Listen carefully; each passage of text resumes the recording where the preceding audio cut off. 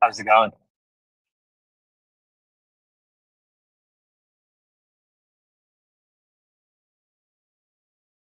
Meta.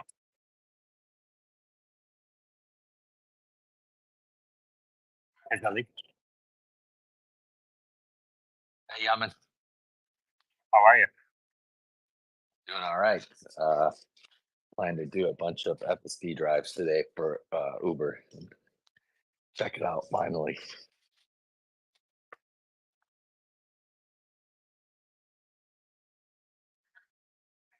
How many do you do a day?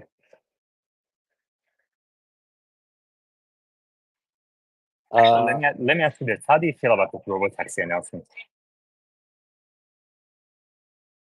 I'm trying to ponder exactly. I heard Omar in the space yesterday say it's just going to be a car. It's just going to be a car. But I don't know. I don't know if it's just going to be a car, if it's going to be the platform, what they're going to announce. So, I'm just kind of waiting to see what it is before I, start making any conclusions or any decisions. Because I mean, if it's just a car and a platform, then that's kind of what I've been doing, really, and that's what I've been waiting for, to add more cars and to you know be fully integrated with Tesla instead of using Uber or Turo or anything like that. It could just be all with Tesla, with their own insurance and everything. That's kind of what I'm hoping. They use their insurance, and so if the car goes out, let's say on a ride, let's say like a Turo, and the owner, whoever drives it, will be responsible. They'll have their own insurance through Tesla.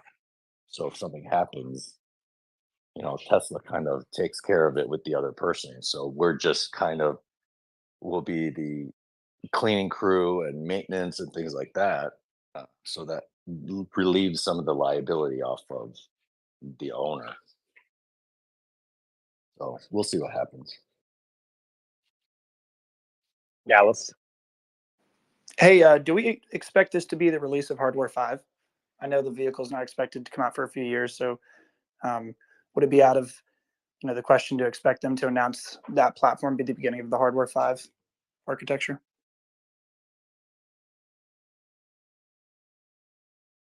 No, that's a good question. Meta, what do you think?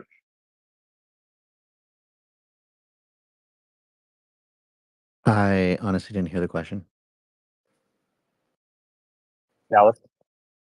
I was just curious if we're expecting this to be kind of the unveiling or announcement of Hardware 5. I know this vehicle's not set to come out for a long time, so it would seem fitting that they would kind of show this as the implementation of Hardware 5.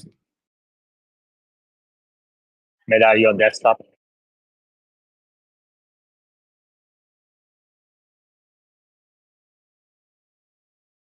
Can we do a mic check? Loud and clear.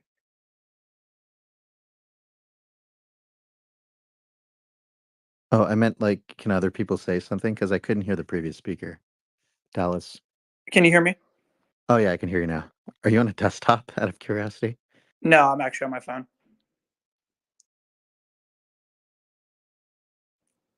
Am I coming through clearly? Yes, Yes. I can hear you now. X does this sometimes. Sorry. No, sorry, it's all good.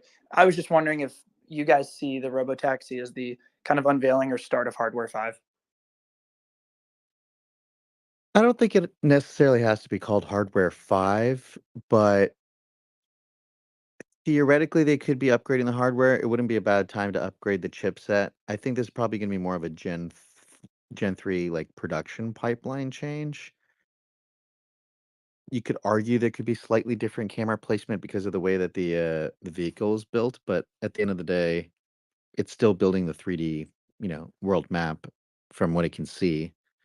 There was a tweet from Sawyer about somebody who said, or somebody had said something along the lines of, most cars are probably going to be 1 to 2 passengers, and sorry, most trips are 1 to 2 passengers. So you could actually build a purpose-built taxi with 2 seats, and the rest of the trips could be handled by the existing sexy lineup.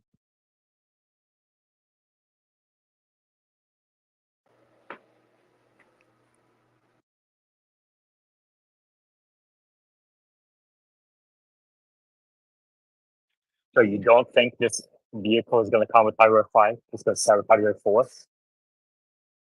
If they have a hardware 5, it would probably have hardware 5. I just don't know if they need to have a hardware 5 right now.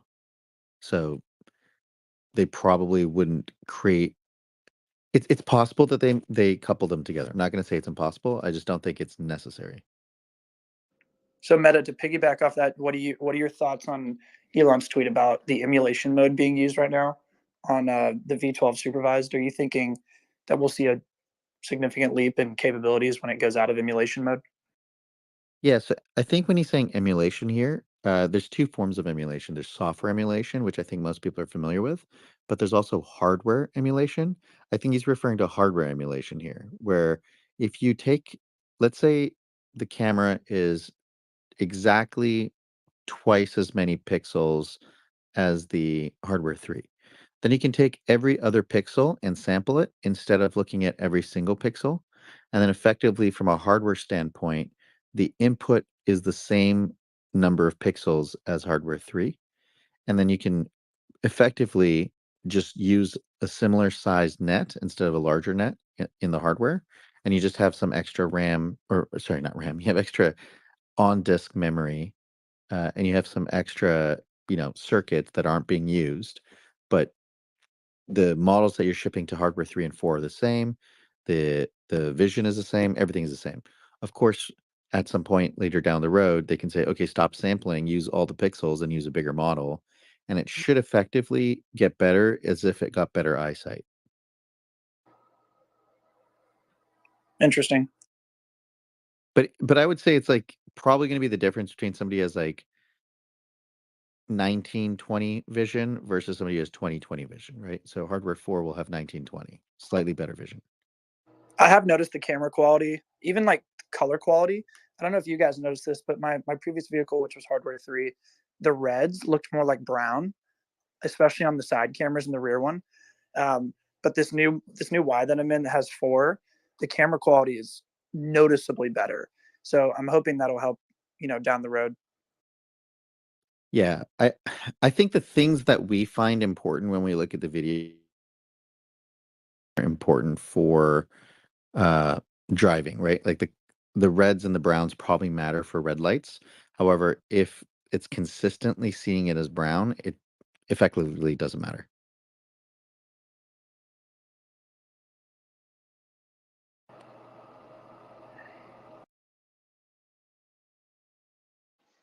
Consistency is probably what matters the most to the machine algorithm.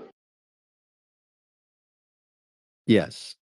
I mean, it's that old question, right? Like if reds look like green to me and greens look like reds to me, how would you and I ever have a conversation to figure that out? We couldn't. The only difference here is you can see into the brain of the AI. Thanks for the clarification. Dale, how are you? Doing really good. How about yourself? Good. Are you excited about this announcement? Yeah, I'm really excited. Like, I think this is absolutely the moment where, um, like, over the next 4 months, the detractors and the people that support Tesla, I think everything will unfold based on the trajectory that we see over the next 4 months for sure. And I'm really happy. And you know what? For me, with Tesla, it's been more than just like a stock owner. Like that's important and stuff. But I just love supporting the company because of the vision there, and I think that's why people work for them. So yeah, I think the next 4 months is really critical for Tesla. No hands mode. Hey, Meta. So I don't think I think Tesla maybe learned their lesson with the reveal of the Cybertruck and it taking so long to produce. So I'm guessing that this robotaxi thing is going to be produced rather quickly. What do you need to see with FSD progression to make you believe that it could be sooner with this robotaxi that they'll have enough data or the disengagements will be lower for that to happen sooner than people think. I think I'm pretty bullish already. So, def- what? Let's start with what time do you think people think, and then we can discuss it. What it takes to make it sooner than that. Well, people keep saying, late 2025, 2026. That's what I'm hearing. Oh, in That terms of that the production, correct. I think that's a fair assessment because it usually, like in the past, when they have shown this, the unveil, it's coincided with them like starting to spool up the supply line because, you know, otherwise things tend to leak. It could be the case that they start spooling up the supply line now that they've announced the fact that it's coming, right? So like I'm guessing that Reuters leak was from a supplier. That tends to be where the leaks come from. Elon and others at Tesla have spoken about this plenty of times. Um, so, I mean, if the image is leaked, I don't think it's gonna be that big of a deal. I'm sure little information will start to leak. Like if, say, somebody leaked the fact that it's a two-door, I don't think those things really affect or Osborne Tesla. So it probably wouldn't be as big of a concern as if when, like, say the Model 3 refresh details start to leak. So maybe they start the production pipeline spooling up now, and you can start the clock now instead of from the unveiling moment. So maybe that changes it by about 6 months. Did you see Troy's timeline? I did not. Do you want to post it here? Yes, I will.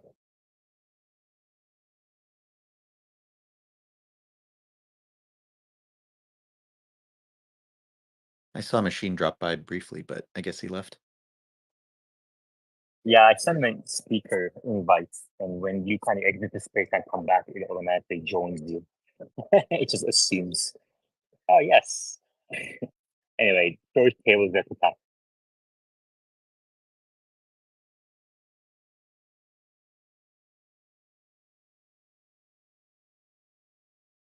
I'm just interpreting it right now.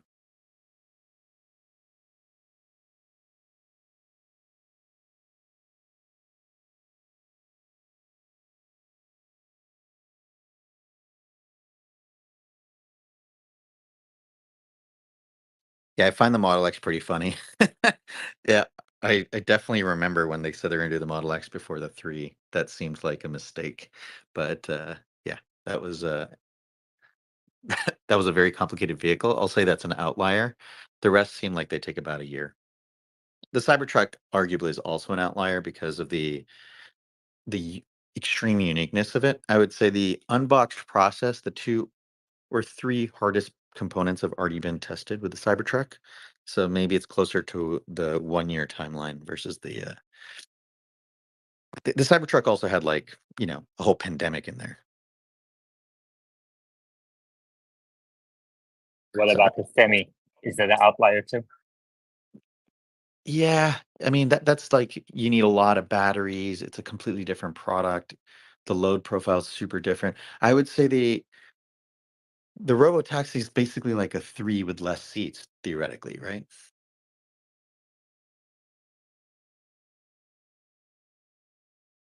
I I mean, guess it doesn't have it doesn't have steering.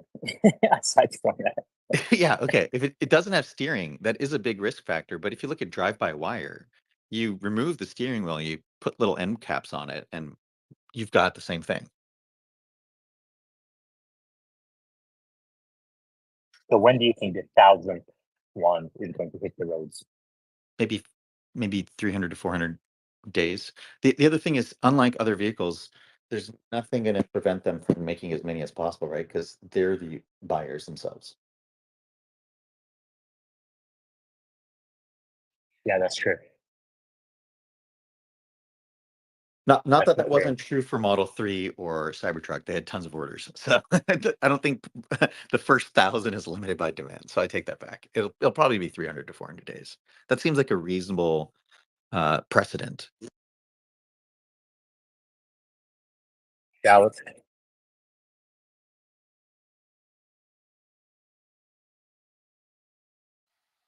Are we thinking these are going to be built in Austin? Yes.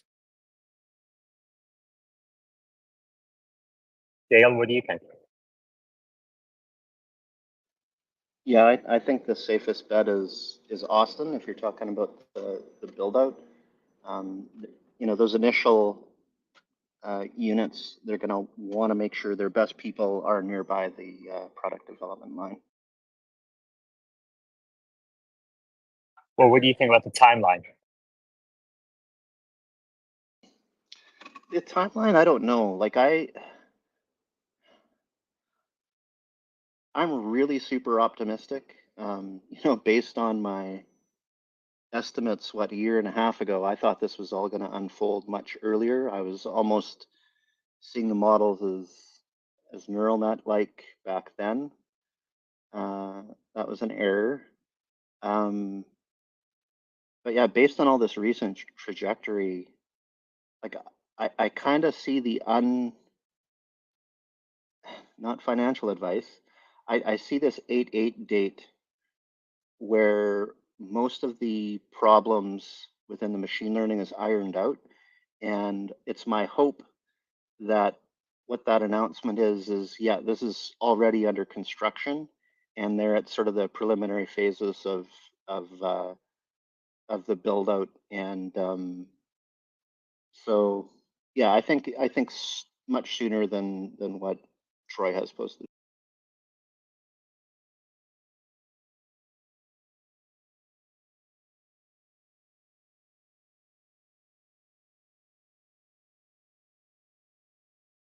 I have a interesting thread from Sven that Elon responded to if you want to go through that. But it kind of goes over what are all the components necessary to make the fleet and where they are progress wise. Yeah, can you post it up?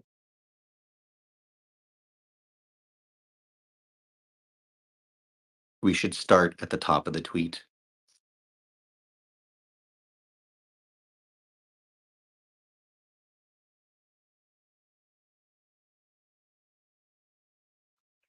All right, I see it. So what is this telling you? Well, the third bullet gives us like different phases to discuss, like the loop of how training is done. And he's basically saying if you look at the 7 stages, or as he's identified, the data center, over the air updates, the fleet existing, the neural nets being developed. In all 4 of these phases, Tesla's way ahead. Like other companies haven't even figured out over the air updates. I would add hardware to this a little bit, but I think he's including that as part of the fleet. Effectively, all those phases are necessary to make a robotaxi. And so when we talk about, like, say, licensing or other companies using it, it would be very difficult for them to do it without having all 4 of these phases. So if they wanted over the air updates, for example, it it's probably not as simple as licensing FSD. They probably need to license a Tesla operating system.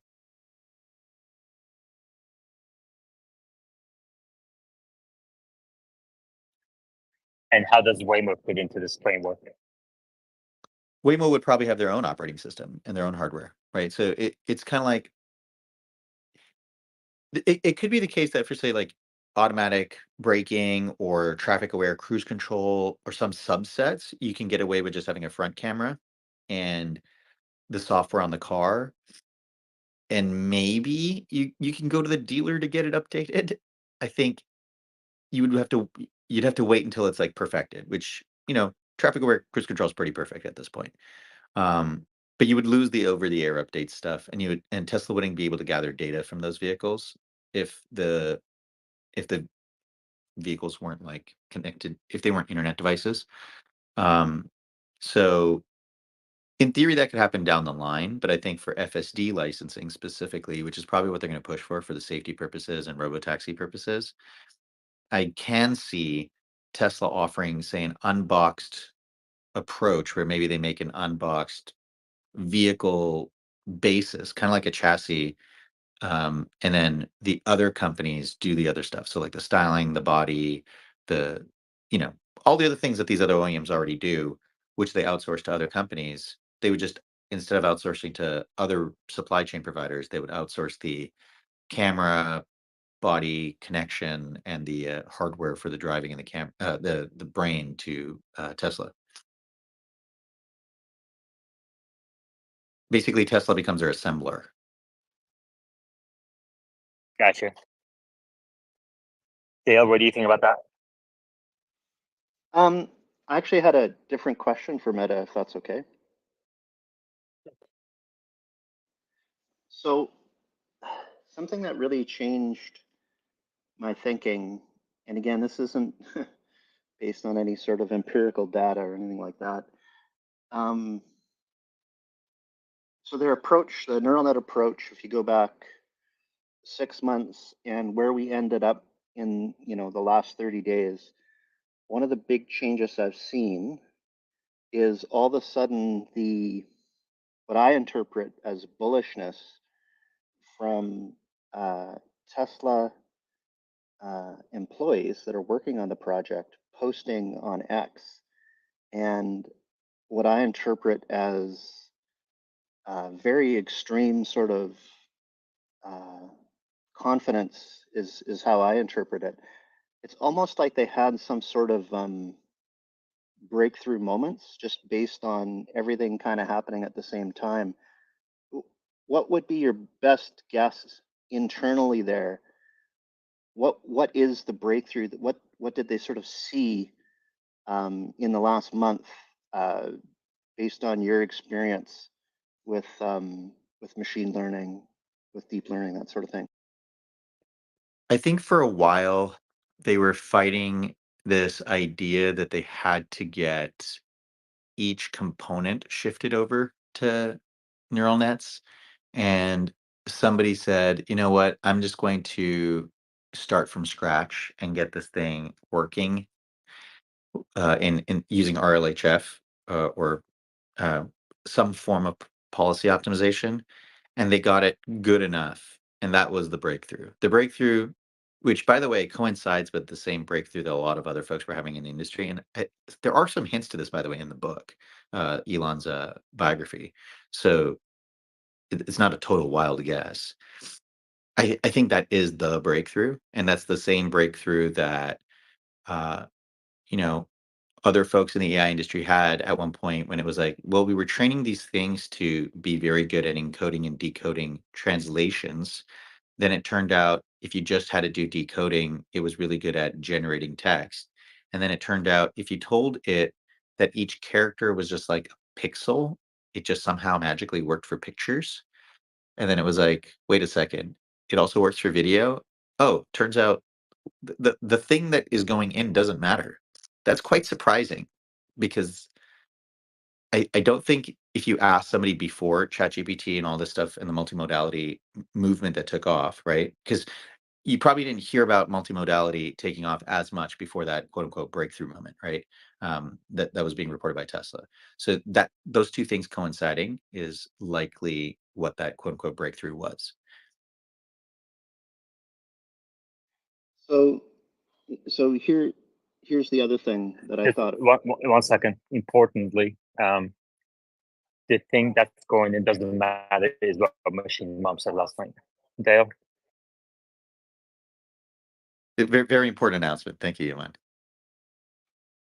So here's the other thought that I You're have welcome. from what happened, what unfolded, and it's again based on the psychology. So you have all these sort of troops that have worked on FSD, all of a sudden excited, and they've always been quiet. You get the odd little trickle of information, but all of a sudden there's this flow of info that seems very bullish. At the same time, usually Elon in the tough times is kind of the main cheerleader, and he's known to, he gets things done, but it takes longer, sort of thing.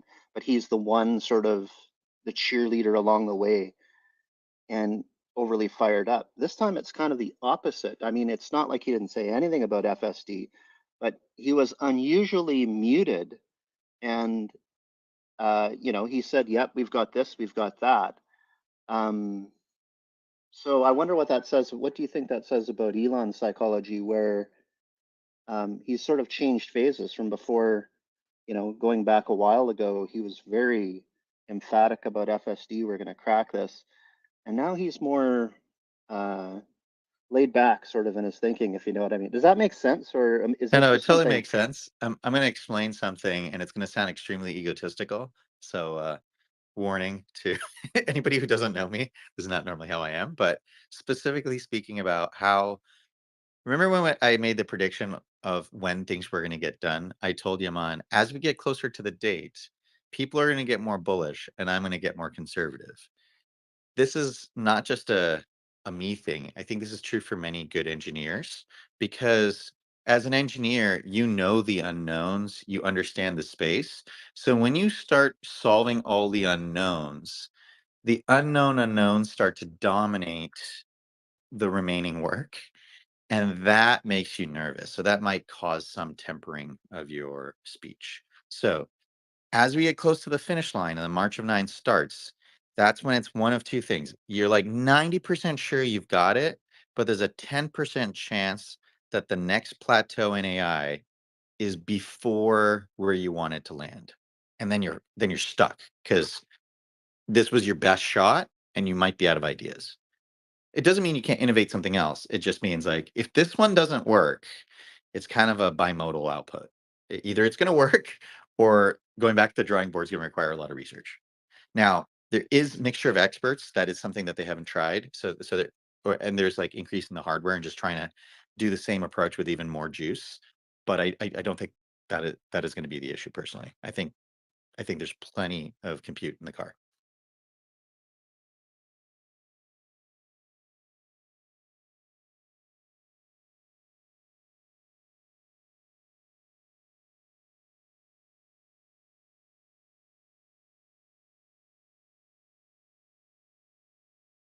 Dale, were you here yesterday for the discussion?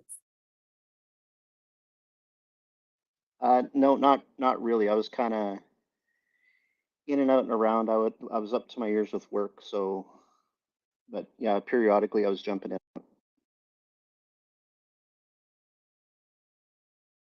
Are you trying to figure out the policy optimization How do you question? feel about it? You mean We can't hear you. You're robotic, Iman. you hear me better? No. How about now? It's like the first few words come clear and then it cuts off. Well, that's so weird because my connection is fine, it seems. How about now? It got a lot better.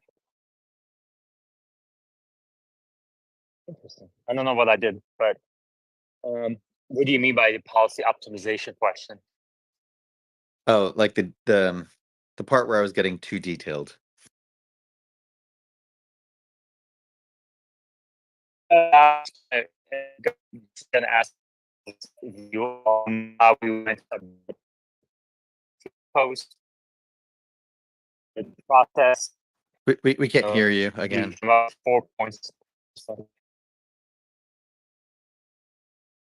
I don't know if it's, but can you hear me better now? No, it's getting worse. I don't know if you're walking around.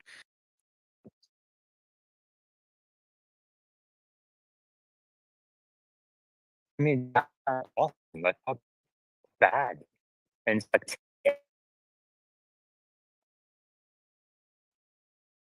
I think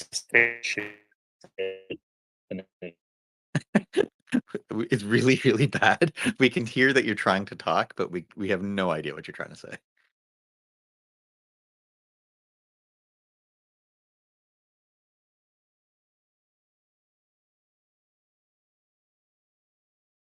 I don't know if that is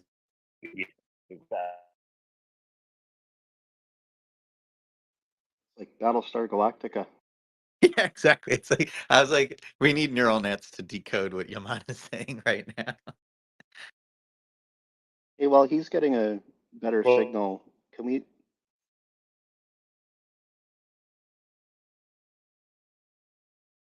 go ahead. I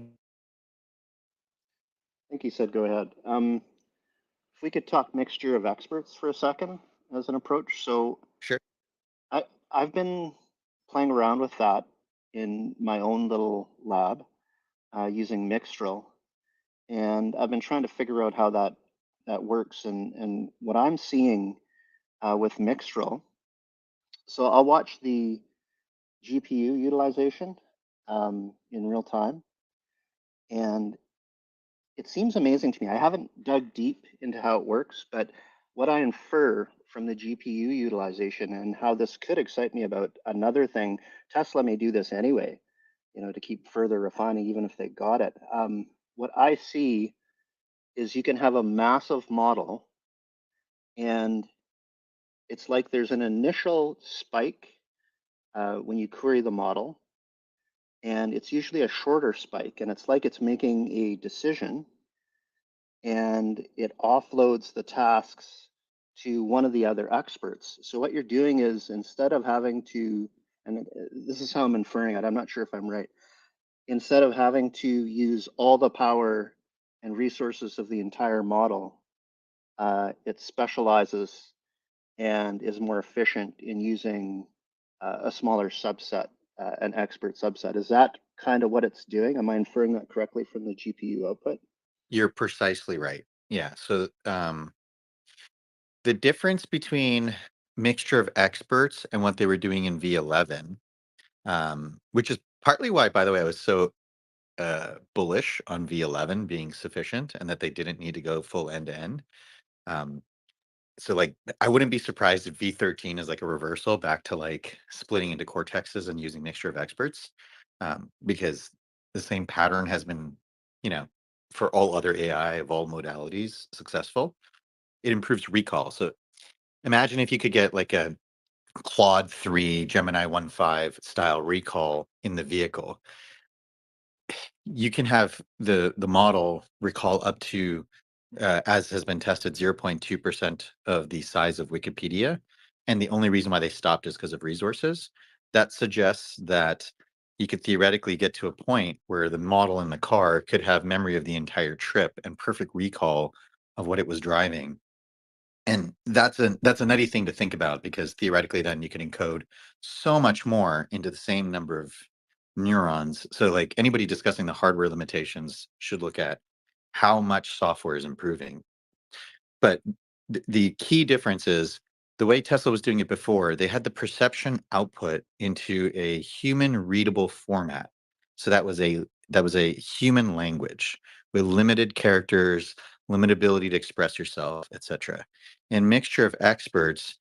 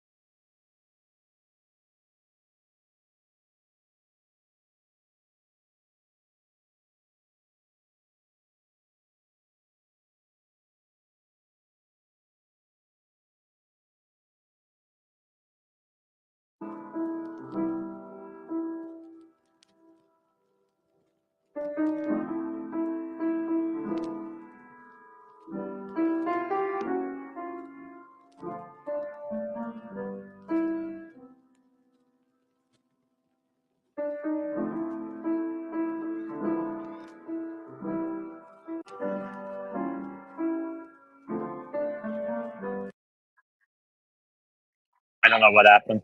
Please go ahead. oh, you're so much clearer now. Go ahead. Keep going. Oh yeah. So what I was saying is when you what they were doing with V11 is they were basically requiring the perception model to write down what it was thinking on a piece of paper that a human could understand, and then handing that piece of paper to the controls AI that they were building, right? So that wasn't a mixture of experts approach. That was kind of like stacking models next to each other.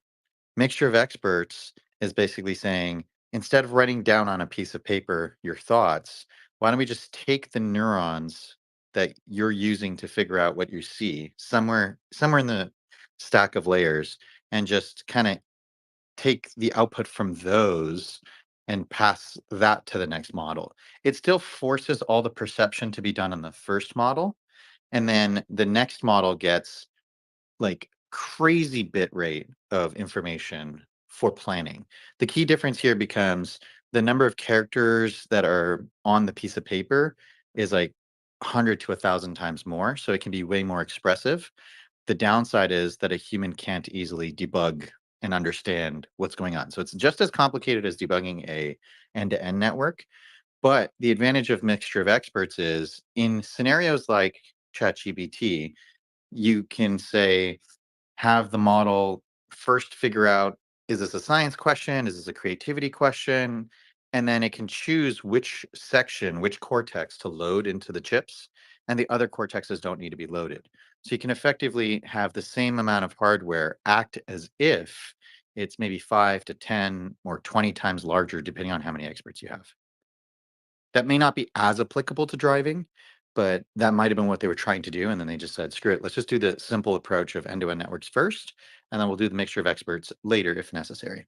But how much that will be an advantage is unclear because of the real-time nature of driving.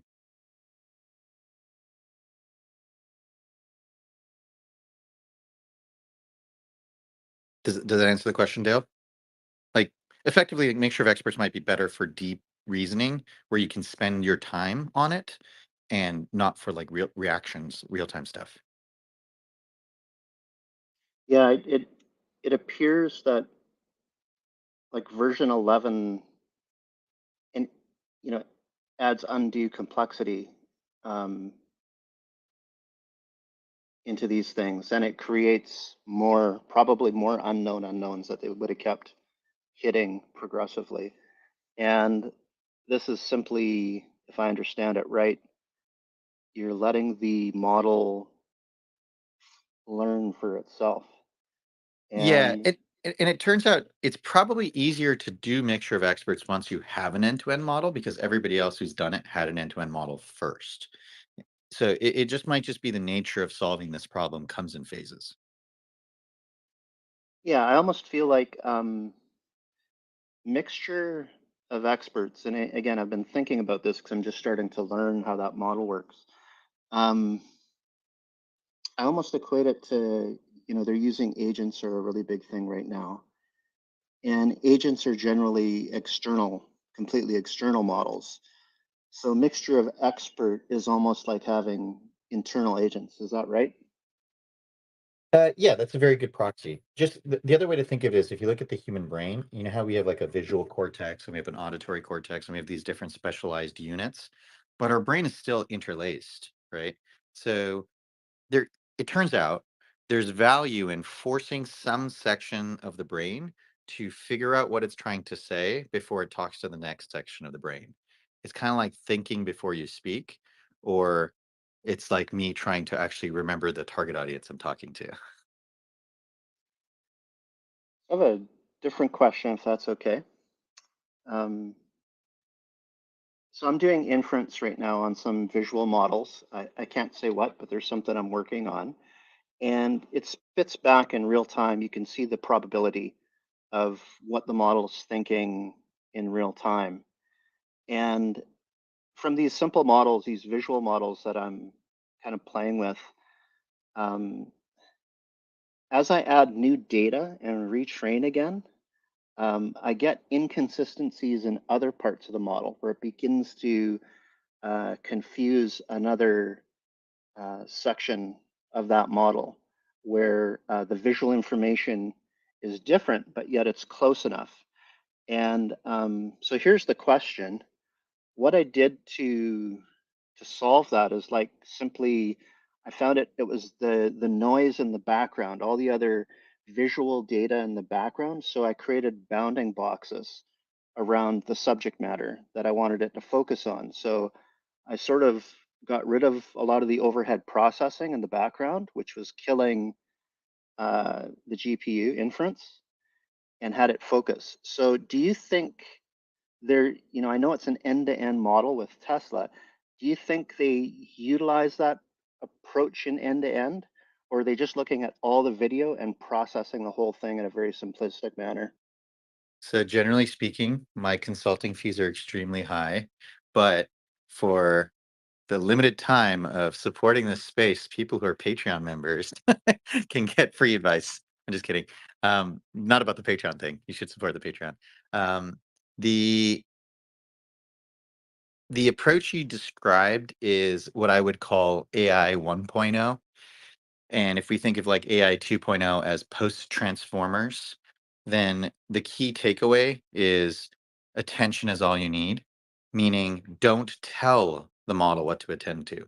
By putting bounding boxes around what you're doing, that's unnatural. Your input doesn't look like that. That's going to require a CPU or another model to do that work.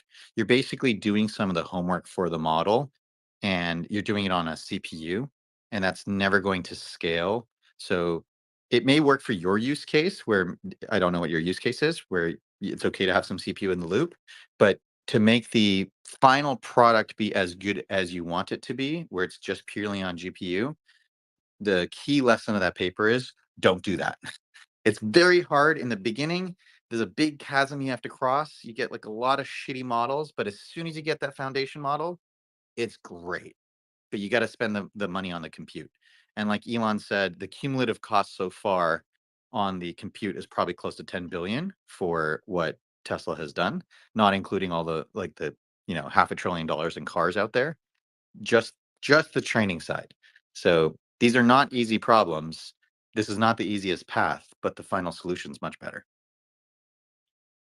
Could I talk about training for a moment? So here's my thought and why I'm so optimistic on hardware 3. And I want you to check me to see if my thinking is correct. So human learning, if we equate things to human learning, a small child growing up, they'll utilize 20 to 100 watts of energy. That's their model, right? Hugely efficient. In the training for lots of these machine learning models, they can use up megawatts in a data center in order to achieve some of the same things, the exact same things, even at a lesser value. Does that mean, and again, I go back to hardware 3, I see tons of room for optimization because of that. There's going to be new approaches using perhaps the same exact hardware within the not at inference, but in training, where Tesla's data centers could potentially be more valuable in the future and process more. Because is there not some sort of battle going on right now to not use megawatts? Like it seems like we're trying to hit this problem, with transformers and stuff with a massive sledgehammer instead of something very, very fine tuned. So that bodes well for hardware, training hardware in the future, does it not? Or am I confused? You're correct in that the hardware utilization is going to improve drastically with software. But I think the analogy that you gave of the child learning more effectively, it's important to remember that babies are born with a model already. They already have that foundational model, and it's a really, really good foundational model because we see every single baby learns how to learn, right? It's just like it seems to work. The thing that the baby is doing would be more akin to parameter efficient fine tuning, but I would argue what they're doing is even more efficient than what we do today because of, just generally speaking, how few examples it takes. There's something about the way the human brain develops that we have not yet broken it. We have not yet figured out in the AI space, which is somehow it gets better at learning. And that loop has not yet been closed in AI. But we've gotten the first order of it right, I would say. This is a key observation as to why once the foundational model has been built, the load on the data center plummets. because now you're just doing fine tuning. Now, every now and then you might realize, oh, maybe it would be helpful if we experiment with building an even smarter foundational model, because our foundational model could still be improved. But the old school way, what would happen is you hit a plateau and you have to go back to research. You have to try a whole bunch of different things and different techniques. With transformers, when you hit a plateau, you just go and build a new foundational model. And the way you build that foundational model is you take everything you were doing in primary efficient fine tuning, and you just run all that same data set without freezing the neurons. So it doesn't require anything new. It just requires you spending way more resources. So along that same vein, this is probably a great question for Wes as well, because I know he was early days. So about getting more efficient. So I'm using CUDA, right? And like the other day, there was a massive update, and I don't know, it must have been like 40 gigs. So net, if you look at maybe early days of Tesla, autopilot, et cetera, I imagine they were using CUDA back then.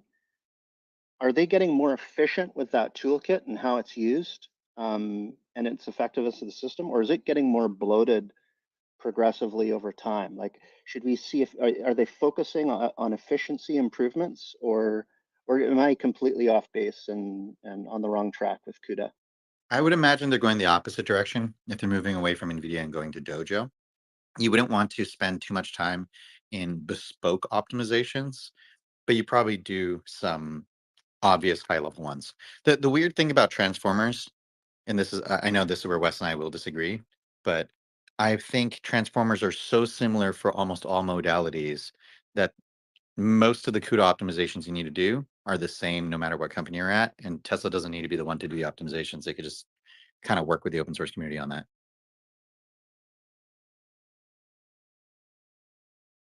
Do you agree, Wes? Yeah, I agree. And it's kind of funny. I have to hold on. I'll be back in a minute. Yeah, I couldn't believe the size of the update, and it made me think, like, out of that 40 gigs, what the hell is in there? What have they updated? Have they basically just, it's not a differential upgrade? Do they just like resend out everything that's been done? Delete the files and replace them? Is that kind of what they're doing, or is that lots of code? Just one second. I couldn't believe the size is what Mr. Iman said last night. Very, very important updates, Iman. Thank you. You may want to repeat the earlier one too, since Machine's in the audience now. I'm in a public place. We were talking about multimodality and how we discovered that it doesn't really matter what you put in. Exactly.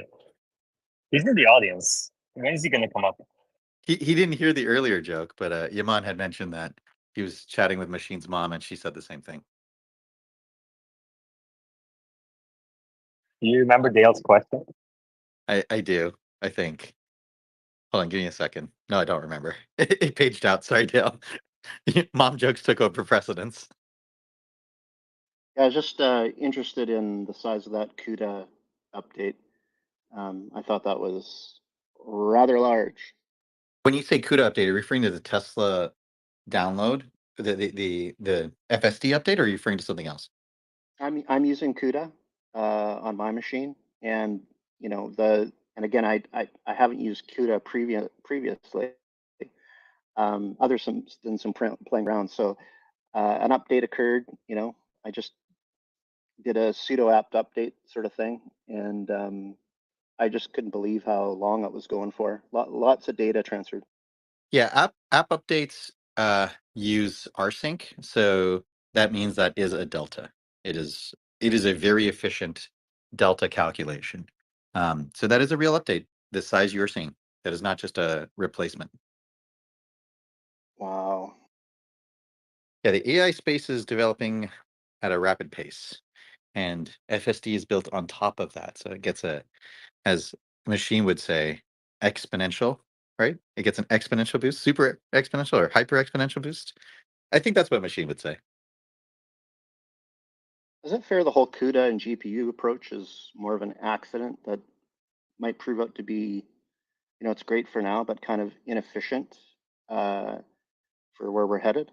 Is that good thinking? Yes, that's 100% the case. So the AlexNet, Andrew Ng doesn't get enough credit for this. I think he was one of the ones who actually led to it. AlexNet was the first implementation. But basically, the math that Andrew and a few others showed was you could recharacterize what was considered just a different kind of problem, like a spatial problem, into a vector problem, a matrix problem, and GPUs were great at that. GPUs, though, they support multiplying a matrix with a vector. They don't support multiplying a matrix with a matrix natively. And that's where these new GPUs, which aren't the same thing anymore, versus ASICs that are just purpose built for that specific task of matrix multiplication with another matrix. It turns out that's the main operation you need for the way we are going with these models these days. No hands mode.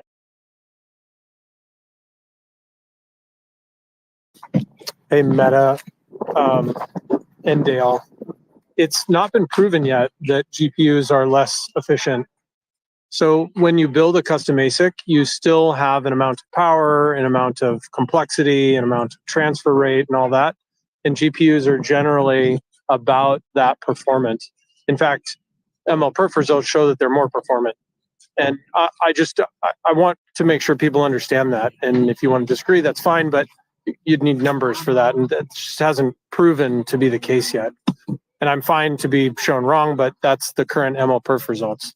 And we tried to be more performant than GPUs and InfiniBand and their large data centers with TPUs, and it hasn't worked out. So I get that internally it's more efficient and performant, but externally in the cloud or with your third-party data center, that hasn't been shown yet. And I hope it is shown one day, but currently Jensen is proving to be too much of a competitor. Would you agree that the MLPerf results are biased to tasks that are not just transformer tasks? Yeah, totally. But there are a wider array of tests that happen, right? There's a training set of results, and there's an inference set of results, and there's a closed category and an open category.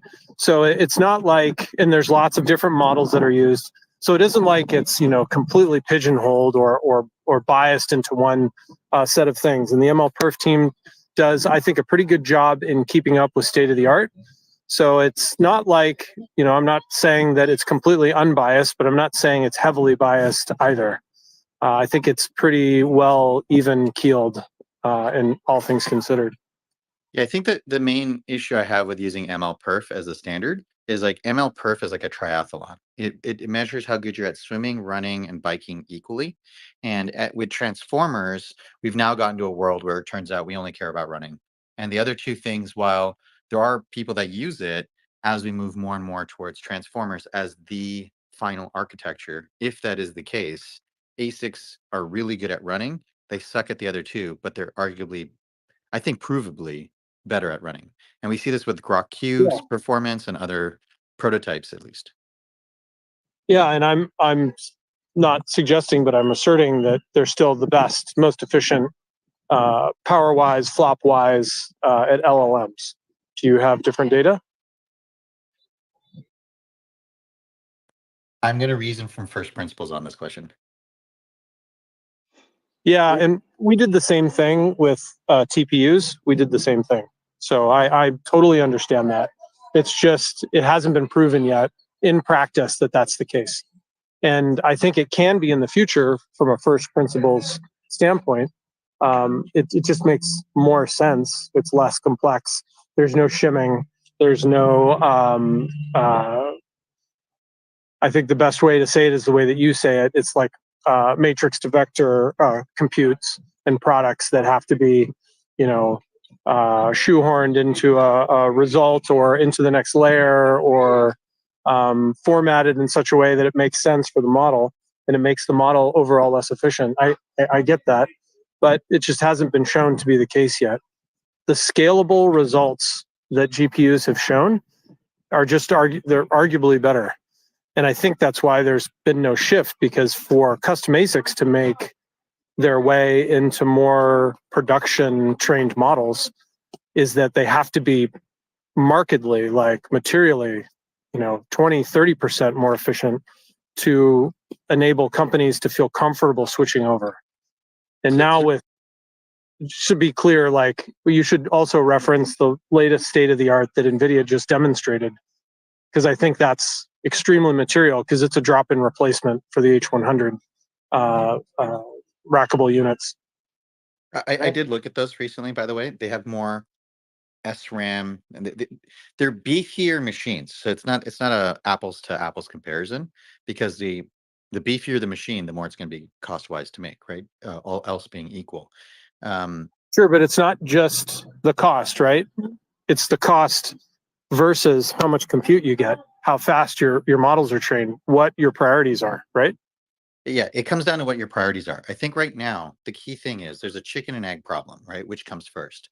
And I think that's one of the big things that Elon probably was convinced on when he approved what I'm assuming is the $500 million spend on Dojo.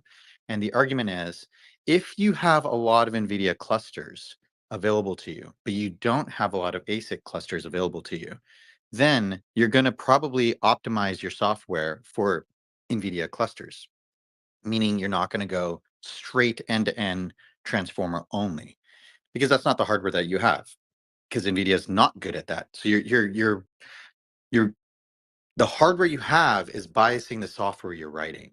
And then if you had a big ASIC cluster available to you, you might choose to use that, optimize for that. So that's why it's not an apples to apples comparison. You have to say, for a company that has both clusters available, which do they choose to use? And the only evidence we have of that is a Google out there that is using 90%, as they've said, plus of their compute on TPUs. And yeah, totally. And maybe this argument is a little tired, but yeah, I'm happy to switch to something else. So I think we're kind of at an impasse. We just think differently on this. Can I throw a wrench into things and ask a silly question to both of you? So about a decade ago, I did some work around FPGAs with Xilinx. And the great thing about them that I loved, that I absolutely loved, is you can reprogram them, right? You can reprogram the hardware on premise. And it was wonderful. But compared to ASICs, they were brutally slow, really, really slow at tasks.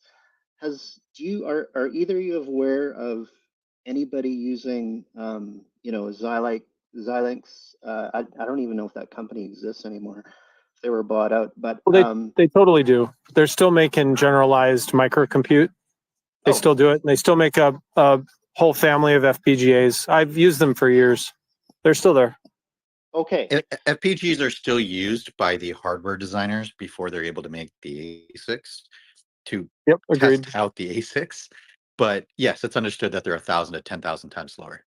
Yeah. So is there any hope for the future? Maybe not the FPGA approach, but something else that is reprogrammable. Wouldn't that would kind of change things in a really positive way? If that's what like GPUs are.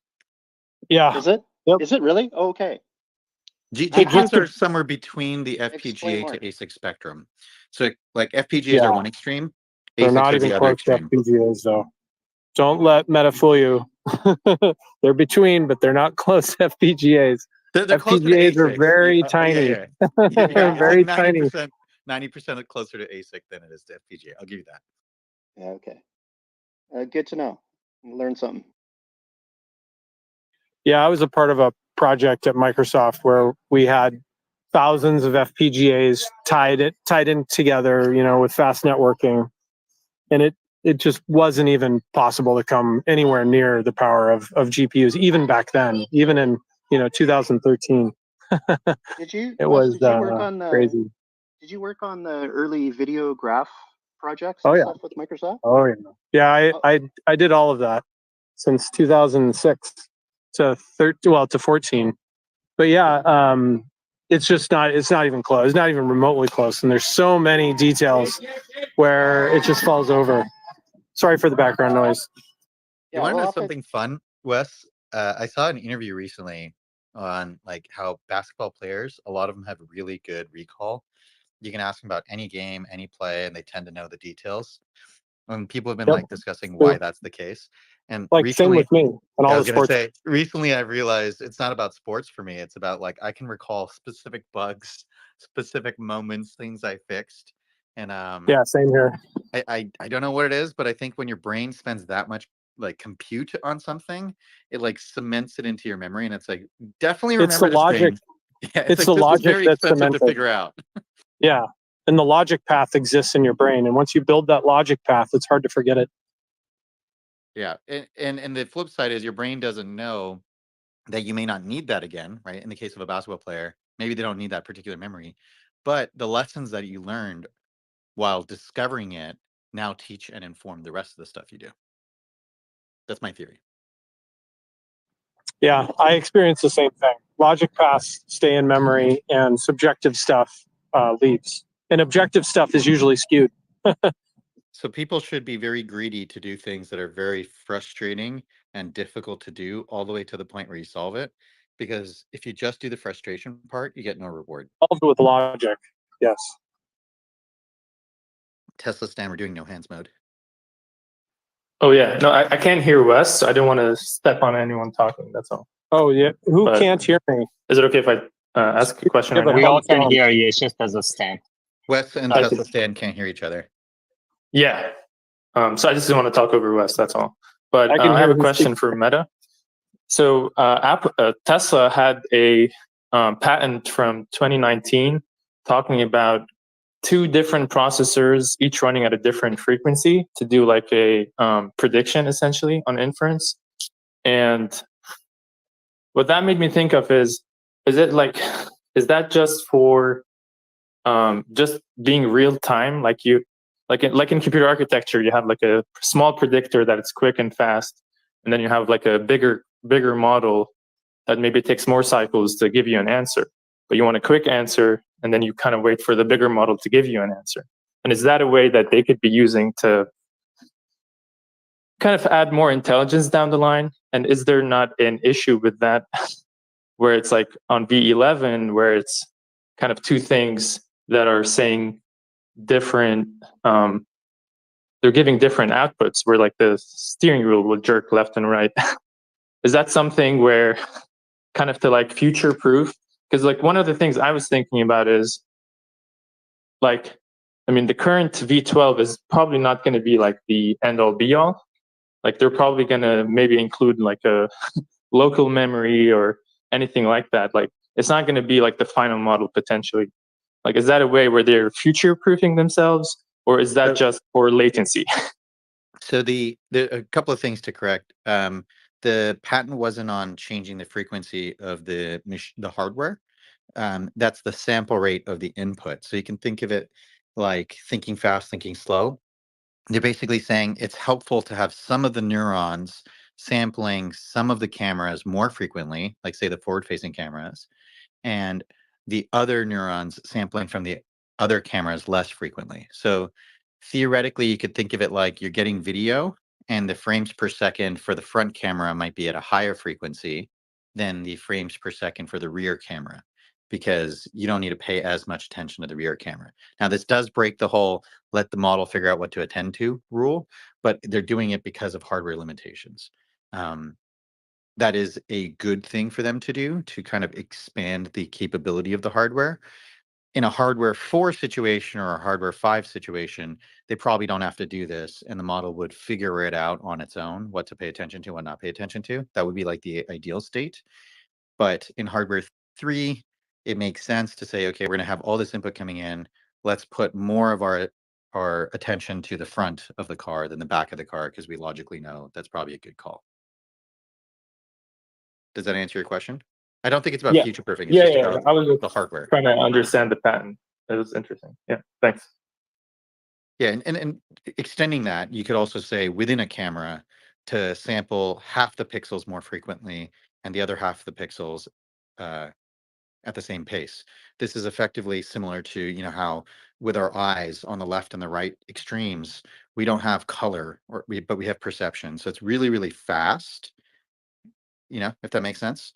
So you can have less input with the same neurons and faster reactivity, but you need to control, either you need to increase the neurons or you need to reduce the input.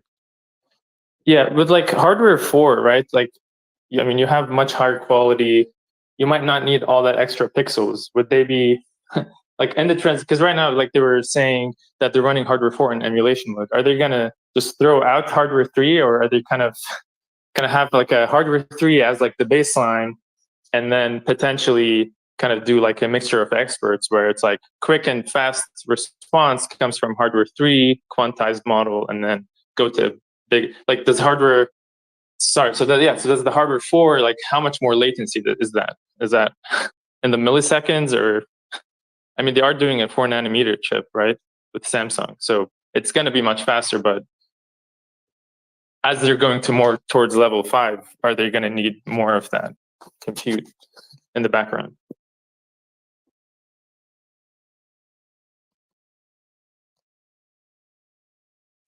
I mean, the amount of compute you need is proportional to the amount of input you take in, right? We really should be paying attention to the input to the compute ratio. That's what matters more. And you have to kind of hand wave when it's multiple, because the compute's always going to increase in multiple, or sorry, powers of 2. So if it's falling in within that realm, then that's just noise. And that was kind of what I saw when I looked at hardware 4, is if you looked at the pixel increase on each of the cameras, the ratio of compute from pixels to hardware was about the same. Also, the chinchilla paper shows you need about 20-1. So there's a lot of good evidence showing that these ratios are somewhat known. You don't need, if you threw even more neurons in there, it doesn't mean it's going to get magically better. You would have to somehow also increase the input in a meaningful way. I see. Cool. Thank you. Like you could throw LiDAR or radar in there. That'd be a way to increase input. You could throw more cameras or more pixels. But if you just have the exact same camera setup, there comes a time when you have just wasted compute. I see. Did they talk about adding any local memory? Right? Because a lot of complaints I hear about V12 is, oh, it not V12, just FSD in general is, oh, it always takes this exit wrong, right? It's always driving somewhere for the first time the exact same way. It's always doing it for the first time, versus like a path that you take all the time. Like I feel like my frustrations, at least, where it always did the same exact maneuver wrong in the same exact spot. I feel like that's what's going to get people. That's going to be like the tail end of things that people are going to be like, oh, it always does this. That's so annoying, right? Will they like do a local memory kind of thing? Are they working on that? Do you know? No, I think doing local memory would be against the overall engineering plan, because now you're going back to hacky solutions where you're like trying to fix things in the short term, but long term it's detrimental. They're far better off using those interventions and those bad examples to inform it, because the AI that learns to reason correctly all the time the first time is far more valuable than an AI that needs to be, custom coded for each location.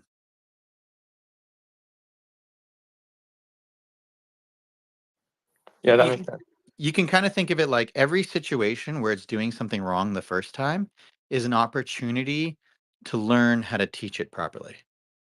Right. I mean, like in the limits, really, what they'll probably have to do is like FSD is just in the limit would probably be like Waymo like as, because like a lot of interventions I have right now is probably just map data being wrong, right? So in the limit, they're going to fix all that map data. So I mean, how different are we from Waymo at that point, right? We just map the whole thing. So I feel like that will maybe solve those issues, right? Not just having local memories of it. Is that what you're saying? Just gathering all the info instead of kind of just saving it in your local memory. Do we know that they do that even? I don't know. You could argue taking in map data is your local memory, right? And we do know that they take in map data. I would say that's the difference between going from L4 to L5. I don't think that they have to solve that right now, but I don't think they want to increase their dependence on it if it's avoidable. All right, sweet. I'm going to drop out and come back in because I can't really hear. I'm having some issues on my end. But thanks, Sam.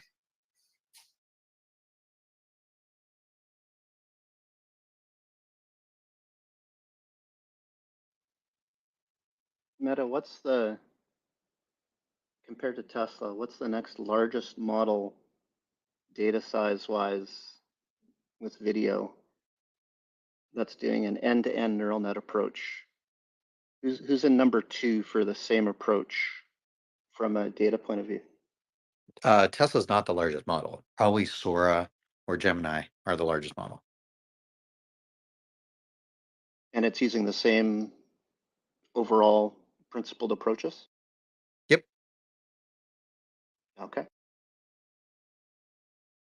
Differently, but yeah, the same ingredients, if you will. But like, you can take flour, sugar, water, some basic ingredients, and make very many different kinds of pastries. So when you look at Sora, it That looks was a really good interesting. analogy. Thank It you. looks, I'm working on getting better at them. Order the better. so if you look at the details within Sora, you begin to find mistakes, right, of where it's made errors, but they're very, very fine. You have to look hard a lot of times, right? Sometimes they're obvious, but a lot of the videos in Sora videos, I noticed, okay, that part doesn't make sense. But it's like the mistakes are getting smaller and smaller. I'm talking from a resolution kind of point of view. Can you look at FSD the same way as that, where the mistakes it's making are gradually getting smaller and smaller in resolution? Is that a good way to think of it, like an Well, analog to Sora? so OpenAI is cheating, right? They're not letting you have direct access. They're picking and choosing which customer feedback they take, which ones they share. So if it's a good video, they'll share it. So it's the equivalent of if Tesla only shared the videos where the trips were zero intervention, and it would look great too. And then in those zero intervention trips, you might see some little jittery things, and you'd be like, "Oh, it did that a little wrong. It did that a little wrong." But we don't actually get full insight into all the bugs that Sora really has. And for comparison, we also know that one of the Sora engineers said to generate I forget how long it was, like it was like a maybe 10-minute or a few minute video. It was long enough that they could go for a lunch break. That's what they said. So like the ratio of time is not real time. Oh, that's interesting. Tesla can't do that. So these are different. So like go back to the ingredients, right? We're trying to make different things. One's trying to make something really sugary dessert, and the other one's trying to make like a healthy, hearty meal. The ingredients might be the same, but the way we combine them has to be different.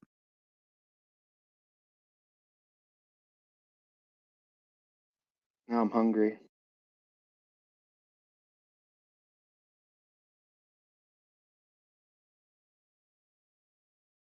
If Machine was here, he would tell you to go have some Popeyes because it's really healthy for you.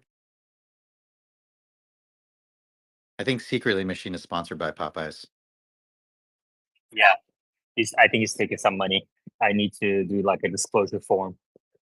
But I was hoping that more people would come up on a weekend, because there's no work going on at the same time, etc. So if people want to join the speaker board, you're welcome to do so.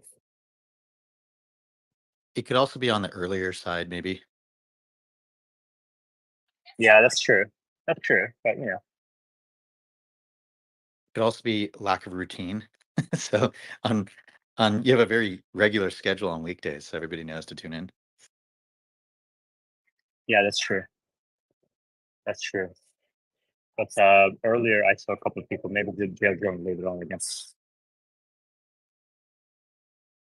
I see Habib is in the audience. I'd be curious to hear your thoughts on Rorschach tests and what it means from like a biology standpoint or psychology But he standpoint. also said that he would like to share his experience driving around Jersey, and then I guess change his mind because I've been sending me invites.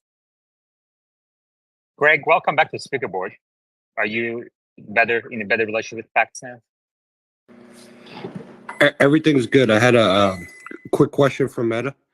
So following up on the point before about the car making the same mistake in the same spot all the time. When I first got FSD 12, I took it through two very difficult roundabouts that it would never be able to do. The first one it does perfectly. The second one, when it goes through this roundabout, there's two turns that come up very quickly. And I think what happens is that the red arrow on the navigation gets confused because the turns are too close together, and it always tells the car to take the first turn instead of the second turn that's on the route. My question is version 12 at a point where the the AI is going to say, okay, look, I know where you want to go, but this map is telling me to take the first right, and it really needs to take the follow up second right. When is the FSD going to override the map and say, no, no, no, you're doing this wrong? I got to take the second right, not the first right. If you understand my question. Yeah, just like it's getting better at knowing there's a stop sign, even if the map data doesn't know there's a stop sign there, it will eventually get better at things like that. The difficulty in that scenario is it has to make the decision really quickly in real time. And right now, they may have a policy that's rewarding it for staying on the path.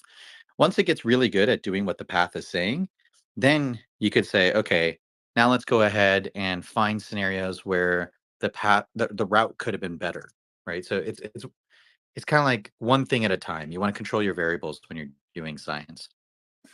Silly question. Would it be of any value to Tesla if I constantly took that roundabout like 10 times in a row and kept hitting the disengagement? Is that something they look for or no? That is very helpful, actually. So the more times you don't have to necessarily disengage, but if you have the camera button, if you don't have the camera button, you can leave a voice feedback and just say report bug, and then state something like, FSD blah blah blah blah or autopilot blah blah blah. They transcribe all that stuff. They pull that stuff up, and in theory, they should be also selectively choosing which of those clips they want to pull the footage from. You do need to connect your car to Wi-Fi as well for this to be useful. The camera button does what? I was a little confused by that.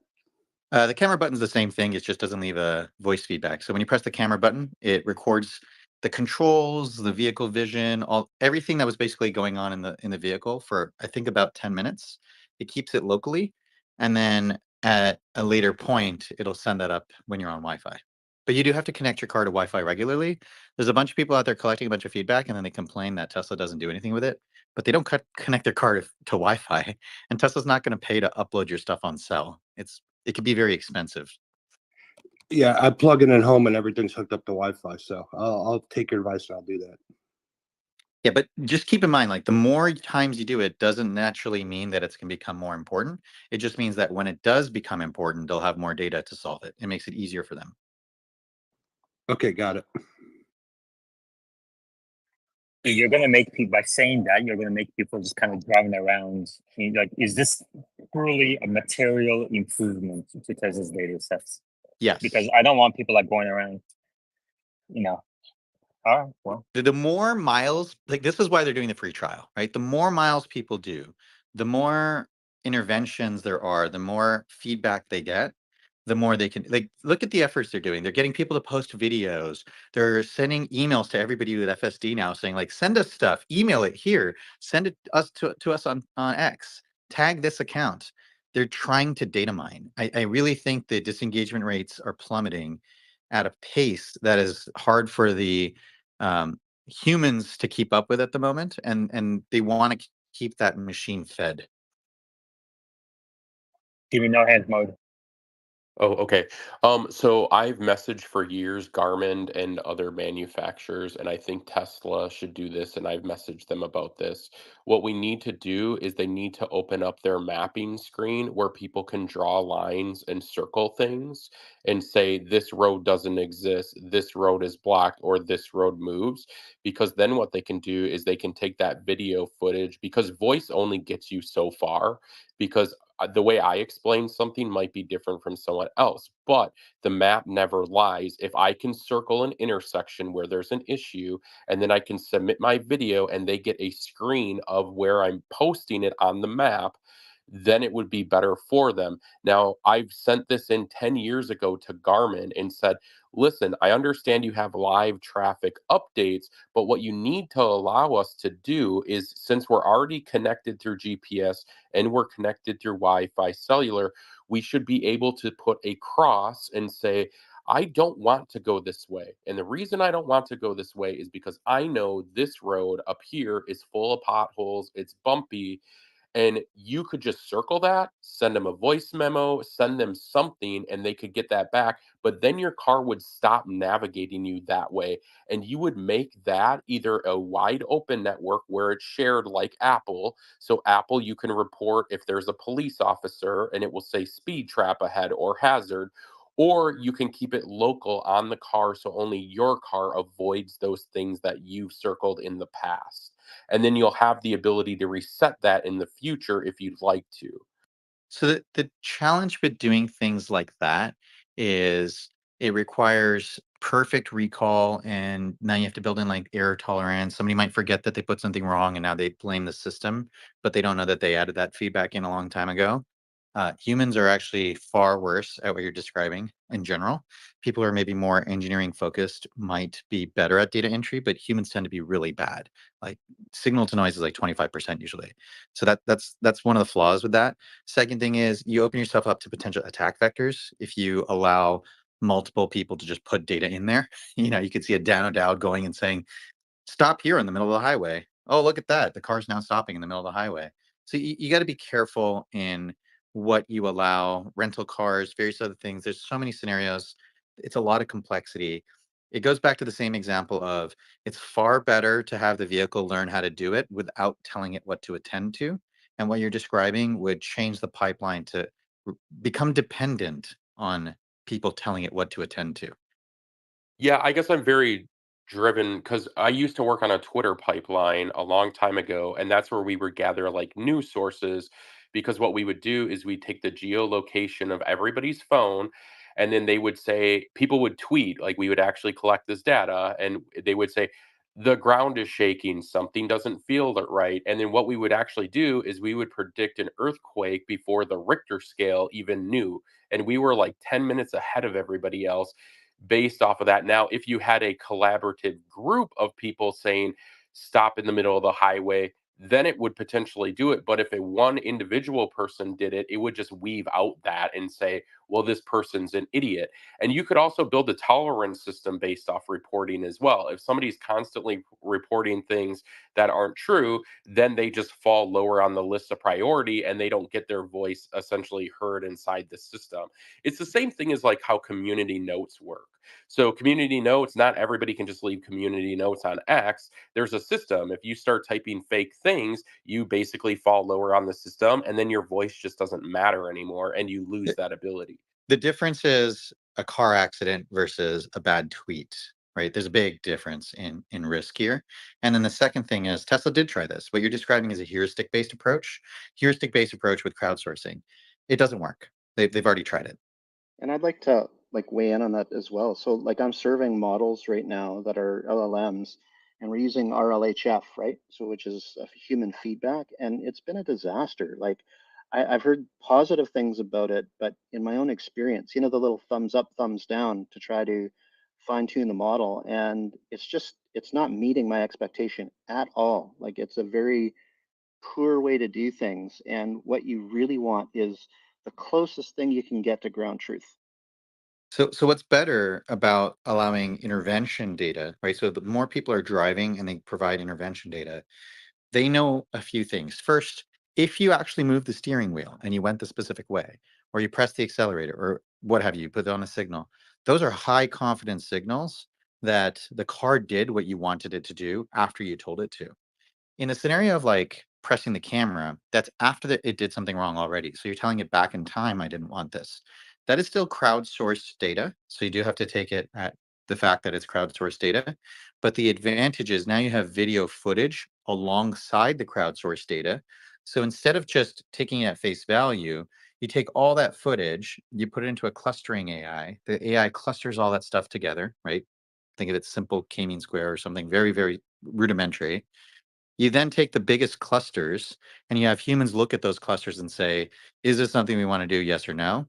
And then you write a policy that addresses the cluster and you try to test the new AI against the cluster that you may have to create simulations, whatever it is, but you basically see, okay, what percentage of that cluster has been addressed? And at some point you say, okay, enough of it's been addressed, let's move on to the next cluster. And you're doing this in parallel across many different AI researchers or people on the team. This is very different from labeling because it requires technical expertise. But the difference is when you solve one cluster, oftentimes you'll also solve many other clusters at the same time.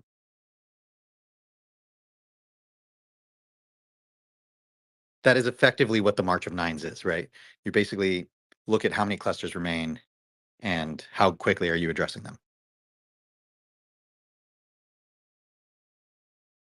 Think of a cluster as like a unique problem, right? As defined by a model, not by humans.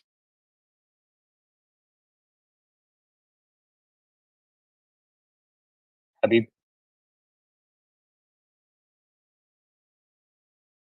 no hands mode.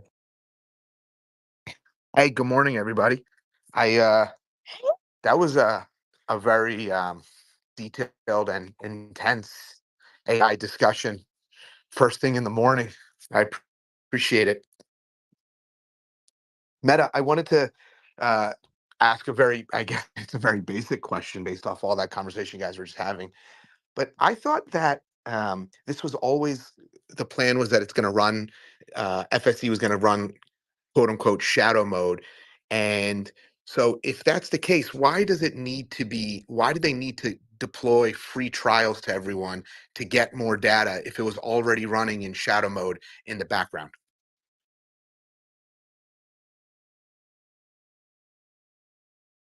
Shadow mode is passive information.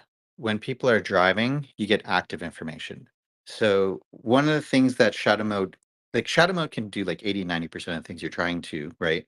But one of the things that shadow mode cannot do is evaluate the scenario where the model wanted to do something, the human did something different, and both scenarios could either be correct or what the model wanted to do might be incorrect. Shadow mode can't tell you the difference between those two.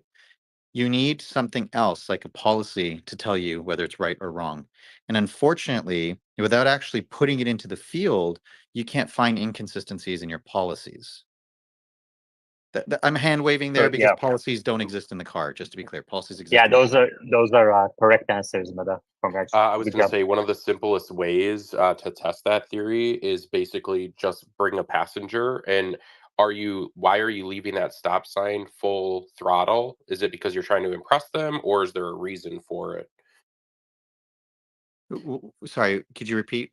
So, Why is it leaving full throttle? so FSD would never make you go from 0 to 60 as fast as the car is possible. But if you had somebody in there, that passive that passive information doesn't matter because it's maybe somebody putting their pedal to the metal to show somebody. Like I've had multiple instances where people are in my vehicle and they want to feel what it feels like, so I gun it. Well, that's terrible information to feed back into the system. Yeah, it's not fed back in isolation. Remember, they also have an accelerometer and it can observe jerks. Yeah, yeah, I get that part. Yeah, so they'll clearly filter out bad drivers by like hard fast rules. That's basically what the policies are, right? You basically say when all the data comes up, these are bad drivers, these are good drivers based on our policies. Now those policies need to be refined over time because effectively it's saying what are clips to be tagged as good, what are clips to be tagged as bad, and then fed into the AI. That's effectively what the labeling is doing, but we're doing a lot of hand waving on how that works. So, Meta, could you just go over one more thing for me just to help me out? I really appreciate it. My understanding was shadow mode was basically FSD is going to be quote unquote running the computer. The FSD is active, but it's not going to be outputting controls. And so if you have it running, then it's kind of like, wouldn't you be able to constantly compare what is the actual driver inputting versus what the computer would thought or was thinking to do? And then you could see those differences and learn from that. That's a very simple way to think of it, and it does work in something like a game of chess where you have like discrete input. where like the board's only in certain combinations, right? Like in chess, it doesn't matter if the chess piece is, perfectly in the center of a box or a little bit to the right or a little bit to the left. But in driving and in real world scenarios, when I look at a steering wheel and I look at how many degrees it is, a small amount of movement to the left or right might matter in some scenarios and might not matter in other scenarios. And so the question becomes, how far to the left is too far to the left? What is the degrees of difference that matters? Did somebody move a little bit to the left because of a pothole? Well, that might be actually desired. Did they just move to the left because subconsciously they couldn't go in a straight line? It's unclear. It becomes a bigger game too when you go to steer by wire as well. That changes like everything because now you're giving it like, did he jerk to really jerk out of the way, or did he just jerk because he knew that the car at that speed wouldn't actually move as far? Yeah, like and this same thing when, like how much did you accelerate? Like if you think about like driving, right? Is it wrong to press the accelerator like 1% more or 1% less? Probably not in most scenarios, but in a scenario where there's a car in front of you, maybe it is wrong. So it's not just a simple matter of every single input on its own. You have to look at the collective, all of what's going on externally and internally. So these are all deep reasoning problems. They're not simple, like what's called a PID controller. Don't ask me what it stands for. I've forgotten what it stands for at this point, but like a very basic thing. Since we're on chill mode, I can give a quick analogy here or story. The very first PID controller, I believe, was called the McCoy. It comes from back in the train days. And if anybody's ever heard the phrase, I want the real McCoy, that's, I believe, where it comes from.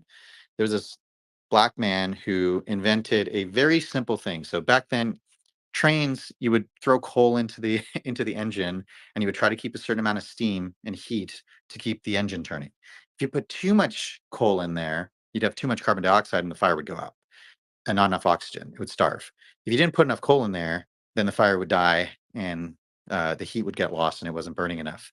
So you had to have these people kind of maintain things. Of course, they would put too much coal in sometimes, and so the way they would control it is they would yank on a chain and they would open up the roof a little bit, and they would let some steam out, and then they would close it to manage it. And so there's a human literally just opening and closing this thing.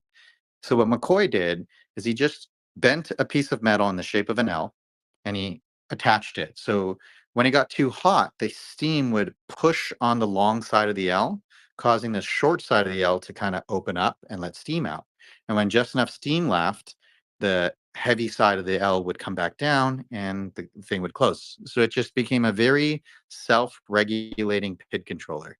And he did such a good job of balancing it just right that when others tried to replicate it, they couldn't get it right. And the other manufacturers were not black. And there became a phrase in the industry where there were people like, I want the real McCoy, or it has the real McCoy, because at that point, it was so good that race didn't matter for them. Meta, your fund of knowledge is expansive. I was Googling PID controller as you said it, and literally that was one of the examples that came up that I was reading as you were speaking. It's phenomenal. It's from college. It's literally the example everybody learns in college, just as a heads up. Gosh. I'm very impressed. So I wanted to actually, if it's But okay. by the way, Habib, Okay. did you look up what a PID controller stands for? What Yeah, does I the PINT did. stand for? Do you want to tell us? Yeah. It's a Habib, let's proportional integral derivative controller. Okay, all right. that was not informative. About Tesla has been raising his hand, so let's take a turn. About Tesla and then Habib. Yes, just first of all, just wanted to echo what Meta said. When we disengage, this is the strongest signal we can send to Tesla.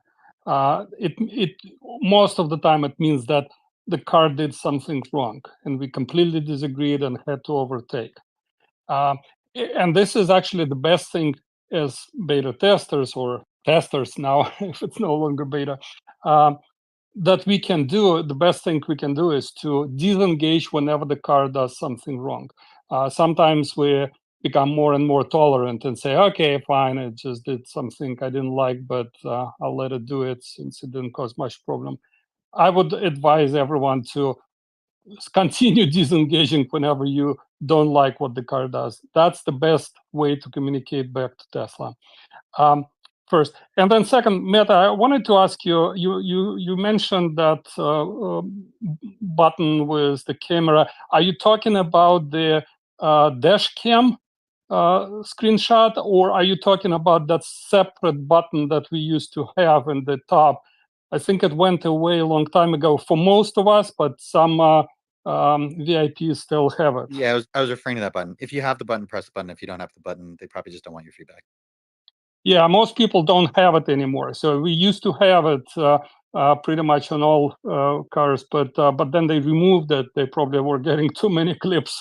Then they wanted to be able to process, so they just left it selectively for some users, probably for like YouTubers or others that they felt they were getting very valuable feedback from. But Yeah, it's and gone for most of us.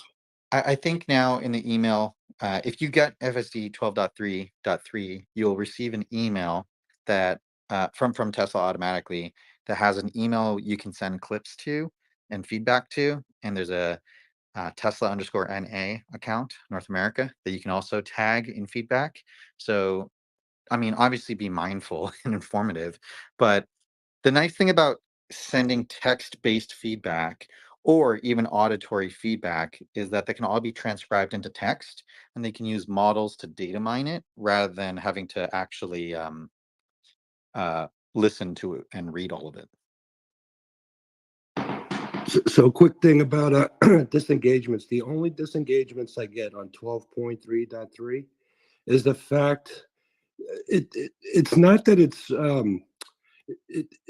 reading the speed wrong. So in other words, you know, I'm driving along. I have the speed limit offset at 26% above. The max speed will show 55, and the car is going 35. Should I disengage here because it just refuses to accelerate, or am I throwing off the system by telling it to disengage? You can just use a scroll wheel in that situation, right? Yeah, no, you can no longer use scroll wheel on the Series 3. It's not working anymore. Only on the highway. That's only true if you set the auto speed to max. Now, it's true if you use the scroll wheel, sometimes it doesn't obey it, but you could try it first. Well, the accelerator pedal actually works. So sometimes if the car is going below speed limit, you can just press the accelerator pedal and it will increase the speed. So sometimes it will even maintain that higher speed after that for a while. Dallas, do you want to go ahead? Yeah. So thank you. My question kind of pertaining to this whole topic was the only time I really catch myself disengaging, aside from like when I arrive at the destination, I always kind of feel bad when I like disengage because I'm like, okay, you didn't do anything wrong. Like I'm just home. So not sure what I should be doing there, but man, I might be alone here, but this version is amazing. But the right curb hugging is terrifying. Like I'm new to this, maybe that's normal, but that left curb edge feels super natural. But going over on the right lane, especially approaching a right turn at an intersection, I've had such close calls. I'm like, okay, I don't know if I'm willing to risk the Uber turbines, getting curb rash. So maybe I'm just being overly cautious.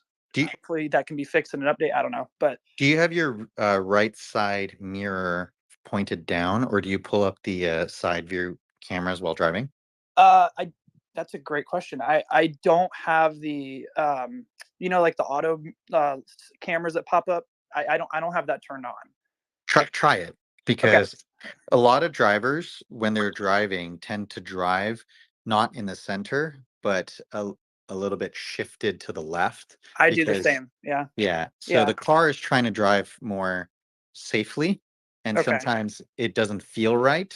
But when you look at it, it looks right. And if you were a passenger on the right side, you'd probably feel more comfortable with where the car is situated than if you were the driver, because that's the side that's closer to you and you can look out the window.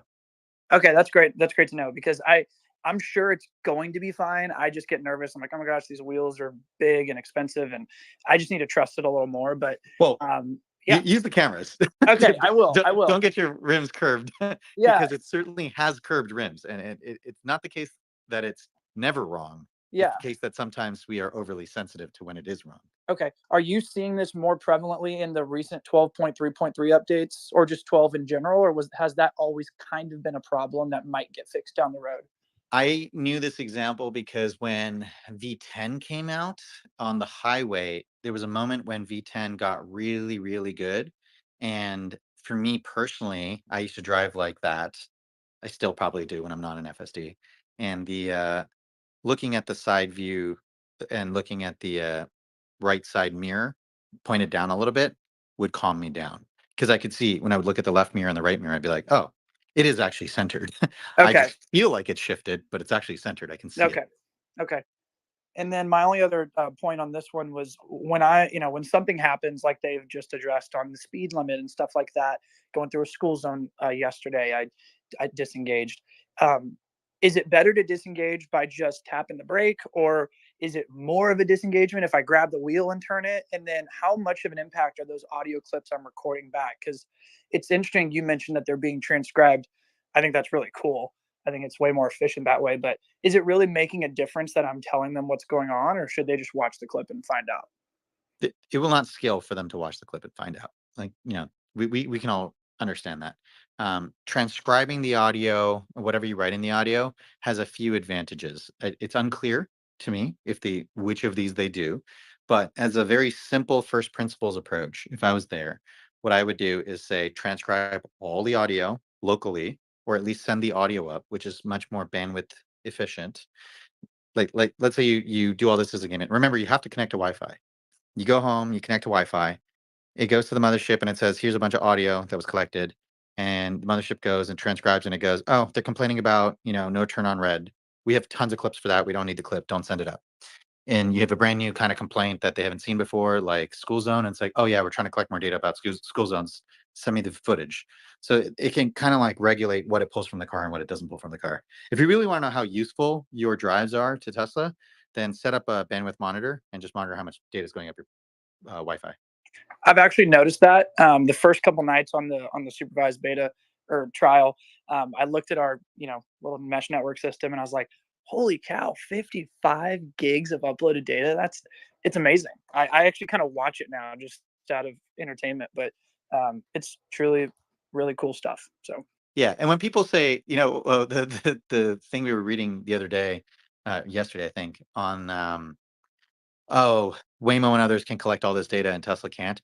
It's not true because of the fact that they can selectively choose what they want to pull. So effectively, they're recording all the drives. Awesome. Thank you, guys. Or effectively, they're recording all the drives for the cars that connect to Wi-Fi regularly. Did you say what we said is not true, or did you? No, I said it's correct. Okay, got it. I was rephrasing it. You're like, did you tell me the wrong thing and make me look bad? No, if we put something out that's wrong, then we should correct that. No. That's why. What you put out there is correct, right? What he said was incorrect, which we had corrected. Okay. Who's next? Habib's? Yeah, so if it's okay, just a little topic shift. I wanted to share one of my driving experiences I had yesterday. Yes, please. So I went to Manhattan, and as you know, I live just a little bit outside of Manhattan, and I used to consider New York City That's driving a that's a nice way to say you live in North Jersey. Yeah. It's that's my way of saying what I used to say before is that New York City entirely is an edge case of its own when it comes to driving. And it's not perfect, but there were some phenomenal differences I noticed. And one of them is the um, the car doesn't slam its brakes when someone cuts you off. And I know that sounds kind of weird, but in New York City, that's the only way you drive is there is no wave your hand and let someone in because of traffic and the way everyone's moving around. People are always constantly kind of cutting each other off. You have 2-lane roads that all of a sudden you'll have like a FedEx truck stopped in the right lane. And so now there's an unplanned merge. And the car doesn't slam its brakes. It actually, that phrase is getting so old now, but it's very human like in the sense that it predicts that you're being cut off or a car's coming in front of you. And it feels to me like it's truly calculating the distance between the Tesla and the vehicle in front of you, and it's slowing down much more appropriately versus in V11, it would just always result to slam the brakes, stop the vehicle, and, spend 5, 6 seconds to verify it's clear before continuing forward. So that was something that I really experienced quite a bit yesterday. I thought that was worth sharing with the group.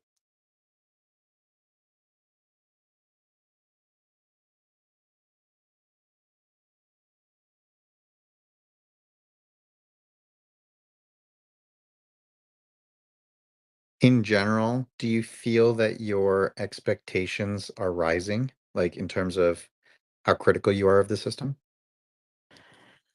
Oh, absolutely. Uh, I am less critical of the system.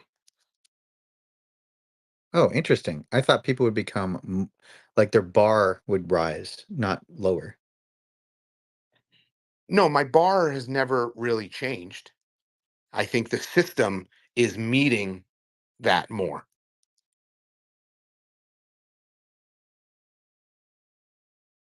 Does that make sense? Yeah. Yeah, I'm just trying to Like process it. I've just wanted a full self-driving car, like what was promised to us 8 years ago. And I Would feel like we are getting closer and closer to that. would you have been like, so I think a lot of people would have been like 5 years ago happy if the vehicle hit potholes, and now they're unhappy if it hits potholes. Maybe I just had different expectations. Okay, yes. So, of my extensive driving in the city, one of the takeovers I had to do multiple times is that there's just huge gaping potholes, or some roads were being milled prior to resurfacing them. So the manhole covers are projecting, 6 inches out from the ground. And so I wanted to avoid them. So I had to take over a few times to just make sure my wheel didn't hit it. Now, I want that to be solved, and I did not expect that to be solved 5 years ago. But yes, now I do expect that to be solved. But I'm talking about just generally speaking, I am very satisfied with this release.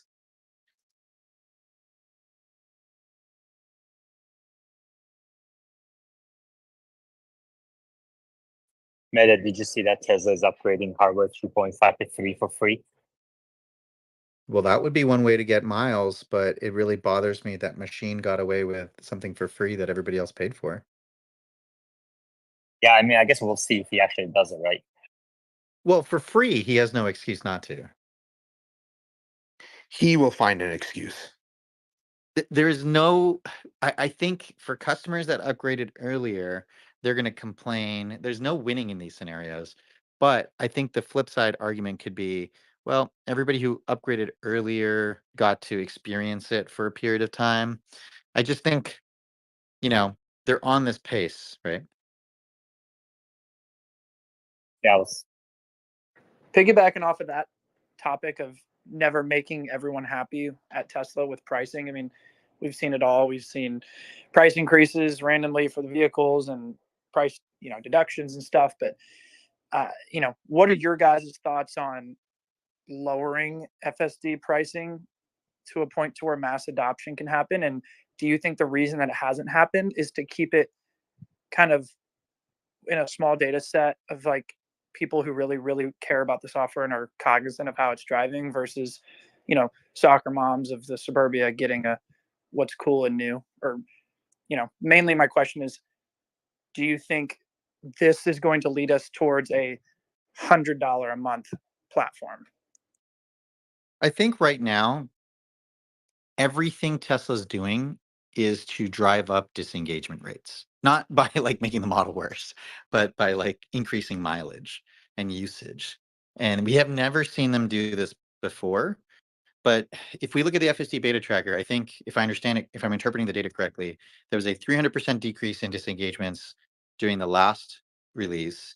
And then from 12.3.1 to 12.3.2, it looks like another 30% decrease. So these are large numbers, right? So you're seeing continual declines in disengagement rates. And Tesla knows the rate at which these things are coming in. And it's not just about the disengagement rates, it's about the unique clusters that they're getting. So they need to spool up and get more of this data, because the things that are infrequent, they want to speed up how long it takes that data to arrive.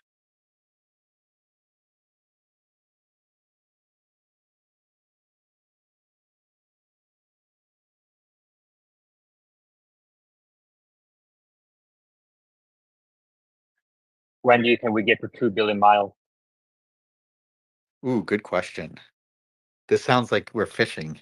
60 days. Okay, go for it, Dallas. I will take the under on that. No, I agree with you. I just saw Sawyer's. Wait. Coffee bet baseball. Is Dallas familiar with the rules of coffee bet baseball? Clearly, he's not. Fill me Clearly, in. he's in the Little League baseball. I am. That is for sure. Fill me in. I'd love to make a bet with you. Meta, what do you mean you would take the under? Well, first explain the rules of coffee bet baseball. No. Let the A kids swing is play a in the swing. Little League. No, listen. I feel like coffee bet baseball only applies to me. Yaman made this rule for the space, and it only applies to No. me. This is listen. This is Red Sox versus Yankees.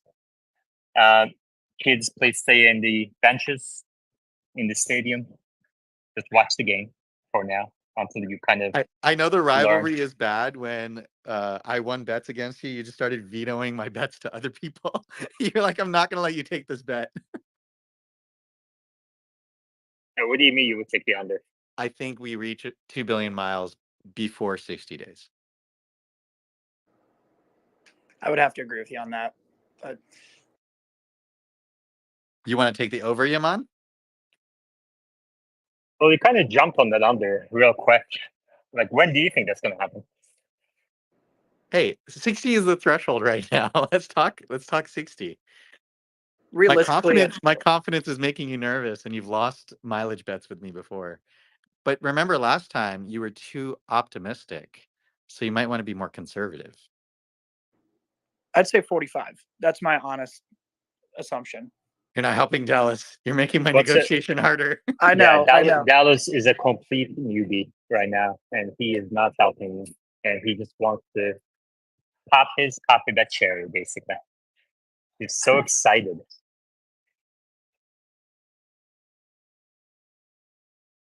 So, Dallas, how'd you get to 45 days?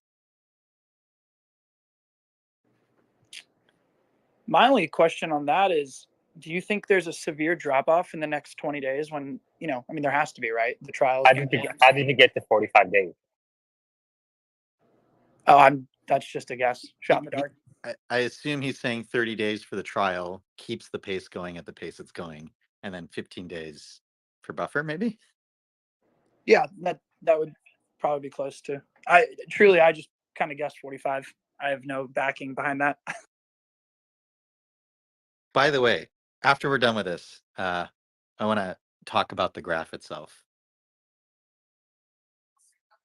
Well, I mean, should I take the bets with Dallas for 45 days? Meta, are you going to let that happen? Wait. Are you taking the over? I'm Because not Dallas saying is saying anything right under now. 45 days. I think Dallas said 30 days. Oh, I did hey not now. hear him say Whoa, 30 days. whoa. I did not hear him say 30 I days. don't think I've ever said 30. He started at 60. He You pretty got him down said to 45. no.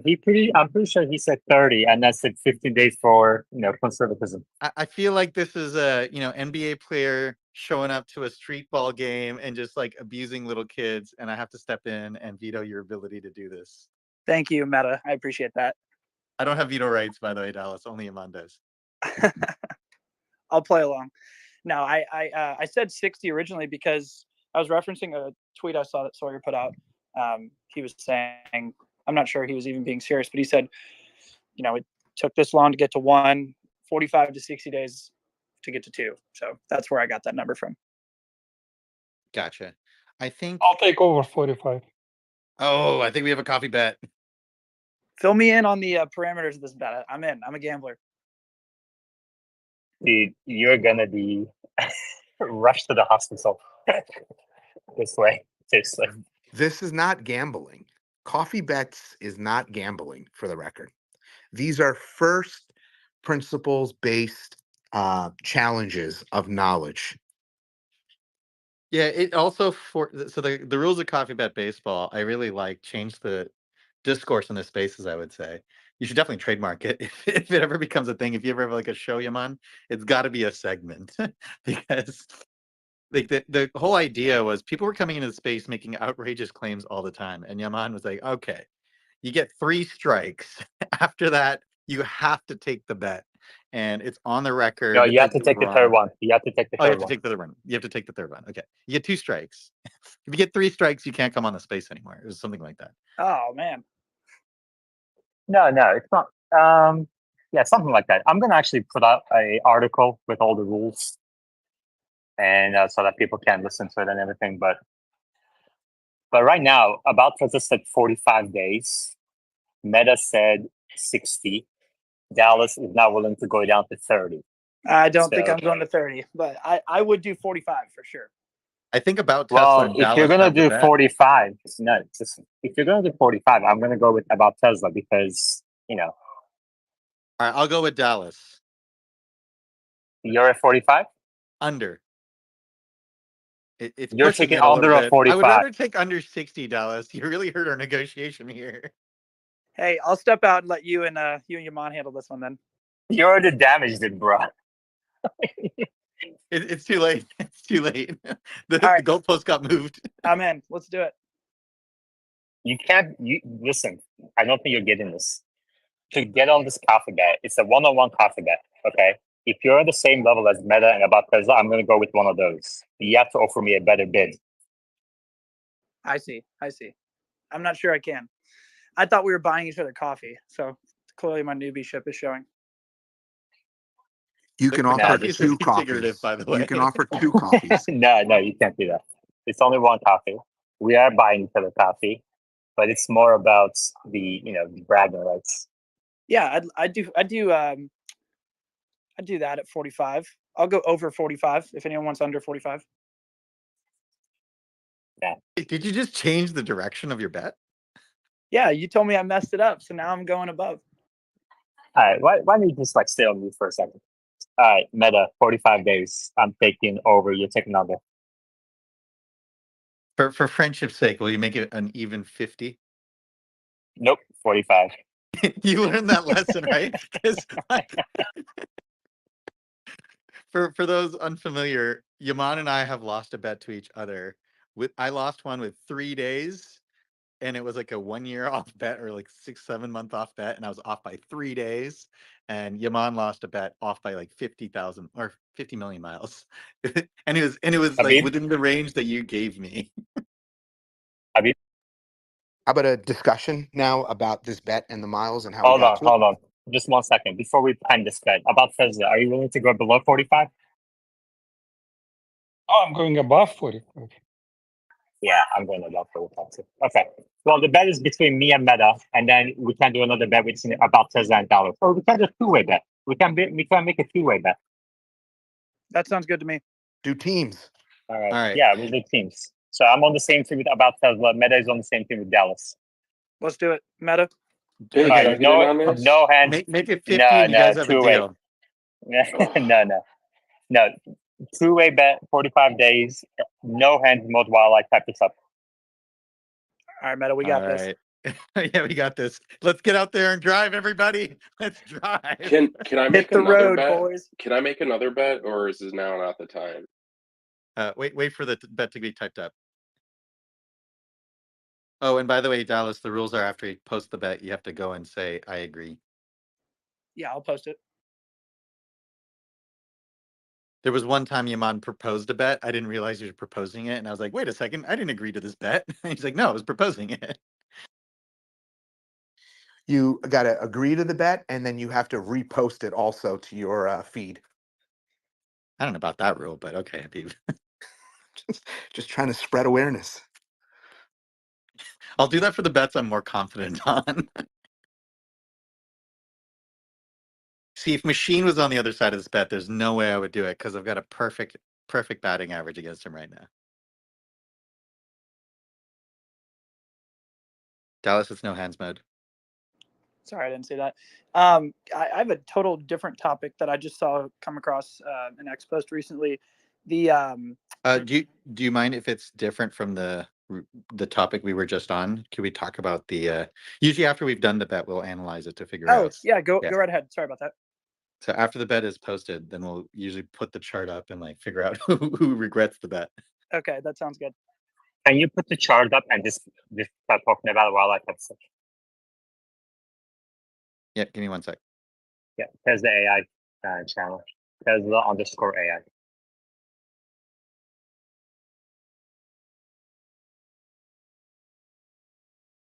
So the first thing I want to point out is it's super weird to me that the x-axis is not linear or logarithmic. I counted the number of months in between each of the tick marks, and it's like 3 months, 10 months, 5 months, 10 months. It's really strange. And I'm just trying to figure out if people can correlate these dates to like, are these the minor releases? Like, why these particular months? Because if I was them, it would make sense to do the x-axis normalized based on milestones, and that might be what they're trying to show. Is each time a new release went out, this was the rate of change. And it's really funny if you look at the original graph that looked like it had a bend in the graph.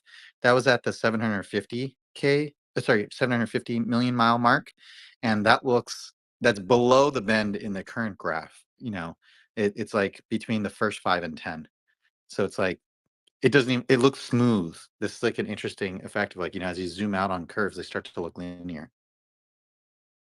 Yeah, I was hoping actually, if Omar was here, that was the first question I wanted to ask was, what are these X intervals? Because it's kind of like cheeky to not actually explain why they've set it this way. It's definitely, there's something there. And of the observation to me is notice the 10, 5, 3, 4. I think that's that roughly correlates with the minor releases. The 3 and 4 definitely seem to correlate. And the 1223, is that when version 11 came out? Like 11.4.9? We got that in January, I thought. Uh it might be when they cut it and started collecting the data internally, right? It's hard to Yeah. know. Is that the public release? Is it the first release? Things like that. But for the sake of this bet, you can actually just analyze the y-axis, um, and use some heuristics and some mental shortcuts. And that is that at 12/23, or the end of 2023, we're at roughly just shy of 800,000. We could say maybe 750,000 miles. And it looks like we were at somewhere around 900,000 miles before this wide release went. So in less than 2 weeks, we've put another 100,000 miles, which took us to 1 billion. And so if you're going to just follow that timeline without any increase of use, just at this current rate, you can say that you're doing 100,000 miles every 2 weeks, roughly. Which would mean we lose. That's just analyzing the y-axis without using a microscope, looking at this picture on my phone while I'm putting laundry away. I appreciate you trying to make me feel better, but it still means we probably lose. I think the one thing working in our favor is the number of people who got 12.3 that would have installed it right away, the number of people who will try it. There is a lag. We've observed this, right? There is a lag between when people get the updates, when they install it, when they actually try it. Is there any major holidays coming up between the next 45 days? Let me look at the calendar.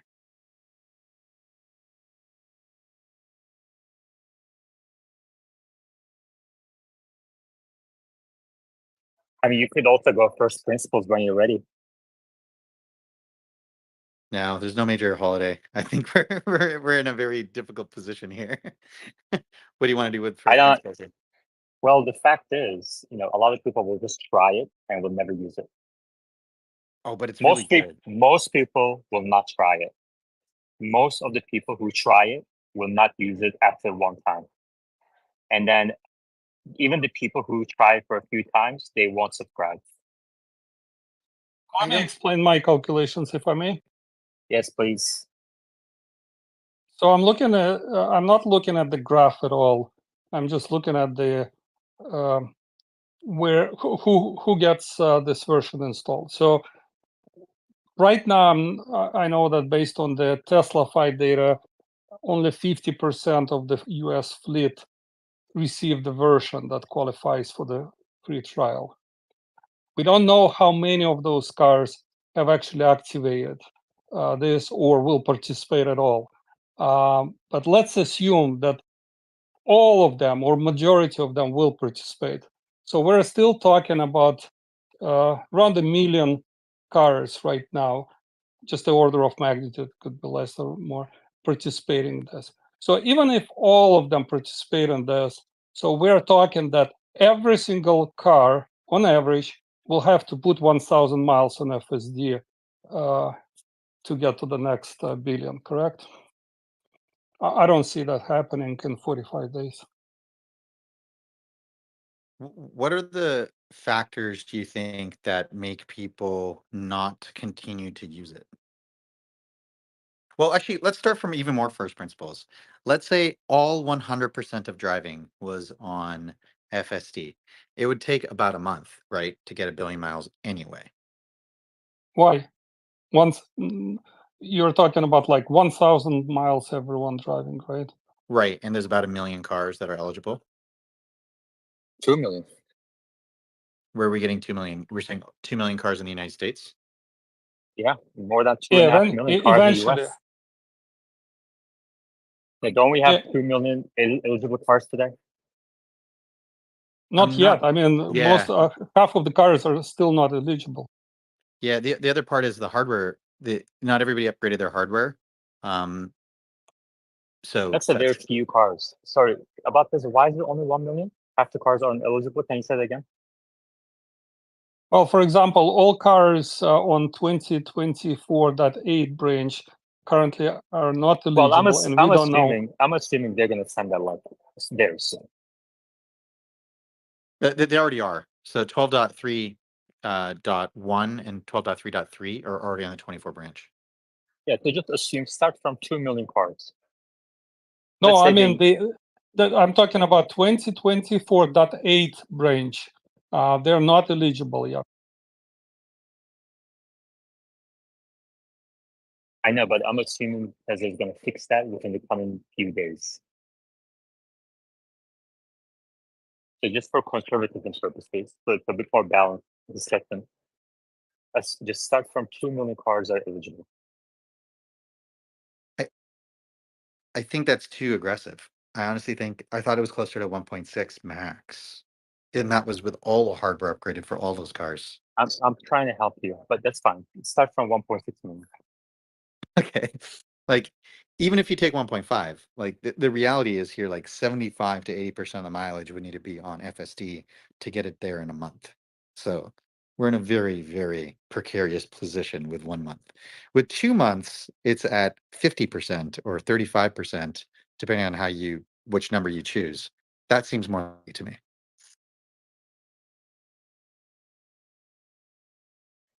See, I don't think people realize that most people just don't think it's going to happen. Yes. But the question is, how Like many most people check out. It's going to have to be perfect to bring these people in, and then even then, it's going to take some time. Yes, but the X factor here is Tesla's highly motivated to get people to do these miles. So when people aren't doing the miles, they're giving out free It's an upgrades. assumption. Yes, I'm making that assumption. So I imagine they're going to do more incentives to get people to drive FSD if people don't drive FSD. So they might give out supercharger miles or do some other promotion. Like there's no point in giving a 30-day trial and then people don't try it. They're obviously going to do something else to try and boost the mileage. So That being said, I expect to lose this bet. You're assuming that they're doing this free trial to collect miles. That's an assumption. Instead of driving subscriptions, for example. Oh yeah, I'm pretty confident that they're doing this to collect more miles. Why else would they give out free upgrades of the hardware? You think it's for subscriptions? Honestly, that's a yeah, maybe, because like you give out $1,000 of hardware, and maybe they subscribe a few months, so you made your money back already, right? And so it's a very tiny group anyway, so I don't know if it's meaningful.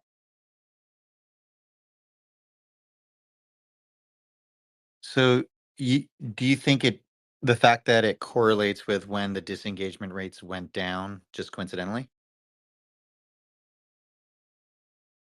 What do you mean you mean the Tesla FSD tracker miles went up? Yes. Well, I think that's back down, by the way, FYI.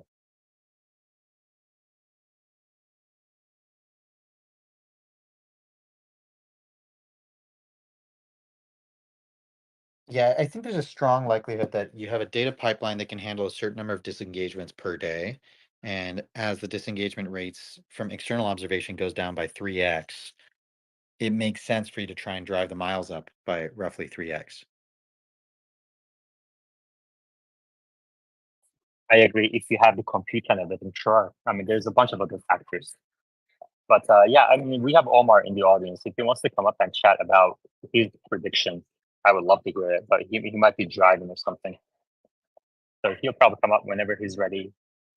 If anybody wants to share their views on when we're going to get to 2 billion miles on FSD, you're welcome to come up and kind of think through it, talk through it with us. And if anybody wants to get out there and drive lots and lots of miles, I encourage it now a lot because I will need all the help I can get. I like how You know Gauss what? made the bet and You then just listen. disappeared. Here's what you did just now. You grabbed the hand of an 8-year-old and you pulled Hey, it out. we started at You pulled 60 him and you out. got him Listen, down. no. Whatever, 16-year-old, okay, whatever. You pulled him to Let's keep it 18. Sorry. you pulled him out of the dugout, dragged him to the batting spot with a 100-mile fastball pitcher on the mound. That's what you did, okay? I like how you're putting this on me when you were the one who got him to like That's 45 what you days. did. No, that's what you did. You said, "We got this.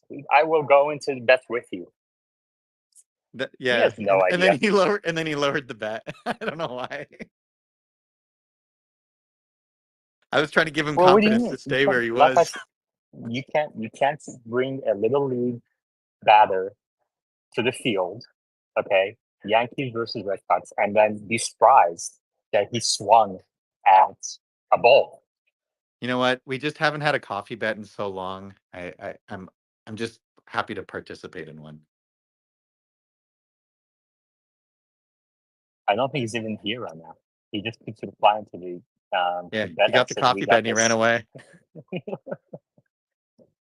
He's gone to work so he can pay for the coffee. About Tesla, what do you Or he's think out is there the probable? driving, Habib. Maybe he just got in the car. He's like, I better start putting the miles on. About Tesla, what do you think is the probability that we lose this bet? I think it's very low. Do you guys want to do a side bet between the two of you?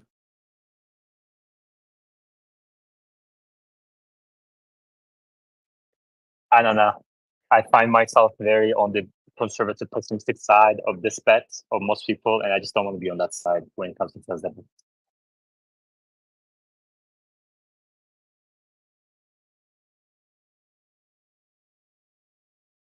I get accused yesterday for not letting Bull speak. I'm like, are you out of your mind?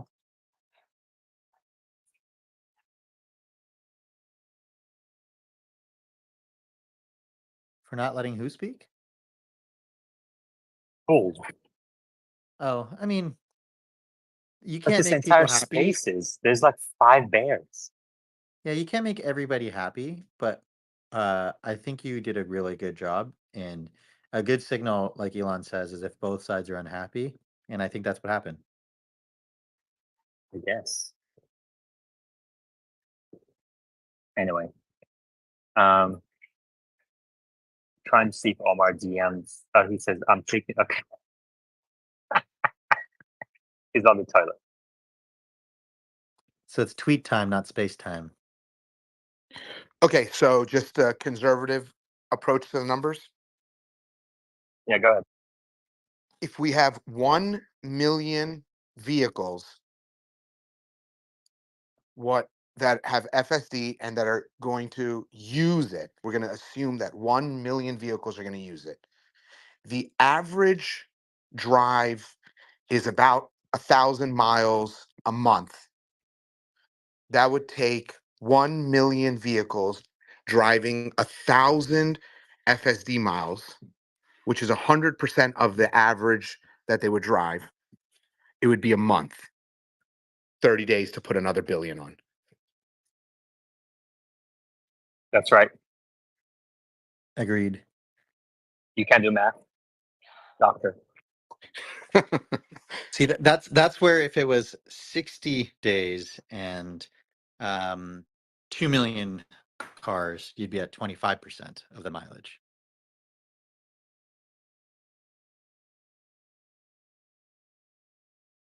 And how many cars do you think will really drive 1,000 miles on FSD? Or out an of those? entire month.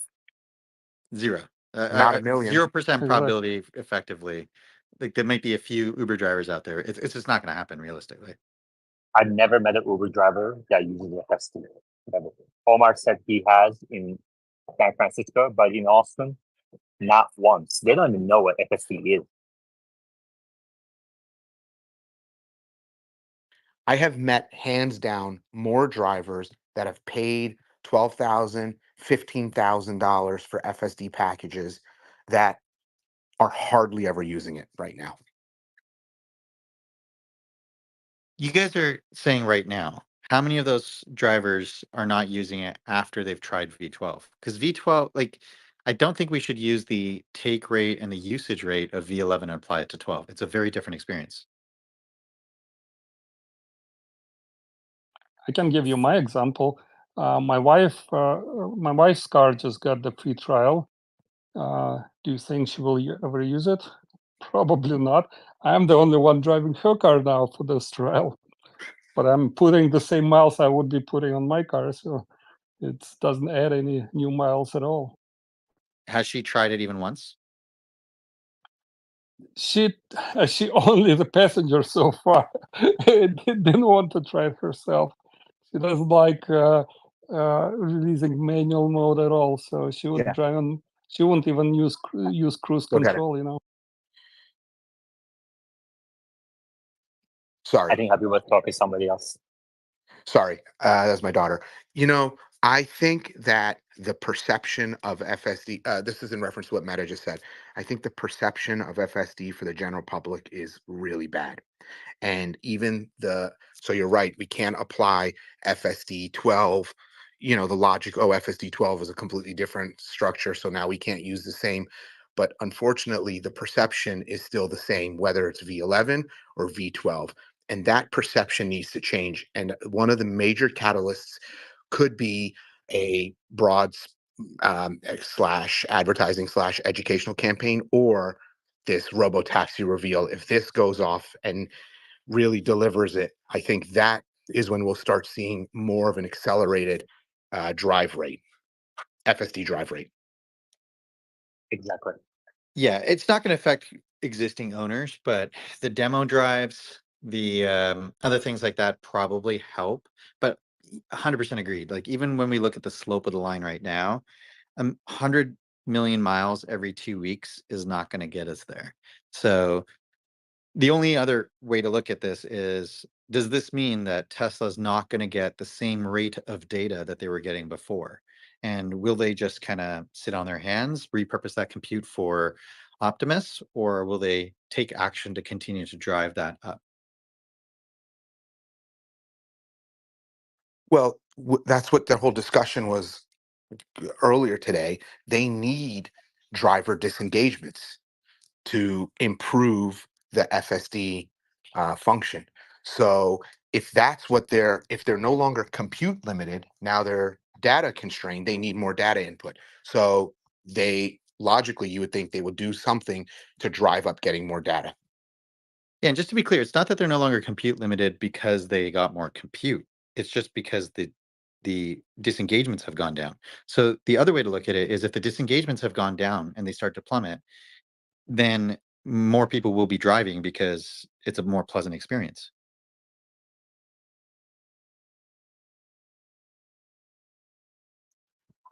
Is Omar still doing what he was doing? I'm concerned. He's like maybe eat some mental money. Maybe he just drinks a ton of water. Meta, that's a really Doctor, interesting what do you point. what's your medical opinion about how long Omar is taking to come up? Well, if he's in the bathroom, the average true defecation time is only about 5 minutes. Now, that number does change based on multiple variables. For instance, if he is a father at home and has multiple kids, his time may be longer then, or if he has guests over. So it's really hard to predict. Oh, it's been 10 minutes. Yeah, I would And he's generally, not a father, not that we know. you don't know if he's maybe visiting his parents or his sister, or maybe his friends are over or something. So, I think a fair rule of thumb would be to give somebody 30 minutes. 30 minutes in the bathroom? Habib, that's a lot. There he No, is. no, no. Yeah, so like, what are you reading for 30 minutes? Omar, welcome. How did it go? Doing good. I took a shower too, so all ready for the day now. That's great. I'm glad you're clean for the space. When do you think we get to 2 billion miles? Wait, can I also compliment Omar for not being on the microphone while in the shower, unlike some other guests in this space that have no respect for sound quality or people's moms? I mean, I heard an echo, so I assumed he's still in there. I'm halfway in, halfway out. But How is that possible? I'm standing in the doorway. Okay. So it's kind of difficult to figure out what the long-term rate of miles added is going to be. We have kind of a free trial situation right now. So obviously you're going to see a big spike when people first use it. We'll see how many people keep the free trial. So I would expect it to grow a little bit faster, then grow a little bit slower, but then continue to grow. So I think we really need to wait until the Q1 numbers come out. I expect them to disclose miles again, and then we can get a better sense of what the rate of change is. But you do definitely get the sense that this thing could reach sort of escape velocity, right? So the first billion miles took 3.5 years. The second billion miles is going to happen for sure, I think, before the end of this year. So from 3.5 years to, maybe half a year or something like that. So as it gets better, people are using it more, they're driving it more, then you're getting more data, more issues that it can't handle. You're training on them and you're sort of knocking them down by one, which makes it better, which makes more people use it, which means you get more miles.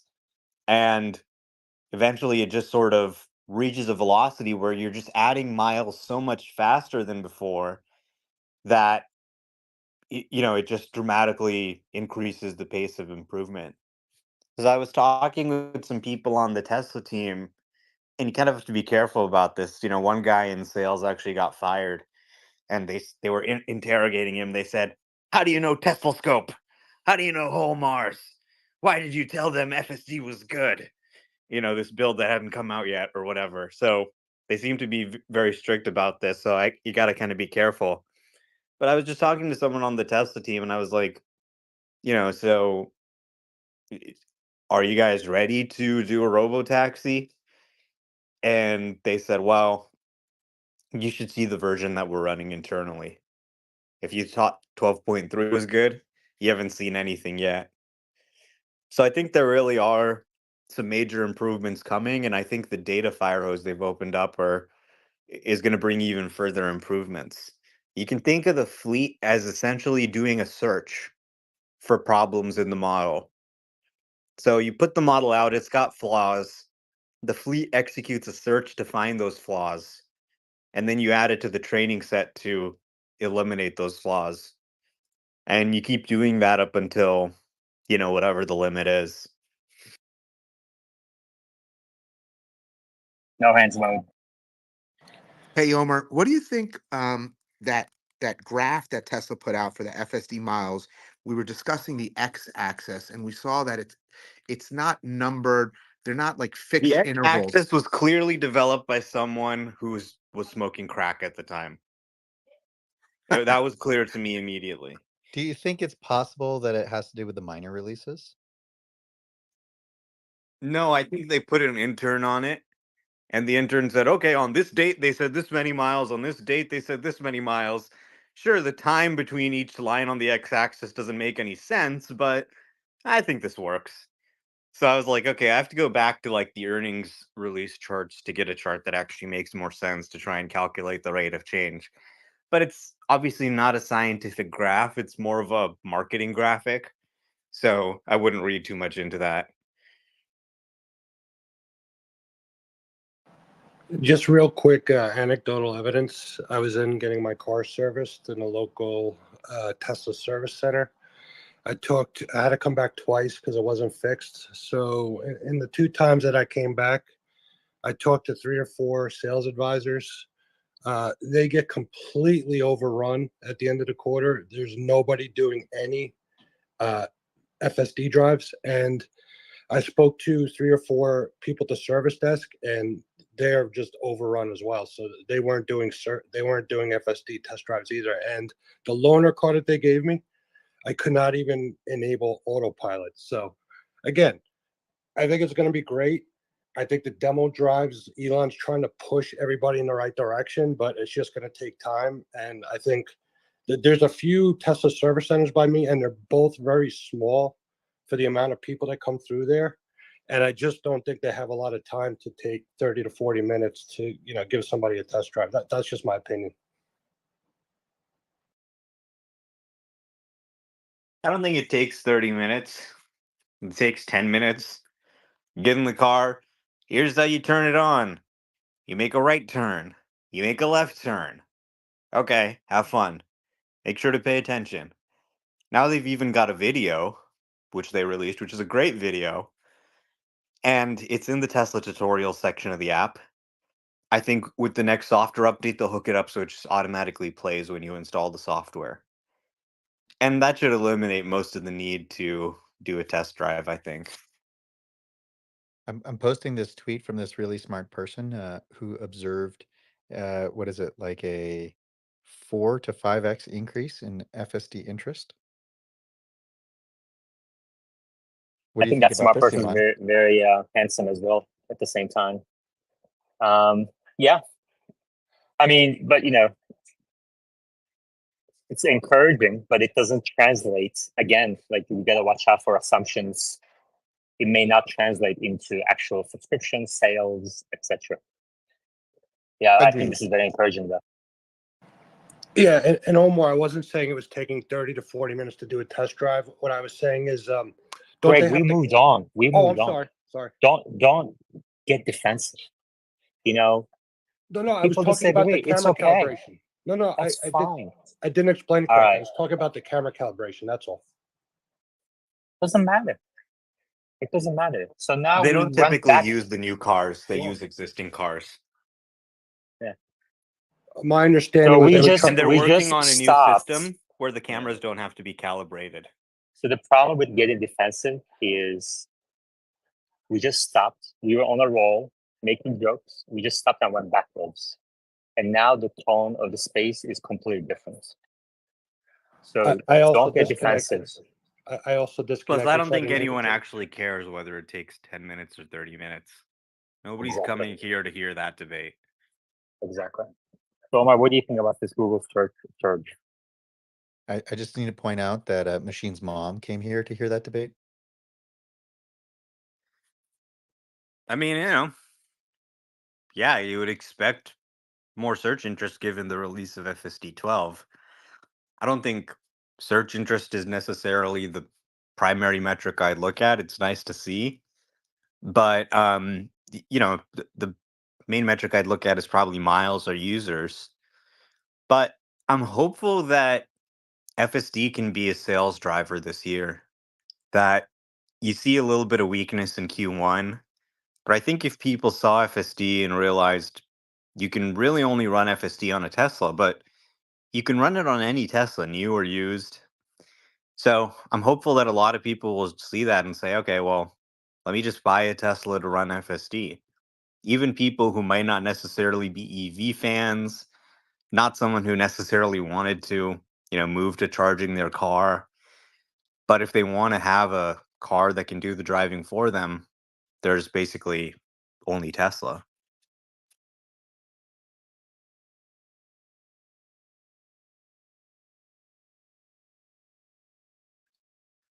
Joseph.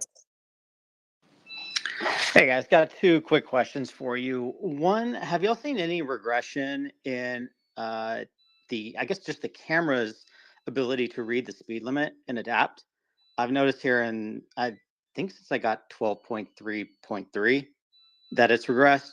The more important question is going through some of these speed trap towns out in the country. I've tried every setting I can, from chill to assertive to turning off the new kind of adaptive.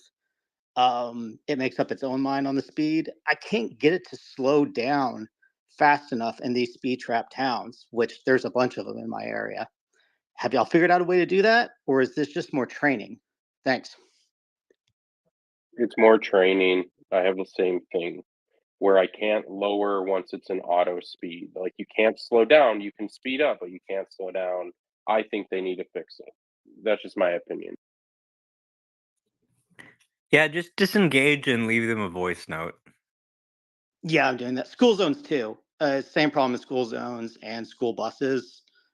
Those are probably 90% of my disengagements right now, is just slowing down when I need to so I don't get a ticket. Just shut the feature off and do an offset of like 3%. You talking about, I haven't even tried like a negative offset. Right now I've turned off No, that new no, mode, you can and I have a keep 0%. sorry, you can keep the offset on, but shut off the auto speed limit like portion. Just like turn that off. I have. Yeah, so now you'll have the ability to lower beyond, like you can go lower in speed. But if you turn that auto speed on, there is no choice to go lower.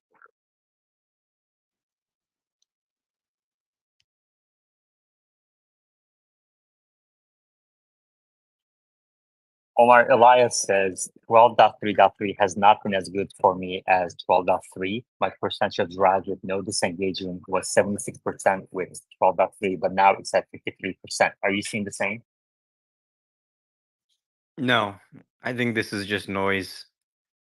I think he was just maybe a little overexcited about the first build. Sometimes you're just lucky. So 12.3.3, or the latest build I have, is the best build I've used so far. Your mileage may vary depending on where you are, but I think they're trending strongly in the right direction.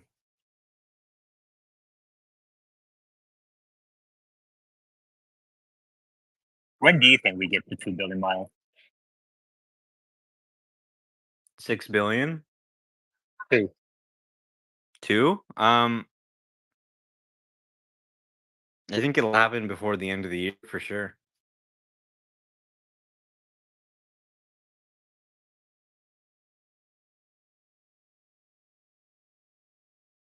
Meta, would That's you like to pretty. buy the coffee now? I would totally buy my share of the coffee now. But the question is, Is Omar, that you why say you dragged him into the bets? This young little kid that's so naive and excited about the future, I and you just really hope this is dragged him. recorded so people can go listen to what actually happened rather than Yaman's recollection of it. I You feel just like want to you share the dragged me cost of the into coffee. this bet. You like didn't even ask me if I agreed. You were just like, you guys are on that side. I was like, okay, fine. Yeah, I don't think so. I don't think so. And that's not how it worked out. Anyway. All right. So what were you gonna say to save your face? Oh no, I was gonna ask Omar. You say by the end of the year. That seems very conservative to me. Um, you don't you don't think it would be even like by August, September timeframe? I mean, it could be, but it took us 3.5 years to do the first billion. Like I said, we don't know what the long-term rate of miles added is. What does this look like after the trial's over? Actually, not everyone has received the trial yet. So it's a little confusing. We really need to wait, I think, until the end of Q2 before we have a good idea what the steady state rate of miles added is.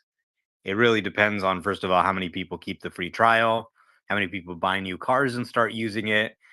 Do existing users use it more, right? I think when you look at the miles divided by the users, it's a relatively low amount of miles, which suggests that a good chunk of people just have it on their car but aren't using it. If that changes, then the rate of miles being added is very fast. On my sort of linear extrapolation, I looked at the last data point at the Q4 earnings release, and I looked at now, and it was over 3 million miles a day, which is 50% more than what it was before. It was, I think, 2.2 million miles a day. So obviously, this doesn't account for the sudden inflection upwards, right? This is the average over the last quarter now. So it's conservative. But so based on that rate, it would be, 100 days or something like that. So it's difficult to say for sure. We have this inflection up. How big is that inflection? And how does it sustain long term? Those are the big questions. Given that, I think we'll be able to predict when they hit 2 billion miles pretty easily. So on the weekends, you can kill mode. Weekend kill mode. No hands. No hands. Go ahead. If we get rid of the wheel nag, do you think that will accelerate us getting towards 2 billion? Yes. Do you think they will? They removed the text already, so they're preparing for it. But the Oh, can you tell video us? says hold the wheel. Right. Can you tell us more about the text meta? I didn't know that. Omar's the one who noticed it, but the difference between when you turn on FSD, there's a bunch of text that you have to agree to. It used to say you were going to hold the wheel. Now it doesn't. Yeah, now it just talks about the cabin camera. Have you tried that in? Do you have does your old S not have a cabin camera, or does it also have a cabin camera? No, we sold that. So we're all on, refresh Model S's, which have the new camera. Yeah, all my cars also have a cabin camera. If somebody has a old S without it, I'm curious to see if that text is still there for them.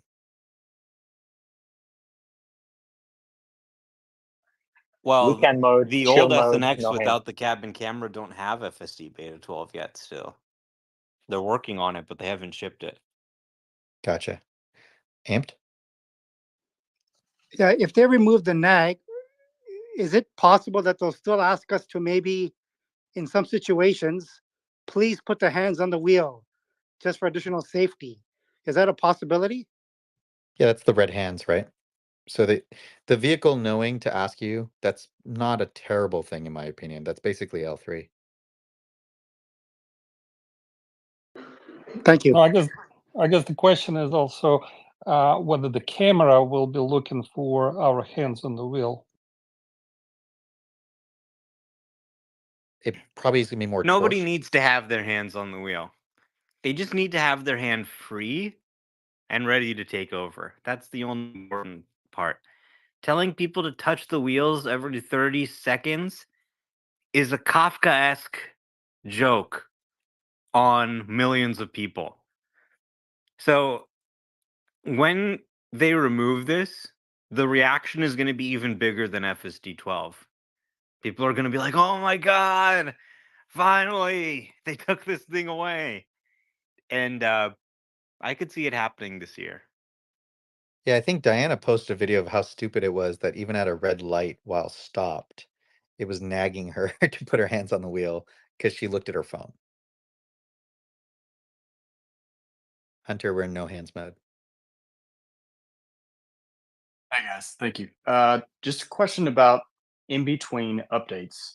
So, do we think, or does anybody think that there's localized learning happening in between updates, or is the vehicle's current algorithm just slight variations of its interpretation of the environment? Well, there's no learning happening on the car. All the learning is happening in a data center. A data center where, they're spending apparently $10 billion on FSD this year, which is kind of crazy. So there's some reasons why the car's behavior can vary. One is just variation in the scene. Minor variations in things like the lighting conditions or traffic conditions can cause the software to behave differently.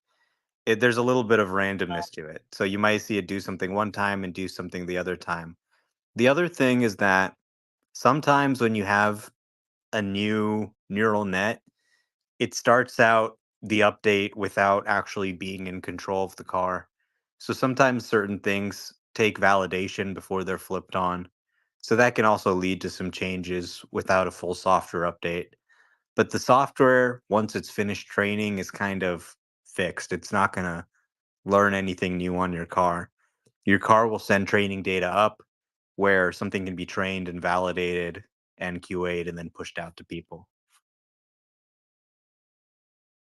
Are you graded for paying attention? So the more it sees that you keep your hands on or you follow the commands, then the longer intervals it will go between nagging you again currently?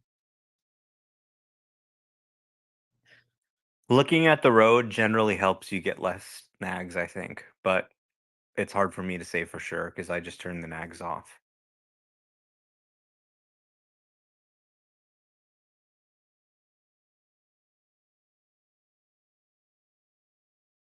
How do you think Tesla, or do you think Tesla's going to have to come up with more incentive programs and execute on it if the mileage doesn't go up? Because my theory is that with the disengagement rates plummeting, their data pipeline is going to starve.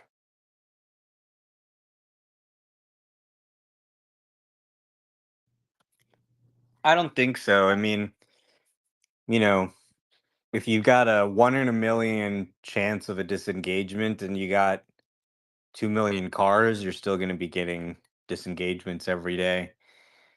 So I don't think that, that's really an issue. They really have a fire hose of data. The fleet will continue growing and continue to find increasingly rare events. Like, did you see that guy in Miami who was sitting in his Tesla and a crane fell on him and he just walked out of the car? That's in the training data set now. Yeah. Oh, sorry, Joseph, go ahead. Before Let me that, stop laughing. Go ahead, Yaman. no, I was just going to say, just a quick, if you'd like to support the space, the link to Patreon is at the top of our screens. We have some great supporters on the board right now. Omar, Meta, Habib have been longtime supporters. Jimmy has donated a microphone. And if I'm missing anybody, Omar bought me AirPods. Meta has done a ton. Habib has tips on every way possible. So really appreciate all of your help. And if I miss anybody, so there's just so many people that help this space continue. Really appreciate that. Joseph, go ahead. And then do you want to know? So what Omar is telling us is that now FSD is capable of dodging cranes.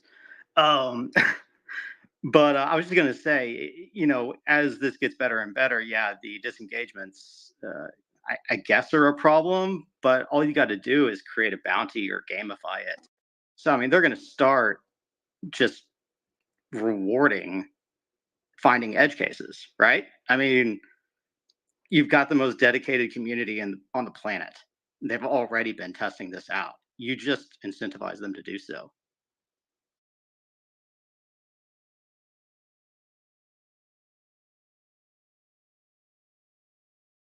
How about does you agree with that? Yeah, I think it's a great idea. I think if we can make a game out of it, or like what happens right now is like, if I know that there is a place where FSD systematically fails because, let's say, the map is bad or something, I'll just keep avoiding that place most of the time, or I would not be using this. For example, if I know that the school zone is always a problem, it never slows down for it, I will just turn it off or will not go that route at all. Uh, but if I have some incentive to report disengagements or something, I may just do it more often so that they will get more feedback. I think that's a good idea.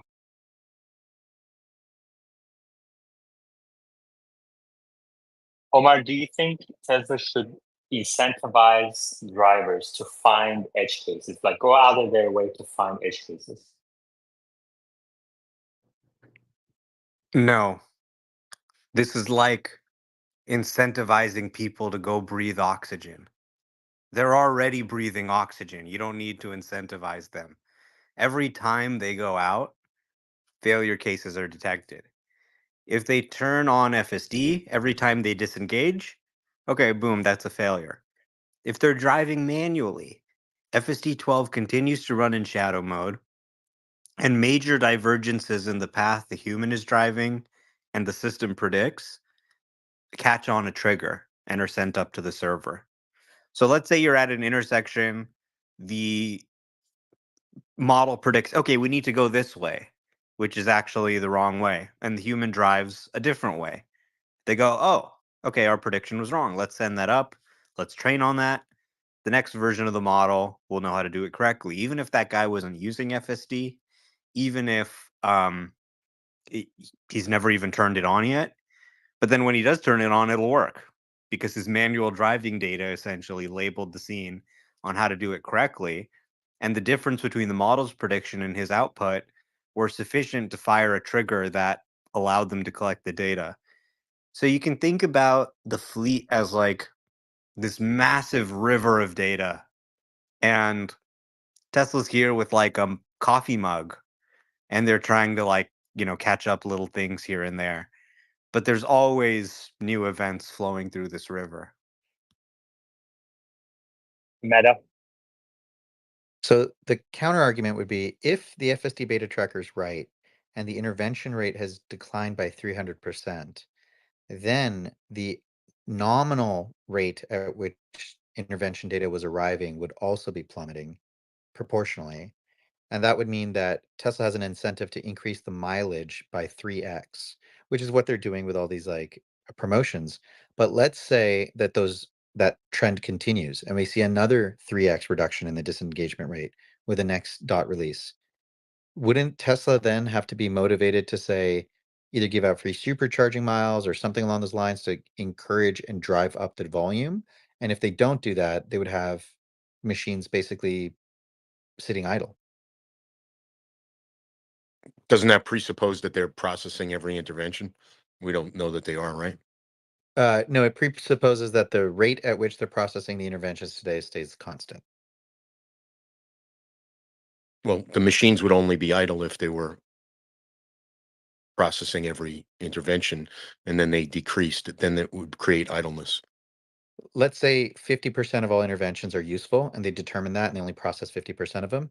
If that remains constant, then the math doesn't change. Got it. If there's a filter before the processing, understood. Yeah, they cluster them and decide which clusters to tackle, right? So in my mind, that stays the same. Okay, let's go to do you want to know, because he's been raising his hand for a while.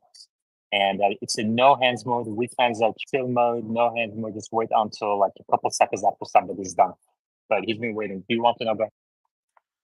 Okay, thank you.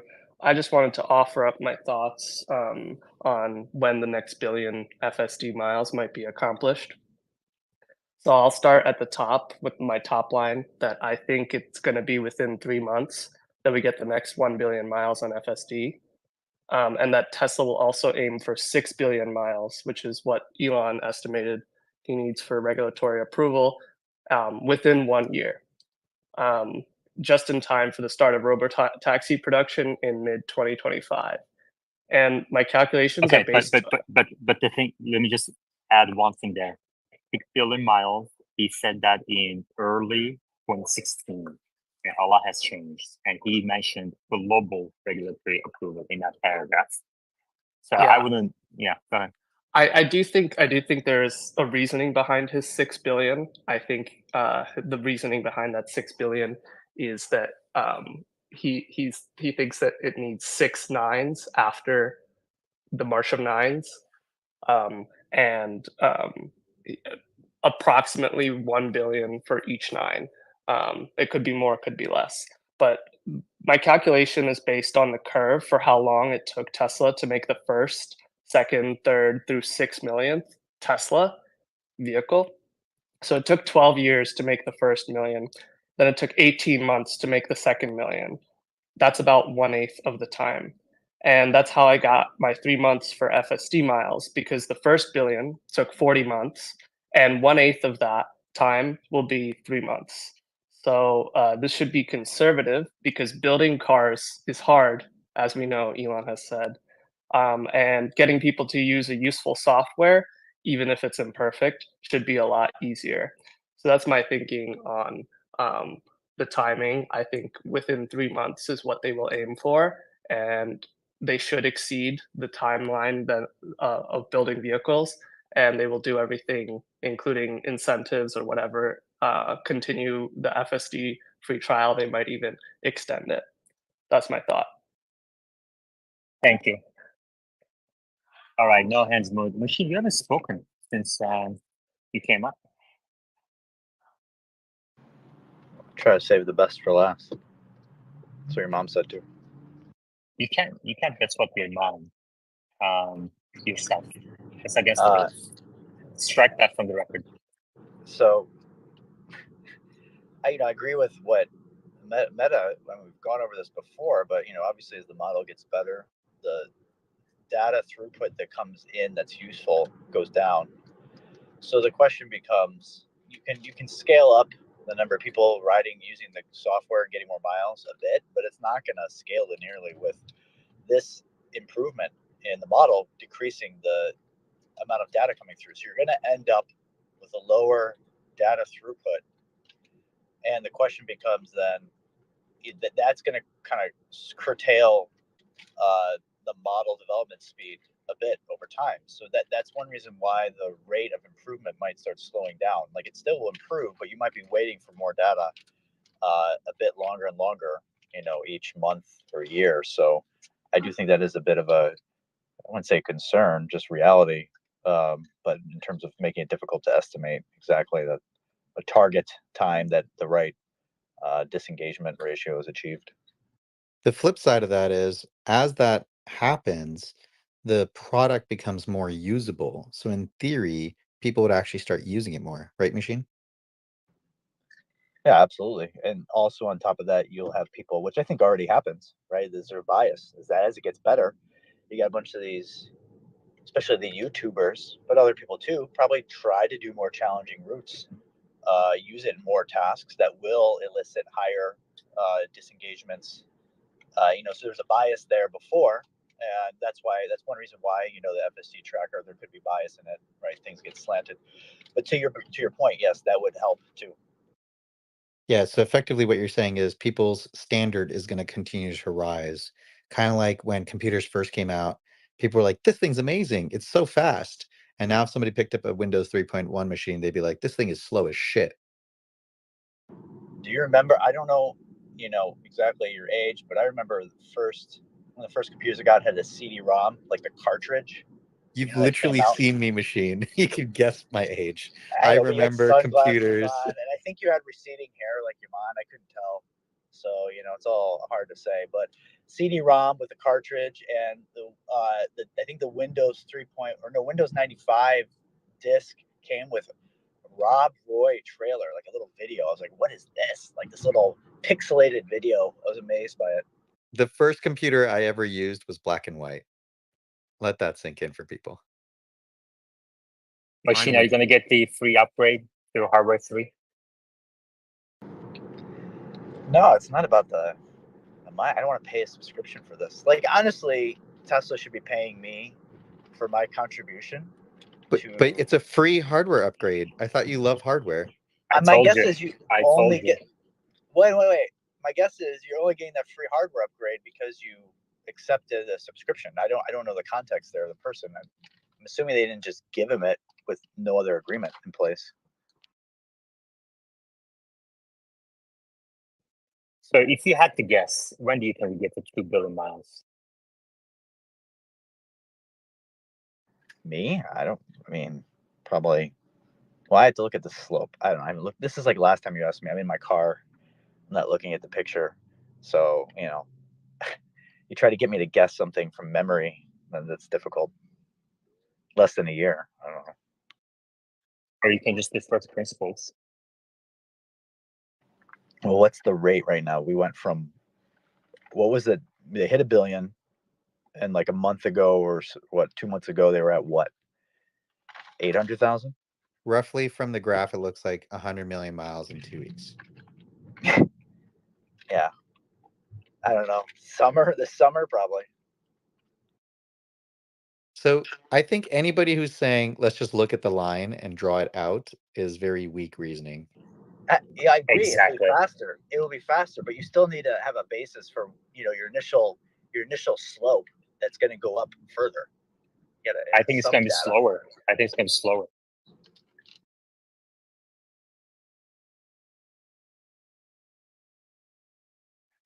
I think there's the excitement and the hype, initial trials. But do you think people will continue to use it after they sign up for this trial?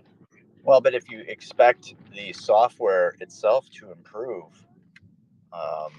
over the coming months, that even for the same number of people, exclude the trial people, that people would use it more drives, more miles.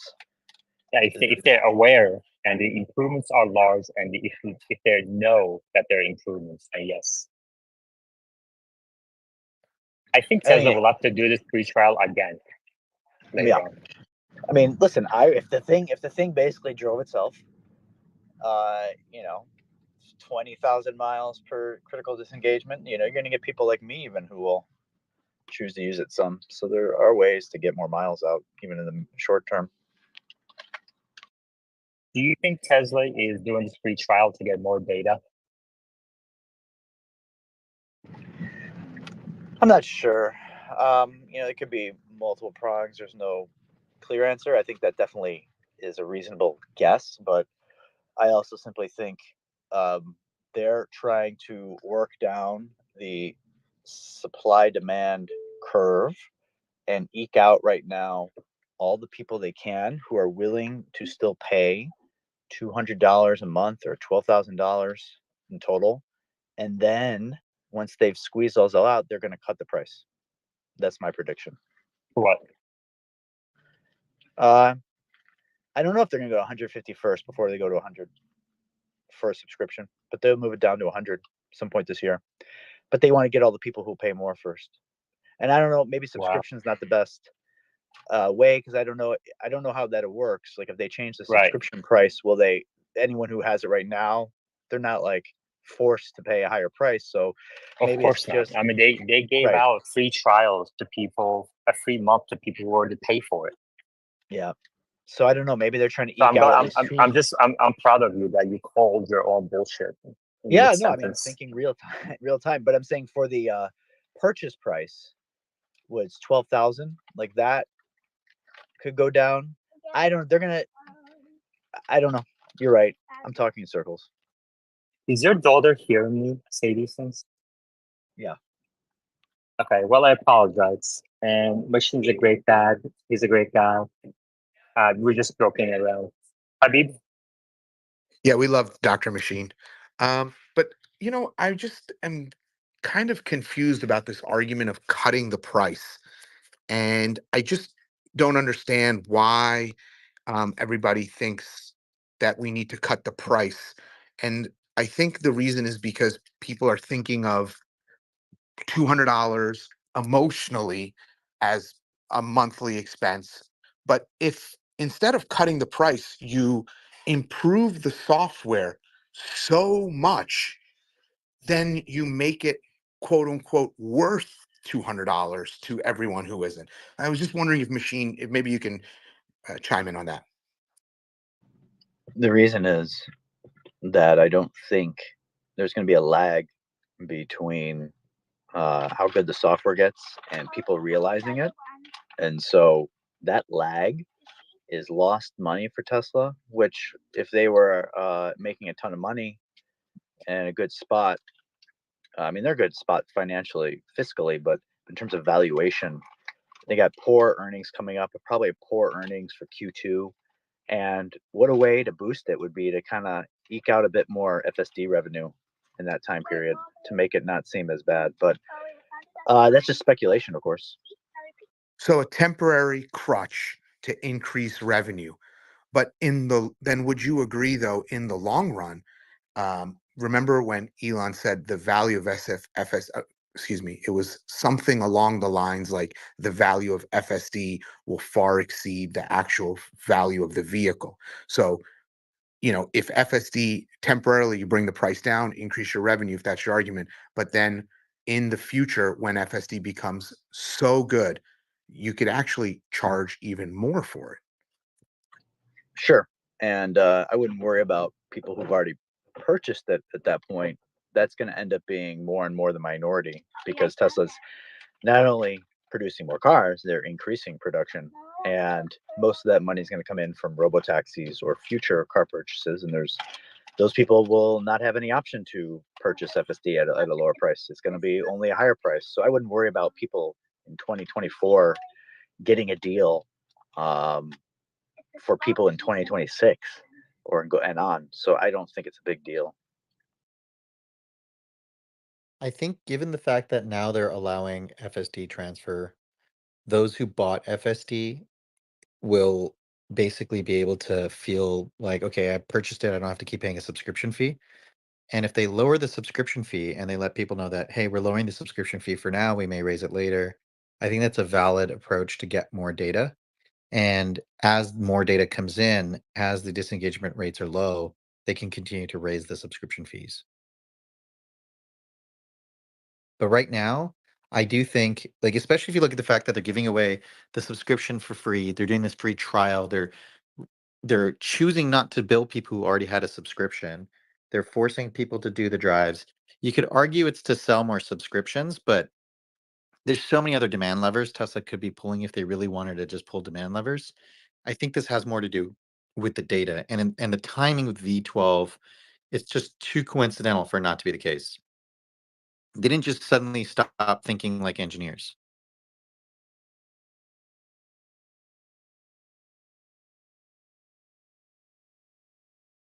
No hands mode. Okay. So if the most profitable thing that Tesla can do is the robotaxi, then from here until then, the only thing that matters is making robotaxi work. That means it's about the data, not about subscriptions or earnings or anything like that. They're fishing for data. And you don't have to lower the subscription cost to increase the take rate. Like I know we've all discussed this, and I think most agree it's the right way. You break it out into tiers, like any other subscription type service, right? So you have 3 different tiers with more ability, and you can also do promotion rates. So, like, say if you sign up for FSD this year, you get a 6-month window of time where it's $100, and then it goes up. You haven't permanently lowered the rate, but you've increased uptake. If you've already spent $10 billion cumulatively on FSD, what is the cost of giving out free trials to everybody to drive up the usage? It's trivial. I think that is what is the focus right now. Can I jump in here?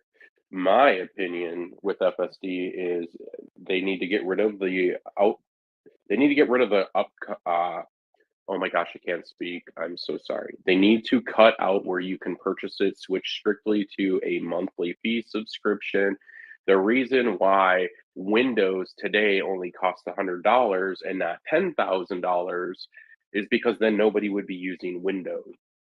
But if we move over to the subscription basis of $200 a month, 100, whatever the price is, people who want to use it will pay for it and they will pay for it monthly. People who bought it outright, wow, they got in at a great deal. It's a steal of a deal, even at 15,000, 12,000. That will go away. Those people will be grandfathered in. And I'm sure in the future, people will say, if we allow transfers, we've lost out really big. It's the same thing with supercharging. That was free if you wanted to go to superchargers in 2016. Guess what? Tesla saw how many people were buying them, using them, and so they took that feature away. So I think this is just it's a cool thing Tesla did, but it's probably a misstep of selling it outright to a consumer and allowing them to transfer it to a new vehicle. But it seems like Elon's a pretty cool guy who's just allowing to correct that right. Because even now, they're willing to just take my FSD, transfer it to a new vehicle. They said they could do it one time. Okay, cool. I'll be happy as a consumer. But at the end of the day, if I keep my vehicle forever, they're missing out on a lot of money from me as an individual.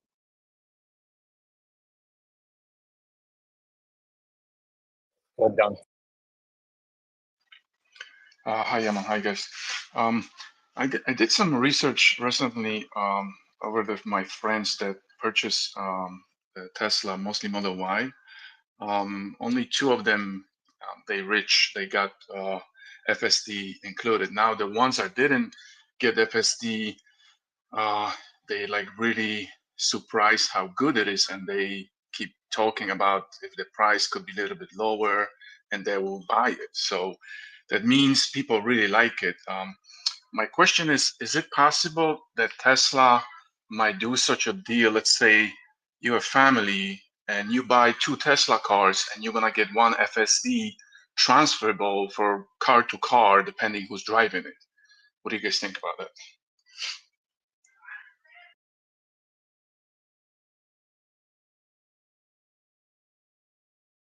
No.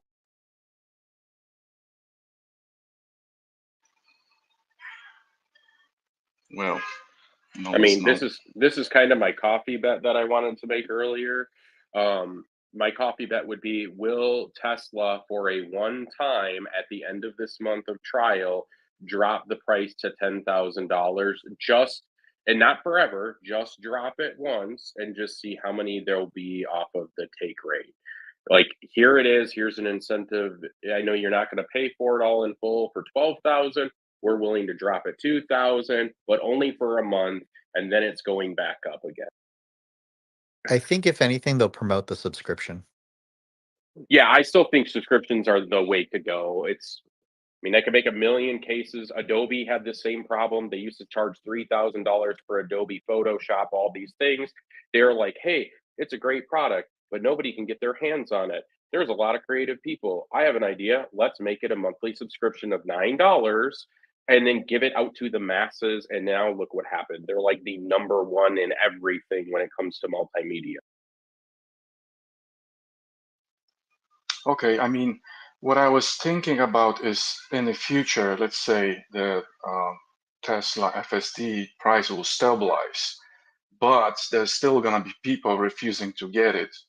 What about if you're a family, and obviously by 2030, most of the people are gonna be driving electric cars, which I'm assuming is gonna be Tesla, and you have three Tesla and you're parking uh, in front of your house, and then you only have one subscription for one car, but the subscription will be, let's say, 15,000, and then because you pay that money, they will give you like, okay, because you're family, you can transfer. Let's say the car is staying on the parking lot, it's not driving, but you're putting a code to the other car, and FSD can take you somewhere. This is kind of a I think we're deal. too far down the rabbit hole to even make those ideas right now.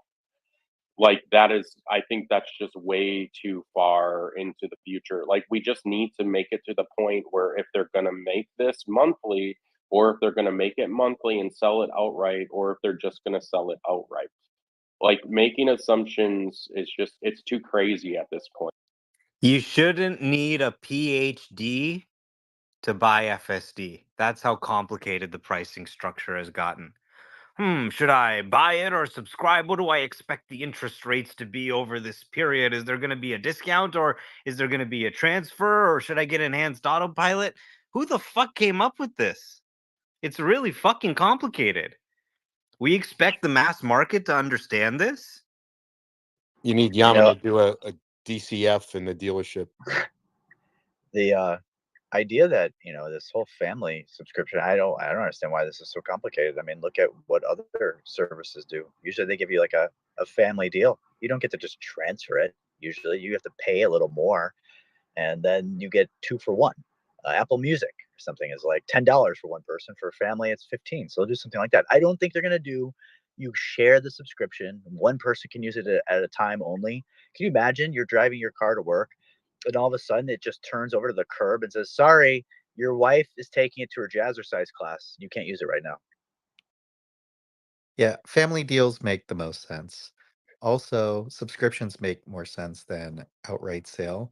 It was like a GoFundMe or like a, what's it called? Kickstarter at first. I think they've gotten the money, they have enough cash, subscriptions make more sense. Also, as a heads up machine, the person who got the free upgrade, they said they got it so they just scheduled it so they could get the subscription. There's no requirement they actually buy FSD. So Tesla is in fact giving out free hardware 3 upgrades right now. There's no reason to do that other than to drive up the mileage, in my opinion. So I could go get a subscription and just for a month or something. You don't even need to have a subscription. Oh, interesting. And that's, yeah, I'm They running just out of scheduled it. For the free hardware upgrade. Yep. So multiple people are saying on that thread that the estimate shows 1,000, and then they got it for goodwill. Oh yeah, I mean, if you even go look at like the fleet, even Elon, I think, tweeted a long time ago that like there's not that many vehicles. Like there's not that many vehicles that are outdated with hardware. Yeah, machines hardware is outdated. I agree. Is there a Yeah. coffee bet about the potential for a How would you price know? drop? I mean, I just one look at him and it's Well. obvious. You know how like when somebody walks around, they have what they call BDE.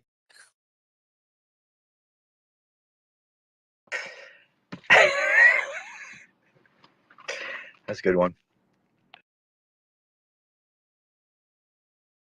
Habib, no hands mode, Is trim there a mode, coffee? webcam mode, no hands mode. Is there a coffee bet about FSD price drop after this 30-day trial? Oh, I just said that. That's what my coffee bet wanted to be. 10,000. I said 10,000. I think 4,000 if you do the half. And it's only a limited time because they want to increase the take rate. That's my opinion. I have nothing to back that up, except I've seen things like this with other companies.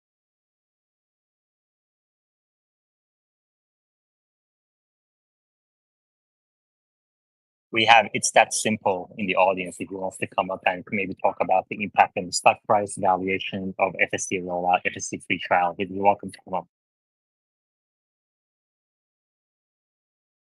Yeah, man, I threw no hands mode in the nest for you. We're gonna have to figure out more features, or you could maybe Well, I put in the want to, title. yeah, I can't put in the title. You have everyone trained so well, Yaman. Yeah, it's actually I definitely think that the need for moderation has decreased quite a bit over the last few weeks and months. It's like, and when I go to other spaces, I see people who attend this space regularly, just so much better at, kind of like, conducting themselves in these other spaces, versus people, who are just kind of mostly in other spaces, not in here. And I I did have not to say that well. I have to agree. I've been to a couple of other spaces recently, and some of them are just so like talking over each other, noisy, the quality's not there. And there's moments where it's like, you guys need to just follow Yaman's rules. So when you publish them, I certainly hope it's like generic and shareable. It's like Yeah, just like a etiquette. blueprint. Exactly. Exactly. We're All right. you are I mean, single-handedly improving all of the spaces on X. I don't understand how they have not allowed or authorized your subscription model yet. X is a better place because of the space. That's what the summary of the last 1 minute was. Yeah, I agree. Yeah. that's so. Yeah, I try to tag premium on that space. I don't know how we get the attention there, but they really should be giving you whatever their bug is. They need to fix it. Yeah, I know. I wish we knew the owner. I follow this other guy, uh, and he had the space, and yesterday he held a space, and it was funny. In the first minute, normally he gets like maybe 50, 60 people, and he's like, well, there's another space going on, and when that ends, I expect everyone to come into here. And he was referencing this space. I thought that was kind of funny. Hey, Yaman, do you have a post that if somehow I could get it into someone's hands at X is the right post to share? Could you send me something? Sure. I'm gonna go find somebody at X. I'm pretty confident I could find someone and just be like, yo, fix this. there's a girl who does Tesla chats late at night, and she actually tweeted to Elon, "Hey, what the f is up with basically my subscription? I've tried to like have this open for like a year, blah blah blah." And the next day she woke up and she could have subscribers and all this stuff. So they like actually read it and fixed it. Yeah, I mean, I've been trying for 10 months now. 10 months and counting. Yeah, there's a couple people who've tried for like over a year, like, and they still can't get in. I have a coffee bet for 2030. You guys want to hear it? Sure, but I gotta go. Thanks for the space today. I gotta go do family things. All right. Thanks for stopping by, So, Jimmy. Bogdan. so in 2030, the FSD gonna be priced in $55,000 with a monthly fee of $5, and you're gonna be walking to the car on the street with neural net. Automatically, it's gonna turn on and we're gonna take you wherever you want. So you won't be owning any Tesla at that time. Nobody will. Thank Yeah, I you. think it'll probably be included in every car by then. Right, Omar? I think that's what they have to move to. It has to be free. Which isn't to say you can't charge for it. You can't charge for certain aspects of it. But what we need to see them do is kill off the old basic autopilot and replace it with a new version of basic autopilot. This would be a version of FSD 12 that simply does not follow the navigation. So it can drive straight. Let's say there's a car in the way, it can go around it. It can do the stuff FSD does, but it's not going to initiate a lane change or do anything to follow the destination. Right now in basic autopilot, you don't get auto lane change. I would even say give them the auto lane change for free because it's something that other cars are starting to have as a paid feature. So I like that, we take the highway features that others charge you for and we just make that free. And I think following the destination and getting summon and everything is good enough to make people pay once you give them a taste of what it looks like in sort of just drive straight mode. So you have the free offering and you launch that in UNECE countries because it's legal. All you can't do is system initiated maneuvers, right? So just launch a version without system initiated maneuvers, make that the free version. So now Europe gets to run FSD beta, it can handle roundabouts, it can do all this other stuff. Just no system initiated maneuvers. Until that's allowed, then you can sort of launch the paid version there. So you have, I think, a basic version. And then I think you move to on demand pricing. So every car has FSD. It's not do you have FSD or do you not have FSD? It's just yes, you have FSD. So I think if they haven't paid for FSD by default, you say, okay, you're on autopilot right now. You have the trip on, it's driving $299 and we'll take you to your destination. And you can say, okay, sure, $299. and it does the drive for you. If it's a short drive, it could be, 10 cents or 25 cents or something like that. So it's, pretty cheap price. You start using it, but then you start using it so much, the bills start adding up. And then you actually position the subscription and the purchase as actually a way to save money because, hey, you can actually minimize or limit what your expense is going to be on FSD, paying for rides by just buying the subscription. Now you know it's not going to be more than 200 a month. You can just use it as much as you want. So then people are actually signing up, essentially committing to purchase FSD, but getting a discount, a long-term purchase commitment. The other thing they could do is just stop charging for FSD entirely and just raise the price of the car a few $1,000s and say FSD is just included now. They've done this before with Autopilot. Autopilot used to be a feature package. Then they said, you know what? Every car has Autopilot now, and we're going to raise the price of the car a few $1,000s.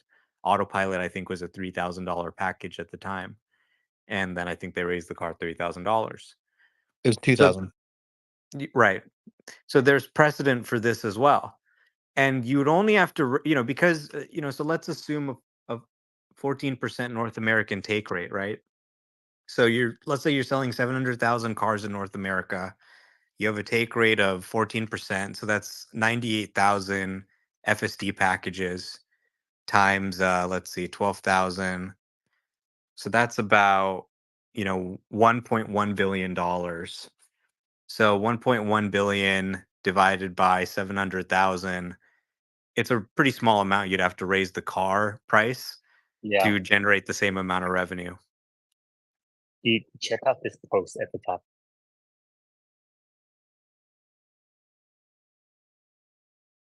I literally just realized this.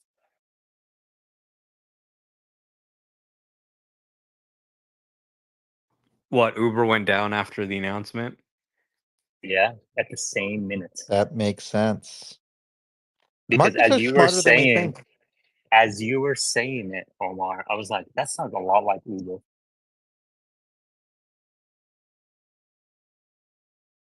So what you're saying is shorting Uber might be a more direct way to play the FSD component. I'm not saying that, but you're saying that. Oh, sorry. I meant to say, would it be crazy to say? You remember when you had that period of Exactly, time I where you know. wouldn't make statements? Exactly. And I would get you to say it, which I Yeah, just did again. you'd get me to say, would you say? Where's Meta when you need him? Man, that is that's a huge sign. What do you think is going to happen first? Do you think Tesla stock would go up first, or do you think Uber stock would go down first as FSD kind of improves? From a risk standpoint, I would imagine the stock going down first because Uber could go down whether it's Tesla or Waymo that succeeds. So it's more of a bet on autonomous driving succeeding and Uber not participating in that. Yeah, that's really interesting. Somebody shorted Uber as they were going long Tesla.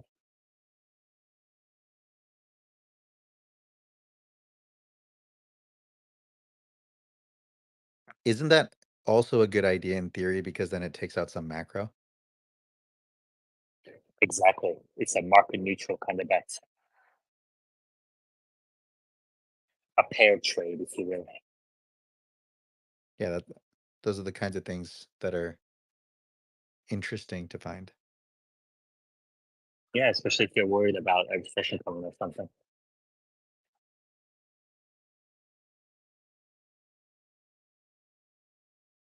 Kevin, no hands mode.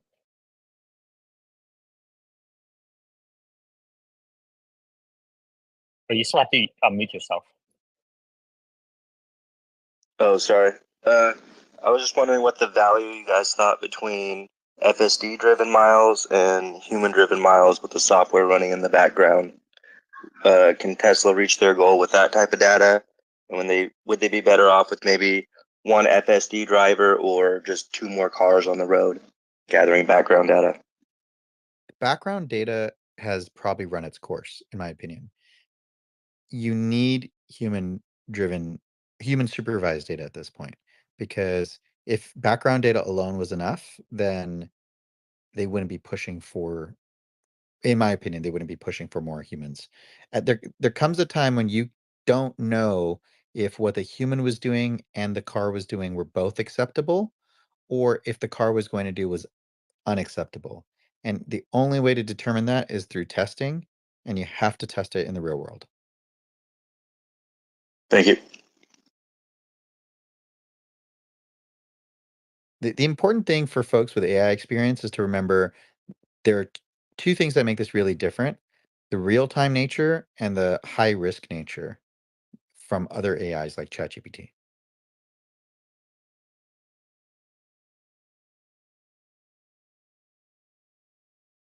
Somebody just posted, Matt just posted that Lyft showed the same reaction as Uber. Oh, and yeah, Lyft is probably a better short, right? Because they're in worse condition, and Uber has a deal with Waymo in theory, so they might survive.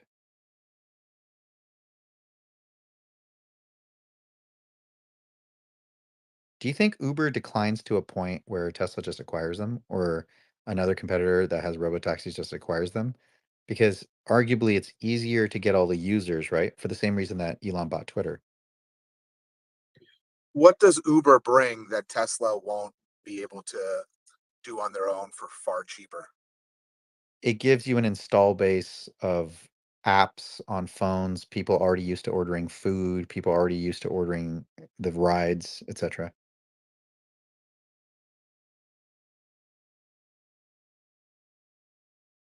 I don't know how much that's really worth it. It's worth at least $1. Yeah. What's the maximum that you would pay for their install base? I don't know, but Elon would probably not pay 40 billion. Probably less than 40 billion. That was a Yaman style question.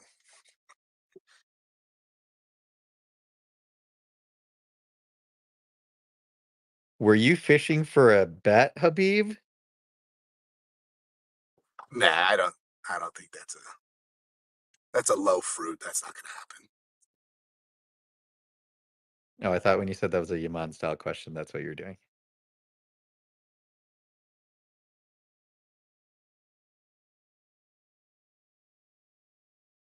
What do you think happens first, Yaman? FSD, Robotaxi, or Lyft going bankrupt? Interesting. I mean, Lyft's still a $7 billion company, and I haven't checked out their financials. You can reason from first principles. Well, I would have to. So, how much cash do they have? What's their burn rate? I don't know. I don't know this stuff. I've never looked at their financials before. So, for first principles, I would have to go into their financials. I mean, do you really want me to do that work right now? No, I just need to wait till you're more tired. This morning space is not going to help with the coffee bets. I'm on like 7 copies right now. Lyft is also cheaper. It's 7 billion. And it's not just the install base that might be of interest. It might also be all the algorithms, the pricing algorithms. That takes time to develop. And 7 billion to accelerate that by 1 year is probably pretty cheap. I And don't by know if then, Lyft will be going down. I don't know if the pricing and the surge pricing algorithms that Lyft has are a moat. I think Uber does it by the block, and I know that they spent a lot of time on AI. They've actually published papers around it. That might have some value, but I think Tesla could probably build that on their own. So while all those things have value, I think it's on the low digit billions. Meta, let me ask you this way. If you could not invest in Tesla for some reason, let's say you had a conflict of interest and you just couldn't buy Tesla stock, okay? After this announcement, would you short Uber or Lyft? Yes, Interesting. that would be the way to play the FSD. That would make sense, yes. After you've posted this, I'm seriously considering it as like a pair. Wow. Interesting. I mean, I don't know if I will, but somebody did. You and I had this conversation before. I had looked at, as a pair, shorting a group of vehicle stocks like GM, Ford, and now Uber and Lyft. There could be a basket to be made. Omar, what do you think? Well, I think it's a terrible idea. Um, I lost money shorting Nikola. Okay, that company was a total fraud. I said, "Oh, obvious short. Not so simple. It's difficult to predict when things happen." I, you know, Were you short this stock or did you buy puts? I bought puts. So, Yeah, it's challenging. and it eventually fell below that price, but my puts had expired by then. I was about 8 months off, I think, from it hitting that price. So, the puts expired out of the money. So, shorting is just a difficult thing to do. I think it's a little bit early to dance on the grave of Uber and Lyft saying, I agree. "Oh my God, Elon tweeted robotaxi I announcement. agree. Hey." And the thing is, like, if FSD gets really good, I mean, there's an argument that it could drive Uber adoption if Uber drivers start using it. So the fundamental theory even isn't, um, may not be a good idea. Let alone the fact that you might lose, get a short squeeze or your puts expire before this stuff goes down. So even before all that, fundamentally, I don't know if it's a great idea to do this pair trade, but somebody did, and it's really interesting that we're seeing on both Lyft and Uber stocks. Dale? I got my first 12.33 ride in an hour and a half, so I'm all excited. What I've been told is in our little city in Canada here in Saskatoon, it's having trouble with speed signs. It likes to really speed up, so gonna try to figure that out. That's just because you guys drive slow up there. Oh, everything's slower in Canada.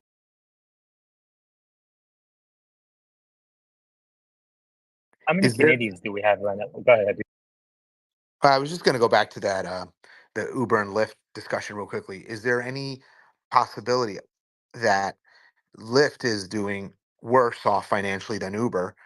We see this robo taxi announcement, and they decide to position themselves and try to court a partnership or a relation with Tesla to survive as an organization. Uber has food delivery, and I don't think Lyft does. So I'm not sure if that's the brand you go with. If you're Tesla, I think you go for Uber. Why would you go for second best?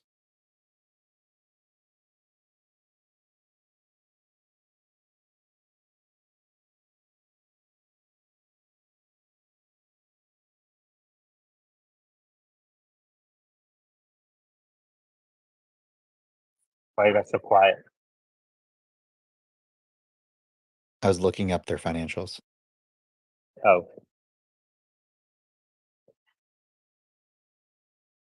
I can do it. What do you want to know?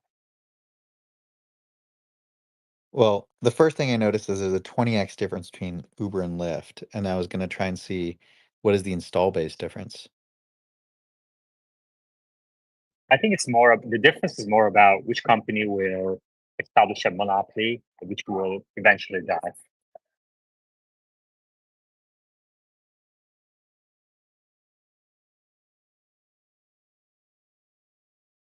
Like you said, shorting Lyft would be a better idea, but if Lyft had some cash on its balance, so if it's like a Rivian situation, you would rather short the company that will whose enterprise value, the business value will take a hit because of this. But I'm not that's not me saying Uber's business value will take a hit because of this. I'm not saying that, but just generally speaking, I wouldn't jump to the conclusion that shorting Lyft is the better idea here.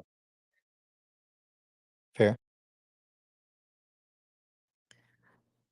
I mean, it'll either destroy their business or drive massive growth in their business, depending on how things go. Exactly. We don't know yet.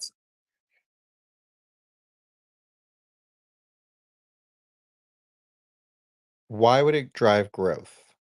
I don't understand. If a human driver, Uber driver, starts using FSD, and that allows much less work for the Uber driver, which then brings in more people driving on Uber network while using FSD. That's a scenario where both Tesla and Uber wins, whereas vehicle manufacturers like GM, Ford, etc., they lose. You see what I mean? Like that's a possible scenario. So even if your work is less, the hours are still the same. I think people are not willing to But get it's paid. much easier, which means more people would be taking that on. So the supply of drivers will increase. I don't think it's the driving aspect that people dislike about being an Uber or Lyft driver. It's the dealing with customers, it's the car, cleanliness, all the other stuff. I think they all it's play really in, not but that bad I've for a couple of rides. it of course all of those play in, but don't like I mean, come on, all else equal. You're telling me that if I just have to sit there versus have to pay attention, my work hasn't gotten easier. If you can be on your phone, it'd be different. Yeah.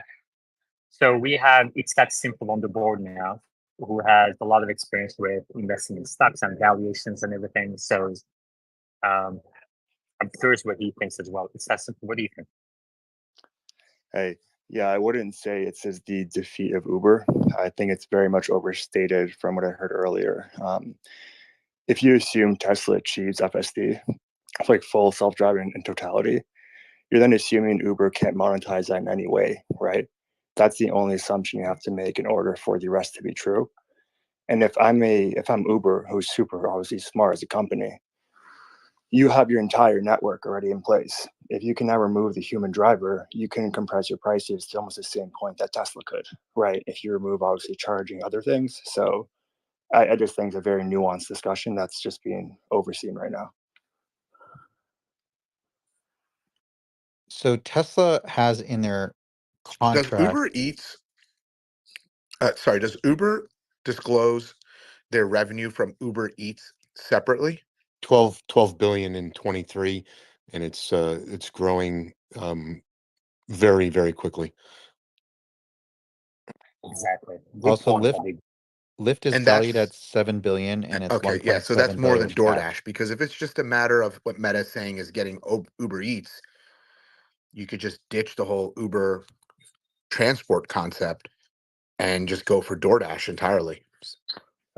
And just one more thing. The only way that I think it could be this really big downside scenario is if Tesla has a way to monopolize the software. And I'm not saying they don't. It is their product, and it's at Elon's discretion. I'm not sure what consumer discretionary board could say about that, but if you assume that's true, where they say, "Hey, we approve what cars can use it. If we see you're using it for Uber, we will negate that as not okay." Okay, sure. That case may make sense. I just don't exactly believe that's going to be a certainty. Thus, the rest is TBD.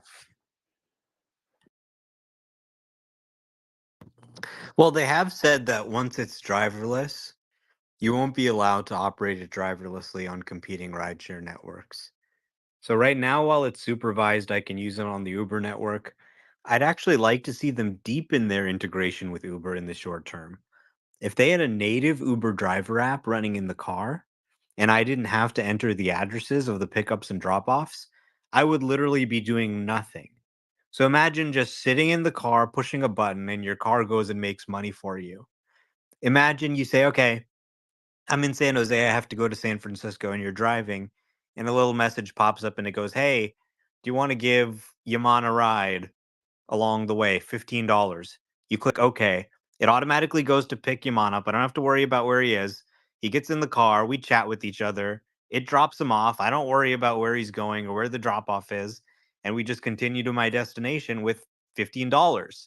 It becomes something that's not like, this huge job you have to do, but just like, okay, grab a ride along the way or something like that. I think, I mean, it's just an amazing thing to see your car go and make money for you and you don't have to do anything. The flip side is Tesla has known for quite a while that if they wanted to, they could easily make apps for Amazon delivery drivers, FedEx delivery drivers, all the last mile delivery companies. They could including food. They could make it for rideshare companies, and they still haven't done it. It sounds to me like, from if I was thinking about this like Elon, why build that stuff and then have an issue when you try to compete with them versus never getting into that conflict, especially with DMA coming down the pipe, and just say, you know what, we're not going to be a market and a competitor. We're just going to be the competitor. Be vertically integrated the whole way. What's DMA? The Digital Markets Act. It's coming in from Europe. It's kind of like GDPR. I think it basically says you cannot both create a digital marketplace and be a participant in that marketplace. There are huge changes coming to Amazon, Google, and Apple as a result of this, and many others. And the way Europe does their laws, it's kind of like they somehow enforce it on the world. If you want to participate in Europe, it's really strange.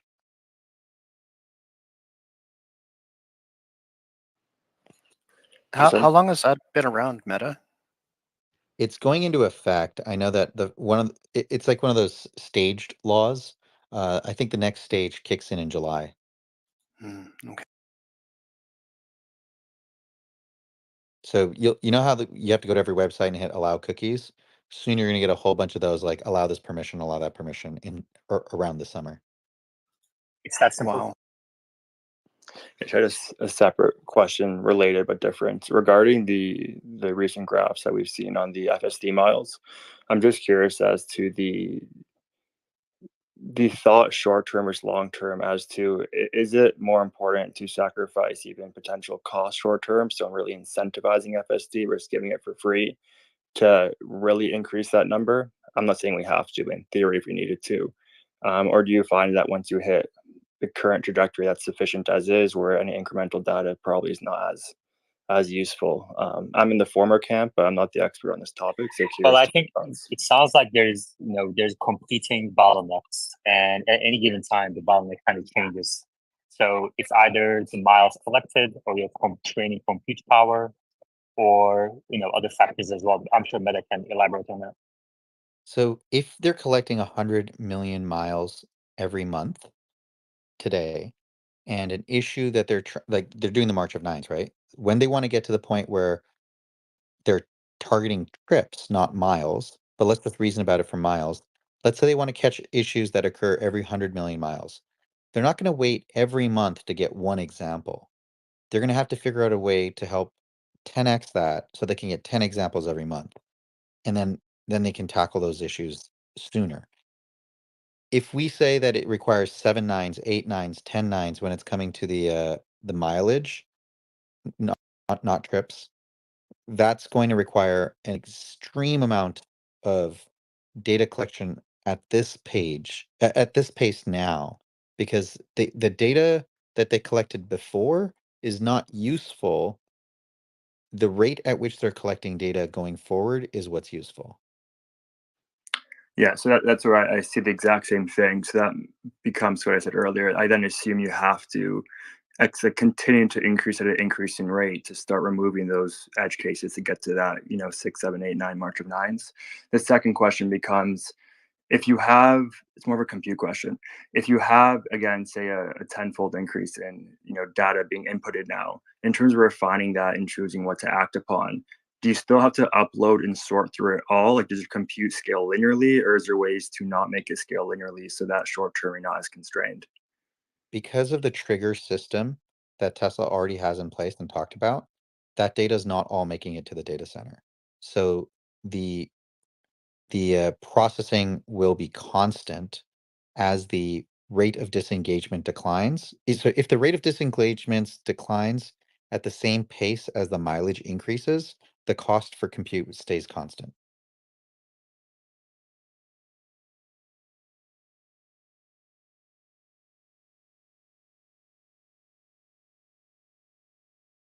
Omar, did you just say you just spoke with Elon?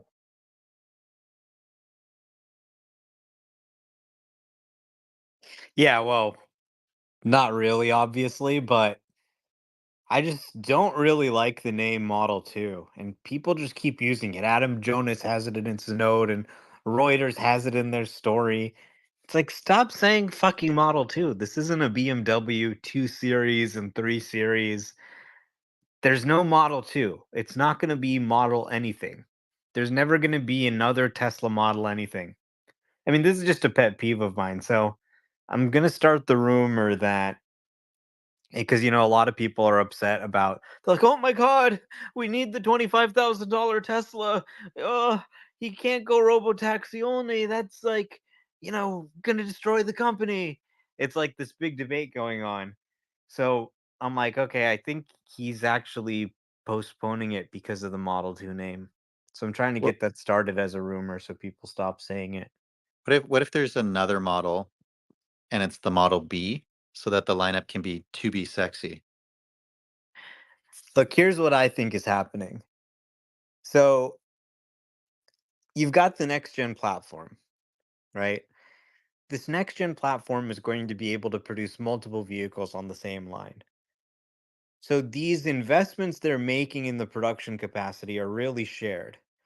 And I want to point to a tweet where I think Elon dropped a big hint. Um, let's see, where is that tweet? Somebody commented, dedicated robotaxi should be a super efficient two-seater. 80% of rides are single passenger, and probably about 90% are two passenger. Sexy plus Cybertruck can serve the remaining 10 to 20%. I'm also expecting a 12 to 16 passenger rideshare robovan as part of the mix. And Elon said, interesting analysis, which is what he says when that's what they're doing.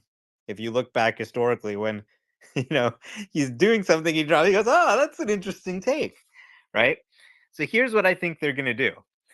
We're going to have a compact crossover that's a traditional 5-seater compact crossover, seats facing forward, pretty much you would expect, built on the next gen platform. On that same platform, so we're talking same battery pack, same structural battery pack, same motors with no rare earths and all the stuff they're putting into the next gen platform. But in addition to that compact crossover, you've got the robotaxi. So this would actually have 2 seats, but it would actually feel more spacious than a Model 3 or Y, despite having 2 seats, because you have the entire interior space for just those 2 passengers. So this is like your workhorse, right? Average rideshare is 1.2 people. This is like taking the single riders, the single delivery, you got to deliver food really quickly. That's what you want. The lowest cost per mile, a small car. This is the workhorse. And then if you want to travel with a larger group or something, you can call a Tesla Model 3 or a Y, or you can call a Cybertruck or whatever. And then I think they're also going to do a higher density van. So like kind of a cyber van or a robo van that can have a large passenger configuration. Like for example, 16 people or something like that, 12 people, or it could be used for cargo, which could be good for like the European market or something like that. So you have this production line that they build up and they build these multiple different vehicles. So now the question is, which vehicle do you want to build first? Some people would say, well, build the compact first. But the mission of the compact is to be cheap. And you're not going to have the cheapest cost when the line is starting to ramp at first, right? It's going to be more expensive. So achieving that 25K cost target, like, okay, should we have a compact that we start producing, but it's actually 50K at first? Because the Model 3 and Y are already at scale, but this thing is at low volume? That doesn't really make sense, does it? Right? This is supposed to be like the low cost compact. So started off in Austin, produced the Robo Taxi. What they're seeing now with FSD 12 says, you know what? The probability of this actually being needed is higher. So we start in Austin with Robo Taxi. And from what I hear from suppliers, so I talked to a supplier, they got an order for 500,000 units of their part by mid 2026.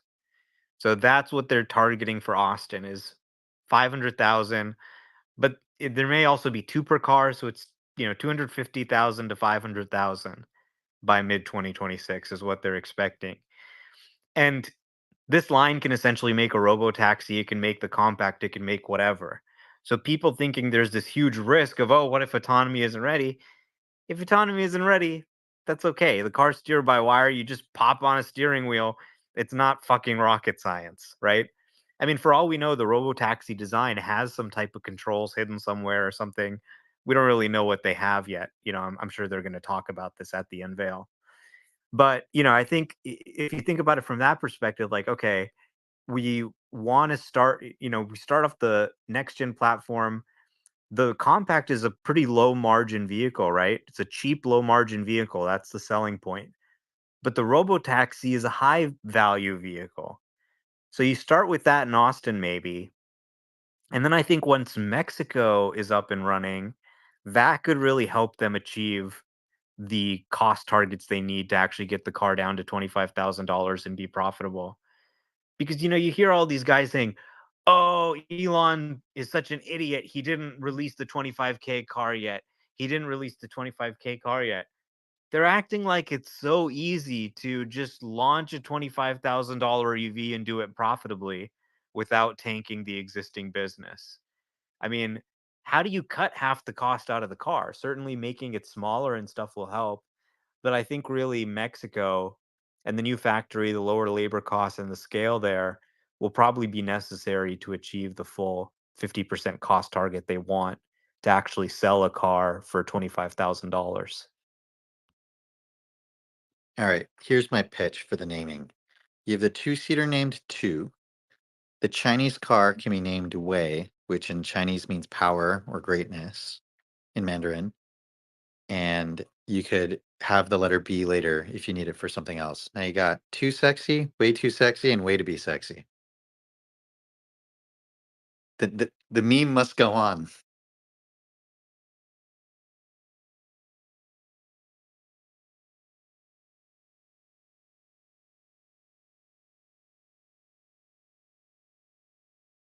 Omar, did you see this video by AI driver parking the car? I retweeted it, but I didn't watch it. It looks amazing. I'll pin it up here. I'm amazed every day by what I see this thing doing.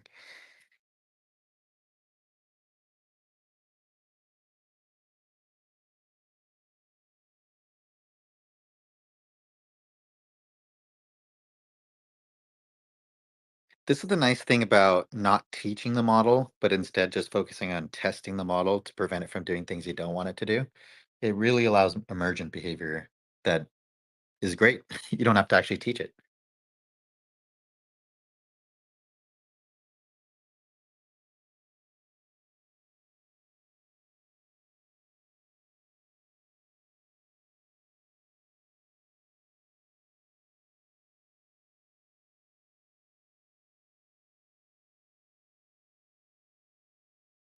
Huh.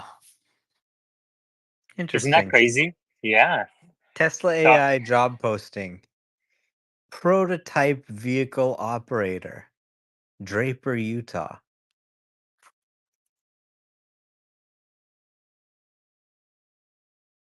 Why in Utah?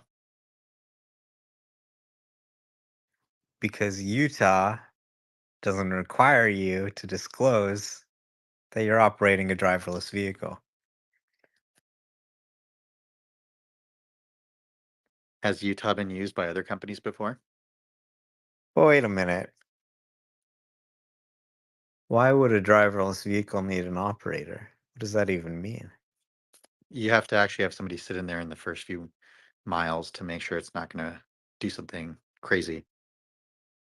I don't know. It could just be, a Model Y prototype or something.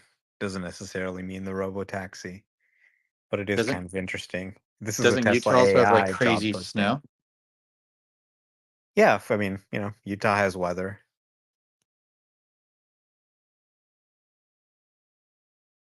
I think Utah also has a lot of empty land. Maybe they're doing something like building a track. Who knows?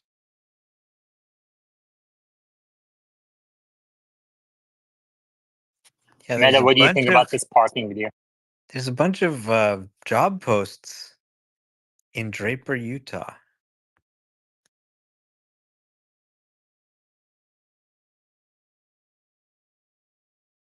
Do you want to talk about the job post or the parking? Job post. Damn parking.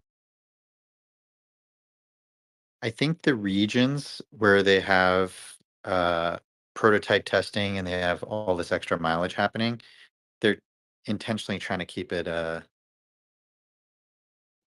under like kind of like a discrete. How do you say this? They're not trying to advertise that they're doing that testing a lot for some reason. They value the secrecy. I think that's been happening for a while though. Like Chuck, those drivers didn't show up at Chuck's turn who were explicitly hired just for Chuck's turn.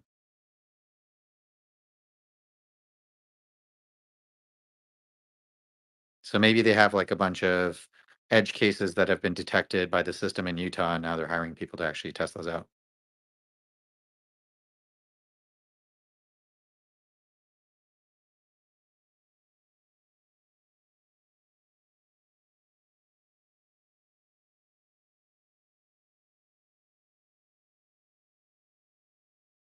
John Lee.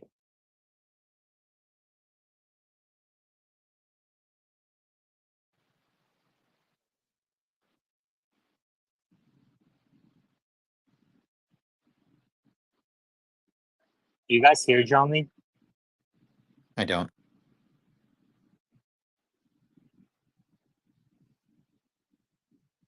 What do you think about the parking job? I mean, I couldn't have done that. Yeah, it's kind of crazy, right?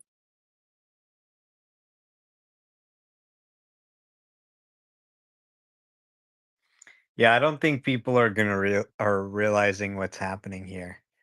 At first, it's okay, it can drive, but it drives so shitty. Then it's okay, it can drive and it's kind of smooth. Then you start noticing, oh my God, it actually noticed something before I noticed it. Then it just starts getting so much better than you that it becomes almost a joke to drive yourself. Like it's going to get so much better than human, statistically analyzing millions of miles of driving, more driving than you've ever done in your entire life. This thing is going to get like psychic in its ability to predict what's going to happen to keep you safe. People are not expecting what we're seeing unfolding. The one thing people should understand though is it's going to get psychic abilities in some domains and then it's going to be really dumb in others. It's like when the AI draws 6 fingers all the time. The nice thing though is people will know when it's dumb. It's like, okay, those things are things people can handle. But unlike, Sora or all these image generation things that are happening out there, Tesla's not generating new content. They're actually trying to mimic what people are doing. So that period of time of that surprise should be much smaller for Tesla than it is for generative AI. So in that sense, the March of Nines for Tesla is probably going to be faster than it is for LLMs. Yeah, this is an insanely good parking job. And it just kind of highlights that this thing is going to be like the best professional driver in the world. It's going to be able to do crazy parking jobs. It's going to be able to drive faster than you. Imagine having like a NASCAR driver that you could turn on and drive your car at any time. That's what the capabilities of this thing are going to approach. So people looking at this and saying, yeah, it's cool, but it drives too slow or whatever, are not, I think, having a realistic expectation of what the future is going to bring. I can't No wait hands for mode. I No can't hands wait for mode. 100-mile-an-hour highway drives. The Dude, these last job postings are crazy. Like, I'm just reading them. They're testing FSD 24/7, it looks like. shifts 5 a.m. to 1:30 p.m. or 5 p.m. to 1:30 a.m. Like, what exactly are they doing here in Utah? I think I need to take a trip to Salt Lake City and go like camp out outside this office and see what prototype vehicles they're testing. I mean, it could just be something totally boring. They could be testing like the new Model 3 or something, but seems kind of interesting. No hands, my guy. Xander. The last, yeah, I got it. Look, I wanted to make it an efficient statement. What Omar said in his soliloquy and what Meta said to follow up, and then what Omar said is so important to understand. It's all about the progression, not the regression. It's going to make mistakes, but ultimately, what we're looking at is that moment.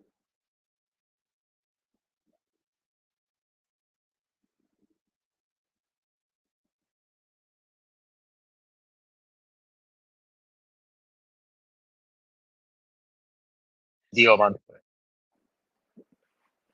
Hey, yeah, I was wondering, do you guys know if they're training on sound? Like, do these cars like can the car like hear if like a truck is running? Like, if a truck is parked and it's running, can it like listen to that? They don't use sound as input. The microphone is on the inside of the car. There'd be too much noise, people playing music. Deaf people can drive just fine. I mean, I think they can use the input from the microphone in the car, even though there's noise. Obviously, if the human can hear things, I think the microphone will be able to hear things too. Not everyone's blasting music all the time, so I think there are some important cues you can pick up from the microphone, but we haven't seen them actually start using that at all. Elon has said in the past that they're going to start using it, but we haven't seen any of that ship yet. Yeah, the reason I'm asking is because it's easy to like when you drive without like if you're able to use like some headphones that like make everything silent. It's literally impossible for like a regular person to drive normally, right? So like if they had that and they're training on sound, it makes things quite a lot easier or just more natural feeling, I guess. You use that sound in lieu of having cameras or eyeballs on the back of your head. I would argue if you could see all the way around the car, it'll be different. I I think don't take the analogy of how humans drive too far because the vehicle doesn't see the same way we see and it has vision on different locations. So there will be eventually differentiation in how the cars are built versus how humans are built. No, for sure. Yeah, a couple of things that I've noticed is like just like if a car is like pulling up next to you or something like that.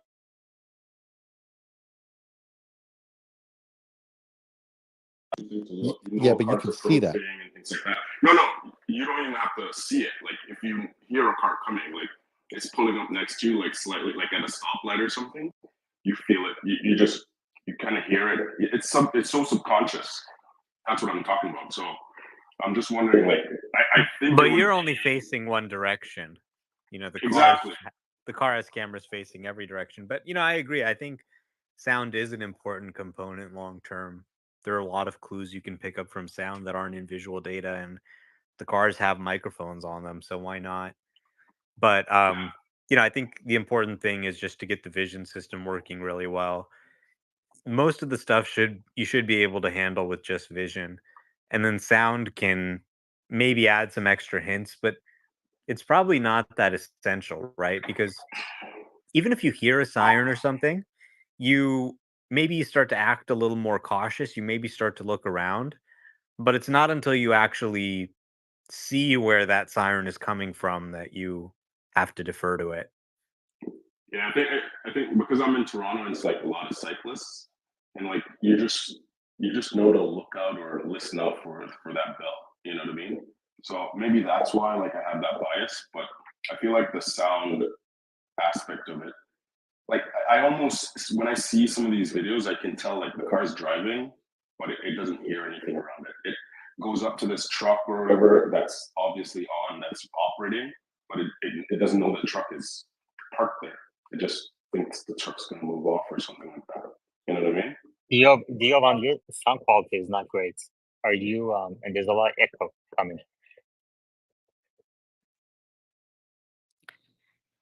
Yeah, sound is definitely important, but because the car has That's cameras sorry, in guys. every direction, it doesn't rely on sound as much as we do. Also, you have Alright. to value every bit of input and what it's bringing versus the cost.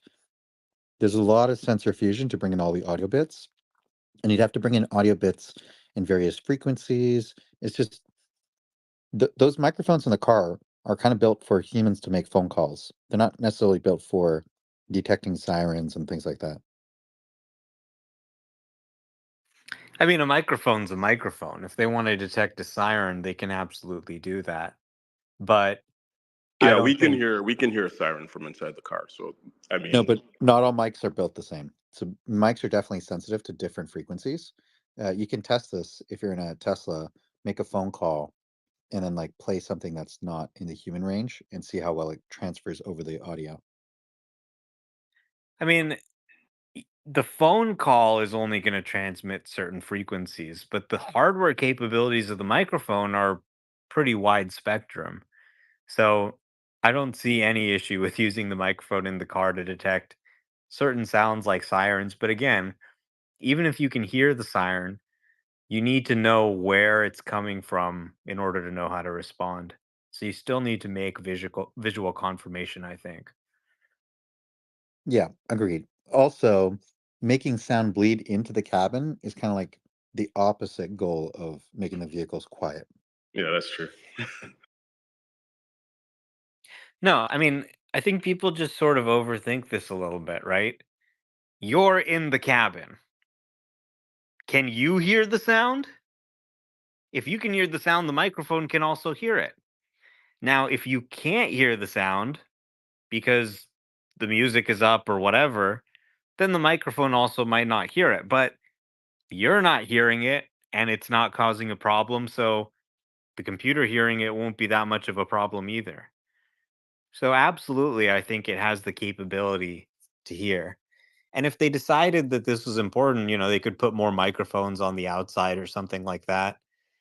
But there's no problem with just using the microphone that's inside the car. You're inside the car.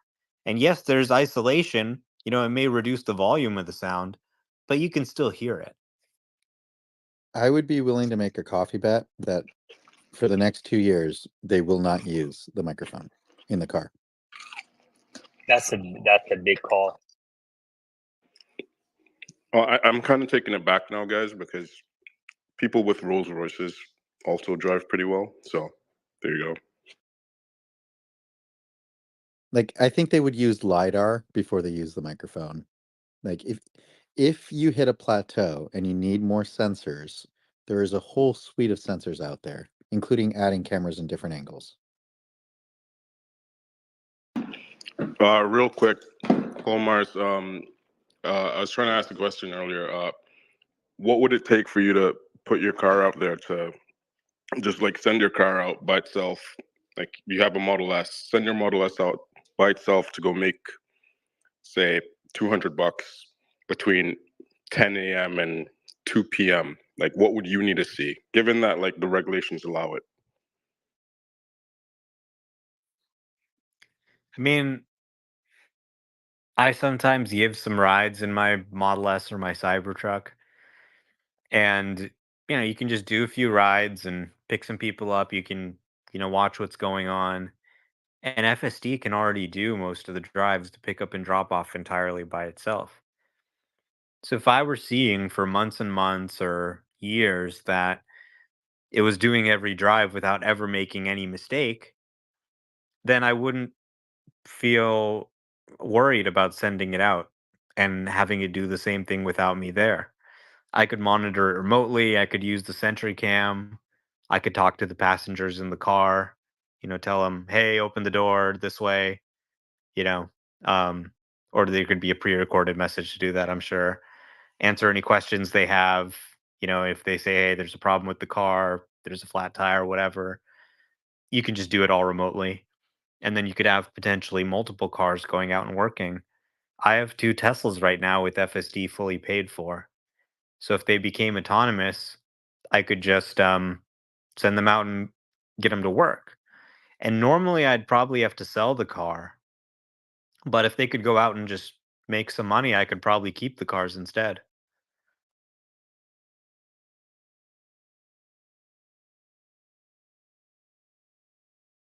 Somebody just pointed something out, by the way, Yaman. You know that thread we talked about from Sven that Elon responded to? It's 6 months old. So, you know, when Elon drops hints, if he's responding to a 6-month-old tweet, there's probably a reason. What do you think is the reason? Because I think Don't leave us hanging like that. he wanted to mention that they kind of have a moat with the $10 billion So when we in cumulative spend this year, and the analysis that Sven gave of the 4 components that are effectively a moat for Tesla: the fleet size, the compute capacity, the foundation model, and the over-the-air updates, which the easiest of all 4 is the over-the-air updates, and their competitors still haven't figured that out.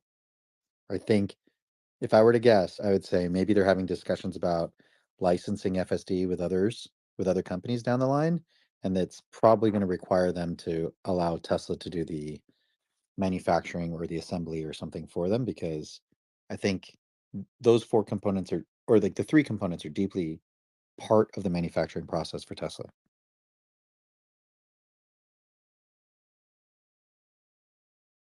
Like, I don't think you could license FSD. Maybe you could license AEB or something else.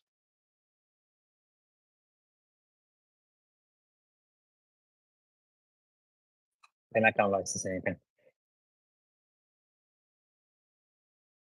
I think the only caveat is if Tesla does the assembly and the others do like the interior or the styling, that would be different.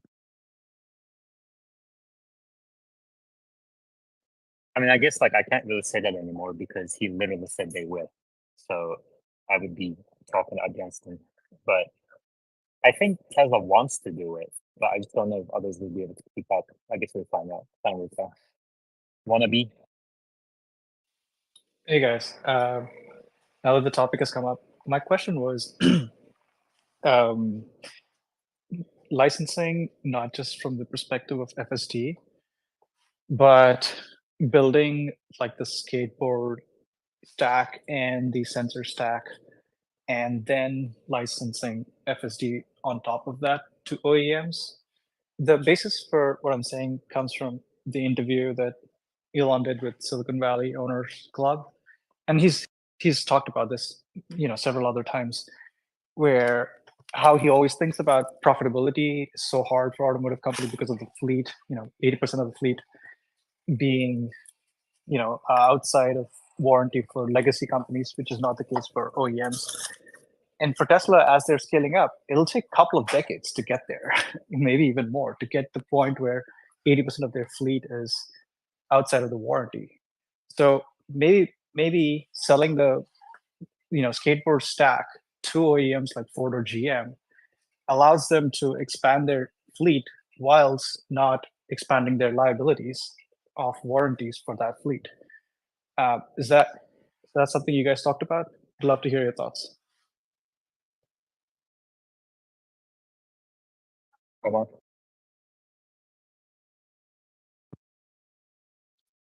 What was the question? Yeah, so as a reminder, when people kind of go on with run-on sentences, no one pays attention after the 10th word. So just keep it to 10 words. Do yourself a favor, do the space a favor, do everybody a favor, do Omar a favor. I think he deserves a favor. Keep it to 10 words. Or at least tell the person that you're going to ask the question before you ask the question. No, it was not just for Omar. It was for anyone. Yaman, I guess, nominated. I guarantee Omar. you, nobody paid attention to what you said. No one. I guarantee you. Okay, that's fair. That's actually a fair we can't. Hold on. Don't repeat. Xander, okay. Would you like to answer one of these questions?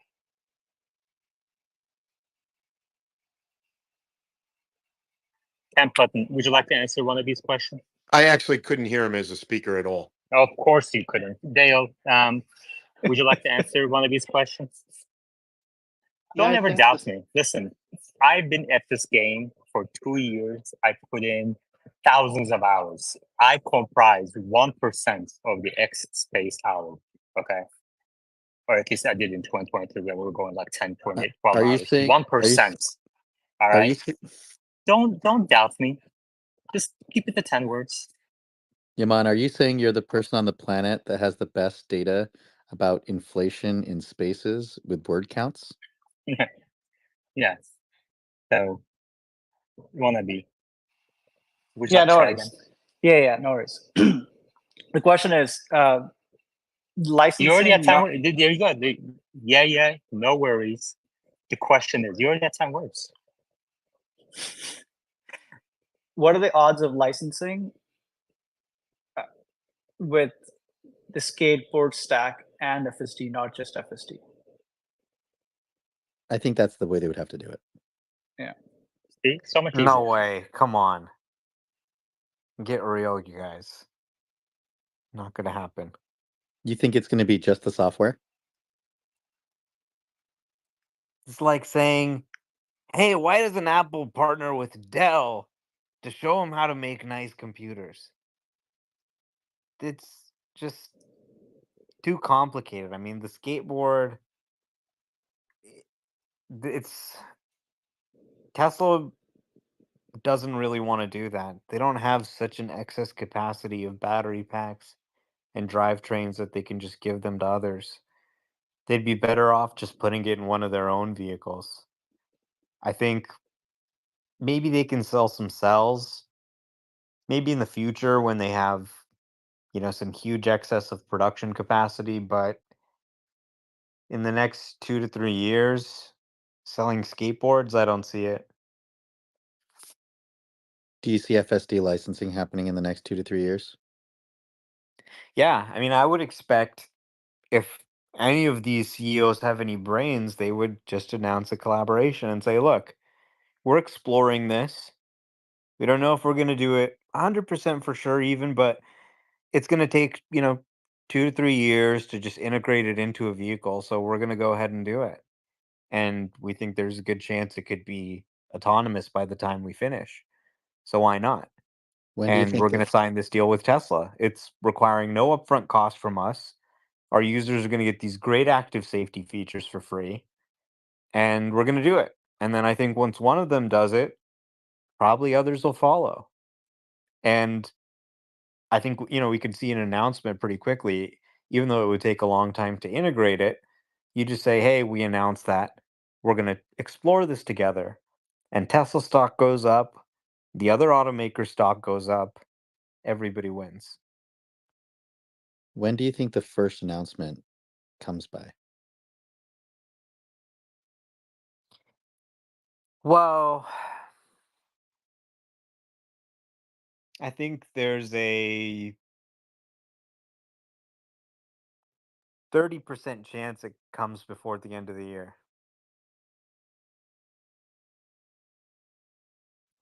The Chinese OEMs in particular have great respect for Tesla.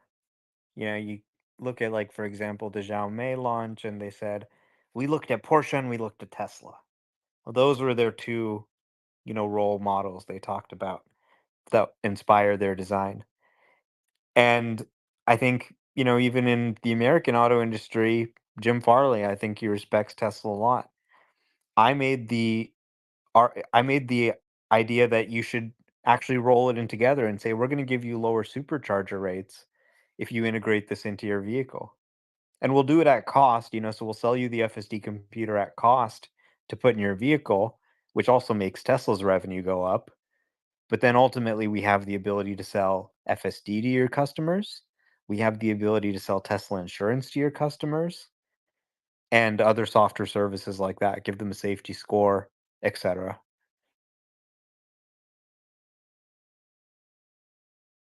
Do you think, or do you know of any Chinese automakers that have gotten OTAs to work properly? Yeah, I think they have figured out over the air updates in China. Yeah, and bandwidth is really cheap in China too, right? I wouldn't know. Bandwidth's really cheap in China. Omar, is there any FSD in China right now, or is it all just US? Well, there are Waymo-like robotaxis in China operated by companies like Baidu. They typically have limited hours and limited service areas, but they do have Waymo-like services in China. And there's also, things like Mobileye Supervision that are kind of like an FSD 11 kind of class system with HD mapping. So they only work certain places like in Shanghai or whatever. They're still trying to roll out those features. But generally, the Chinese consumer is much more tech focused on EVs. And, I think generally they're further ahead than your average Western automaker's car. Yeah, sure. I was actually just asking about Tesla specifically. So Tesla is not running FSD at all in China. With some employees, they're testing it, but not on customer cars at all. So that's a big thing. Arguably, I think the most important international launch they could do, the most impactful thing they could do, and the market where I think it's most likely to impact sales. And no Europe, right? So it's just US? In US and Canada, yeah. Thanks.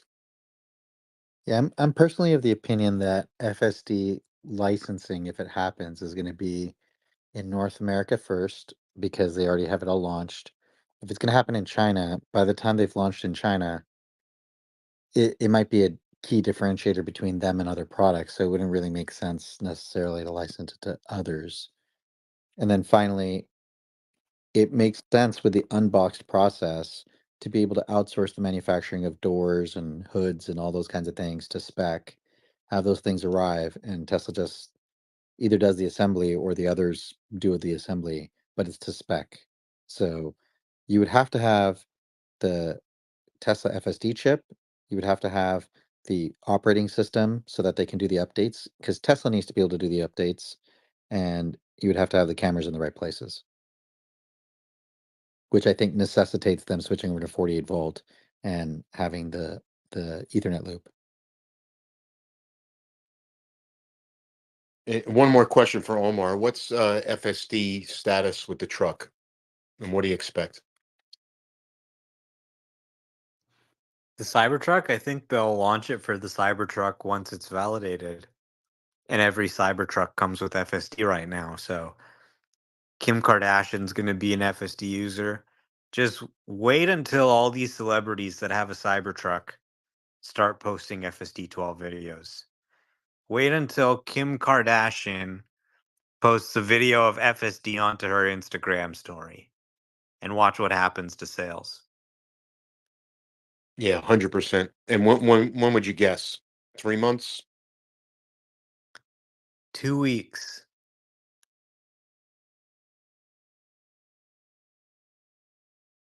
I mean, it would make a lot of sense for them to get Model 3 and Cybertrucks onto the new Model 3s and Cybertrucks onto FSD during the trial.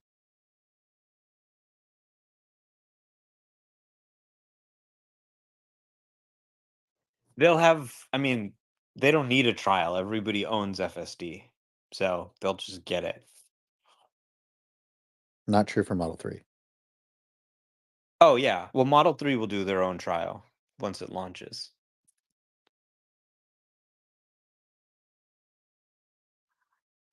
Meta, we have a question in the YouTube live chat and says, when do you think we're going to see what's Tesla doing with, fire trucks, cops? When do you think we're going to start seeing those in the visualization? I was driving V12 recently and it saw the cops and it told me to pay attention. It didn't like panic and throw up red hands, but it did say pay attention. I had my hands on the wheel and then it passed and it stopped saying put your hands on the wheel. It didn't throw up red hands. It already does this. Now, if they're referring to pulling over or doing other things, that's a different conversation. I don't think you designed the system to be pulled over. Not yet. With Waymo, for example, I've seen on the car they have a QR code for law enforcement to scan it and get instructions on how to deal with it. You probably do the same thing, and law enforcement probably has to call a phone number and have Tesla deal with it because you don't want to just have random people dressing up like a cop on Halloween and telling the car to do certain things. Like the car can't be that dumb.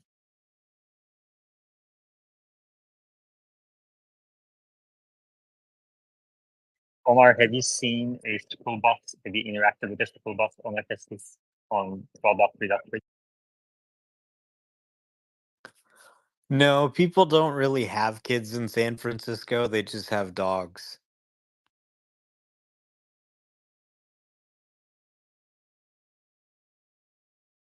Do you, Animals. do you think that's why Dan O'Dowd thought Tesla couldn't handle cars with kids around? I mean, if it doesn't handle it correctly, it will very soon. All you have to do is just show it clips of it doing it, and it'll do it. So, a lot of these features are pretty easy to build now. Yet the key observation is it turns out it's a lot easier to tell it what not to do than to tell it what to do. And that's the change here. You just tell it not to do very obvious bad things, and then it figures out the rest. And the follow-up question is, what about the right of way for fire trucks, ambulances, and school buses? Like, I mean, I know they're gonna kind of train the model with data, but when do you guys think that's gonna happen? Waymo does that today. I don't have any evidence that Tesla doesn't do that today.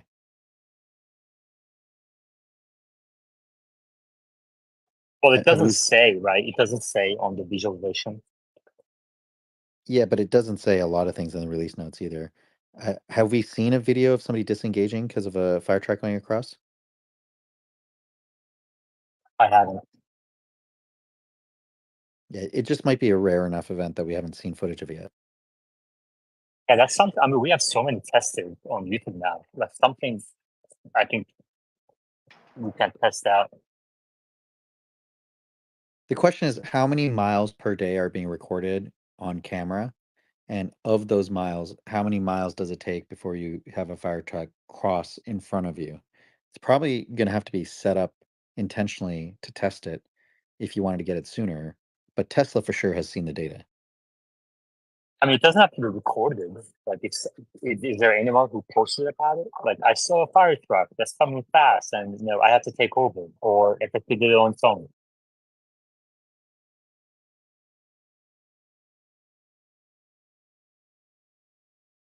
Yeah, real quick question for Omar's, or I guess for anybody. But like right now, like the way FSD is being monetized, what other way, like as V12, what other ways can this thing be monetized? Because it feels like almost like a Falcon Heavy moment where V12 you still have to you still have to be in the car, and Starship is more like you don't have to be in the car, and we're not at Starship yet, right?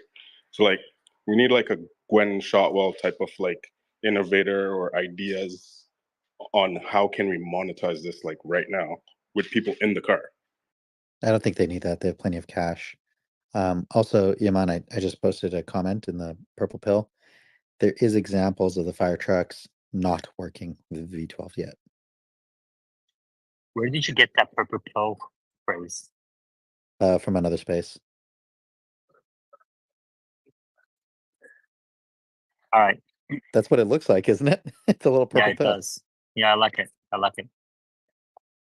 So you said this is Bradford's. It says on a two-lane road, 12.3.2.1 failed to yield to a fire truck with full lights. There you go. Maybe we can bring him in here and he can tell us about it. All that.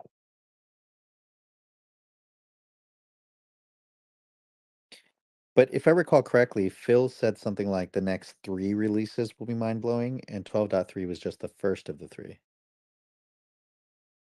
Omar, have you gotten any updates lately? I know you got 3 in a week, but it's maybe slowed down.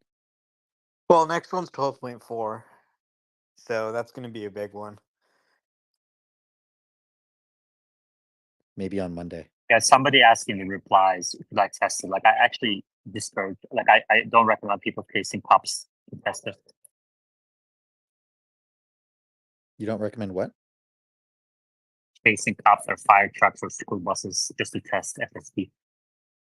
Oh yeah. Don't go making a situation. That is not what anybody is saying. Also, don't try and test FSD beyond its limits. You're supposed to be supervising the shit out of it. Disengage.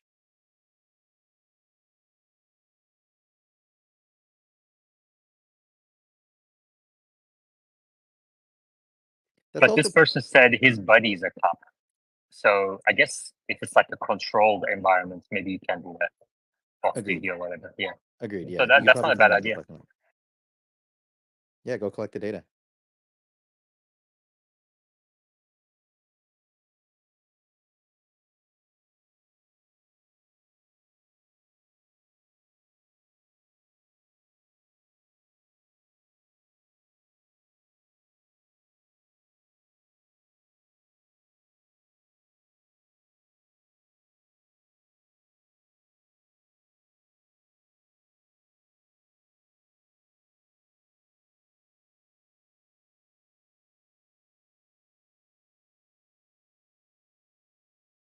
By the way, Omar, your FSDmiles.com, did it cross 1 billion around the same time, or did you have to adjust the speed?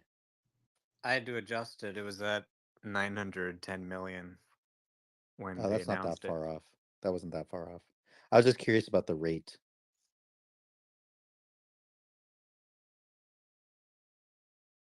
What do you mean? The rate, because I'm assuming you just kind of assume a rate of progression and have the website tick up at that rate, right? Yeah. It's, obviously supposed to be conservative. So if it's growing, then it should be undercounting the miles every time. But it was actually coming in pretty close for the last several quarters. Oh, just a sort of linear progression was coming in pretty close to what they were reporting. So it really wasn't growing that much. It was kind of a pretty constant rate of miles being added. But then now, obviously, it's ticked up in a major way. So it's difficult to predict what really the long term rate is going to be. But I just measured the rate of change between the last earnings release in, I think, January and now. So once we get the next earnings release, we'll have a better sense of how fast it's moving. You were only off by 10%. That's pretty damn good, in my opinion. So I'm curious, when does your current slope get us to 2 billion?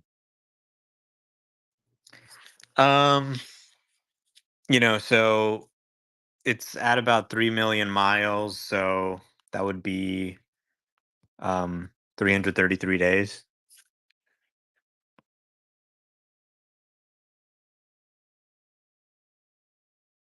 Which is already pretty good if you think about it, because it took 3.5 years to get to the first billion, but the second billion is going to take less than a year for certain. But it's difficult to figure out exactly what the slope of that curve looks like. It really depends on the conversion rate. So we'll have more data in the future. But right now, I mean, some people have been estimating we're actually growing at 8 million miles a day, even though my tracker's only saying 3 million, because my tracker's measuring the rate of change since January to now, whereas the inflection has all happened like in the last week or two.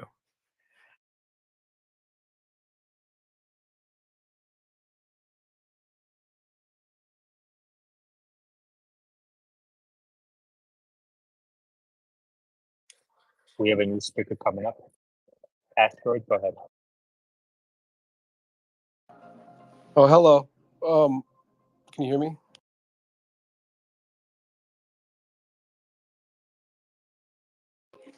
Hi. Yeah. So, I recently subscribed to FSD after using it over the summer, and I wasn't a fan of it.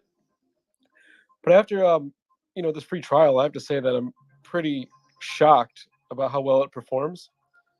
And so far, I've had it about a week, and I've only had to intervene like 3 times, driving several hours, like sometimes per day. And to me, when I look at it, it looks like they're basically on this final step where they need to like filter and curate the data to emphasize better examples. And then it seems like once they do that, and also collect more event space samples to encounter various situations, it seems like it's basically done. But I don't know how long that process takes. And I'm not as familiar with it as you, but like when you put in your speech to tell them what's wrong with it, I wonder if there's a like LLM sort of interpretation that can sync with the data so that there's like this automated process um, to curate and weight the samples. I don't know. Does anyone have any thoughts about that? I'm kind of a noob, but like I'm pretty shocked. And I had people that I took people along, and they were like blown away. I don't know. There's like some negativity, but I don't know where it's coming from. Because I mean, I took it on a road trip for like a couple hours. I didn't have to do anything. I mean, nothing. Like I just don't understand. What it's I don't know. Sorry. Yeah, I can't even believe it. And I was critical before over summer. I had it over the summer for like a trial, and it was pretty uncomfortable. It wasn't dangerous. It was just uncomfortable.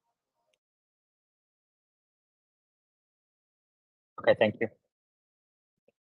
We have a reply from Selena. She says, I've had to take over twice for emergency vehicles, one fire truck, one ambulance. It also doesn't handle our city buses either. Well, they always have the right of way and can pull out into traffic anytime, and the driver is expected to yield. So that's a more of a local issue. Matter what do you think? Yeah, I think these are the kinds of things they need to march on.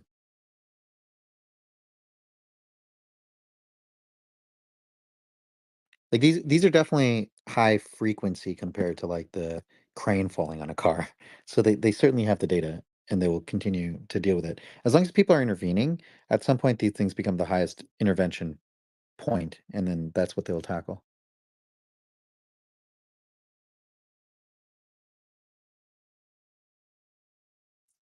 So would I have to collect data specifically from Selena's file, for example, a train for that city bus?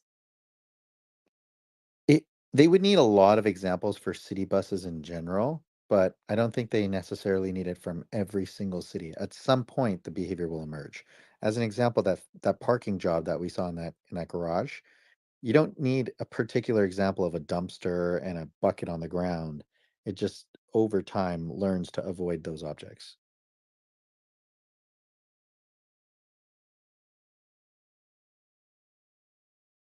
The key difference is as long as they start punishing it or giving it reward in the scenarios where it's doing badly or doing well, it will figure out what it is about those scenarios that it wants to avoid. So you don't have to, it doesn't have to have like an internal knowledge of what a city bus is. It just needs to know that when an object looks like that and it's in a lane that looks like this, it's I have to yield to it. Any other questions, comments? Please request to speak. If you'd like to support the space, the Patreon link is at the top of your screen. It's that simple. So the stock went up about 4 or 5% after hours on Friday. What do you think will happen next week? I don't think anything too spectacular. May trend up a bit more, but if they thought this was really a stepping stone, I think it would have reacted by much more. So I still think the market is well underweighted on the software side. And what then do you think about the also, robotaxis? Go ahead. and then also remember the part of that balance is likely the reverse impact of the morning news. I think routers or one of those big publications put out they spewed some nonsense. I think Elon responded it's fake. So you likely had that also coming back around for end of day for the weekend.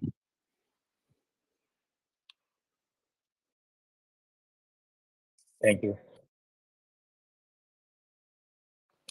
I guess on that note, do you guys think the announcement will be a hardware announcement, a software announcement? I think some of both. And then B, do you at all think he's doing this at this timing because of the short-term pressure on the enterprise value, or do you think Elon's too much of a I don't give a shit, I'll do it because I want to do it? Kristen, what do you think? How did I know that you were going to ask me? Um, I think there'll definitely be hardware. I think they've been working on this. I mean, when you look at the pics from like that Blade Runner prototype to Franz standing next to the one prototype, I think there'll definitely be vehicles. In fact, I would love to see if they had vehicles that they shuttled around people at the event. The software I think is going to be I think it's gonna be close to solved, if not solved pretty soon here. I think, I mean, what we're seeing with FSD 12, that's just gonna go in sweet with it. I'm sure they're gonna have a few things that are like, I don't know, like capped off, so like it can't be used by everybody, like general public. But I think it's gonna be solved, and I think it's gonna be exciting to see where they're gonna talk about the lines and where they're gonna be creating it then too.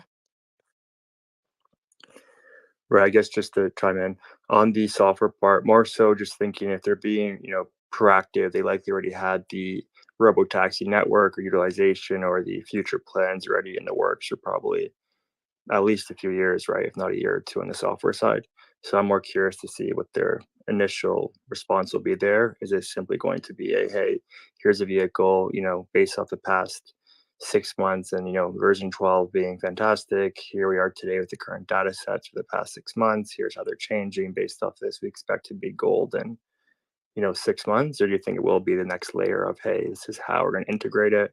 Our projected timeline to go live is going to be this, and here's why I think it's feasible. Because I think it's a big difference, right? Yeah, I think there's gonna be different platforms that are gonna be used. I think Elon answered that person's question, or that person's response, saying that most vehicles that are rideshare are single use passengers, and then making a smaller vehicle is most efficient. But obviously, a few, of the regular model Teslas will be in there. But making a bigger platform vehicle, as Elon has stated in the past he wants to do, and it has been hinted at that they'll make something like a van, a bigger passenger, which is also something they hinted at using for the boring loop originally as well. So I think that's going to be down the pipeline, and they're going to be working on it, and it'll probably be built on the Cybertruck chassis in the next gen platform. But it's not all going to happen at once. But I think those little vehicles, I think, will pop out a whole lot faster than we think they will. Gotcha. I've been wondering recently at what point will it become essentially an investment to get a Tesla with FSD? So have we seen enough now that we could say that in 2026, I'm going to regret not having gotten FSD today, because I'm going to be looking around and watching a lot of people make passive income on their Teslas. And have we reached that point yet where I should be able to say with confidence now I need to get it now, or it's going to be too late? Omar?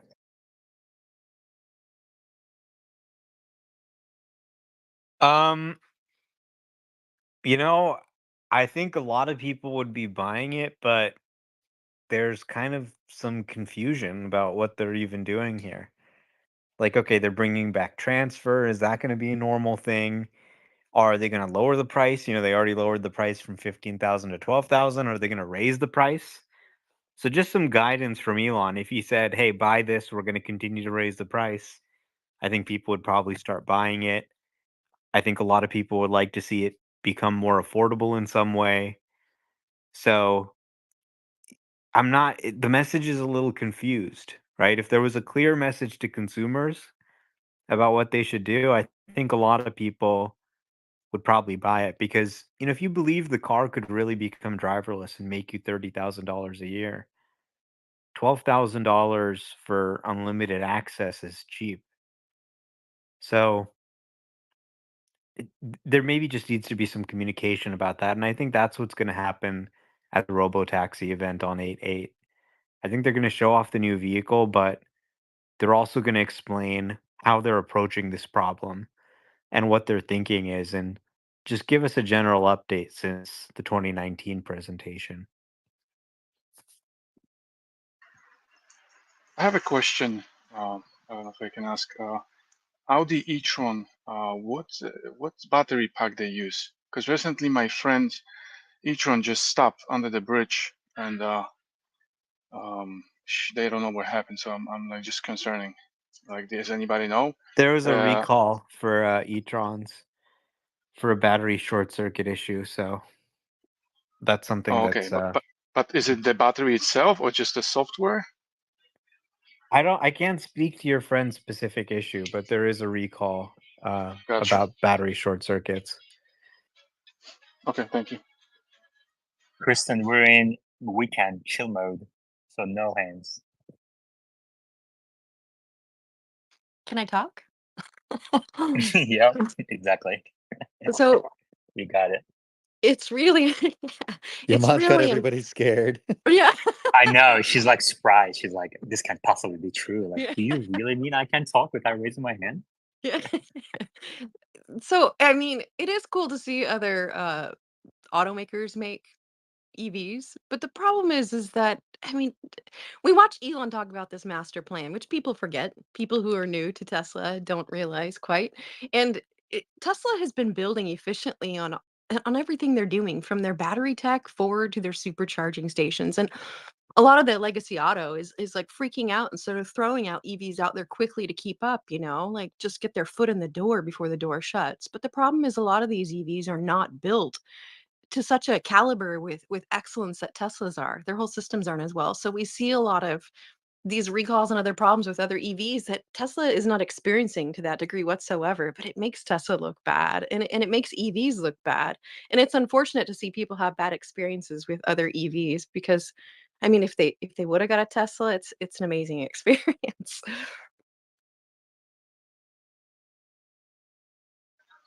Yeah, It begs the the reason I'm question. saying it, my friend, he works for Audi, he's in financial, and he used to be a dealer, so he always been bashing me investing in Tesla and holding for long, and he always been like Audi's the best, those cars are crap. So every time I get to his house, all the kids are jumping, playing games, and he's so pissed off. So finally, he bought the car for his wife, also electric. Yeah, this is the future, and he's sending me those, bears messages with the from the newspaper, like, oh, bashing Tesla. And today, his wife called me. He's like, Wagner, can you get kids to the Polish school on Saturday because our car broke. My car broke. I didn't respond to him, and he's not even calling me right now. But I'm so glad. So that's the message.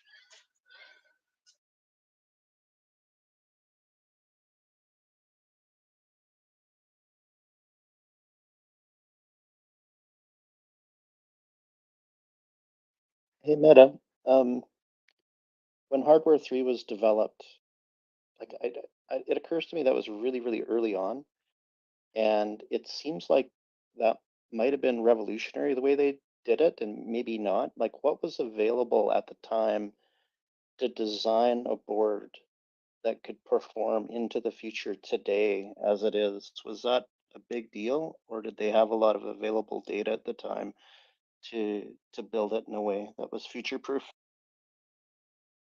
Define future proof here. Future proof meaning that the success we're seeing around 1233 and how it's currently driving as a success. Yeah, I mean, the it's not like they cut it close. The amount of compute in these cars is ridiculous. So like that's why I've been very confident that the models will be right sized. And the crazy thing is, we haven't even seen the hardware 4 model yet. This is the hardware 3 model we're all running. So they're not even coming close to even tapping the abilities of hardware 4. And they're now getting hardware 5 ready to put out. It's crazy. I would also say there were some software improvements in the last couple of years, which may have resulted in an excess of compute in the cars. Not that they won't be able to put it to use, but like I don't know if they anticipated those reductions. They might have, because a lot of those reductions are coming from older papers. Can you Yeah, elaborate? Oh, like I could train a better version of the model that didn't have an issue the old model had, and it doesn't use any more compute than the last version of the model necessarily, right? So this whole idea that like, oh, we're out of compute, we can't make it better, is just kind of a software 1.0 way of thinking about it.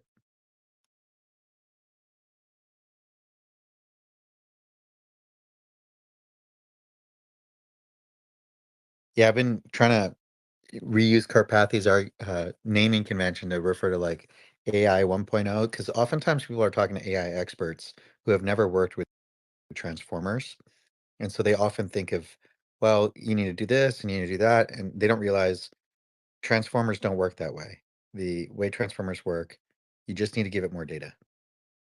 It learns what to pay attention to. You don't actually need to get people to tell it what to pay attention to.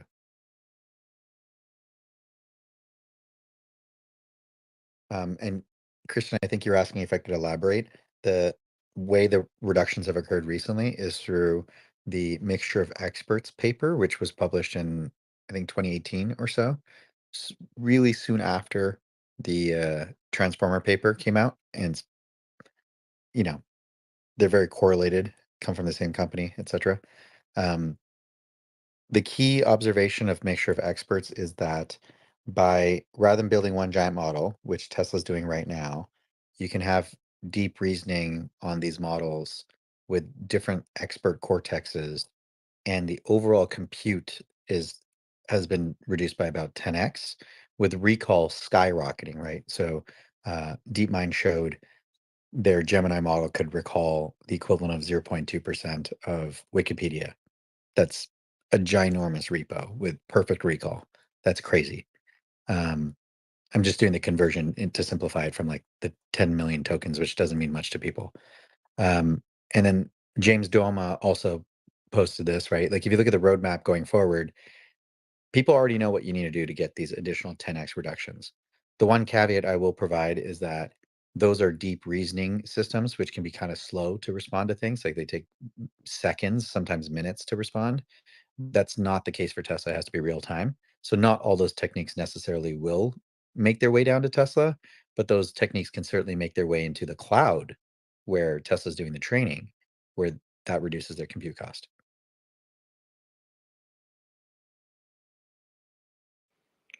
Meta, with this new information over the past few months, do you have a change in your timeline, and what's the sort of worst case for you, understanding that worst case is an extremely hard thing to say here, and then what's your confidence level on that worst case for full self-driving, meaning robotaxi with no human intervention? About a year ago, I predicted end of May. If anything, my timeline was probably too aggressive. And what is it now? I think for now I'll just stick to end of May. Elon's saying it'll be really good by the beginning of May. Realistically, it's probably like June or July. It could be the end of the year, but like right now, I think things are changing so fast. I'd like to see the next two releases, see the pace of releases continue to be at a high pace, and then I think we'll have enough data to conclude collectively. For me personally, making a prediction short term is less interesting than a long term prediction because it requires more deep reasoning. Yes, sorry, just to be clear, are you saying by July or June, robotaxi, like the software will be good enough where robotaxis are going to be deemed viable? No, I don't want to say that way. I'm saying, me personally, I'd like to wait till June or July to see where we are, and then based on the pace that we're at, if robotaxis have not been achieved by then, or that it doesn't seem like the software is there, I'd like to do like a first principles analysis of what's left. Because if it's not done by then I've missed something, and I don't know what that something is, and I would probably need to figure that out before I make another prediction. So your answer right now is wait for July for an answer, just to be clear. Yes. Wait for some period of time. Well, I'm about to go for my first version 12 drive in about 10 minutes here. Going to go out for an hour. Do you guys have any recommendations? I'm in sort of a city of about 250,000 and up in Canada. And apparently it had some trouble with speed limits going a little faster. So kind of interested in that to see what's going on. But yeah, any advice? Are you going to be driving or in the passenger seat? I'm going to be in the passenger seat. It's a 24 Model Y. Any chance you can get in the driver's seat? Yeah. That's my recommendation. Try to get in the driver's seat. All right, will do. Is this your first Do experience? whatever is needed to get in the driver's seat, even if you have to, whichever friend you have that's giving you a ride, push them out, just drag them out of the car and steal the car. All right, I'll let him know what you advised, and I'll make sure that happens. Yeah. So the last ride I went on was it So was sorry, originally just one second. I cut Kristen off. Kristen, what were we gonna say? Oh, I was gonna say, is this your first experience with FSD? But I think you're elaborating on that. But Yaman, that's great life advice in general. Like, get in the driver's seat. That was my life advice. Yaman's driver's advice was push your friends out of the car. We have lots of potholes here, so I'm interested in how it's going to make out with those. I got in here late. Has anybody heard anything on 2024.8.7 getting V12?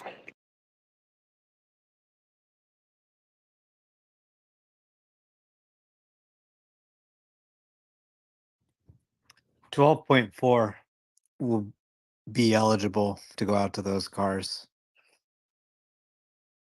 Don't upgrade your car until you get FSD. That's my advice.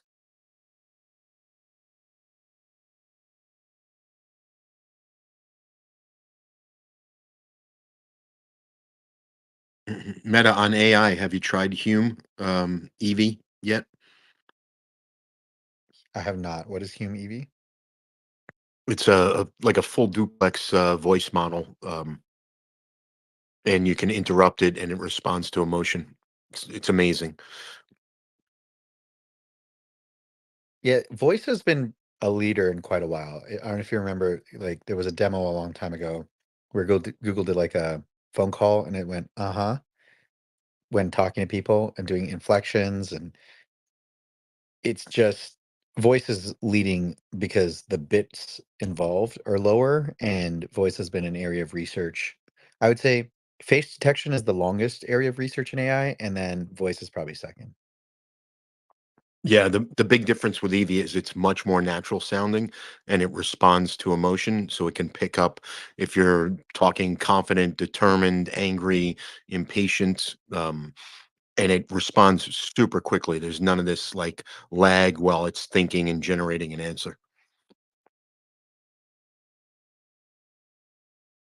I'll check it out.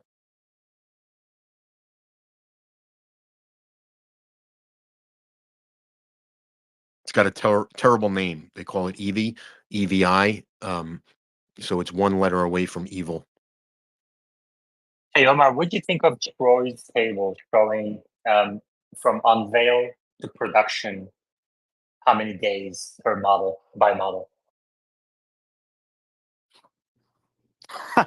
Well, it almost shows that there's no correlation.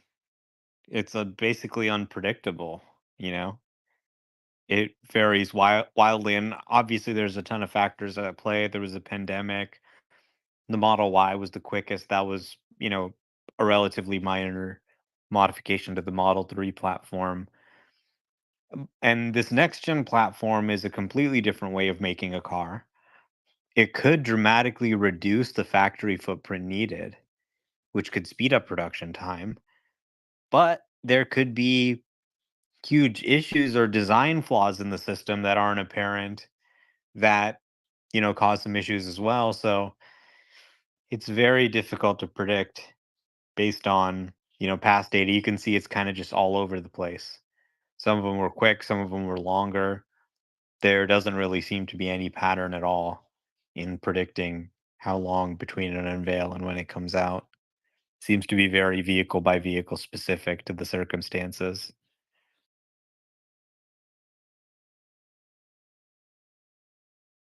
Meta, if you had to pick, let's say, a handful of factors that play into how long it takes, like to explain that table, the variance in that table, which factors would you pick?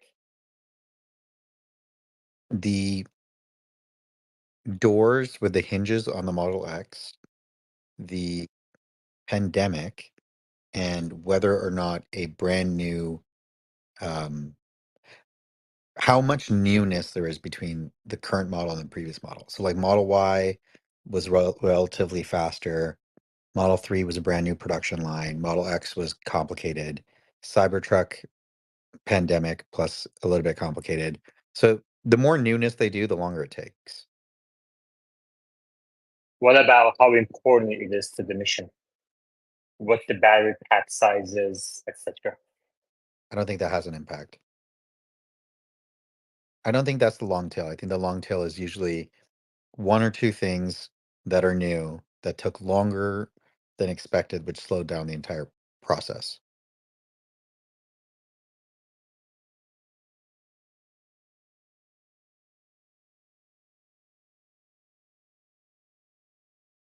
Like, I don't think battery packs limited the Model X. It was getting those doors right. With Model 3, it was getting those paint Right, shops but for right. example, Roadster being not so important to the mission, it kind of puts in the back, right? So I would actually place that first factor.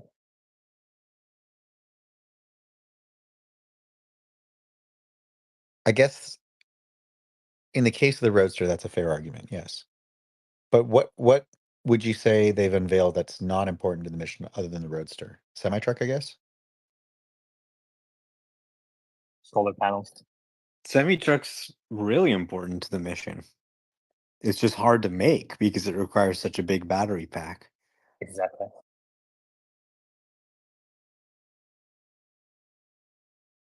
Yeah, I guess you could say they have to invent something new, maybe, or the batteries. The batteries is clearly a big limiting factor as well. At this point, I'm guessing a lot of those lines are kind of gated on battery production more than anything else, even though Drew said batteries are not the limiting factor anymore.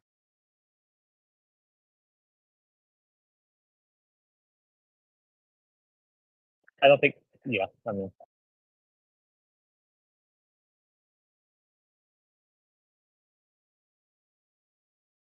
It's also important to know whatever is probably best for the mission is probably best for them economically, because the larger the size of the existing issue being the use of gas, by replacing that, your addressable market's larger and likely, on average, to profit, right? So.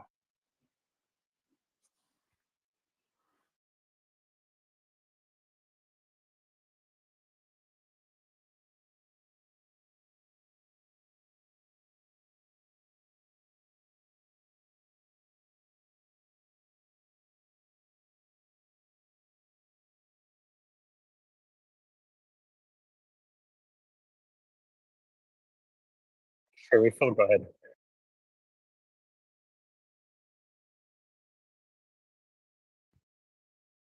Hello, Assalamu alaikum. How are you all?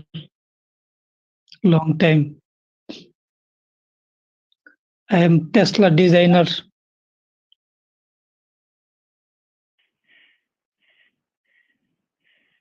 Sorry, did you talk?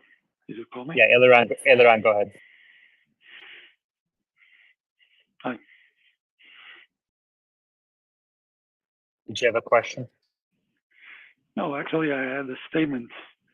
Means, from what I know, most of the industry is looking into reducing compute power when it comes to AI. So they're trying to look into some newer models instead of LLMs, looking into SLMs to reduce compute.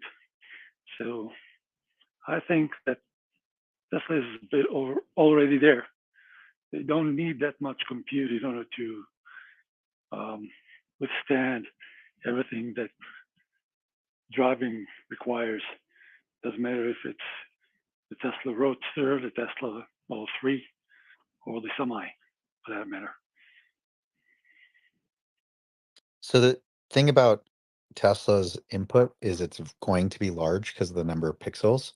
So just by definition, they must use an LLM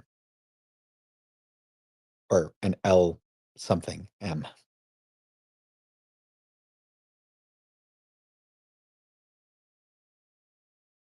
Yeah, but if you look into Jojo's project, it's a bit of both.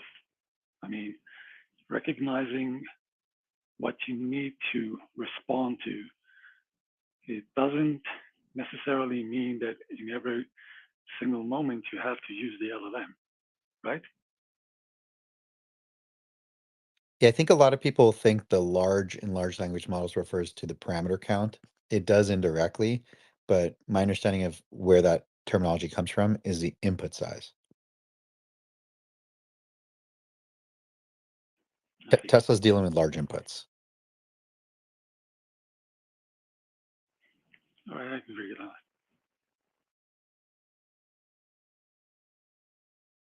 Either way, the point is correct that over time, the parameter needs are going down.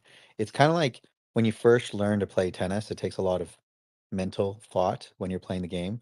And over time, every time you go, it requires less and less. Now you're like having a conversation while you're playing. You're maybe thinking about other things while you're playing. And only when you're trying to get better do you have to pay a little bit of attention. But even then, the amount of attention you have to pay is less because you've got a base that you're starting from. So it'll be kind of the machine that builds the machine code-wise.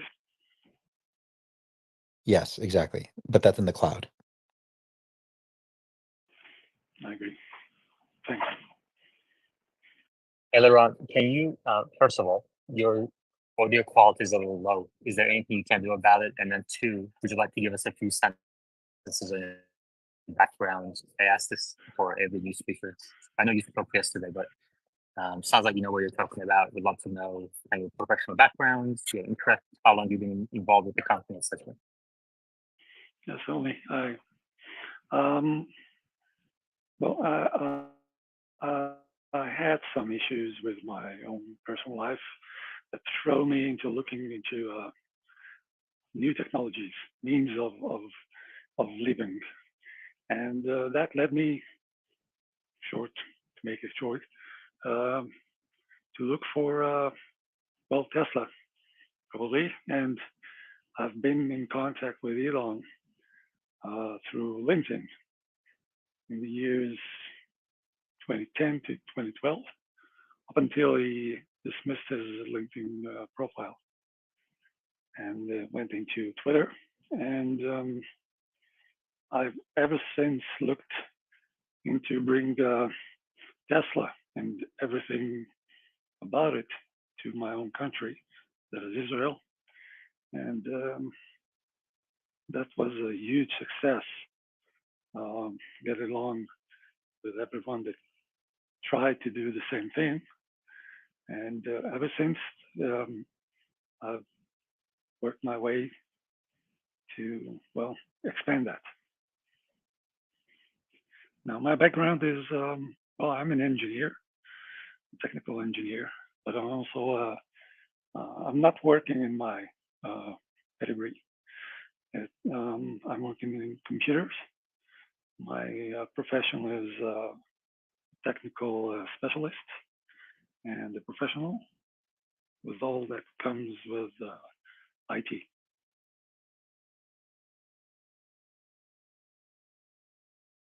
Thank you. Do you work on AI out of curiosity?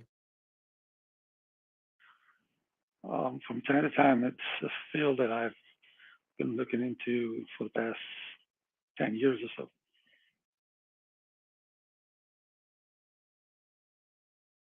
You got in Yeah, after the, yeah, anybody who got in after deep learning, but before Transformers gets immediate bonus points for me. That's much appreciated. Can you tell us more, Meta? Why is that? Why is that your litmus test? I was in the space before. There was a ton of people that rushed in, and then those same people like gave up and left. And now it's funny to see them come back and be like, "Oh yeah, AI is hot again." And it's like, get out of here. You're not here for the long haul.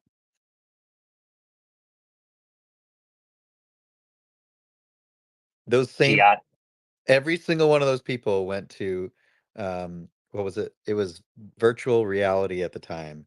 And then I saw those people go to crypto, and it's they go to like the next hot thing, and they just kind of go in waves. And so I think any serious engineer sees them coming and goes, "All right, it's a phase." Are they in NVIDIA now? Probably, actually. Probably trying to make ASICs. All right. Gianni.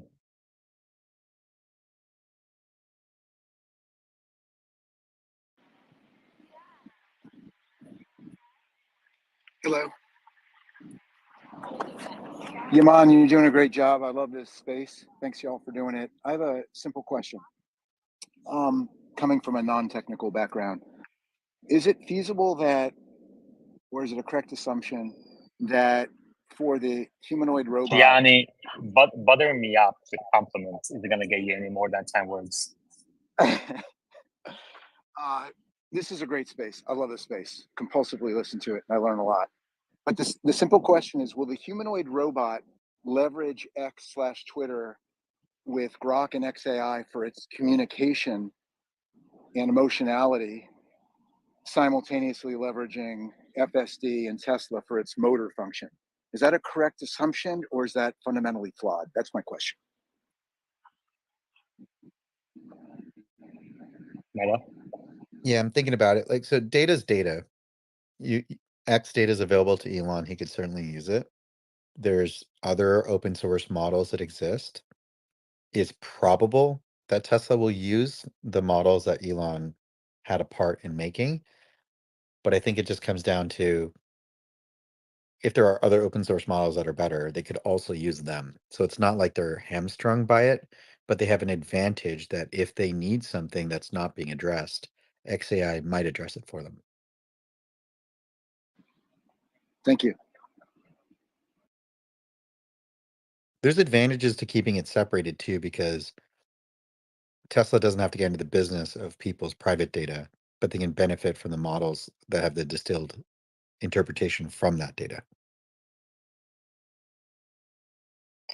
Would you say that X is the best fount of communication, emotionality, communicative information on the planet? I would disagree, mainly because you don't get visual cues, and 9/10 of human communication is through visual cues. That's a great comment. All right, thank you. Well, there are photos and videos on this app, of course, but I think it's just one site on a big internet, right? So it's a great data source, but it's just a sliver of the internet ultimately. But there's nothing preventing Grok from looking at the rest of the internet as well, Right, except of maybe like course, of maybe course. like a YouTube or a Facebook is limited, right? X alone is, just one data source that it's going to train on. But the real-time access capability is actually where it gets really interesting. Imagine if you can go to your Tesla bot and you can say, you know, ask it a question and it can have up-to-date, real-time, instant access to everything that's going on.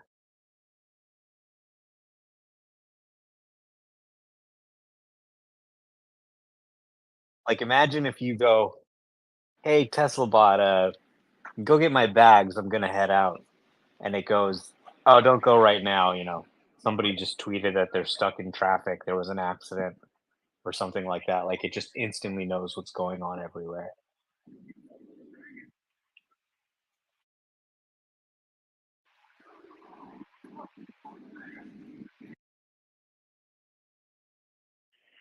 Are there going to be accidents? I mean, how long are they going to be?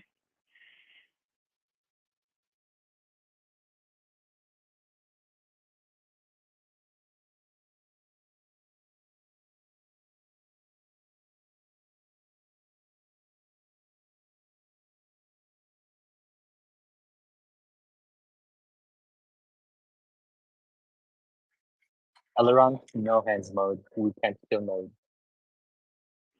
Yeah, so my question is, well, to everyone, how long do you think accidents will still occur?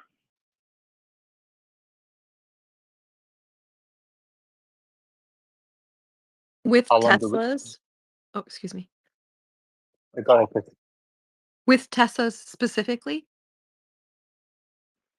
Both Teslas and others, because Teslas are not riding on free empty ways, Right. I mean, I think the more that, well, I mean, we've all, some of us in this room have theorized for years, like, if the cars can communicate and talk with and sync like a hive mind, at some point accidents will be extremely greatly diminished. But the variables that are random and the variables that are not ones that you can always control, like erratic humans or events, even like that crane falling on the Tesla, like those are accidents that are not always ones that the computer itself can even uh, understand. But if we're talking about like even the Optimus bot and reading gestures of the face and the human, like obviously as we move forward, like AI is going to be able to like funnel all that into information that it can calculate and know better. So I would imagine it's just going to continue to greatly diminish, but there'll always be those weird factors the like I mean like something happening to the car that can't there's no way that variable was ever to understand that it was going to happen at all.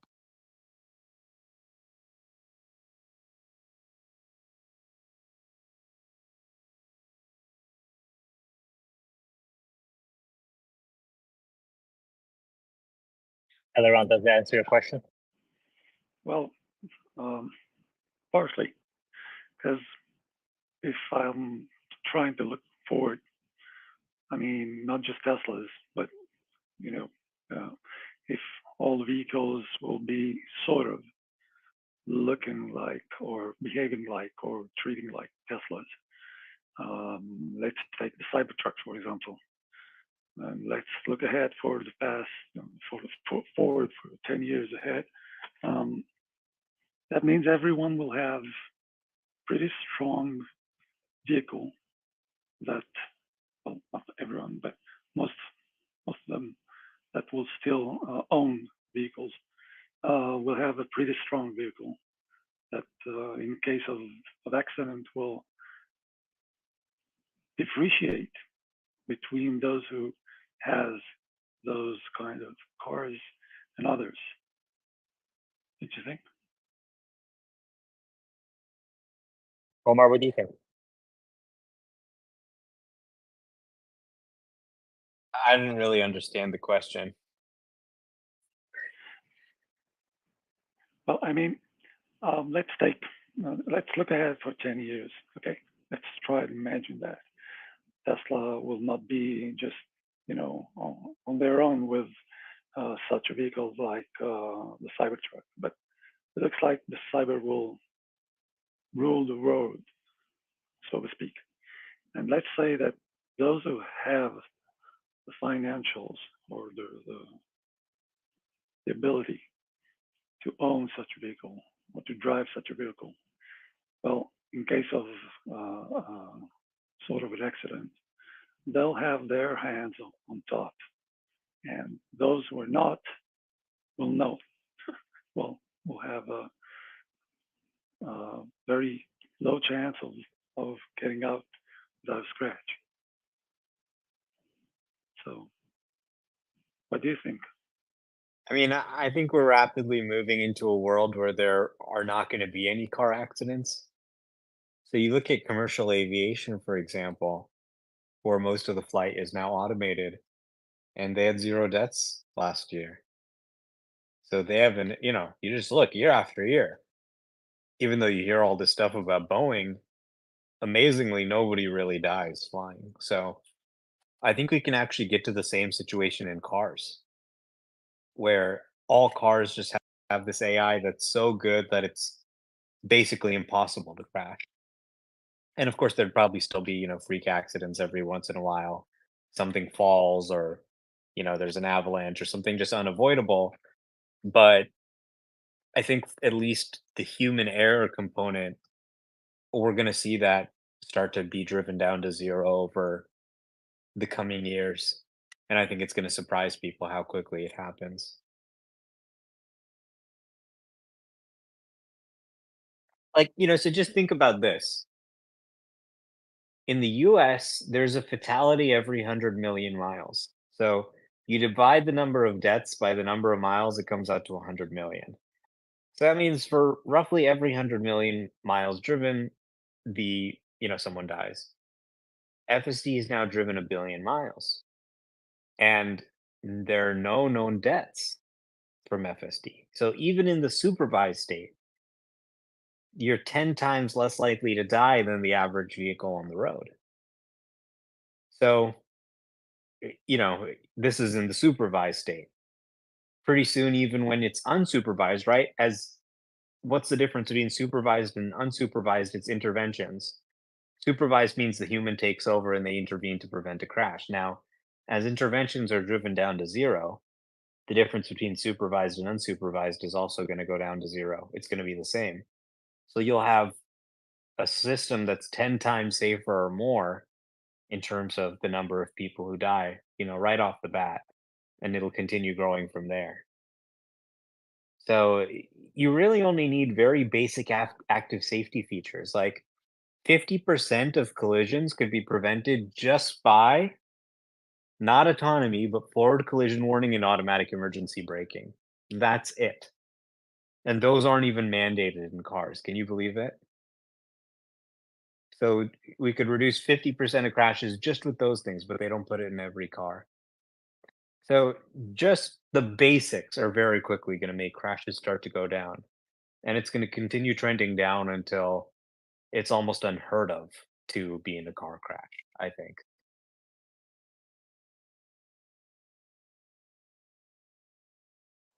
Thank you, Omar. And thank you, Ben Patterson and Julia Ruiz, for signing up to support the space.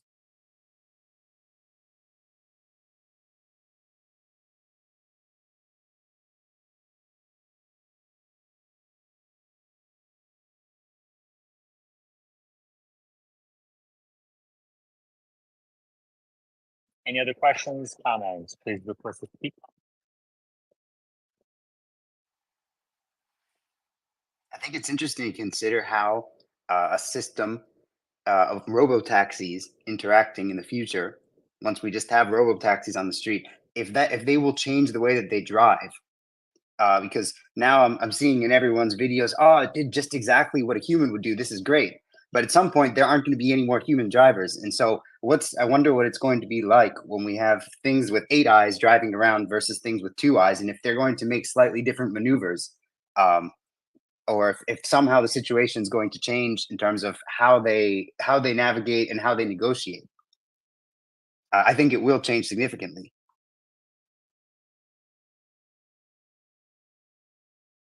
That's a really fascinating thought. I think also, just to take it a step further, it'll be interesting to see how roads and the design and civil engineering will change along with that to make it more efficient.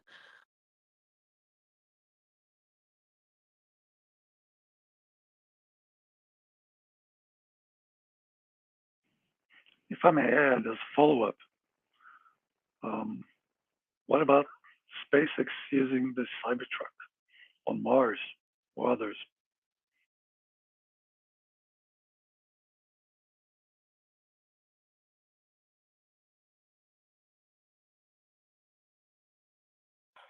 When do you think that might happen by, Eleron? Well, SpaceX is using the spaceship to load a lot of load up to Mars, and Cybertruck seems like a good payload to take along, doesn't it? I'm excited to see Optimus there as well.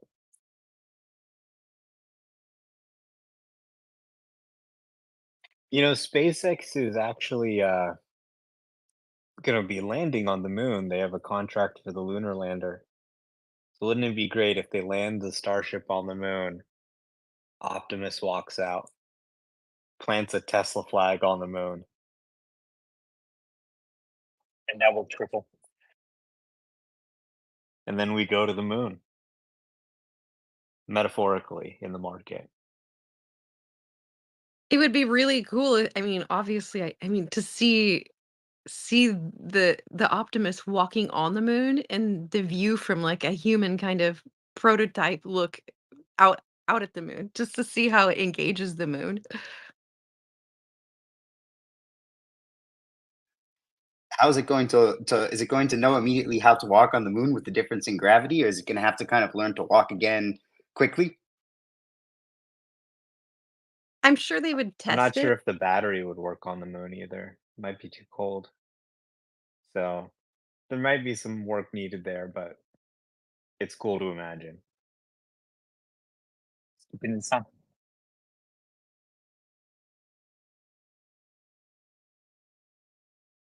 Yeah, or maybe Kerbal will just have a Optimus version of the program.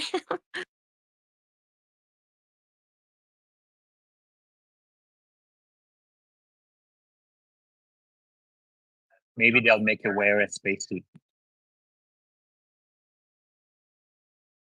Optimus in a spacesuit. Actually, they're doing the first commercial spacewalk.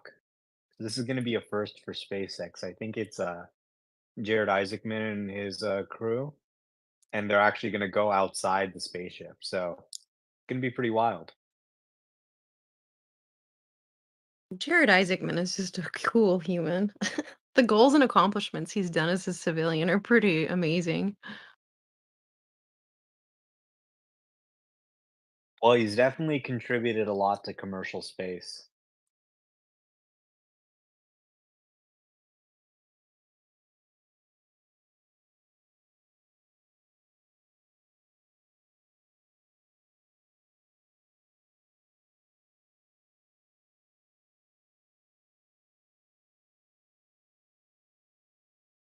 Kristen, what's most exciting to you these days? Isn't the eclipse the most exciting thing right now? Isn't that the now thing? I don't Yeah, uh I'm on the path. you are on the path. Aren't you guys expecting like isn't there like rumors like you might have power outages like to get gasoline and groceries and things like that? Oh, I haven't heard that one yet, but I'm planning on making big plans to get outside and look up for 5 minutes. Did you get your specialized eyewear so you can glance at it? That is like parties and everything going on. Yeah. Yeah, don't stare at the eclipse, anyone. Like you can't feel the damage that when it burns your retina. Just so you know, you don't feel it. You'll have the effects years later as you start to go blind. Oh no! All right, I love good to know. Thanks for letting me know. Ex Phoenix, welcome. How are you? Hey, good, thanks. How are you? Sorry, my household is chaotic, so I didn't have a quiet moment quite. So I apologize for the delay in getting up here. That's all right. What do you think about? I saw you agreeing with a bunch of stuff. Want to bring you up and maybe hear from you a little bit. I think Tesla has a huge future, and I feel like the people who are out there talking about the stock in the mainstream media are mistaken. Um, y- Many times it's been posed that Tesla is more of a technology company, and you see that because they do come out with like the newest and most innovative things. They're working with like the highest educated engineers, you know.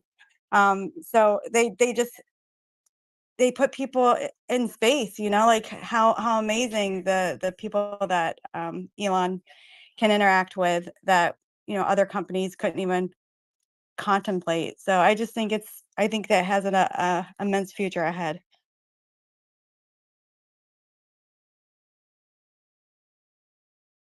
Thank you, Kristen. What do you think of the Reuters article on Friday? Do you think this is purposeful, spreading misinformation? Oh, the one that people were that polarized the community. And then Right. Elon's like, here's the robotaxi. We're actually working on this. I think he gets tired of that kind of stuff. I mean, like he said, and I always pointing out the master plan is going regardless if people can see it or not. And it seems like Wall Street has this short term like pretense where they have to see everything and hear it nonstop or or there's failure happening and they're not announcing failures and they're hiding it up and it's not showing. But did he respond to that? I mean, maybe it did encourage him to prompt it because people I mean, even big Tesla bulls are complaining, he's not posting enough. And so obviously the company has to be not doing well because it had a down quarter. So I mean it probably did help, but I mean maybe it was in the plan all along. Like hard to say. Maybe you decided to like strike and like share the information right now. Because I can't imagine that they would plan on having an unveil if they weren't planning already to have an unveil. So yeah.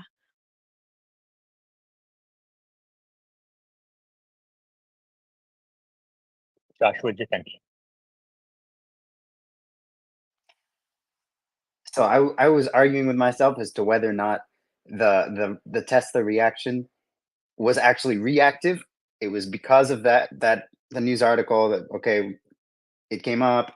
Elon said, okay, they're lying, and then because of that they decided to release that information on that day, or whether they kind of already had it, or they were actually going to release it that day, and maybe someone in Reuters found out and then put the article out because of that. So I don't know. I've been arguing with myself as the different scenarios, and I haven't decided on which. I guess the thing I would say is most probable is that Tesla already had the plans, like Kristen was saying, and they basically just stated them, kind of, it's somewhat in response to the article, but they were already planning to do the unveil. They already obviously have been making the robo taxi, and so that's how I think it kind of went.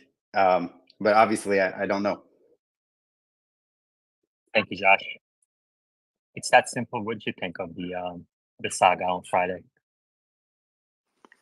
Sorry, I was just typing out something just regarding the news from Reuters. Yeah, the Reuters article and how the stock kind of just dropped 6% and Yeah. then recovered with some of the tweets. I mean, a few things. I think one is there's not enough diligence done from the government, like the agencies, to actually look into these publishing companies, like Reuters, for instance, right? Historically, it's very rare that they post something because it's an opinion, and it gets $1 billion movement, which can benefit, obviously, as you know, and orders more value through options or hedge funds. So that's the one thing for me I've still found to date that isn't covered enough. And I think there's a lot of bad actors that pay off reporters and pay off people to post in articles. But past that, I mean, the reaction I think had merit. If the street, as we know, puts no value on FSD and on the software part of the business, and the last leg, the next 2 or 3 years, is going to be this, next gen platform going to that next market. And if you remove that from your DCF because you think Elon's nuts, yeah, 6%, 7%. Honestly, I would have seen more pressure probably next week if he didn't tweet that. I would have not been surprised, because as these guys go to their models and they have free time, they'll say, well, where's growth coming from? So I think it had full merit. Do I agree with it? No. And then the reaction, same thing. Just, I think, responded to that being proven to not be true. But it just, to me, is a clear indication that no one assigns any real value to the software, because if they did for a second, it's a simple logical step to say, oh, they're not doing, Model 2. That must be a fantastic sign. That must mean that not just Elon, but the CFO, COO, the executives, everyone agrees that FSD is there. Like, people think Elon can just say, oh, I want to not make the next gen platform. We have to do this. That's not how boardrooms work. It's not how management teams work. So I think it's just Wall Street being Wall Street and carrying with the next 6 to 12 months.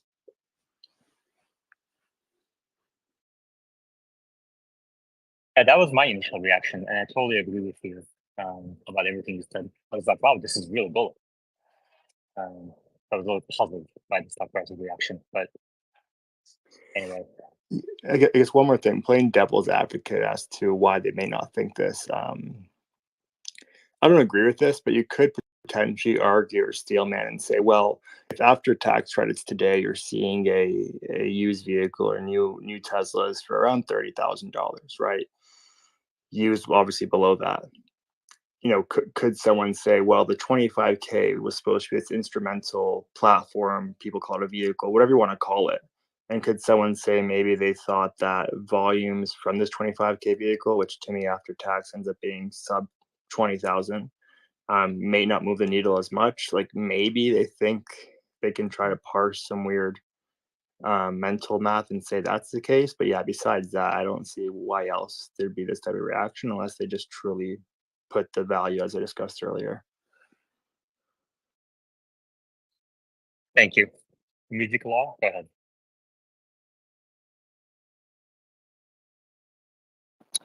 Hi, thanks, guys. I've been listening to the spaces for the past bit, in and out, and this is my first time contributing to any of the spaces on X, and you guys are doing a wonderful job. So thanks for the green light to go ahead. Yeah, I think that first off, I think Tesla doesn't do anything without clearly contemplating their moves well in advance. We saw some indications of that in the autobiography that came out last year, and insights on that. And I think that the recent Reuters article on Friday is just another latest showing of the general degradation and preponderance of FUD from a lot of the so-called reporters. Even that term reporters has been watered down and just destroyed in recent years. It's unfortunately become clickbait. So those publishing entities, the several of them, Dow Jones, Reuters, they're just demonstrating their own degradation, their own embarrassment is setting in, and they like to throw around a lot of information that they claim they did research on, but it's the old, according to sources who are familiar with the matter. Even though the article did source some of the code names for the projects and certain articles or memos or whatnot, it doesn't really directly tie to what Tesla's internal decisions are moving forward. So, we won't know until we find out, but certainly all their mobilization for a new platform of production and construction, and whether it's got a duality to be able to generate a so-called Model 2 or whatever the latest term is that's kicking around for it versus robotaxis, we'll see. The announcement by Elon the other day for August 8th is fascinating to see. It certainly changed the momentum after hours for the market, bringing the stock price up a little bit. But, Tesla's got a massive retail investment following, in contradistinction to a lot of other companies that have got very, very large institutional ownership. And we will see moving forward how it goes. This year's got a lot of growth waves. There's a lot of irons in the fire. And I think it's a fascinating year to be following along. I've been in Tesla for many, many years, so I'm glad to see the growth.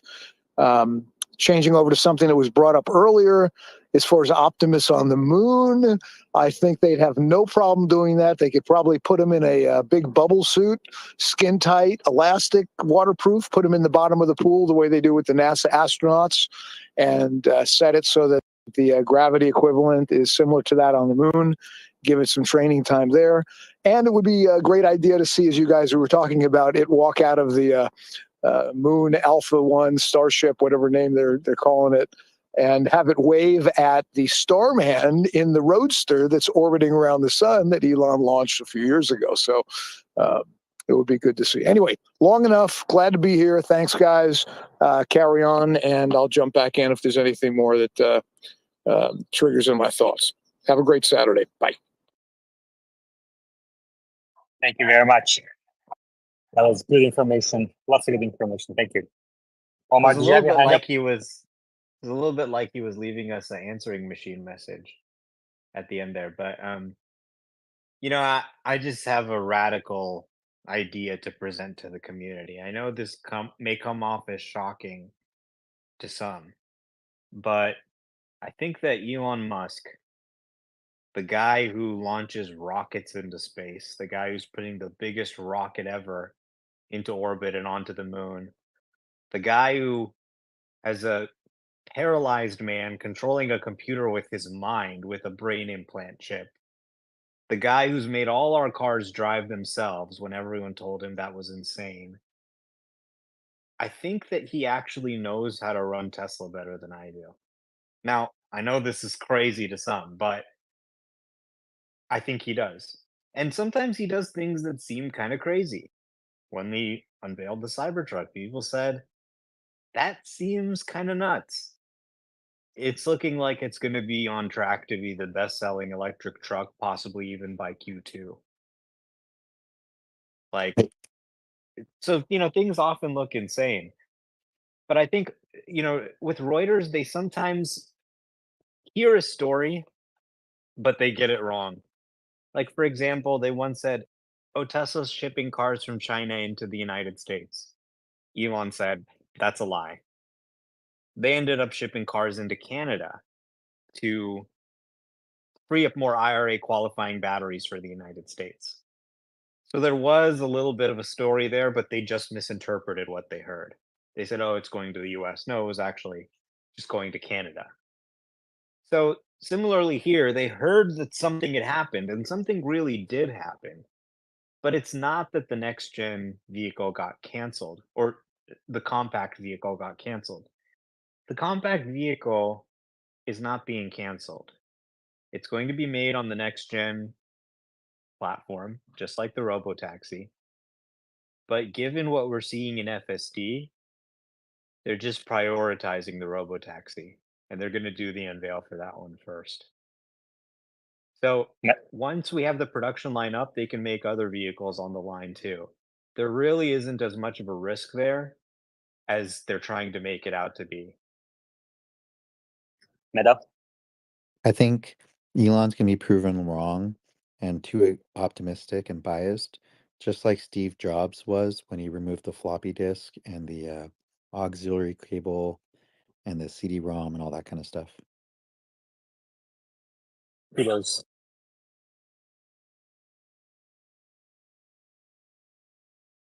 I don't know if you guys recall, but like when Apple did that stuff, people were like, "This is so stupid. Everybody needs an auxiliary cable. Bluetooth is too early." And then what happened? Suddenly, everybody got adjusted to it. Same thing with the CD-ROM, same thing with the floppy disk. Whenever you make change, whoever the change maker is, everybody thinks they know better. And then time passes and they're like, "Oh yeah, I guess I was right." Tito, you may unmute yourself and go ahead.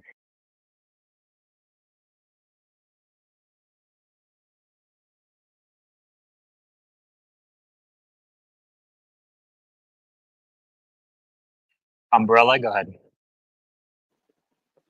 Hey guys, I just wanted to add a little bit of maybe some things to reflect on, which the mainstream media and Wall Street don't typically get into, which is Tesla is, of course, as other people pointed out, it's a technology company, it's data centers, energy, sustainability, as well as electric cars, but it's also tied to the success of SpaceX and the Boring Company, stuff like that, which we know obviously Elon has high stakes in, runs, etc. But the success of those companies, corporations, those projects does feed into Tesla. When SpaceX has a successful launch of like the Starship or anything like that, we see Tesla's stock prices have gone up. So that's something you almost never hear pointed out by people. And it's just something fascinating. It's if you watch all that other connected companies, what's going on, you can see the bigger picture coming together. He's doing space, electric vehicles, energy sustainability, data centers, etc.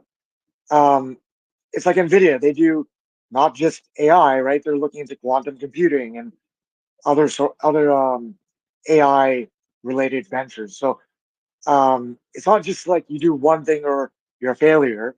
Um, it's all interconnected, right?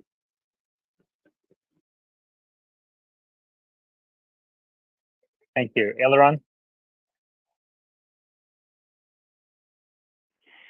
Yeah, I mean, when Apple did those steps that they took off several things of the PC, and it was a bit of a bet. They try to bet on the customers, try to bet that the customers will follow their lead. They know best. Tesla's not doing that. What Tesla is creating is things that customers do not even apprehend what the future or what the needs are. They look for some sort of someone to lead the way, and Tesla does that exactly. And it doesn't do it only on the vehicle market. It does it on energy. It does it on AI. It combines everything that it does with other companies Elon has. That's something that was never done before. And they do all that in a very short amount of time, like 10 or so, 12 or so years. That's all. All while other companies took more than 100 years, or Apple, let's say about 20 years or so, to get their hands on. So Tesla is not up to their potential. They didn't even start. I mean, the latest mega gigafactory, terafactory, whatever you call it, is is not even built yet in Mexico, and all those factories that are currently running, they're not running. Most of them are not running into the fullest. So the big potential of Tesla is yet to be seen in the following years, and it calls every milestone. Seems like everyone everyone calls it as if Tesla will do or break. It's not even there. Tesla are here for a very long amount of time, for a very long period. There's no other company, there's no other competition that even looks like Tesla. And that's exactly why all the other common vehicle companies are trying to survive this notion of new era. Stellantis, Ford, and everyone are trying to keep up without shooting their own legs, while everyone is just streaming ahead. And that's what we see and others don't. That's my point of view. Anyway. All right, thank you. Peter, go ahead.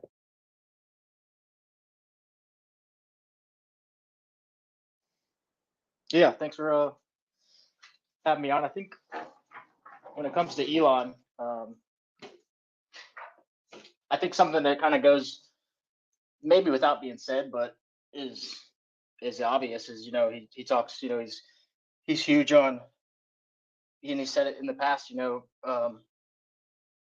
the greater good of humanity is something that he's fighting for as a, you know, elitist and you know, global elitist. He is kind of in that circle. His power and, you know, where he's at financially, where he's, you know, what he's got his hands in. Tesla goes through cycles, you know, just like they did, you know, from 2018 to, you know, 2020. And I think as far as stock prices goes, there are, you know, people out there that are definitely have probably made a lot of money shorting the stock. You know, they just like it got so much hate leading up to its big run in 2020. I don't think like that's already being said. You know, they got their All right. hands in so much Thank you very other much. things. All right. Any other questions, comments? Please request to keep texting. What else is on your radar these days? I was just gonna, if you go on my highlights, the very first post you'll find is an article that Elon had written that kind of talks about his groundwork for his Tesla plan. So you get an idea of his own mindset there. And really, it ultimately looks like, you know, it's not necessarily that he wants to make all this money off of people, but really he wants to share this technology that allows you to become a bit more self-sufficient. Those Tesla tiles, the solar wall, it keeps you kind of or gives you the ability to sort of live off grid a bit, in utilizing the power of the sun.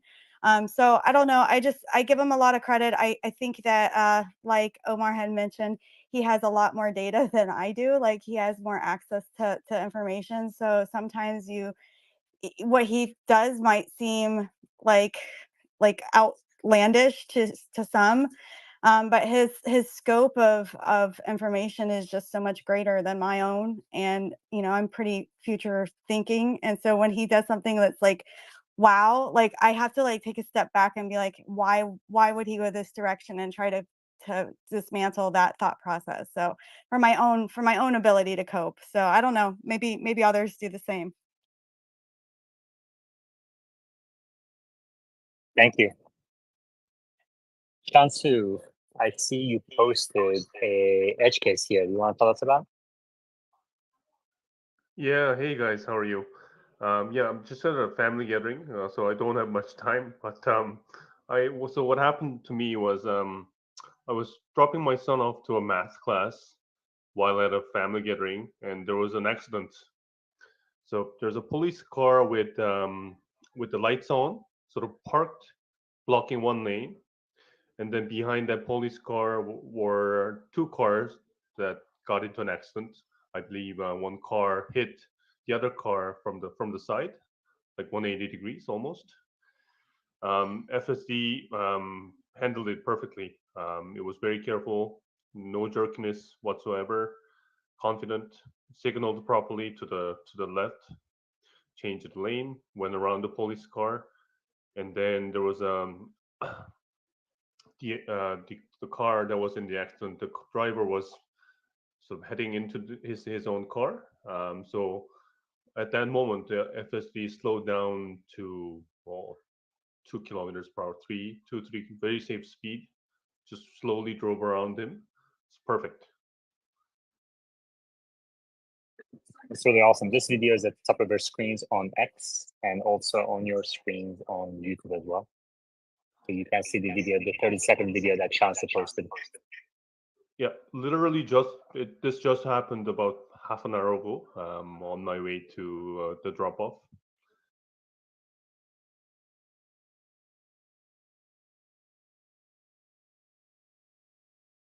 Neda, do you have any questions about this video?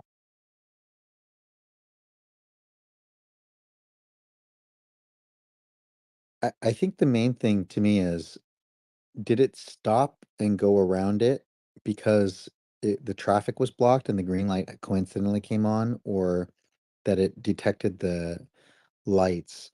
What's not clear from the video is, before it was approaching the cop car, was it speeding up to it, or was it like slowing down already? It seems like it was going up pretty fast speed, right? Yeah, I felt like it was going at a speed where it's typical sort of speed, but then it was gradually slowing down ever so slightly, leading up to the police car. Yeah, I think in theory, if that was just another car that was just parked there, maybe making a right turn, in that situation that you experienced, it may have also gone to the left, not because it was a cop car, but just because that lane was now clear. I don't know. Either it knows it was a cop car or it doesn't, and it's unclear. But if it knew it was a cop car, then it means there's some probability with which it works, because we've heard some folks that it doesn't work, and that's a positive sign. Yeah, that's a good point. The other night, I actually had an experience where there was a police car on the side, like shoulder of the lane to the right side, that had just pulled over. Somebody had to, the cop had to pull someone over, and the FSD sort of gradually slowed down, made sure there's nobody there, even though it wasn't in that same lane, but then proceeded. So was another experience that I had personally. I had a similar experience. In my case, it actually said to hold the wheel, but it didn't throw up the red hands. And then when I held the wheel, it could have just been a coincidentally timed nag, and then it continued. Did yours do the same thing, or did it just kind of proceed on its own? For me, no red hand, nothing. It just proceeded like a human would.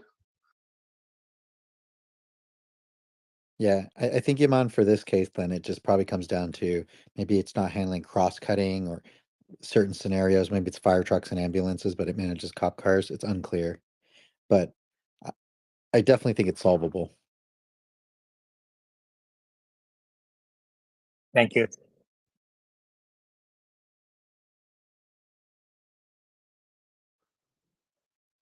Thank you so much, guys. Have a great weekend. All right, Counselor, enjoy family time.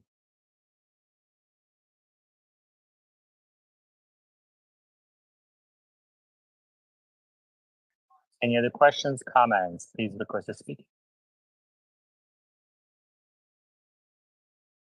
This space has been going on for about 6 hours. You may support the space at the top of your screens through the link to Patreon. You may go back and watch the previous sections on YouTube Live while the space is going on as well, or you can do so on your laptops, desktops, on X after the space ends. X Phoenix, go ahead. I was just thinking, like, shouldn't we as consumers be wanting the most like safest option that we have available afforded to us? Like, even if we're not driving Teslas, which I don't have a Tesla, and so like if we have the opportunity to have it added to our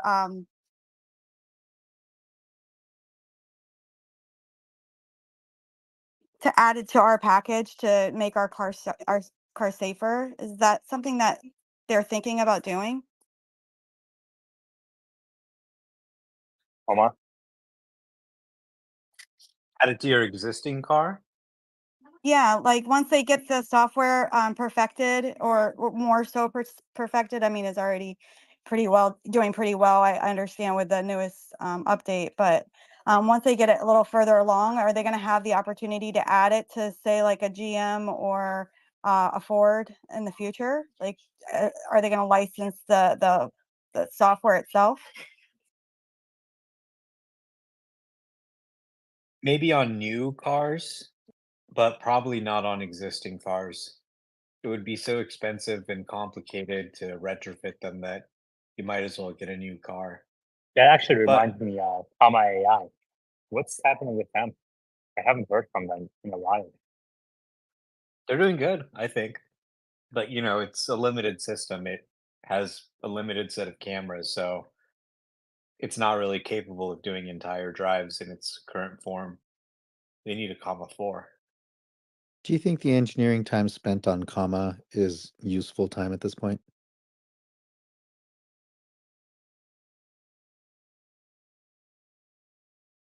Absolutely. I mean, they're like the Linux of ADAS.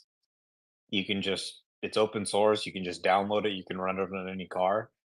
It's a really good thing that they exist. They're not trying to say, look, we're going to beat Tesla. They're saying 2 years after Tesla solves it, we're going to solve it too. And we're going to be open source.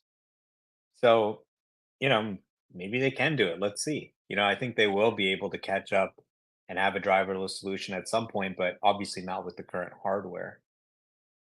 If that's the case, why would any OEM license from Tesla versus use the open source solution? Well, I mean, it kind of remains to be seen that they can actually achieve that. If they can, then sure, that's great. But it seems like they're spending billions of dollars on training compute to make that happen. So they really kind of need to do some deals first or something to try and figure out how to make that happen. Um, but if they had a product that was as good as FSD, and people might consider licensing it, but obviously that doesn't exist today. Right now, they don't even have the hardware necessary to do things like lane changes entirely on their own with vision. They rely on like the blind spot indicators and stuff like that. So they really need more camera coverage around the car, I think, and some more powerful hardware for inference. George Hotz is on record as saying recently that it's going to be at least 5, maybe 7 years before robotaxi is a viable product. So he disagrees with Tesla.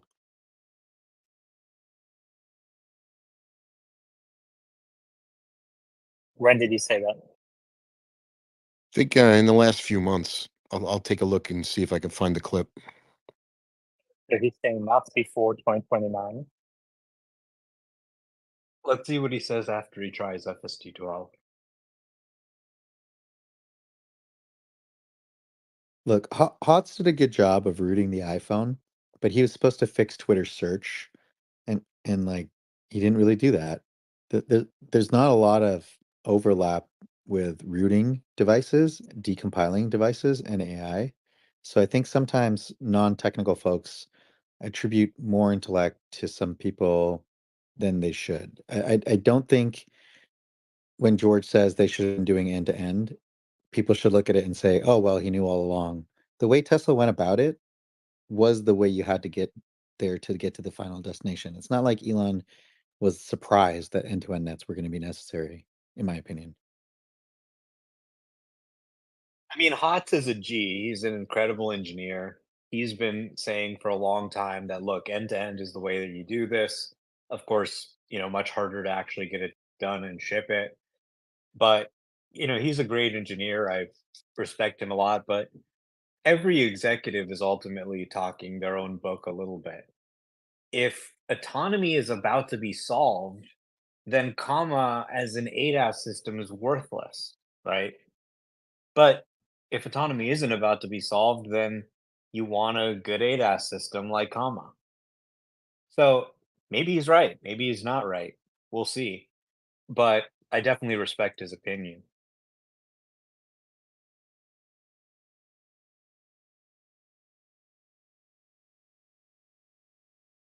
Yeah, I just want to make it clear. I think when he says I have been saying end to end was needed for a long time, I'm not sure that anyone was opposing him. When Elon said LiDAR is not necessary, many people were opposing him. There's a difference.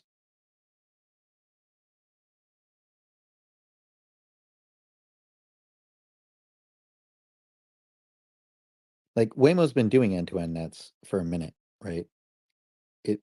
It's kind of obvious in my opinion.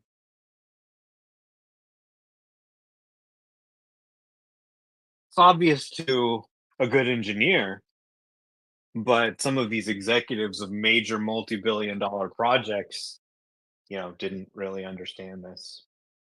Fair. That's fair.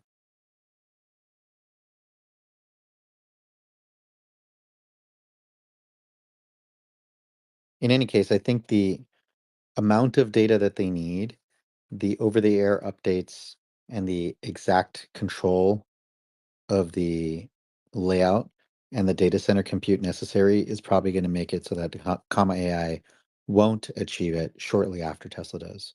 So, in my personal opinion, I'm not sure that project makes it. I like comma. They're super cool. I like George Hotz. It's a super cool project, honestly. Hey, I can just buy this thing for a few $1,000 and put it in a Toyota, and it's got some pretty decent ADAS that can be updated over the air. I can install an update. That's all good stuff. I Are they agree. a threat to Tesla? Obviously not. It's at a completely different level.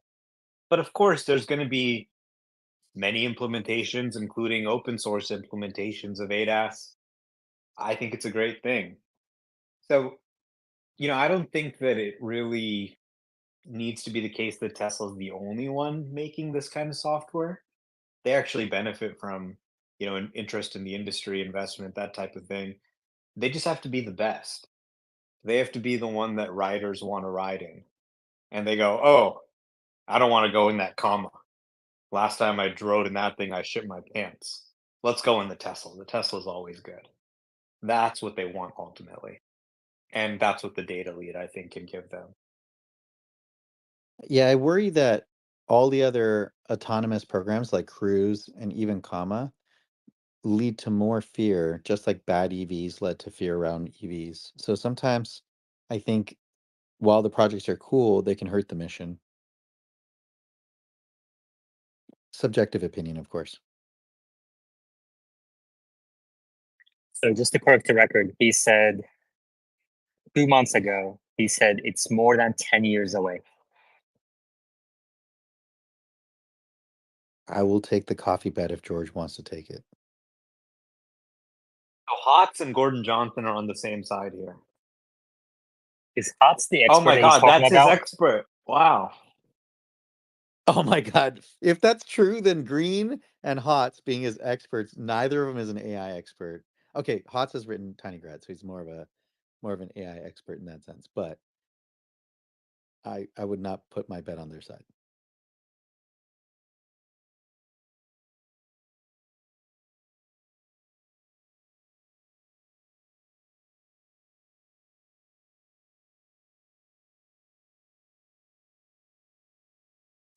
Can you imagine a space where Hotz, Omar, Meta, Wes, Green only, Gordon Johnson talking FSD robotaxis? You know how people play fantasy baseball, fantasy basketball, fantasy football? I feel like you want to play Exactly. fantasy spaces. Exactly. Yeah. Every time someone makes a good comment, you get a points. Do you know how fantasy leagues came to be? No, huh? I can't recall the exact details. Somebody probably knows the exact story, but there was some team that was not performing well. I'm just going to make up, like, let's say Dallas football team or some team, and they were like, you know what? Let's just play this game, and they made up a game internally to just say, okay, if we could just hire any player, and we have limited budgets, and they made everybody play these games, and they tracked it over a period of time, and then they realized that was actually a pretty good way to figure out who to recruit. And then, yeah, it turned into more of a data thing. And so those teams today still actually look at what the crowds are doing and what the smart people are doing. Data has taken over many sports teams. It's just kind of nutty how much math can bleed into what people don't think has any use for math.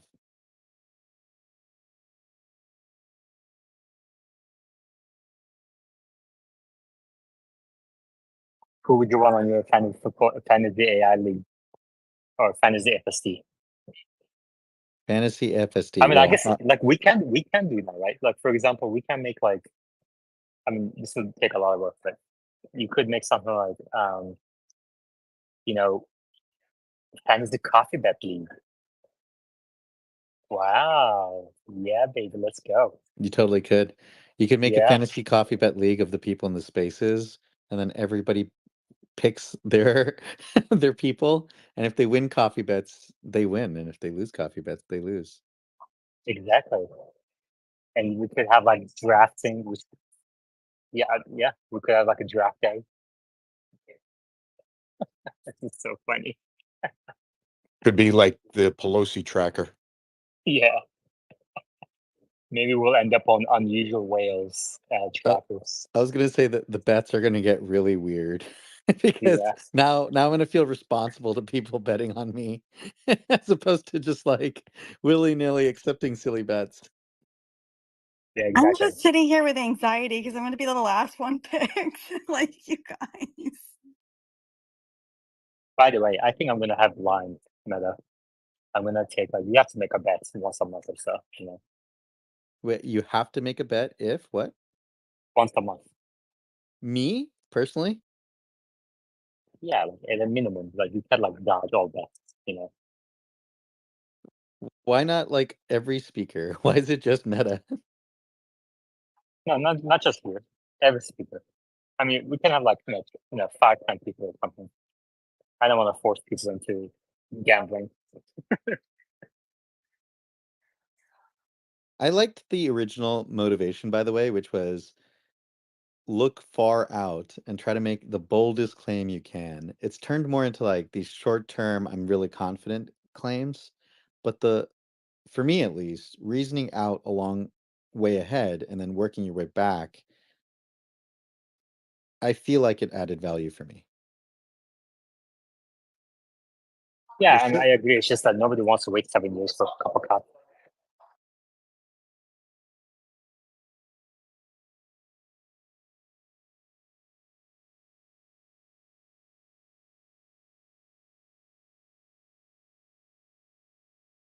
Do you think they will have reverse and or highway out before the earnings call? Well, I mean, Yes. these parking, yeah, I mean, these parking spaces, it's doing great. Auto park is doing great. The reverse seems to be working fine. But that AI driver video is amazing. Yeah, I guess the question is it's already reversing in parking lots. It just doesn't reverse outside of parking lots, right? Yeah, I mean, I guess it's harder to do.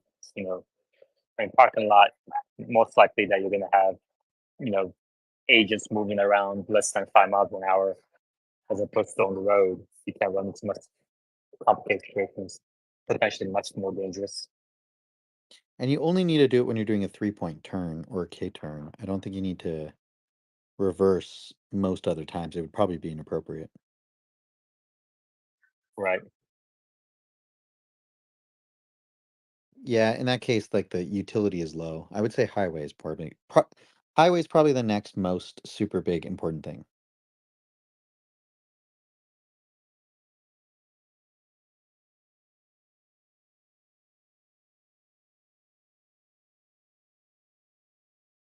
Like once the highway stack is gone, they will free up a lot of CPU. They can use that CPU to run triggers, monitoring, various other things. So I think the rate of improvement could somewhat increase after that. But it depends on how much data they're getting. Yeah. All right, let's switch topics a little bit. Omar, are you still holding on for NVIDIA investment? Yep.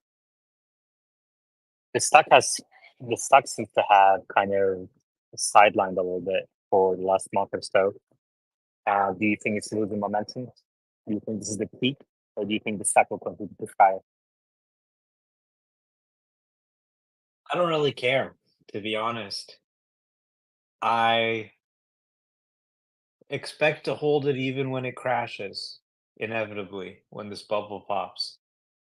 And I'll continue holding it, and I'll continue holding it until I'm dead, unless something materially bad happens. Looks like Because Ken that Tuchman agrees way with you. because that way I don't have to pay capital gains tax. I can allow it to simply continue to compound and allow it to grow. They say that some of the best portfolios that you see are from dead people. They just stop trading. They stop going with the crowd, reacting to what the share price did today. You have a long-term thesis. AI is going to be huge. We need training chips. We need inference chips. NVIDIA is making them. There's going to Okay, be ups and downs, yes, but over decades, we're probably going to be using a lot more compute. I'm curious what It's That Simple has to say about this. I think the last time we talked about it was a month or two ago, and at that point, the stock was kind of flying really high, but the momentum has come out of the stock now. It's that simple. What do you think? Yeah, as we discussed last time, no strong opinion, right? I think it ran up so much, so sideways probably makes some sense, but I don't follow closely enough. I think with the whole, or Omar, I think Omar said, um, same idea, right? If you believe in this company, you need to understand technology. You need a stance on either the demand for compute exponentially rises where it raises all boats, or B, it exponentially rises, but also you have to remain ahead enough to generate enough revenue and margins as they do right now. So that's what you're betting on. And stock price wise, yeah, you can't predict the next 2 or 3 months. We'd all be billionaires, if not trillionaires, if we could. So no real comment there. Do you follow any of the chip stocks? No, not really. It's not my area of expertise. I have no edge or opinion on the technology. I think I mentioned it before.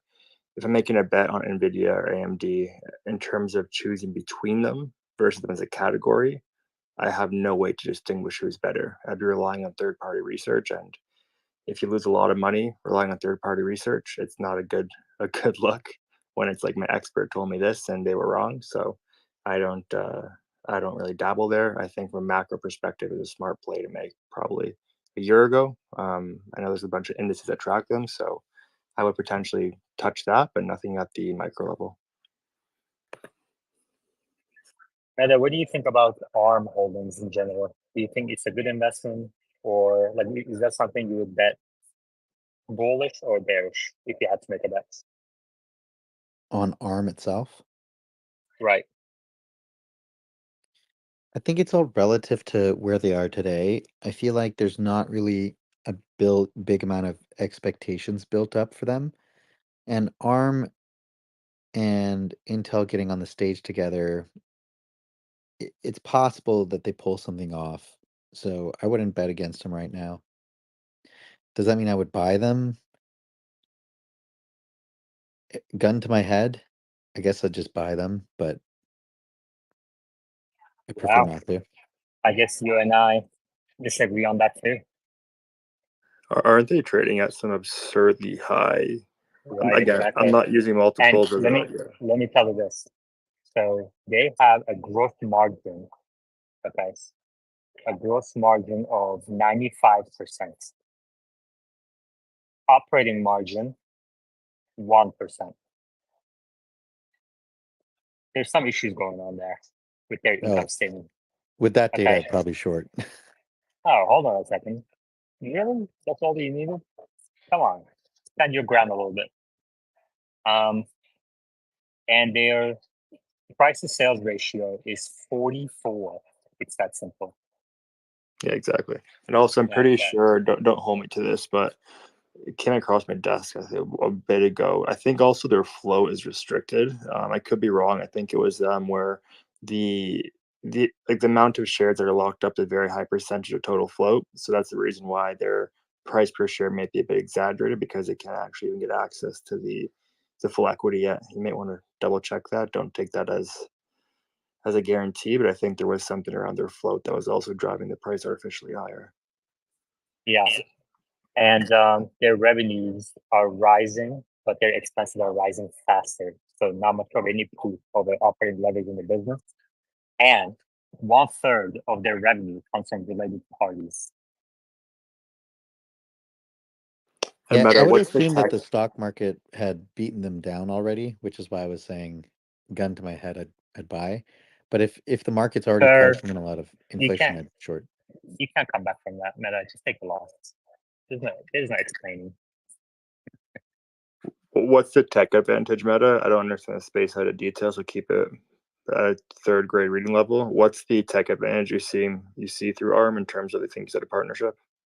The partnership with Intel could theoretically someday figure their shit out. Again, this is a really risky situation, but they could figure out how to compete with TSMC, and then ARM could maybe figure out how to create and compete with NVIDIA. I'm not saying that they're likely to pull that off. I think it's very unlikely, but I thought the market would have already beaten their stocks up. And then if that was the case, maybe there's a lottery chance they win. What's the percentage in the best case you'd say? I'm just curious. Like the market cap right now, I just pulled it up, is 130 billion, which is um, based off the quick numbers I saw on their financials is very interesting for the wrong reasons. But what's the best case they even approach NVIDIA, you think? 5% max. Yeah, interesting. It's not a high probability event, right? The bet that Intel and ARM have to make, because it's the market that's available, is that somebody out there, some companies out there need very specific compute, and they're willing to buy it from an American manufacturer rather than a Chinese manufacturer. And this compute is probably not requiring high performance compute. Does that market exist? Is unclear, right? There's robotics, there's IoT appliances, there's all these other things. I just don't know enough about that world to say one way or the other. Meta, let me ask you this. Apple M series uses ARM technology, is that correct? Yes. So what does that tell you that Apple went with ARM IPs when building their own chip? Does that say anything about? I mean, it has to have some sort of give some confidence into this company's future and capabilities, right? No, it just means they have patents over certain block designs that are valuable, right? It doesn't mean that the ARM chips themselves have value. These companies, even if they like completely disappear, they'll fall to like an IBM where they still have a bunch of patents that they license to folks. They're not going to completely disappear. Gotcha.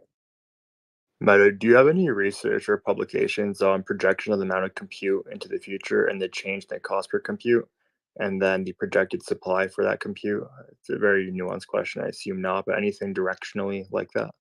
If you're talking about AI, look into the Chinchilla paper and then the MOE papers that are coming out. Anything with the words MOE or multi-agent, that'll get you in the right place. Hold on.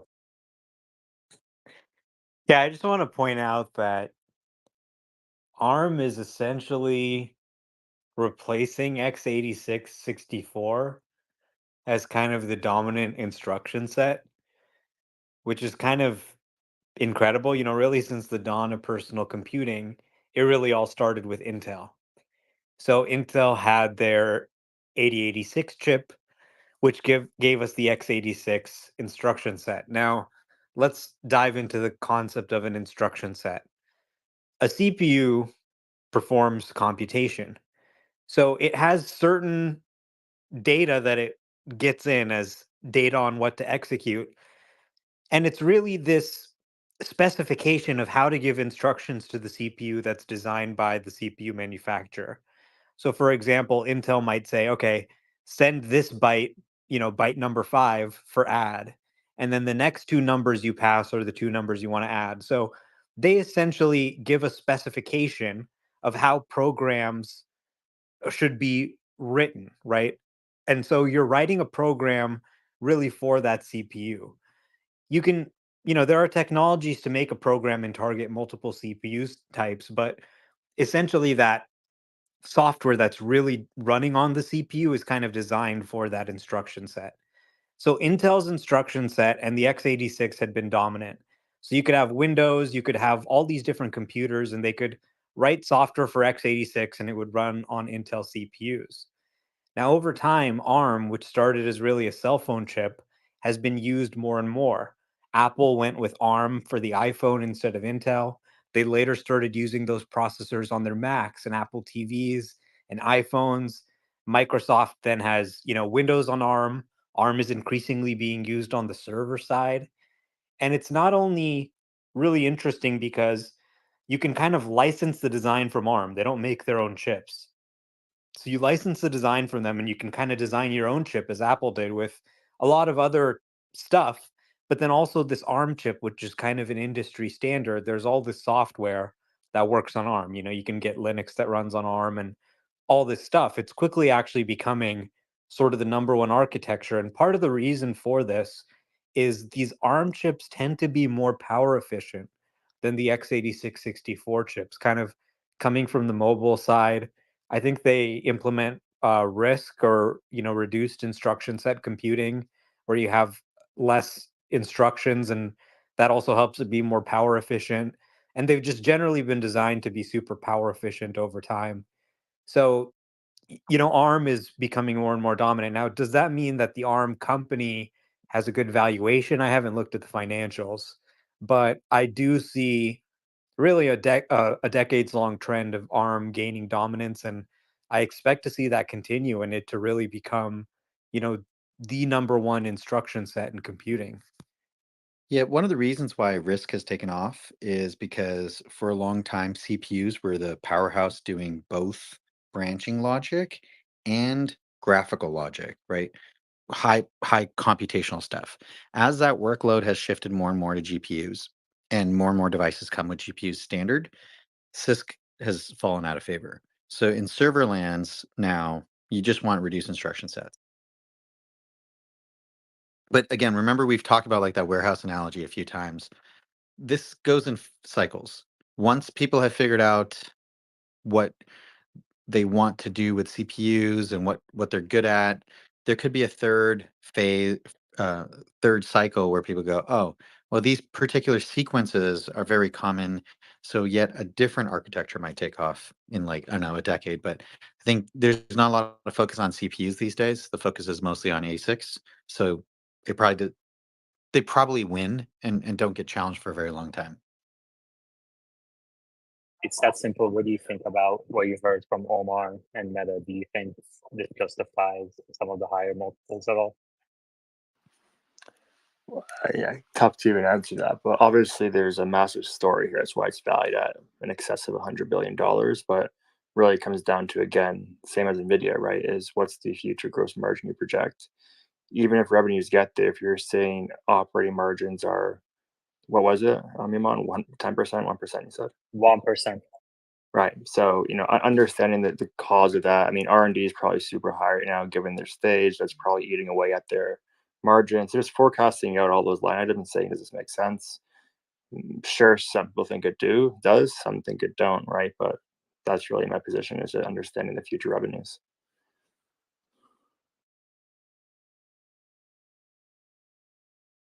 Omar, no hands, man. Yeah, I think there is kind of a beautiful thing about ARM's business, which is just how they really don't get their hands dirty. They just design the chip. They license the chip out. Oh, there's war in, Taiwan. There's a blockade, and that's preventing, production of chips. Not our problem. We're not involved in the production of the chip. We just sell you the design, right? oh, there's a issue with this or that, or the customers don't want to buy it, sales are down. Well, that's your problem, Apple. We just designed the chip. So it is kind of low overhead. There's not as many risks. It's just kind of, they're sitting there and designing the chip and licensing it out and letting other companies get their hands dirty with a lot of the risks inherent in actually marketing these products. Yeah, it is different from NVIDIA in that sense. NVIDIA also designs the chips, but once they get manufactured, NVIDIA then takes possession of those chips and sells them, whereas ARM doesn't do that. And the It's that partnership with simple.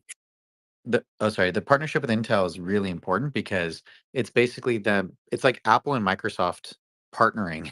It's quite the moment of Intel accepting defeat, I would argue. And then elaborating on the development, I guess their moat per se, how durable is that? And then B, in terms of the market size for that, like thinking they have to expand revenue a lot, get some operating leverage here. There's infinite amount of design to these chips to be made, and then can people bring this in-house? What's stopping NVIDIA for tackling more of this market given their R&D budget? Like, what's that look like in terms of that dynamic?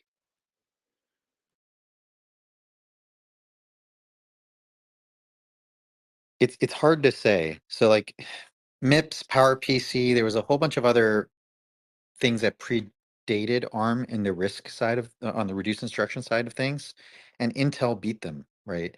And then markets have shifted, compute has moved off. If gaming or other things shift, it's hard to say where computational use is going to shift to.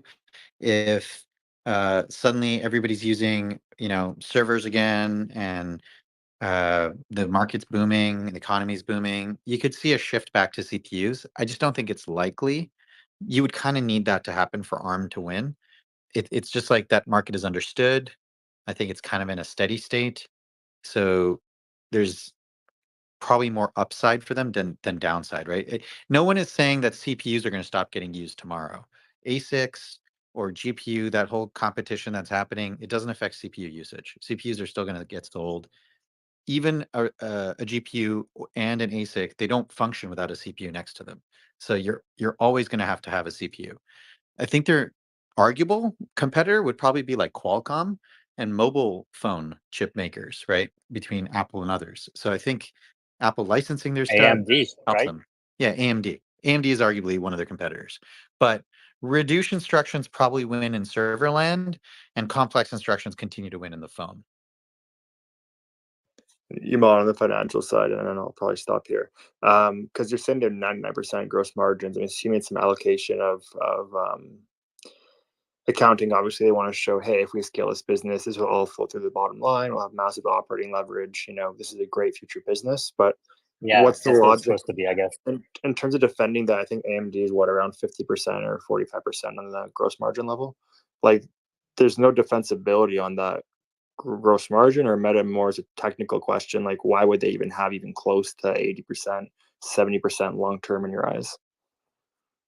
It's hard to say, but I think between AMD and ARM, just from a technical standpoint, not looking at the financials, I I think there is a risk to AMD in the long term that as things move more and more towards neural nets and internet is ubiquitous, phones could become thin clients, and they might just be as simple as server chips. And at that point, server CPUs. At that point, ARM could win everything, the whole market, and AMD goes away. Intel goes away, except for their fabrication, and AMD goes away. Right? Arguably, that could happen. But in history, just for folks to be aware, RISC and CISC had a big battle, and CISC won. Right? Intel won that battle. Now there's another battle happening, and it's flipping back. This keeps going back and forth regularly. And David Peterson is like a great, great like person. If you want to see his interview with Lex Friedman or any other interview, he would summarize the history here. Mathematically and conceptually, risk should win, but there are many reasons why it flips back every now and then. So, like I would Yeah, say, long term, ARM wins. we need about Tesla and Aileron on this panel. I mean, just to make this sort of concrete, ARM powers the FSD computer. So Tesla has this FSD computer SoC, which has an ARM CPU. It actually has, a few ARM CPUs with several cores, and they've also got a GPU, and then they've also got their NPU or their trip. So they were able to design this custom SoC with an ARM CPU and just sort of say, okay, just license the design from ARM, put it on there. Now we don't have to obviously design our own CPU and instruction set and come up with all the tooling for that, which would have been a nightmare. We can just use this sort of off the shelf mobile CPU, great power consumption. So you think about, okay, how many million Tesla bots is Tesla going to make? How many million cars are they going to sell? How many other different types of robots are going to be made? And are those going to have ARM chips in them? Or are they actually going to have AMD or Intel chips? And, I would be leaning more towards ARM chips, although Tesla cars do have an AMD or Intel chip to power the screen, and they use the two ARM chips to power the FSD computer. Yeah, and you also have your iPhone and Android, like Google phones using ARM, right? And it's been like what, almost a decade now? Apple switched from x86 to ARM. So AMD's fighting a losing battle here in custom PC and certain manufacturers. This is a really fascinating space in so many respects. I mean, there's so many just kind of big players that are focused on their need. They dominate their niches, and then they're trying to expand into others' territory. And there's a lot of moving parts. I like the fact that it's high technology. You have to always kind of be like, you can't just look at the finances of it. Like a Coca-Cola, you can't just look at the income statement and conclude. You have to actually know the technology. And on the other hand, lots of interest in the space. If you look at Wall Street bets, the top 10 stocks, it's mostly chip stocks. You know, um, so I'm not too worried about AMD near term, although there is like a shift to ARM. The instruction set lock-in is just huge. Like you have to realize a lot of these businesses, they're still running programs written in like COBOL, right? So they have a huge amount of legacy infrastructure that's all geared towards x86, and moving towards something like ARM is kind of a non-starter for them. If I'm starting a new startup today and I need to figure out what kind of instance to run our web server on, I might say, okay, an ARM instance is cheaper in the cloud and actually runs faster. But there's a huge amount of legacy infrastructure that's going to continue to be stuck on x86 because of that instruction set lock-in. The program only runs as is on that x86 chip, and moving all the software over to ARM is time consuming and error prone. So there's going to be a lot of lock-in for that. Like even today, if I were setting up a Windows PC, I would go with an AMD Intel chip just because Windows has always been kind of an AMD Intel platform. If I go with the ARM one, which I do run sometimes, I run Windows for ARM on my Mac, which is an ARM chip. But if I were to just set up a box, I'd set it up with Intel just because that's kind of where you're going to have less compatibility problems. Download a program and, oh, this doesn't work, I need to look for the ARM version. So there is a lot of inertia there that's keeping the x86 64 platform afloat.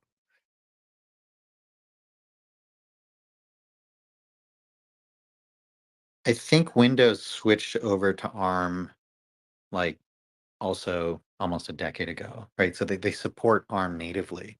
So x86 is not required for Windows, at least since Windows 10, I think. I could Do be they wrong. have good emulation though? Because last time I tried it, they didn't have good emulation of x86 64. Whereas with Apple, they did completely transparent emulation. So on their ARM chips, you can run the Intel binaries and it converts the binaries on the fly to run Correct. on the new architecture. So for me, it's just like, okay, great, I can still run my Intel stuff fine. But on Windows, I didn't find that to be the case. Yeah, but what I'm trying to say is like since the mid 2000s, big changes happened where both Mac and Windows operating systems shifted over. So I think there's 3 buckets. You've got your banks with old code still running on like Windows 98 architectures, still running x86 compiled stuff, but they may not be buying that many more CPUs, right? And old x86 chips will flood the market, and chips don't usually break. They just get slower a little bit, but they don't like just break or fall out of service. So it's your disks and other things that break first. It's not the chips. So I don't think there will be sustained demand from that sector. And then you've got 2 other sectors. One is high performance compute, which is quickly being replaced with GPUs and ASICs. And you've got your custom PCs that people still buy, and just maybe the ARM versus x86 is not clear to them when they're making the purchase as a customer, and they buy the x86 because it's cheaper, and they effectively feel the same to them. I think that market slowly dies off too, as the high performance compute, when that switches over, I think they have to start spooling things down because they've kind of lost. There's a minimum amount of chips they have to sell to remain viable, and I think they'll hit that number at some point when they lose the server base, which is happening now.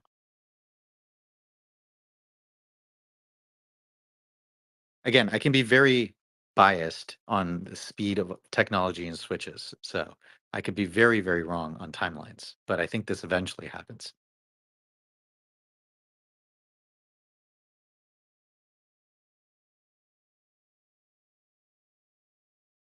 Like they have Alright. to be on the ready to innovate, like constantly, basically. We have Eleron on the board right now. He has lots of experience and ideas about this topic. He is replying, but I think he didn't get a chance to speak until or come up until now. Eleron, what do you think about ARM? Well, I think most of what you said, what was said, is a bit of an assumption that doesn't get what the current race is all about, because NVIDIA is mainly focusing on CUDA. That is what required for AI computing. And Intel is trying to go on that path, but it'll probably lose if it try to go head to head with NVIDIA. But thinking of the CPU as the mainstream of what the race is taking right now, and you mentioned RISC and other instruction sets. It's all, well, just after the pandemic, all the cards were scrambled, and things are going other way around. As the prime minister, our prime minister, is trying to try to build the centers of Intel, and they closed that project because of shifting into AI. And CPUs are kind of losing their mainstream of interest, so to speak. That's why Qualcomm and other CPU, the ones that are using very short amount of watts, and that's the main race. How much compute you get per watt? They're leading the way, and this is the primary race right now, as much as I can see it from my point of view and my perspective. So do you think? Sorry, Omeda. So if you had to, like, first of all, do you have a investment in ARM, Eleron? No. Okay, Meta. I was going to ask, if you had to place a bull and a bear call on ARM and AMD, which one would you place it on? They'll probably be You could have AMD. You could have just said, would you bet on ARM or? Probably Okay, that's much AMD. more concise. What Yaman said. Did you see that Roger video of a pilot that Habib tagged me on? Not yet. Not yet. I'll pin up here. for those of you who come up to speak. It talks about how you should use as few words as possible when you're occupying the airwaves. And I think it's a good practice for this space as well.